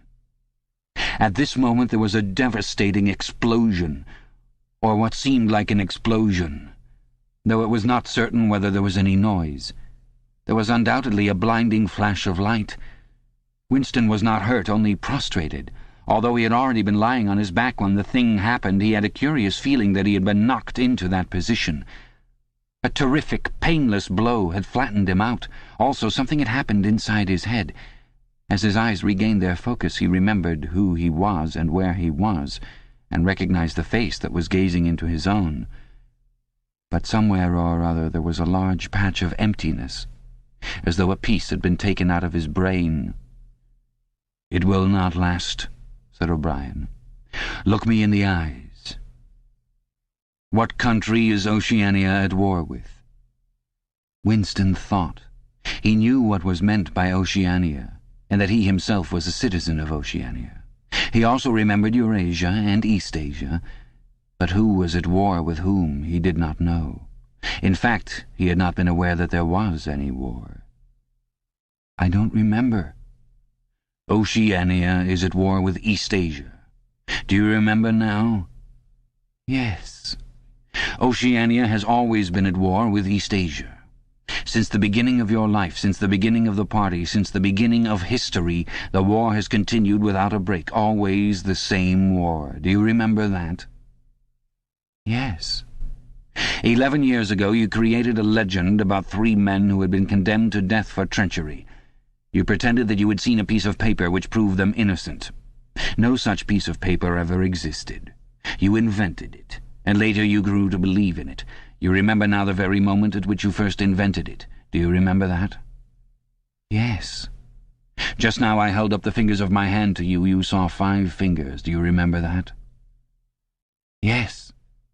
O'Brien held up the fingers of his left hand with the thumb concealed. "There are 5 fingers there. Do you see 5 fingers?" "Yes." And he did see them, for a fleeting instant, before the scenery of his mind changed. He saw 5 fingers, and there was no deformity. Then everything was normal again, and the old fear, the hatred, and the bewilderment came crowding back again. But there had been a moment, he did not know how long, 30 seconds perhaps, of luminous certainty, when each new suggestion of O'Brien's had filled up a patch of emptiness and become absolute truth, and when 2 and 2 could have been 3 as easily as 5 if that were what was needed. It had faded out before O'Brien had dropped his hand. But though he could not recapture it, he could remember it, as one remembers a vivid experience at some remote period of one's life when one was in effect a different person. "You see now," said O'Brien, "that it is at any rate possible." "Yes," said Winston. O'Brien stood up with a satisfied air. Over to his left, Winston saw the man in the white coat break an ampule and draw back the plunger of a syringe. O'Brien turned to Winston with a smile. In almost the old manner, he resettled his spectacles on his nose. "Do you remember writing in your diary," he said, "that it did not matter whether I was a friend or an enemy, since I was at least a person who understood you and could be talked to? You're right. I enjoy talking to you. Your mind appeals to me.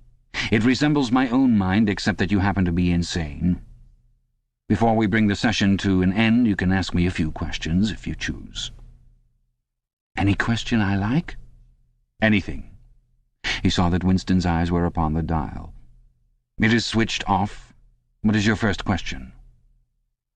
"What have you done with Julia?" said Winston. O'Brien smiled again. "She betrayed you, Winston. Immediately.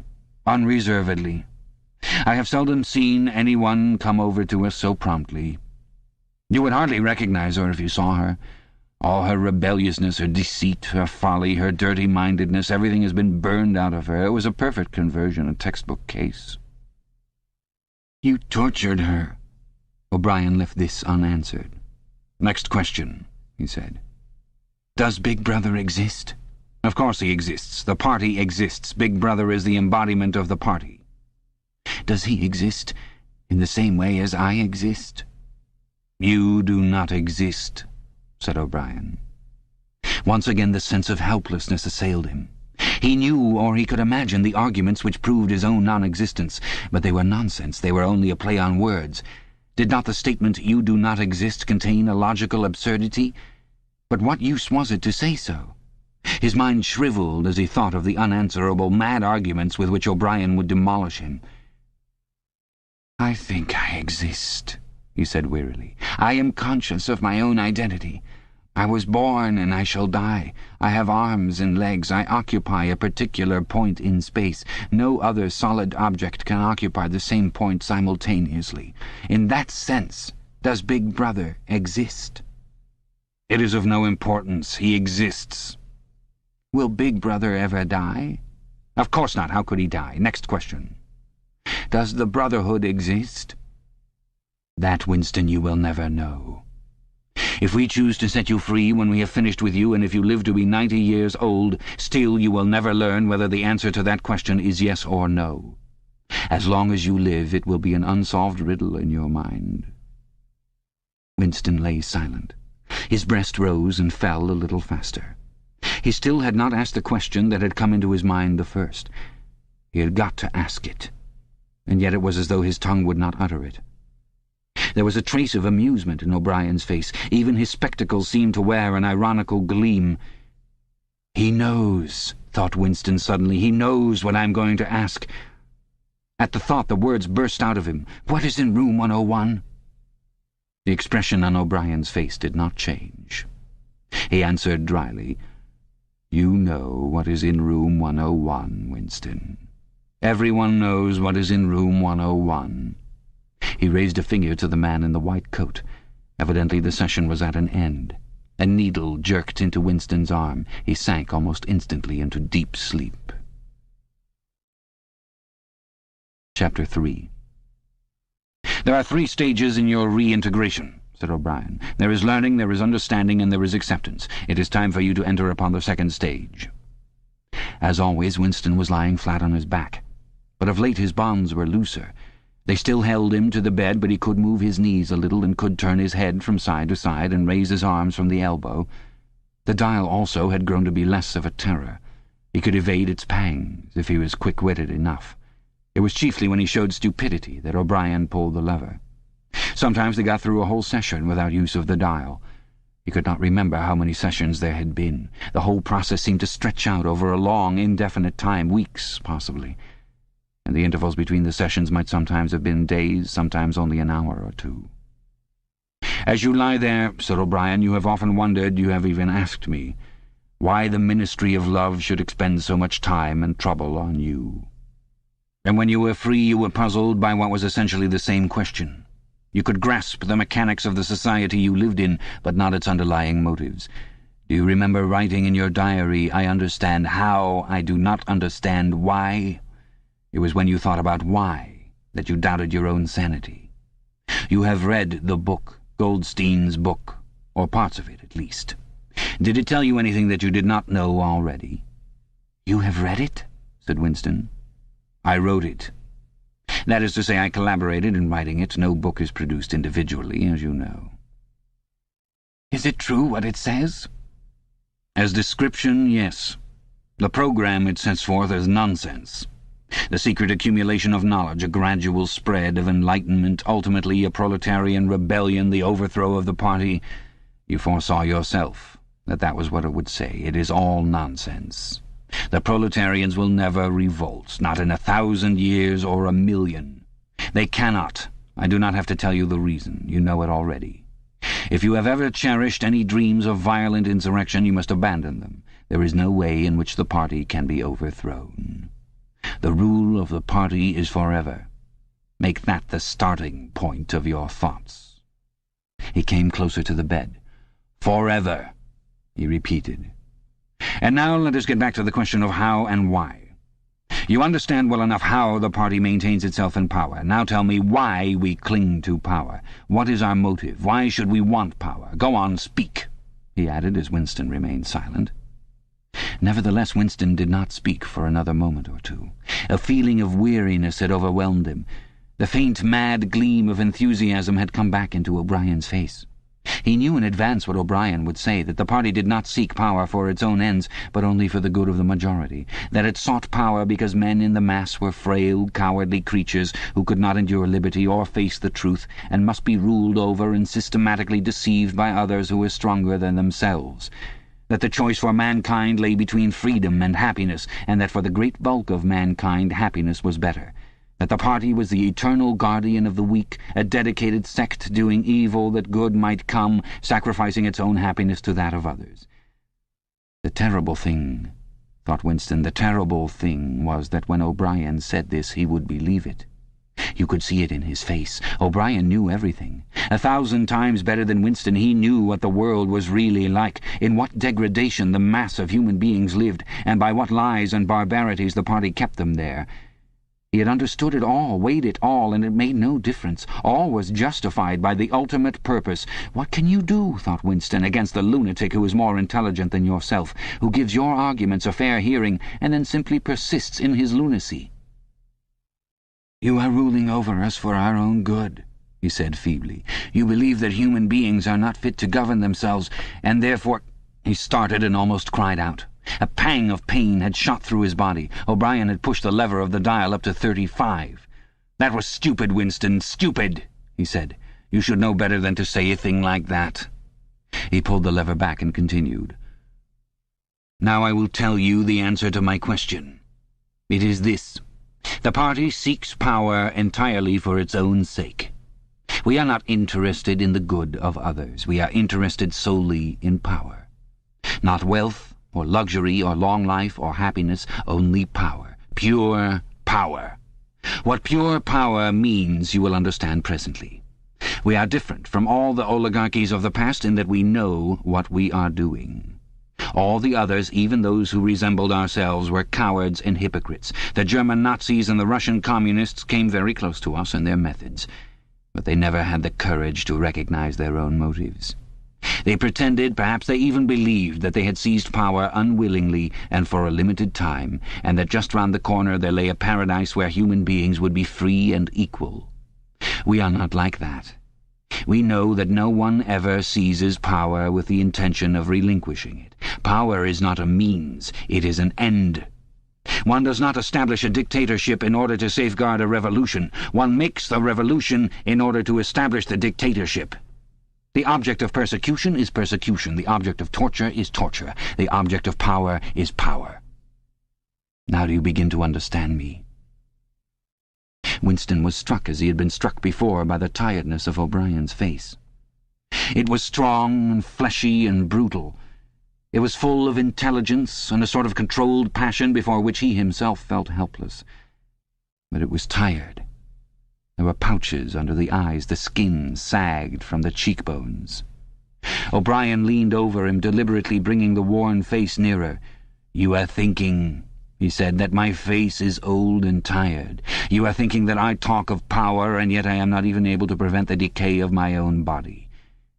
Can you not understand, Winston, that the individual is only a cell?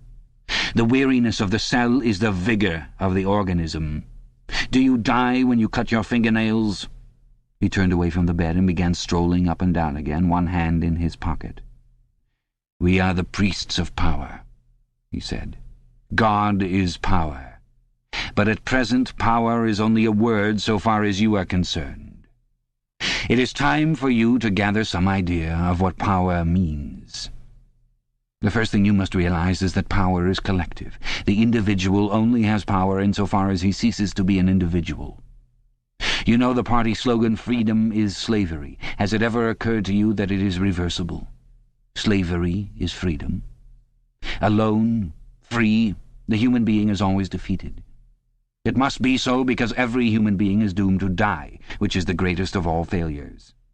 But if he can make complete, utter submission, if he can escape from his identity, if he can merge himself in the party so that he is the party, then he is all-powerful and immortal. The second thing for you to realize is that power is power over human beings, over the body, but above all, over the mind. Power over matter, external reality as you would call it, is not important. Already our control over matter is absolute. For a moment Winston ignored the dial. He made a violent effort to raise himself into a sitting position and merely succeeded in wrenching his body painfully. "But how can you control matter?" he burst out. "You don't even control the climate or the law of gravity. And there are disease, pain, death." O'Brien silenced him by a movement of the hand. "We control matter because we control the mind. Reality is inside the skull. You will learn by degrees, Winston, there is nothing that we could not do. Invisibility, levitation, anything. I could float off this floor like a soap bubble if I wished to. I do not wish to, because the party does not wish it. You must get rid of those 19th century ideas about the laws of nature. We make the laws of nature." "But you do not! You are not even masters of this planet. What about Eurasia and East Asia? You have not conquered them yet." "Unimportant. We shall conquer them when it suits us, and if we did not, what difference would it make? We can shut them out of existence. Oceania is the world." "But the world itself is only a speck of dust, and man is tiny, helpless. How long has he been in existence? For millions of years the earth was uninhabited." "Nonsense. The earth is as old as we are, no older. How could it be older? Nothing exists except through human consciousness." "But the rocks are full of the bones of extinct animals, mammoths and mastodons and enormous reptiles which lived here long before man was ever heard of." "Have you ever seen those bones, Winston? Of course not. 19th century biologists invented them. Before man there was nothing. After man, if he could come to an end, there would be nothing. Outside man there is nothing." "But the whole universe is outside us. Look at the stars. Some of them are 1,000,000 light-years away. They are out of our reach forever." "What are the stars?" said O'Brien indifferently. "They are bits of fire a few kilometers away. We could reach them if we wanted to, or we could blot them out. The earth is the center of the universe. The sun and the stars go round it." Winston made another convulsive movement. This time he did not say anything. O'Brien continued as though answering a spoken objection. "For certain purposes, of course, that is not true. When we navigate the ocean or when we predict an eclipse, we often find it convenient to assume that the earth goes round the sun and that the stars are millions upon millions of kilometers away. But what of it? Do you suppose it is beyond us to produce a dual system of astronomy? The stars can be near or distant according as we need them. Do you suppose our mathematicians are unequal to that? Have you forgotten doublethink?" Winston shrank back upon the bed. Whatever he said, the swift answer crushed him like a bludgeon. And yet he knew that he was in the right. The belief that nothing exists outside your own mind, surely there must be some way of demonstrating that it was false. Had it not been exposed long ago as a fallacy? There was even a name for it which he had forgotten. A faint smile twitched the corners of O'Brien's mouth as he looked down at him. "I told you, Winston," he said, "that metaphysics is not your strong point. The word you are trying to think of is solipsism. But you are mistaken. This is not solipsism. Collective solipsism, if you like, but that is a different thing. In fact, the opposite thing. All this is a digression," he added in a different tone. "The real power, the power we have to fight for night and day, is not power over things, but over men." He paused, and for a moment assumed again his air of a schoolmaster questioning a promising pupil. "How does one man assert his power over another, Winston?" Winston thought. "By making him suffer," he said. "Exactly. By making him suffer. Obedience is not enough. Unless he is suffering, how can you be sure that he is obeying your will and not his own? Power is in inflicting pain and humiliation. Power is in tearing human minds to pieces and putting them together again in new shapes of your own choosing. Do you begin to see, then, what kind of world we are creating? It is the exact opposite of the stupid, hedonistic utopias that the old reformers imagined. A world of fear and treachery and torment, a world of trampling and being trampled upon, a world which will grow not less but more merciless as it refines itself. Progress in our world will be progress toward more pain. The old civilizations claimed that they were founded on love and justice. Ours is founded upon hatred. In our world there will be no emotions except fear, rage, triumph, and self-abasement. Everything else we shall destroy. Everything. Already we are breaking down the habits of thought which have survived from before the Revolution. We have cut the links between child and parent, and between man, and between man and woman.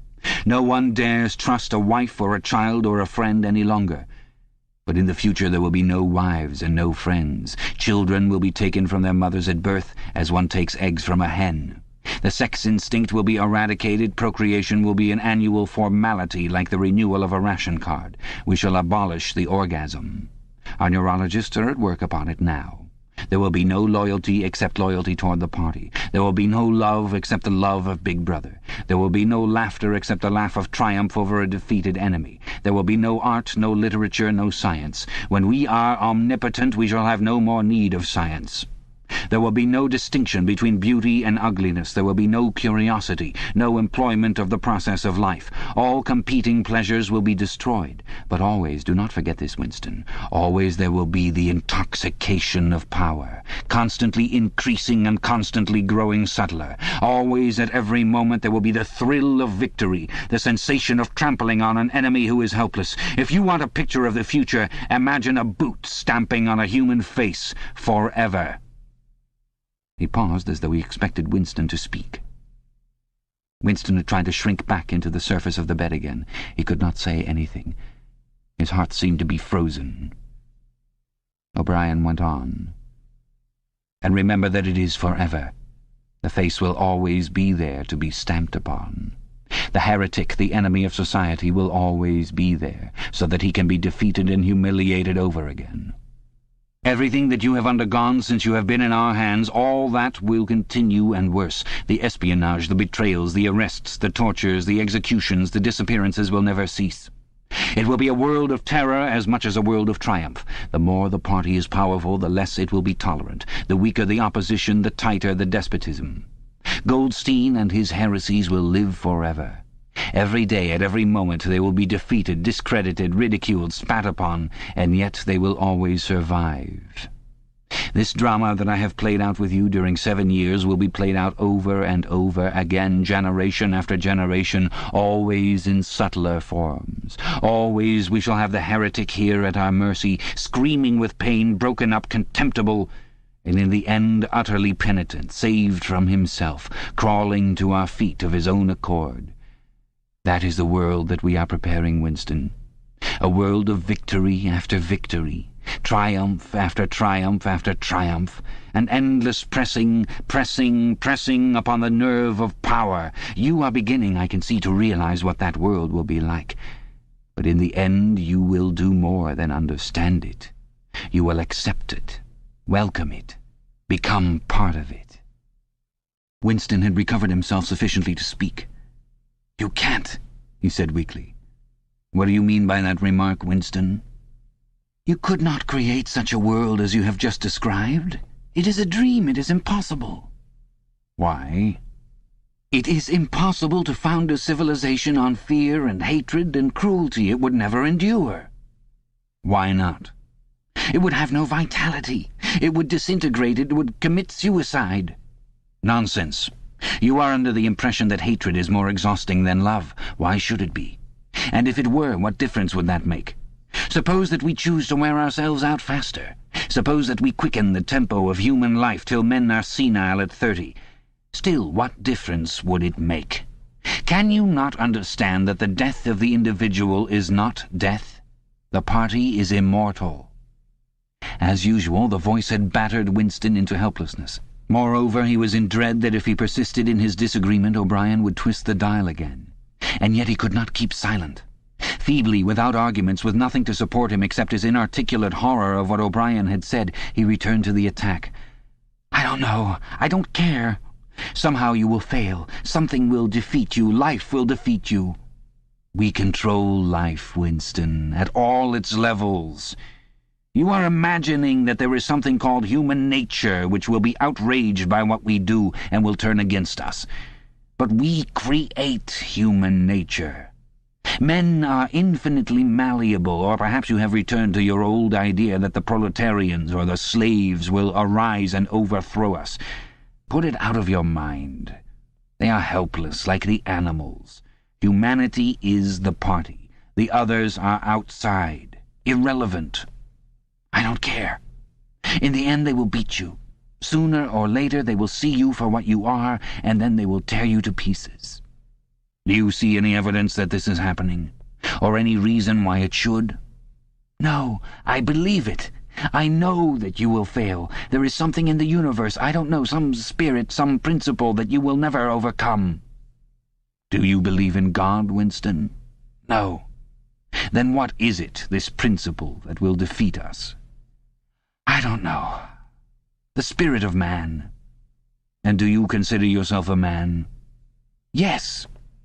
If you are a man, Winston, you are the last man. Your kind is extinct. We are the inheritors. Do you understand that you are alone? You are outside history. You are non-existent. His manner changed, and he said more harshly, "And you consider yourself morally superior to us, with our lies and our cruelty?" "Yes, I consider myself superior." O'Brien did not speak. Two other voices were speaking. After a moment, Winston recognized one of them as his own. It was a soundtrack of the conversation he had had with O'Brien on the night when he had enrolled himself in the Brotherhood. He heard himself promising to lie, to steal, to forge, to murder, to encourage drug-taking and prostitution, to disseminate venereal diseases, to throw vitriol in a child's face. O'Brien made a small, impatient gesture, as though to say that the demonstration was hardly worth making. Then he turned a switch, and the voices stopped. "Get up from that bed," he said. The bonds had loosened themselves. Winston lowered himself to the floor and stood up unsteadily. "You are the last man," said O'Brien. "You are the guardian of the human spirit. You shall see yourself as you are. Take off your clothes." Winston undid the bit of string that held his overalls together. The zip fastener had long since been wrenched out of them. He could not remember whether at any time since his arrest he had taken off all his clothes at one time. Beneath the overalls his body was looped with filthy, yellowish rags, just recognizable as the remnants of underclothes. As he slid them to the ground, he saw that there was a three-sided mirror at the far end of the room. He approached it, then stopped short. An involuntary cry had broken out of him. "Go on," said O'Brien. "Stand between the wings of the mirror. You shall see the side view as well." He had stopped because he was frightened. A bowed, grey-coloured, skeleton-like thing was coming toward him. Its actual appearance was frightening, and not merely the fact that he knew it to be himself. He moved closer to the glass. The creature's face seemed to be protruded because of its bent carriage. A forlorn jailbird's face, with a knobby forehead running back into a bald scalp, a crooked nose and battered-looking cheekbones above which the eyes were fierce and watchful. The cheeks were seamed, the mouth had a drawn-in look. Certainly it was his own face. but it seemed to him that it had changed more than he had changed inside.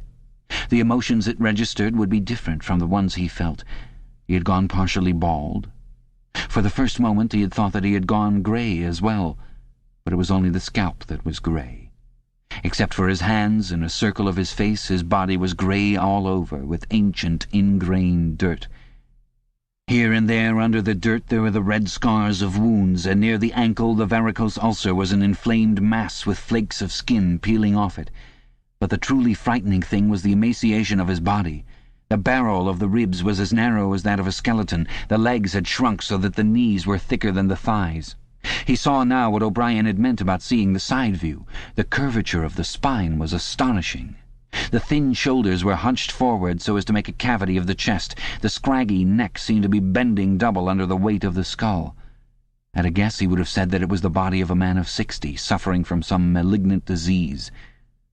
"You have thought sometimes," said O'Brien, "that my face, the face of a member of the inner party, looks old and worn.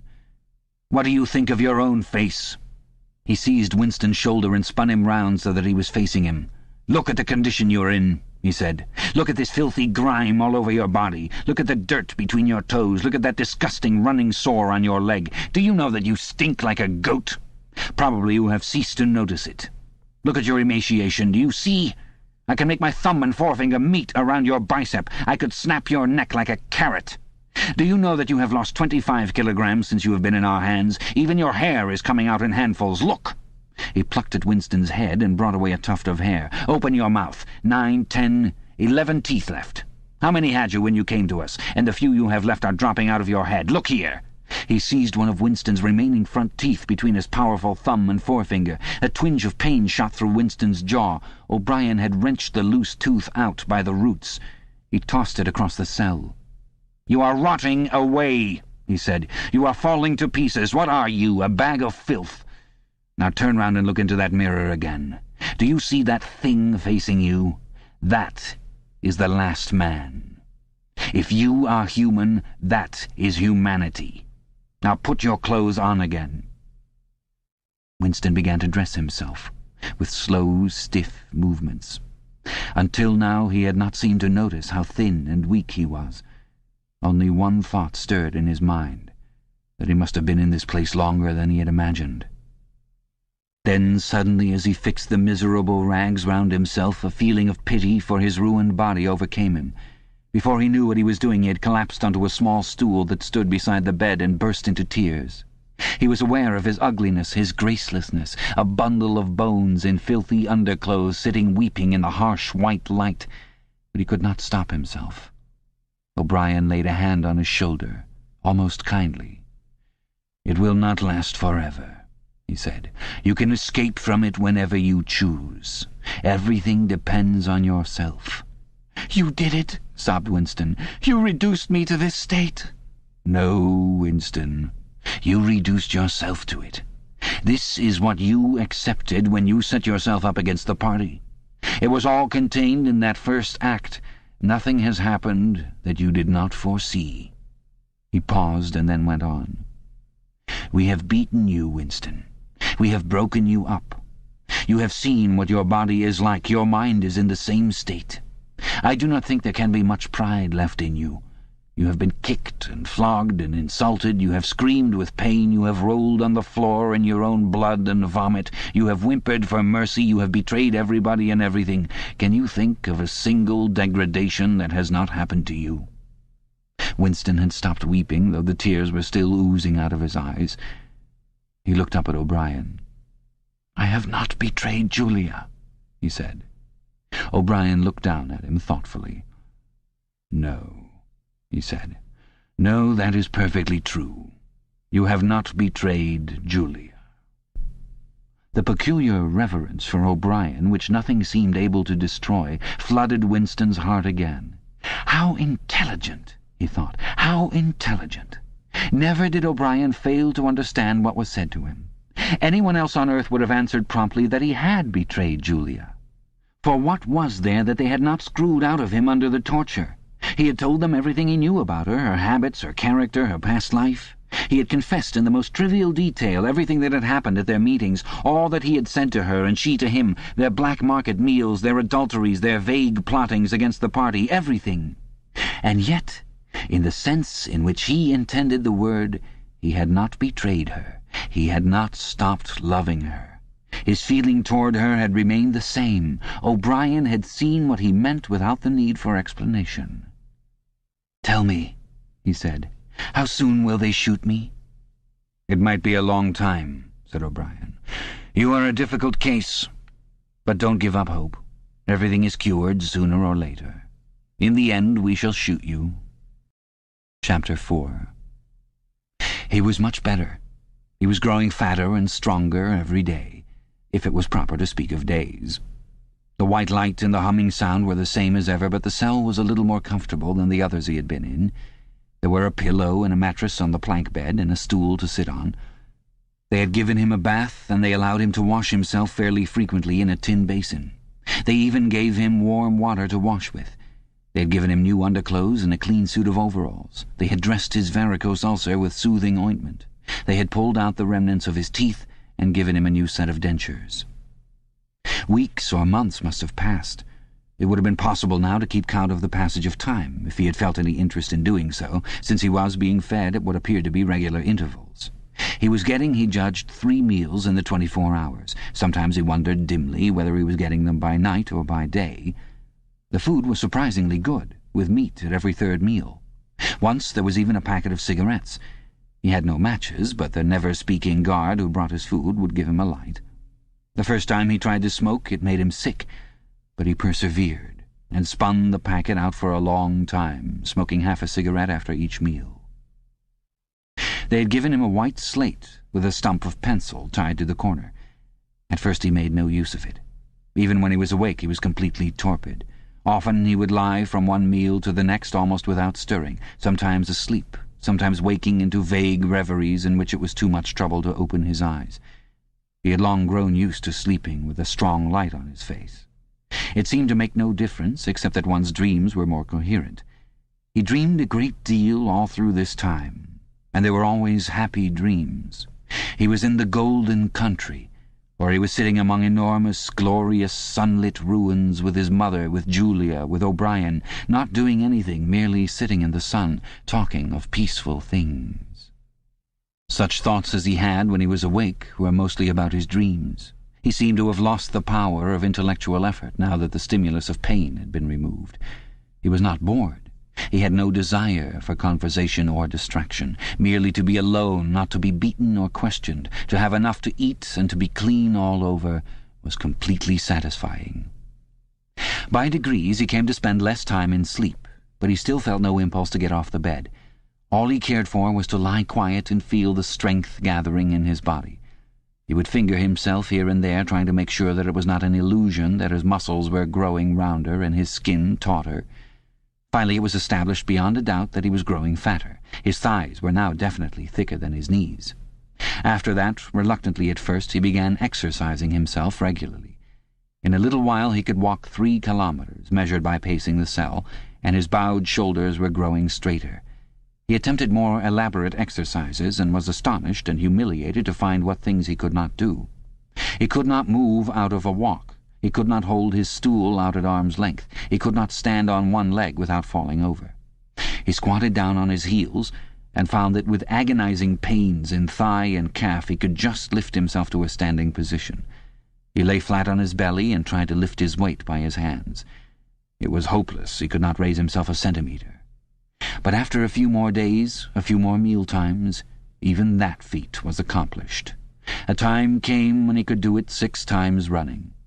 He began to grow actually proud of his body and to cherish an intermittent belief that his face also was growing back to normal. Only when he chanced to put his hand on his bald scalp did he remember the seamed, ruined face that had looked back at him out of the mirror. His mind grew more active. He sat down on the plank bed, his back against the wall and the slate on his knees, and set to work deliberately at the task of re-educating himself. He had capitulated. That was agreed. In reality, as he saw now, he had been ready to capitulate long before he had taken the decision. From the moment when he was inside the Ministry of Love, And yes, even during those minutes when he and Julia had stood helpless while the iron voice from the telescreen told them what to do, he had grasped the frivolity, the shallowness of his attempt to set himself up against the power of the party. He knew now that for 7 years the thought police had watched him like a beetle under a magnifying glass. There was no physical act, no word spoken aloud that they had not noticed, no train of thought that they had not been able to infer. Even the speck of whitish dust on the cover of his diary they had carefully replaced. They had played soundtracks to him, shown him photographs. Some of them were photographs of Julia and himself. Yes, even... He could not fight against the party any longer. Besides, the party was in the right. It must be so. How could the immortal collective brain be mistaken? By what external standard could you check its judgments? Sanity was statistical. It was merely a question of learning to think as they thought. Only... The pencil felt thick and awkward in his fingers. He began to write down the thoughts that came into his head. He wrote first, in large, clumsy capitals, "Freedom is slavery." Then, almost without a pause, he wrote beneath it, 2 and 2 make 5. But then there came a sort of check. His mind, as though shying away from something, seemed unable to concentrate. He knew that he knew what came next, but for the moment he could not recall it. When he did recall it, it was only by consciously reasoning out what it must be. It did not come of its own accord. He wrote, "God is power." He accepted everything. The past was alterable. The past never had been altered. Oceania was at war with East Asia. Oceania had always been at war with East Asia.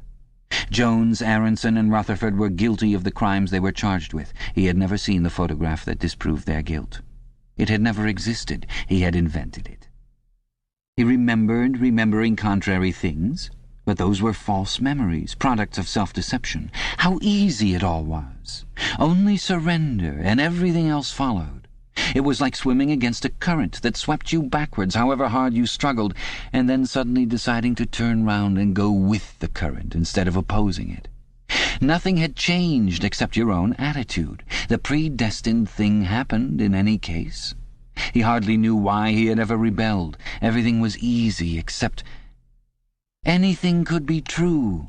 The so-called laws of nature were nonsense. The law of gravity was nonsense. If I wished, O'Brien had said, I could float off this floor like a soap bubble. Winston worked it out. If he thinks, he floats off the floor, and if I simultaneously think I see him do it, then the thing happens.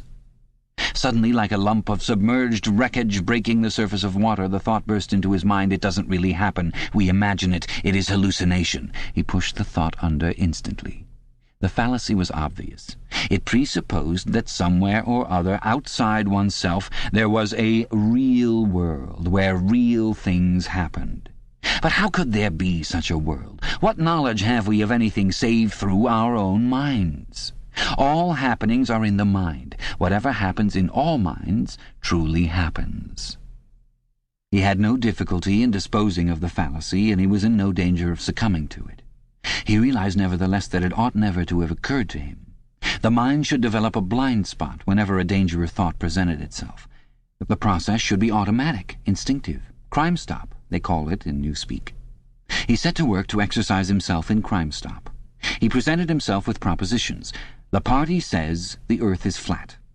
The party says that ice is heavier than water, and trained himself in not seeing or not understanding the arguments that contradicted them.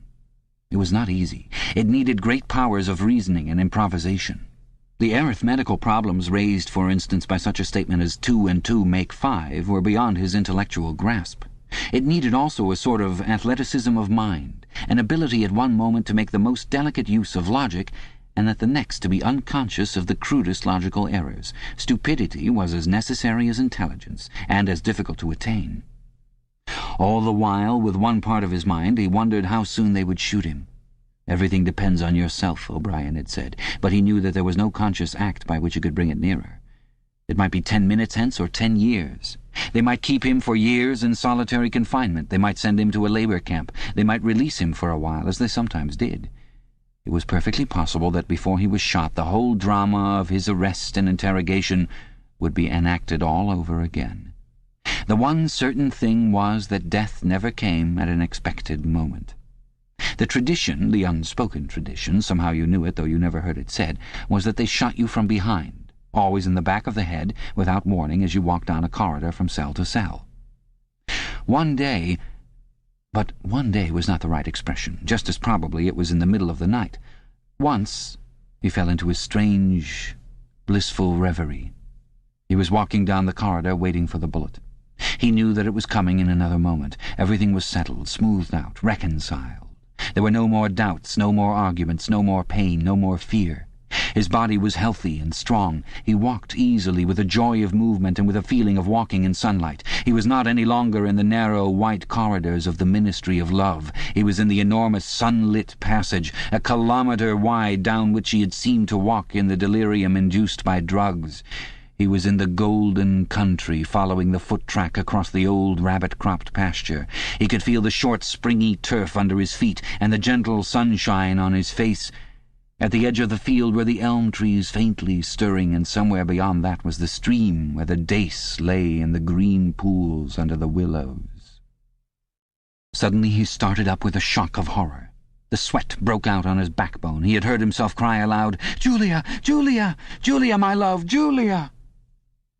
For a moment he had had an overwhelming hallucination of her presence. She had seemed to be not merely with him, but inside him. It was as though she had got into the texture of his skin. In that moment he had loved her far more than he had ever done when they were together and free. Also he knew that somewhere or other she was still alive and needed his help. He lay back on the bed and tried to compose himself. What had he done? How many years had he added to his servitude by that moment of weakness? In another moment he would hear the tramp of boots outside. They could not let such an outburst go unpunished. They would know now, if they had not known before, that he was breaking the agreement he had made with them. He obeyed the party, but he still hated the party. In the old days he had hidden a heretical mind beneath an appearance of conformity. Now he had retreated a step further. In the mind he had surrendered, but he had hoped to keep the inner heart inviolate. He knew that he was in the wrong, and he preferred to be in the wrong. They would understand that. O'Brien would understand it. It was all confessed in that single foolish cry. He would have to start all over again. It might take years. He ran a hand over his face, trying to familiarize himself with the new shape. There were deep furrows in the cheeks. The cheekbones felt sharp, the nose flattened. Besides, since last seeing himself in the glass, he had been given a complete new set of teeth. It was not easy to preserve inscrutability when you did not know what your face looked like. In any case, mere control of the features was not enough. For the first time he perceived that if you want to keep a secret, you must also hide it from yourself. You must know all the while that it is there, but until it is needed you must never let it emerge into your consciousness in any shape that could be given a name. From now on outwards he must not only think right, he must feel right, dream right. And all the while he must keep his hatred locked up inside him like a ball of matter which was part of himself and yet unconnected with the rest of him, a kind of cyst. One day they would decide to shoot him. You could not tell when it would happen, but a few seconds beforehand it should be possible to guess. It was always from behind, walking down a corridor. 10 seconds would be enough. In that time the world inside him could turn over, and then suddenly, without a word uttered, without a check in his step, without the changing of a line in his face, suddenly the camouflage would be down, and bang would go the batteries of his hatred. Hatred would fill him like an enormous roaring flame, and almost in the same instant, bang would go the bullet, too late or too early. It would have blown his brain to pieces before they could reclaim it. The heretical thought would be unpunished, unrepented, out of their reach forever. They would have blown a hole in their own perfection. To die hating them, that was freedom. He shut his eyes. It was more difficult than accepting an intellectual discipline. It was a question of degrading himself, mutilating himself. He had got to plunge into the filthiest of filth. What was the most horrible, sickening thing of all? He thought of Big Brother. The enormous face, because of constantly seeing it on posters, he always thought of it as being a metre wide, with its heavy black moustache, and the eyes that followed you to and fro seemed to float into his mind of its own accord. What were his true feelings toward Big Brother? There was a heavy tramp of boots in the passage. The steel door swung open with a clang. O'Brien walked into the cell. Behind him were the waxen-faced officer and the black-uniformed guards. "Get up," said O'Brien. "Come here." Winston stood opposite him. O'Brien took Winston's shoulders between his strong hands and looked at him closely.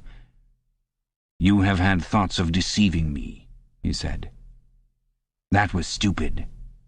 Stand up straighter. Look me in the face."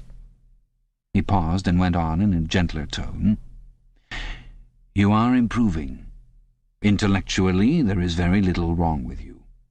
It is only emotionally that you have failed to make progress. Tell me, Winston. And remember no lies. You know that I am always able to detect a lie. Tell me, what are your true feelings toward Big Brother?" "I hate him." "You hate him. Good. Then the time has come for you to take the last step. You must love Big Brother. It is not enough to obey him. You must love him." He released Winston with a little push toward the guards. "Room 101, he said. Chapter 5. At each stage of his imprisonment he had known, or seemed to know, whereabouts he was in the windowless building. Possibly there were slight differences in the air pressure. The cells where the guards had beaten him were below ground level. The room where he had been interrogated by O'Brien was high up near the roof. This place was many meters underground, as deep down as it was possible to go. It was bigger than most of the cells he had been in, but he hardly noticed his surroundings. All he noticed was that there were two small tables straight in front of him, each covered with green baize. One was only a meter or two from him, the other was further away, near the door. He was strapped upright in a chair, so tightly that he could move nothing, not even his head. A sort of pad gripped his head from behind, forcing him to look straight in front of him. For a moment he was alone, then the door opened, and O'Brien came in. "You asked me once," said O'Brien, "what was in room 101. I told you that you knew the answer already. Everyone knows it. The thing that is in room 101 is the worst thing in the world." The door opened again. A guard came in carrying something made of wire, a box or basket of some kind. He set it down on the further table. Because of the position in which O'Brien was standing, Winston could not see what the thing was. "The worst thing in the world," said O'Brien, "varies from individual to individual. It may be burial alive, or death by fire, or by drowning, or by impalement, or 50 other deaths. There are cases where it is some quite trivial thing, not even fatal." He had moved a little to one side so that Winston had a better view of the thing on the table. It was an oblong wire cage, with a handle on top for carrying it by. Fixed to the front of it was something that looked like a fencing mask, with the concave side outwards. Although it was 3 or 4 meters away from him, he could see that the cage was divided lengthways into 2 compartments, and that there was some kind of creature in each. They were rats. "In your case," said O'Brien, "the worst thing in the world happens to be rats." A sort of premonitory tremor, a fear of he was not certain what, had passed through Winston as soon as he caught his first glimpse of the cage. But at this moment the meaning of the mask-like attachment in front of it suddenly sank into him. His bowels seemed to turn to water. "You can't do that!" he cried out in a high, cracked voice. You couldn't! It's impossible!" "Do you remember," said O'Brien, "the moment of panic that used to occur in your dreams? There was a wall of blackness in front of you, and a roaring sound in your ears. There was something terrible on the other side of the wall. You knew that you knew what it was, but you dared not drag it into the open. It was the rats that were on the other side of the wall." "O'Brien," said Winston, making an effort to control his voice, "you know this is not necessary. What is it that you want me to do?" O'Brien made no direct answer. When he spoke, it was in the schoolmasterish manner that he sometimes affected. He looked thoughtfully into the distance, as though he were addressing an audience somewhere behind Winston's back. "By itself," he said, "pain is not always enough. There are occasions when a human being will stand out against pain even to the point of death. But for everyone there is something unendurable, something that cannot be contemplated. Courage and cowardice are not involved. If you are falling from a height, it is not cowardly to clutch at a rope. If you have come up from deep water, it is not cowardly to fill your lungs with air. It is merely an instinct which cannot be disobeyed. It is the same with the rats. For you, they are unendurable. They are a form of pressure that you cannot withstand even if you wish to. You will do what is required of you. But what is it? What is it? How can I do it if I don't know what it is? O'Brien picked up the cage and brought it across to the nearer table. He set it down carefully on the baize cloth. Winston could hear the blood singing in his ears. He had the feeling of sitting in utter loneliness. He was in the middle of a great empty plain, a flat desert drenched with sunlight, across which all sounds came to him out of immense distances. Yet the cage with the rats was not 2 meters away from him. They were enormous rats. They were at the age when a rat's muzzle grows blunt and fierce, and his fur brown instead of grey. "The rat," said O'Brien, still addressing his invisible audience, "although a rodent, is carnivorous. You are aware of that. You will have heard of the things that happen in the poor quarters of this town. In some streets a woman dare not leave her baby alone in the house even for 5 minutes. The rats are certain to attack it. Within quite a small time they will strip it to the bones. They also attack sick or dying people. They show astonishing intelligence in knowing when a human being is helpless." There was an outburst of squeals from the cage. It seemed to reach Winston from far away. The rats were fighting. They were trying to get at each other through the partition. He heard also a deep groan of despair. That, too, seemed to come from outside himself.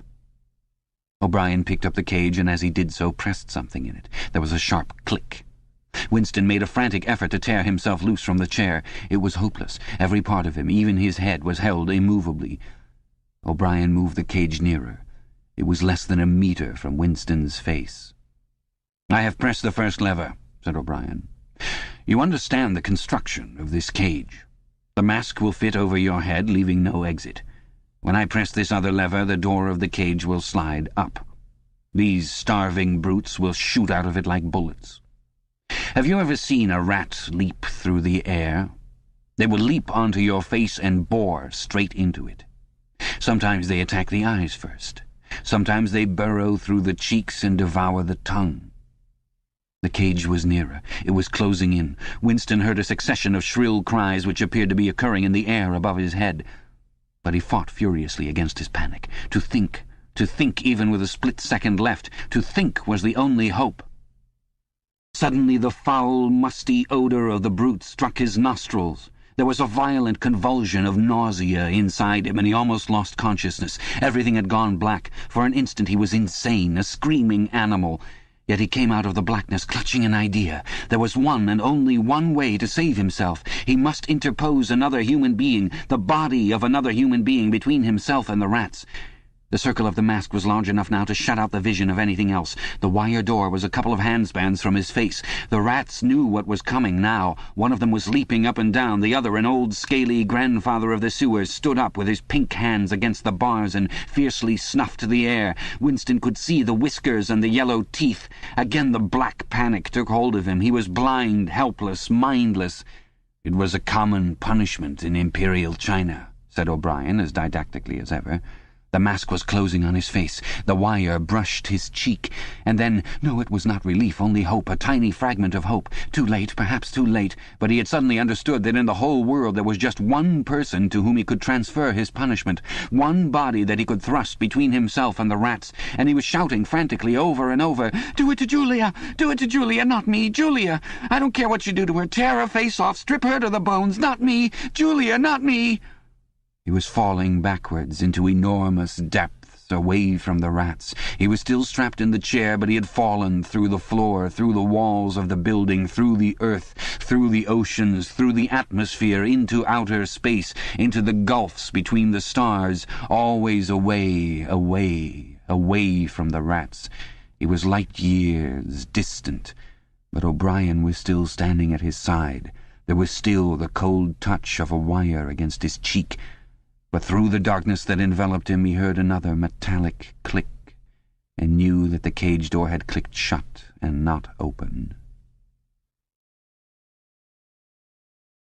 Chapter 6.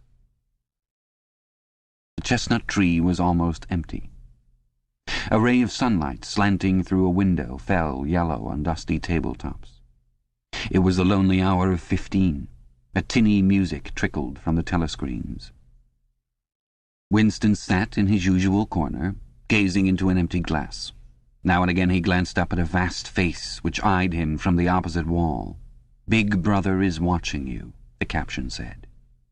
Unbidden, a waiter came and filled his glass up with Victory gin, shaking into it a few drops from another bottle with a quill through the cork. It was saccharin flavoured with cloves, the specialty of the cafe. Winston was listening to the telescreen. At present only music was coming out of it, but there was a possibility that at any moment there might be a special bulletin from the Ministry of Peace. The news from the African front was disquieting in the extreme. On and off he had been worrying about it all day. A Eurasian army, Oceania was at war with Eurasia, Oceania had always been at war with Eurasia, was moving southward at terrifying speed. The midday bulletin had not mentioned any definite area, but it was probable that already the mouth of the Congo was a battlefield. Brazzaville and Leopoldville were in danger. One did not have to look at the map to see what it meant. It was not merely a question of losing Central Africa. For the first time in the whole war, the territory of Oceania itself was menaced. A violent emotion, not fear exactly, but a sort of undifferentiated excitement flared up in him, then faded again. He stopped thinking about the war. In these days he could never fix his mind on any one subject for more than a few moments at a time. He picked up his glass and drained it at a gulp. As always, it made him shudder and even retch slightly. The stuff was horrible. The cloves and saccharin, themselves disgusting enough in their sickly way, could not disguise the flat, oily smell, and what was worst of all was that the smell of gin, which dwelt with him night and day, was inextricably mixed up in his mind with the smell of those— He never named them, even in his thoughts, and so far as it was possible he never visualized them. They were something that he was half aware of, hovering close to his face, a smell that clung to his nostrils. As the gin rose in him, he belched through purple lips. He had grown fatter since they released him, and had regained his old colour. Indeed, more than regained it. His features had thickened. The skin on nose and cheekbones was coarsely red. Even the bald scalp was too deep a pink. A waiter, again unbidden, brought the chessboard and the current issue of the Times, with the page turned down at the chess problem. Then, seeing that Winston's glass was empty, he brought the gin bottle and filled it. There was no need to give orders. They knew his habits. The chessboard was always waiting for him, his corner table was always reserved. Even when the place was full, he had it to himself, since nobody cared to be seen sitting too close to him. He never even bothered to count his drinks. At irregular intervals they presented him with a dirty slip of paper which they said was the bill, but he had the impression that they always undercharged him. It would have made no difference if it had been the other way about. He had always plenty of money nowadays. He even had a job, a sinecure, more highly paid than his old job had been. The music from the telescreen stopped and a voice took over. Winston raised his head to listen. No bulletin from the front, however. It was merely a brief announcement from the Ministry of Plenty. In the preceding quarter, it appeared the 10th three-year plan's quota for bootlaces had been over-fulfilled by 98%. He examined the chess problem and set out the pieces. It was a tricky ending, involving a couple of knights. White to play and mate in 2 moves. Winston looked up at the portrait of Big Brother. White always mates, he thought with a sort of cloudy mysticism. Always, without exception, it is so arranged. In no chess problem since the beginning of the world has black ever won. Did it not symbolize the eternal, unvarying triumph of good over evil? The huge face gazed back at him, full of calm power. White always mates.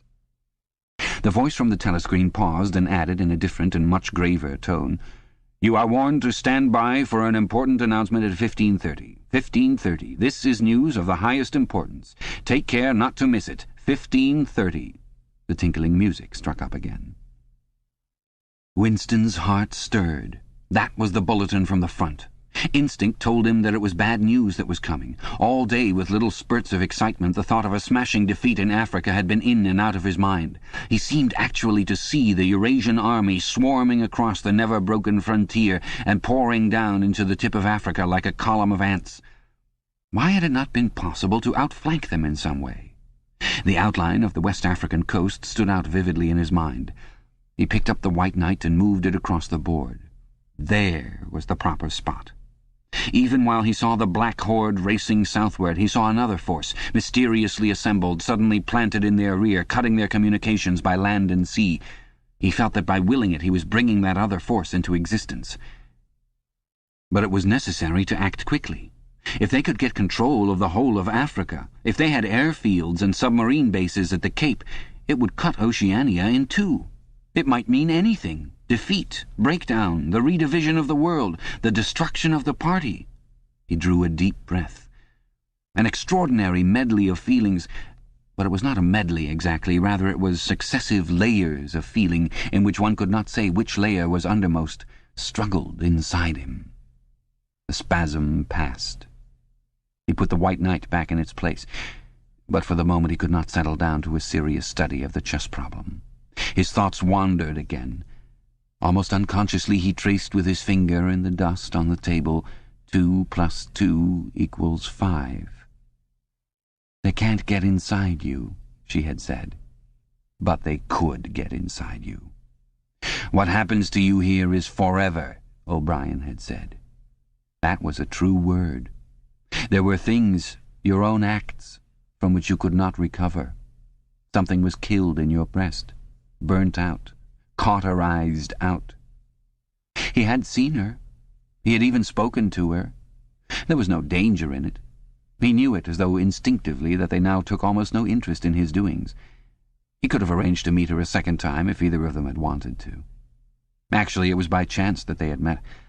It was in the park, on a vile, biting day in March, when the earth was like iron and all the grass seemed dead, and there was not a bud anywhere except a few crocuses which had pushed themselves up to be dismembered by the wind. He was hurrying along with frozen hands and watering eyes when he saw her not 10 meters away from him. It struck him at once that she had changed in some ill-defined way. They almost passed one another without a sign. Then he turned and followed her, not very eagerly. He knew that there was no danger, nobody would take any interest in them. She did not speak. She walked obliquely away across the grass as though trying to get rid of him, then seemed to resign herself to having him at her side. Presently they were in among a clump of ragged, leafless shrubs, useless either for concealment or as protection from the wind. They halted. It was vilely cold. The wind whistled through the twigs and fretted the occasional dirty-looking crocuses. He put his arm round her waist. There was no telescreen, but there must be hidden microphones. Besides, they could be seen. It did not matter. Nothing mattered. They could have lain down on the ground and done that, if they had wanted to. His flesh froze with horror at the thought of it. She made no response whatever to the clasp of his arm. She did not even try to disengage herself. He knew now what had changed in her. Her face was sallower, and there was a long scar, partly hidden by the hair across her forehead and temple. But that was not the change. It was that her waist had grown thicker and in a surprising way had stiffened.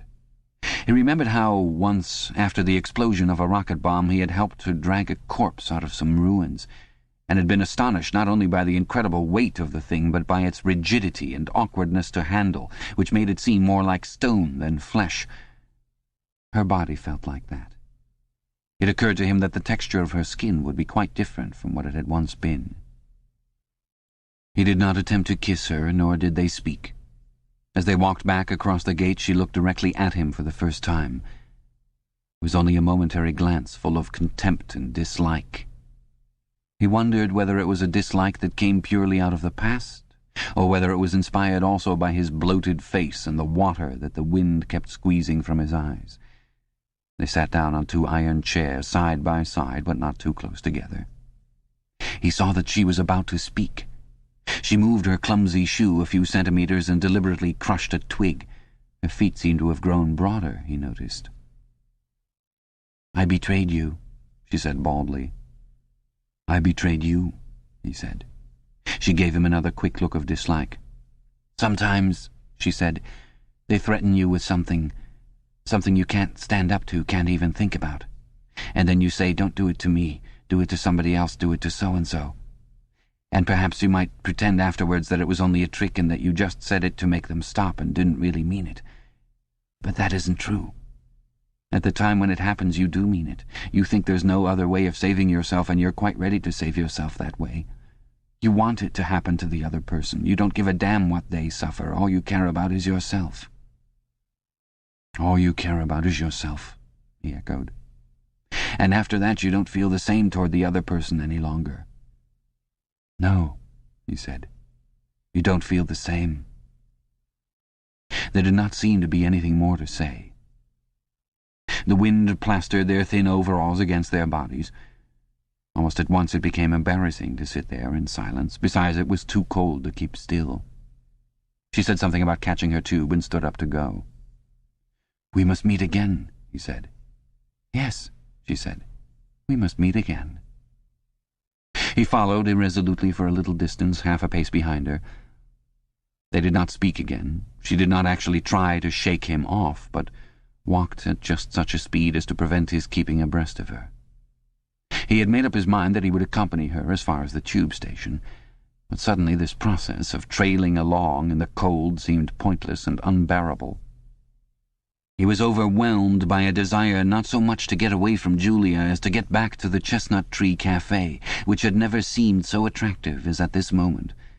He had a nostalgic vision of his corner table with the newspaper and the chessboard and the ever-flowing gin.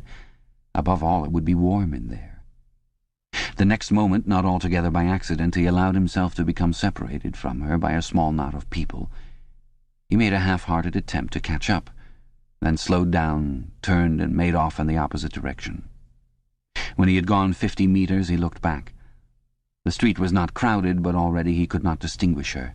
Any one of a dozen hurrying figures might have been hers. Perhaps her thickened, stiffened body was no longer recognizable from behind.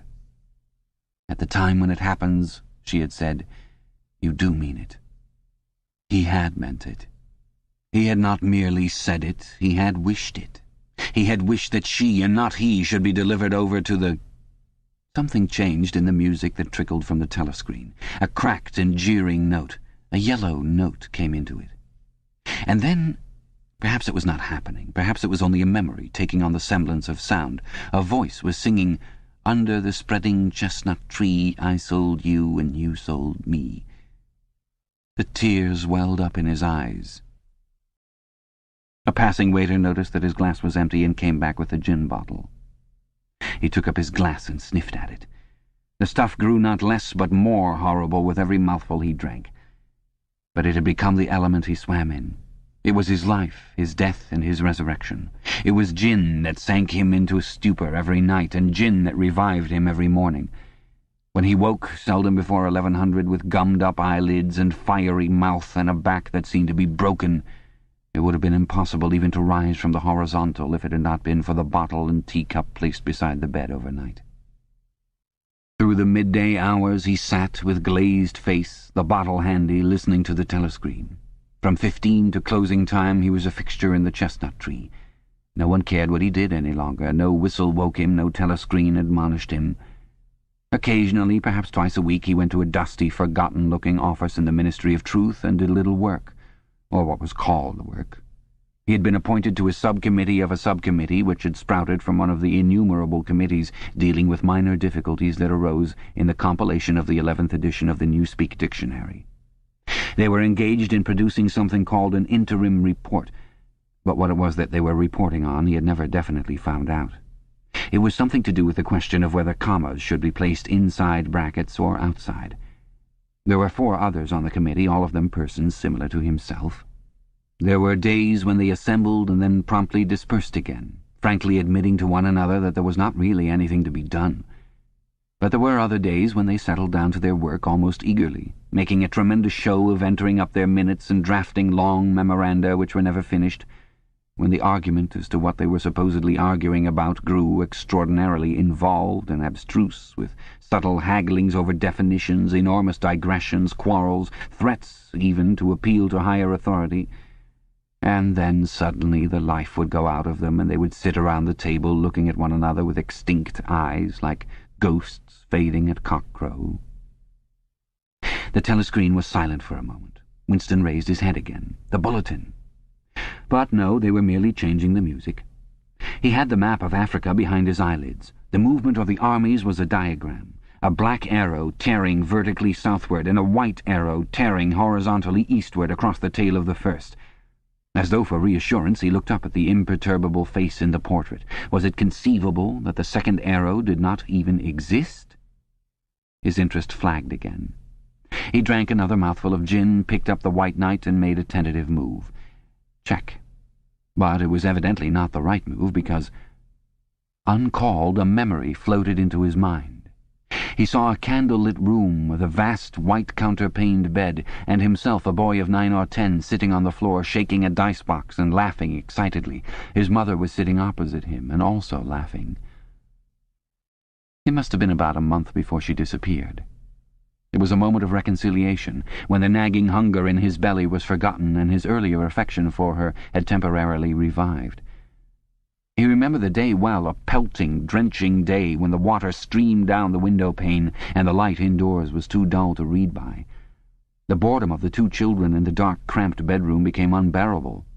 Winston whined and grizzled, made futile demands for food, fretted about the room, pulling everything out of place and kicking the wainscoting until the neighbours banged on the wall, while the younger child wailed intermittently.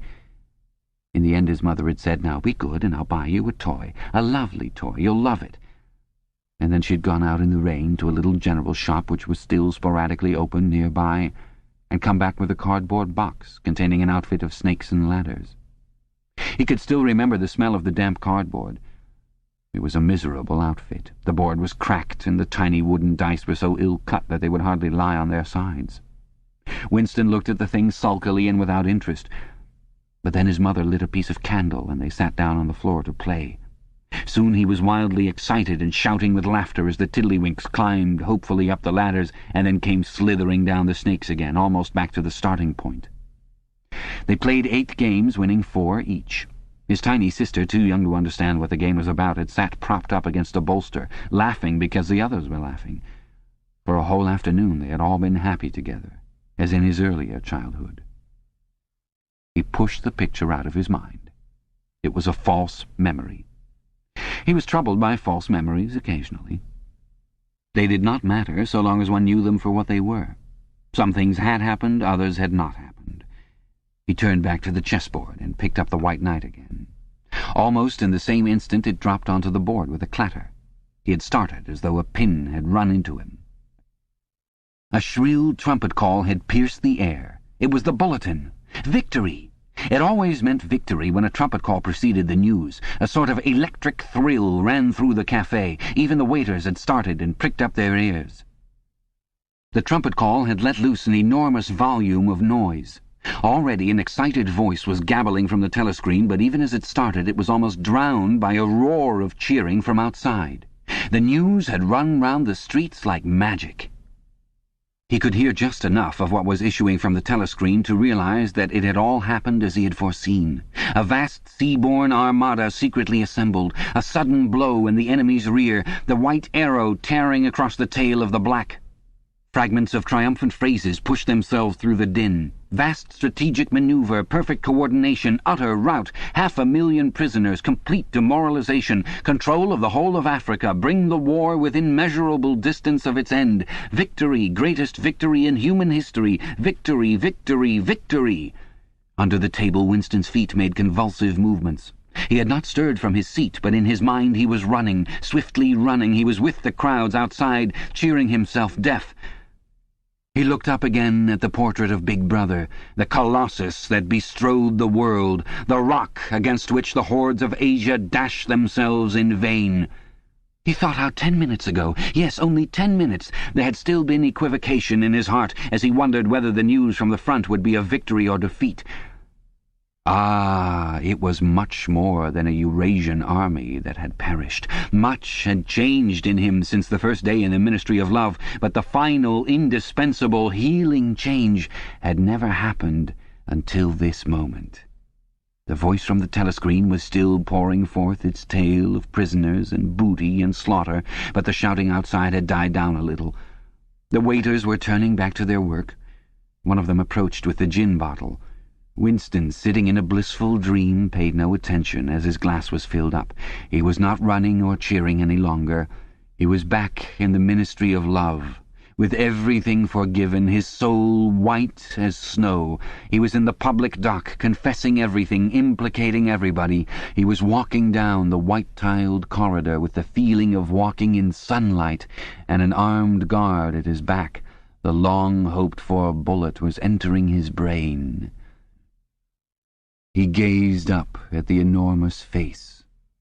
40 years it had taken him to learn what kind of smile was hidden beneath the dark moustache. Oh, cruel, needless misunderstanding. Oh, stubborn, self-willed exile from the loving breast. 2 gin-scented tears trickled down the sides of his nose. But it was all right. Everything was all right. The struggle was finished. He had won the victory over himself. He loved Big Brother.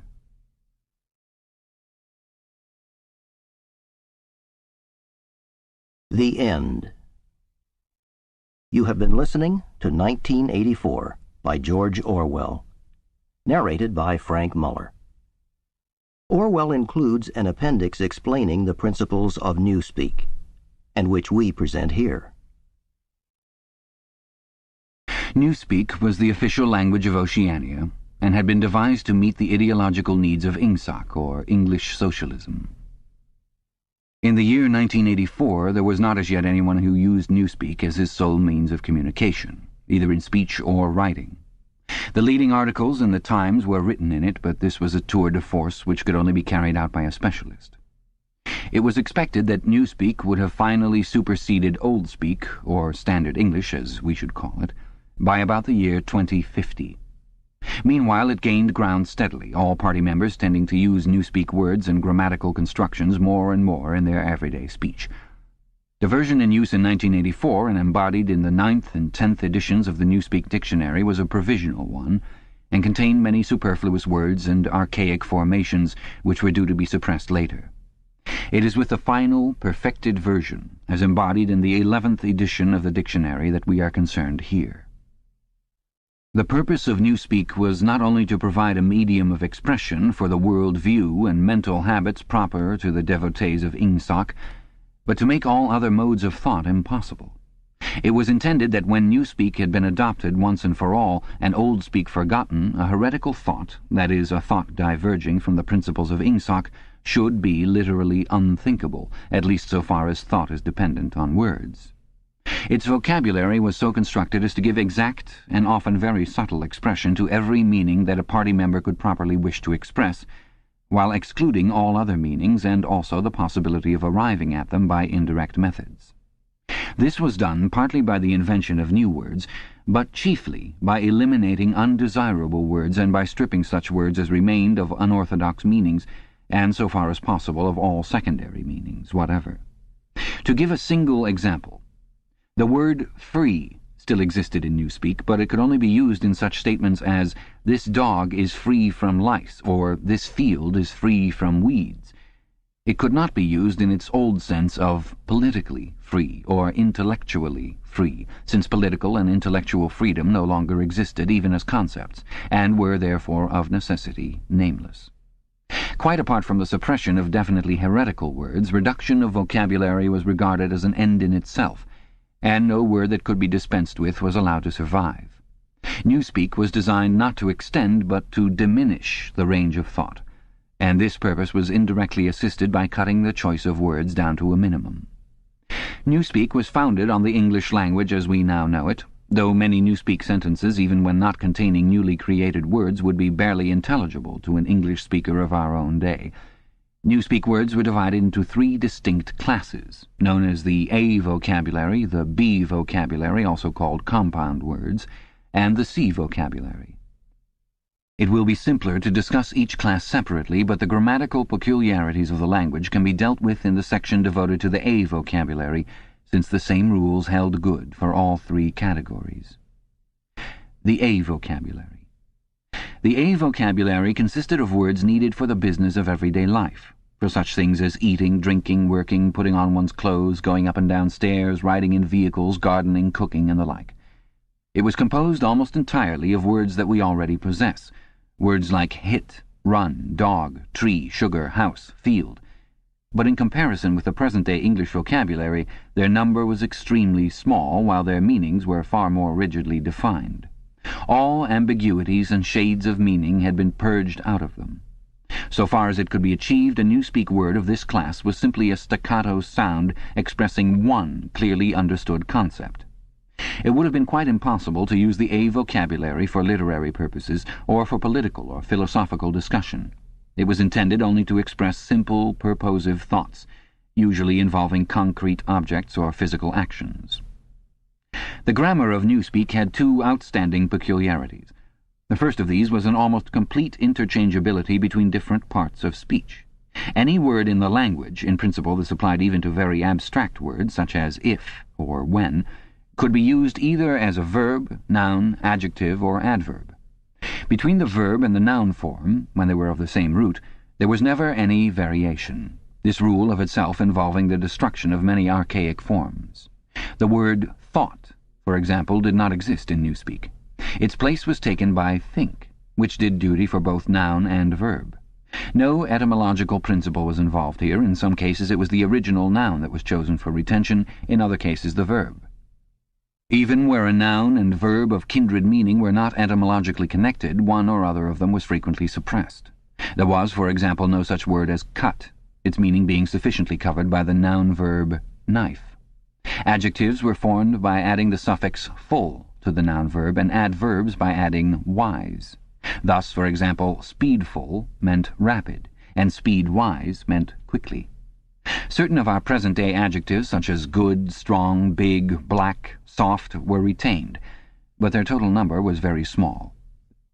There was little need for them, since almost any adjectival meaning could be arrived at by adding full to a noun-verb. None of the now existing adverbs was retained except for a very few already ending in wise. The wise termination was invariable. The word well, for example, was replaced by goodwise. In addition, any word, this again applied in principle to every word in the language, could be negatived by adding the affix un, or could be strengthened by the affix plus, or, for still greater emphasis, double plus. Thus, for example, uncold meant warm, while plus cold and double plus cold meant, respectively, very cold and superlatively cold. It was also possible, as in present-day English, to modify the meaning of almost any word by prepositional affixes such as ante, post, up, down, etc. By such methods it was found possible to bring about an enormous diminution of vocabulary. Given, for instance, the word good, there was no need for such a word as bad, since the required meaning was equally well, indeed better, expressed by ungood. All that was necessary, in any case where two words formed a natural pair of opposites, was to decide which of them to suppress. Dark, for example, could be replaced by unlight, or light by undark, according to preference. The second distinguishing mark of Newspeak grammar was its regularity. Subject to a few exceptions, which are mentioned below, all inflections followed the same rules. Thus, in all verbs, the preterite and the past participle were the same, and ended in ed. The preterite of steal was stealed. The preterite of think was thinked, and so on throughout the language, all such forms as swam, gave, brought, spoke, taken, etc. being abolished. All plurals were made by adding s or es, as the case might be. The plurals of man, ox, life were mans, oxes, lifes. Comparison of adjectives was invariably made by adding er, est, good, gooder, goodest, irregular forms and the more, most formation being suppressed. The only classes of words that were still allowed to inflect irregularly were the pronouns, the relatives, the demonstrative adjectives, and the auxiliary verbs. All of these followed their ancient usage, except that whom had been scrapped as unnecessary, and the shall, should tenses had been dropped, all their uses being covered by will and would. There were also certain irregularities in word formation arising out of the need for rapid and easy speech. A word which was difficult to utter or was liable to be incorrectly heard was held to be ipso facto a bad word. Occasionally, therefore, for the sake of euphony, extra letters were inserted into a word, or an archaic formation was retained. But this need made itself felt chiefly in connection with the B vocabulary. Why so great an importance was attached to ease of pronunciation will be made clear later in this essay. The B vocabulary. The B vocabulary consisted of words which had been deliberately constructed for political purposes. Words, that is to say, which not only had in every case a political implication, but were intended to impose a desirable mental attitude upon the person using them. Without a full understanding of the principles of Ingsoc, it was difficult to use these words correctly. In some cases they could be translated into Old Speak, or even into words taken from the A vocabulary, but this usually demanded a long paraphrase and always involved the loss of certain overtones. The B words were a sort of verbal shorthand, often packing whole ranges of ideas into a few syllables, and at the same time more accurate and forcible than ordinary language. The B words were, in all cases, compound words. Compound words such as speak right were of course to be found in the A vocabulary, but these were merely convenient abbreviations and had no special ideological color. They consisted of two or more words, or portions of words, welded together in an easily pronounceable form. The resulting amalgam was always a noun verb, and inflected according to the ordinary rules. To take a single example, the word goodthink, meaning very roughly orthodoxy, or if one chose to regard it as a verb, to think in an orthodox manner, this inflected as follows. Noun verb, goodthink. Past tense and past participle, goodthinked. Present participle, good thinking. Adjective, good thinkful. Adverb, good think wise. Verbal noun, good thinker. The B words were not constructed on any etymological plan. The words of which they were made up could be any parts of speech and could be placed in any order and mutilated in any way which made them easy to pronounce while indicating their derivation. In the word crime-think, thought crime, for instance, the think came second, whereas in think-pol, thought police, it came first, and in the latter word police had lost its second syllable. Because of the greater difficulty in securing euphony, irregular formations were commoner in the B vocabulary than in the A vocabulary.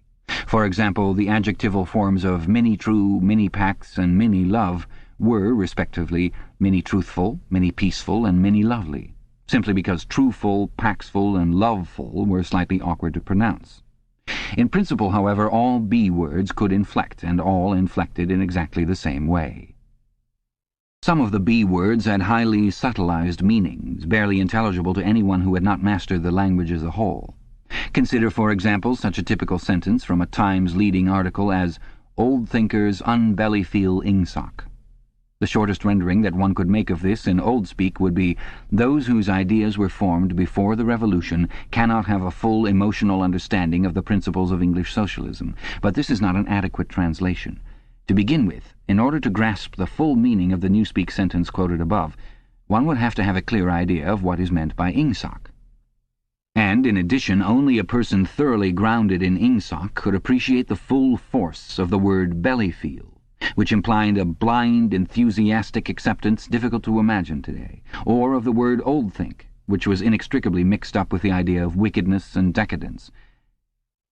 But the special function of certain Newspeak words, of which oldthink was one, was not so much to express meanings as to destroy them.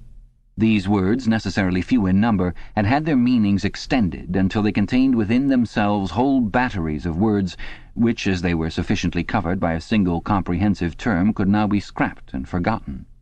The greatest difficulty facing the compilers of the Newspeak Dictionary was not to invent new words, but, having invented them, to make sure what they meant, to make sure, that is to say, what ranges of words they cancelled by their existence. As we have already seen in the case of the word free, words which had once borne a heretical meaning were sometimes retained for the sake of convenience, but only with the undesirable meanings purged out of them. Countless other words, such as honor, justice, morality, internationalism, democracy, science, and religion, had simply ceased to exist. A few blanket words covered them, and in covering them abolished them. All words grouping themselves round the concepts of liberty and equality, for instance, were contained in the single word crime-think, while all words grouping themselves round the concepts of objectivity and rationalism were contained in the single word old-think. Greater precision would have been dangerous. What was required in a party member was an outlook similar to that of the ancient Hebrew who knew, without knowing much else, that all nations other than his own worshipped false gods. He did not need to know that these gods were called Baal, Osiris, Moloch, Ashtaroth, and the like. Probably the less he knew about them, the better for his orthodoxy. He knew Jehovah and the commandments of Jehovah. He knew, therefore, that all gods with other names or other attributes were false gods. In somewhat the same way, the party member knew what constituted right conduct, and in exceedingly vague, generalized terms, he knew what kinds of departure from it were possible. His sexual life, for example, was entirely regulated by the two newspeak words sex crime, sexual immorality, and good sex, chastity. Sex crime covered all sexual misdeeds whatever. It covered fornication, adultery, homosexuality, and other perversions, and in addition normal intercourse practiced for its own sake. There was no need to enumerate them separately, since they were all equally culpable and, in principle, all punishable by death. In the C vocabulary, which consisted of scientific and technical words, it might be necessary to give specialized names to certain sexual aberrations, but the ordinary citizen had no need of them. He knew what was meant by good sex, that is to say, normal intercourse between man and wife for the sole purpose of begetting children and without physical pleasure on the part of the woman. All else was sex crime. In newspeak, it was seldom possible to follow a heretical thought further than the perception that it was heretical. Beyond that point, the necessary words were non-existent. No word in the B vocabulary was ideologically neutral. A great many were euphemisms. Such words, for instance, as joy camp, forced labor camp, or mini-pax, ministry of peace, i.e. ministry of war, meant almost the exact opposite of what they appeared to mean. Some words, on the other hand, displayed a frank and contemptuous understanding of the real nature of oceanic society. An example was prole feed, meaning the rubbishy entertainment and spurious news which the party handed out to the masses. Other words, again, were ambivalent, having the connotation good when applied to the party and bad when applied to its enemies. But in addition there were great numbers of words which at first sight appeared to be mere abbreviations and which derived their ideological colour not from their meaning but from their structure. So far as it could be contrived, everything that had or might have political significance of any kind was fitted into the B vocabulary. The name of every organization, or body of people, or doctrine, or country, or institution, or public building was invariably cut down into the familiar shape. That is, a single, easily pronounced word with the smallest number of syllables that would preserve the original derivation. In the Ministry of Truth, for example, the Records Department, in which Winston Smith worked, was called RecDep. The Fiction Department was called FicDep. The Teleprograms Department was called Teledep, and so on. This was not done solely with the object of saving time. Even in the early decades of the 20th century, telescoped words and phrases had been one of the characteristic features of political language, and it had been noticed that the tendency to use abbreviations of this kind was most marked in totalitarian countries and totalitarian organizations. Examples were such words as Nazi, Gestapo, Comintern, Inprecore, Agitprop. In the beginning the practice had been adopted, as it were, instinctively, but in newspeak it was used with a conscious purpose. It was perceived that in thus abbreviating a name one narrowed and subtly altered its meaning by cutting out most of the associations that would otherwise cling to it. The words Communist International, for instance, call up a composite picture of universal human brotherhood, red flags, barricades, Karl Marx, and the Paris Commune. The word Comintern, on the other hand, suggests merely a tightly knit organization and a well-defined body of doctrine. It refers to something almost as easily recognized and as limited in purpose as a chair or a table. Comintern is a word that can be uttered almost without taking thought, whereas Communist International is a phrase over which one is obliged to linger, at least momentarily. In the same way, the associations called up by a word like Mini-True are fewer and more controllable than those called up by Ministry of Truth. This accounted not only for the habit of abbreviating whenever possible, but also for the almost exaggerated care that was taken to make every word easily pronounceable. In newspeak, euphony outweighed every consideration other than exactitude of meaning. Regularity of grammar was always sacrificed to it when it seemed necessary, and rightly so, since what was required, above all for political purposes, were short, clipped words of unmistakable meaning, which could be uttered rapidly and which roused the minimum of echoes in the speaker's mind. The words of the B vocabulary even gained in force from the fact that nearly all of them were very much alike. Almost invariably these words, good think, mini-packs, prole-feed, sex crime, joy camp, ing-sock, belly-feel, think-pole, and countless others, were words of 2 or 3 syllables, with the stress distributed equally between the first syllable and the last. The use of them encouraged a gabbling style of speech, at once staccato and monotonous, and this was exactly what was aimed at. The intention was to make speech, and especially speech on any subject not ideologically neutral, as nearly as possible independent of consciousness. For the purposes of everyday life it was no doubt necessary, or sometimes necessary, to reflect before speaking, but a party member called upon to make a political or ethical judgment should be able to spray forth the correct opinions as automatically as a machine gun spraying forth bullets. His training fitted him to do this, the language gave him an almost foolproof instrument, and the texture of the words, with their harsh sound and a certain willful ugliness which was in accord with the spirit of ing-sock, assisted the process still further. So did the fact of having very few words to choose from. Relative to our own, the Newspeak vocabulary was tiny, and new ways of reducing it were constantly being devised. Newspeak indeed differed from almost all other languages in that its vocabulary grew smaller instead of larger every year. Each reduction was a gain, since the smaller the area of choice, the smaller the temptation to take thought. Ultimately it was hoped to make articulate speech issue from the larynx without involving the higher brain centers at all. This aim was frankly admitted in the Newspeak word duck-speak, meaning to quack like a duck. Like various other words in the B vocabulary, duck-speak was ambivalent in meaning. Provided that the opinions which were quacked out were orthodox ones, it implied nothing but praise. And when the Times referred to one of the orators of the party as a double plus good duck speaker, it was paying a warm and valued compliment. The C vocabulary. The C vocabulary was supplementary to the others and consisted entirely of scientific and technical terms. These resembled the scientific terms in use today and were constructed from the same roots, but the usual care was taken to define them rigidly and strip them of undesirable meanings. They followed the same grammatical rules as the words in the other 2 vocabularies. Very few of the C words had any currency either in everyday speech or in political speech. Any scientific worker or technician could find all the words he needed in the list devoted to his own specialty, but he seldom had more than a smattering of the words occurring in the other lists. Only a very few words were common to all lists, and there was no vocabulary expressing the function of science as a habit of mind or a method of thought, irrespective of its particular branches. There was, indeed, no word for science, any meaning that it could possibly bear being already sufficiently covered by the word ing-sock. From the foregoing account, it will be seen that in Newspeak the expression of unorthodox opinions above a very low level was well nigh impossible. It was, of course, possible to utter heresies of a very crude kind, a species of blasphemy. It would have been possible, for example, to say, Big Brother is ungood.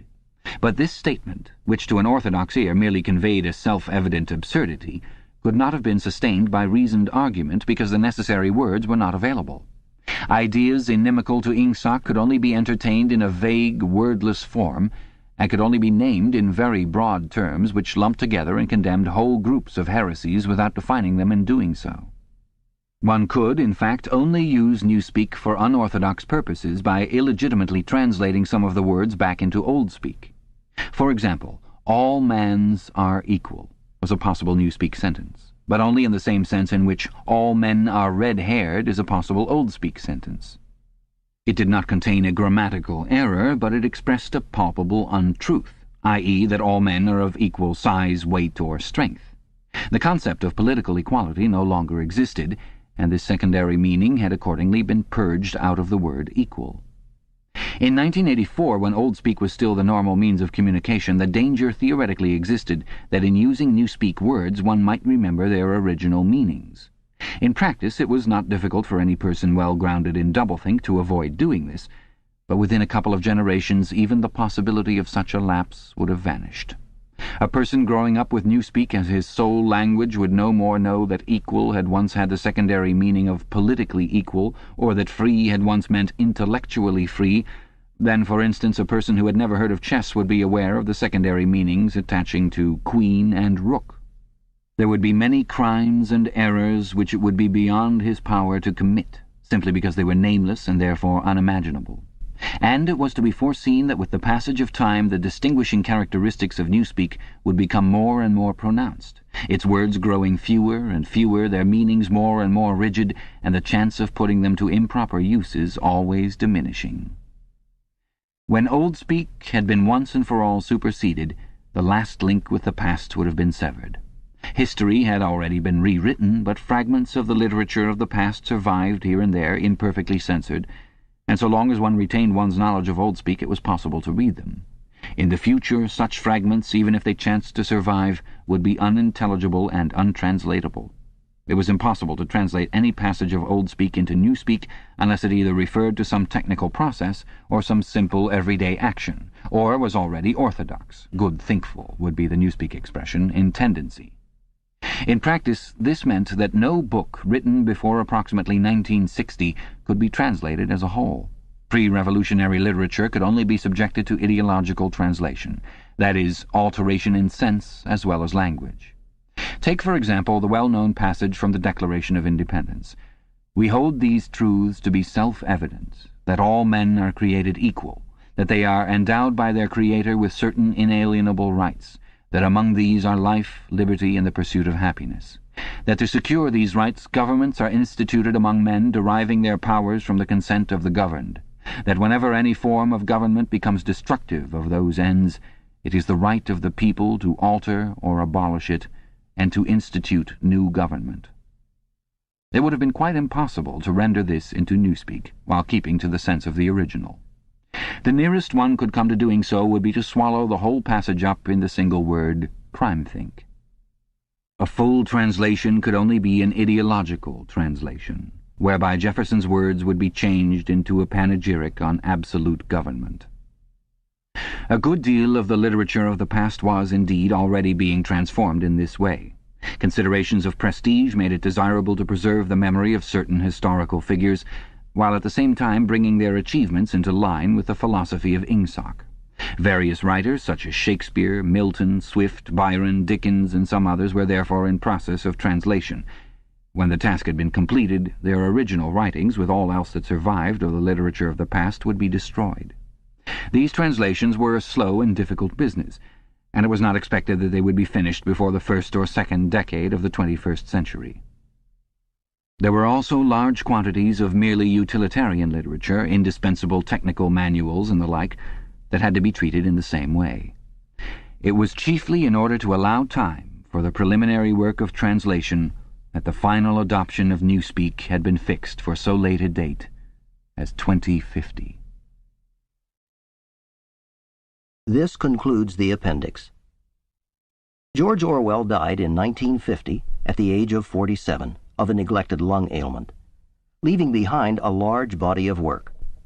Available unabridged from recorded books is Orwell's first book, the largely autobiographical Down and Out in Paris and London.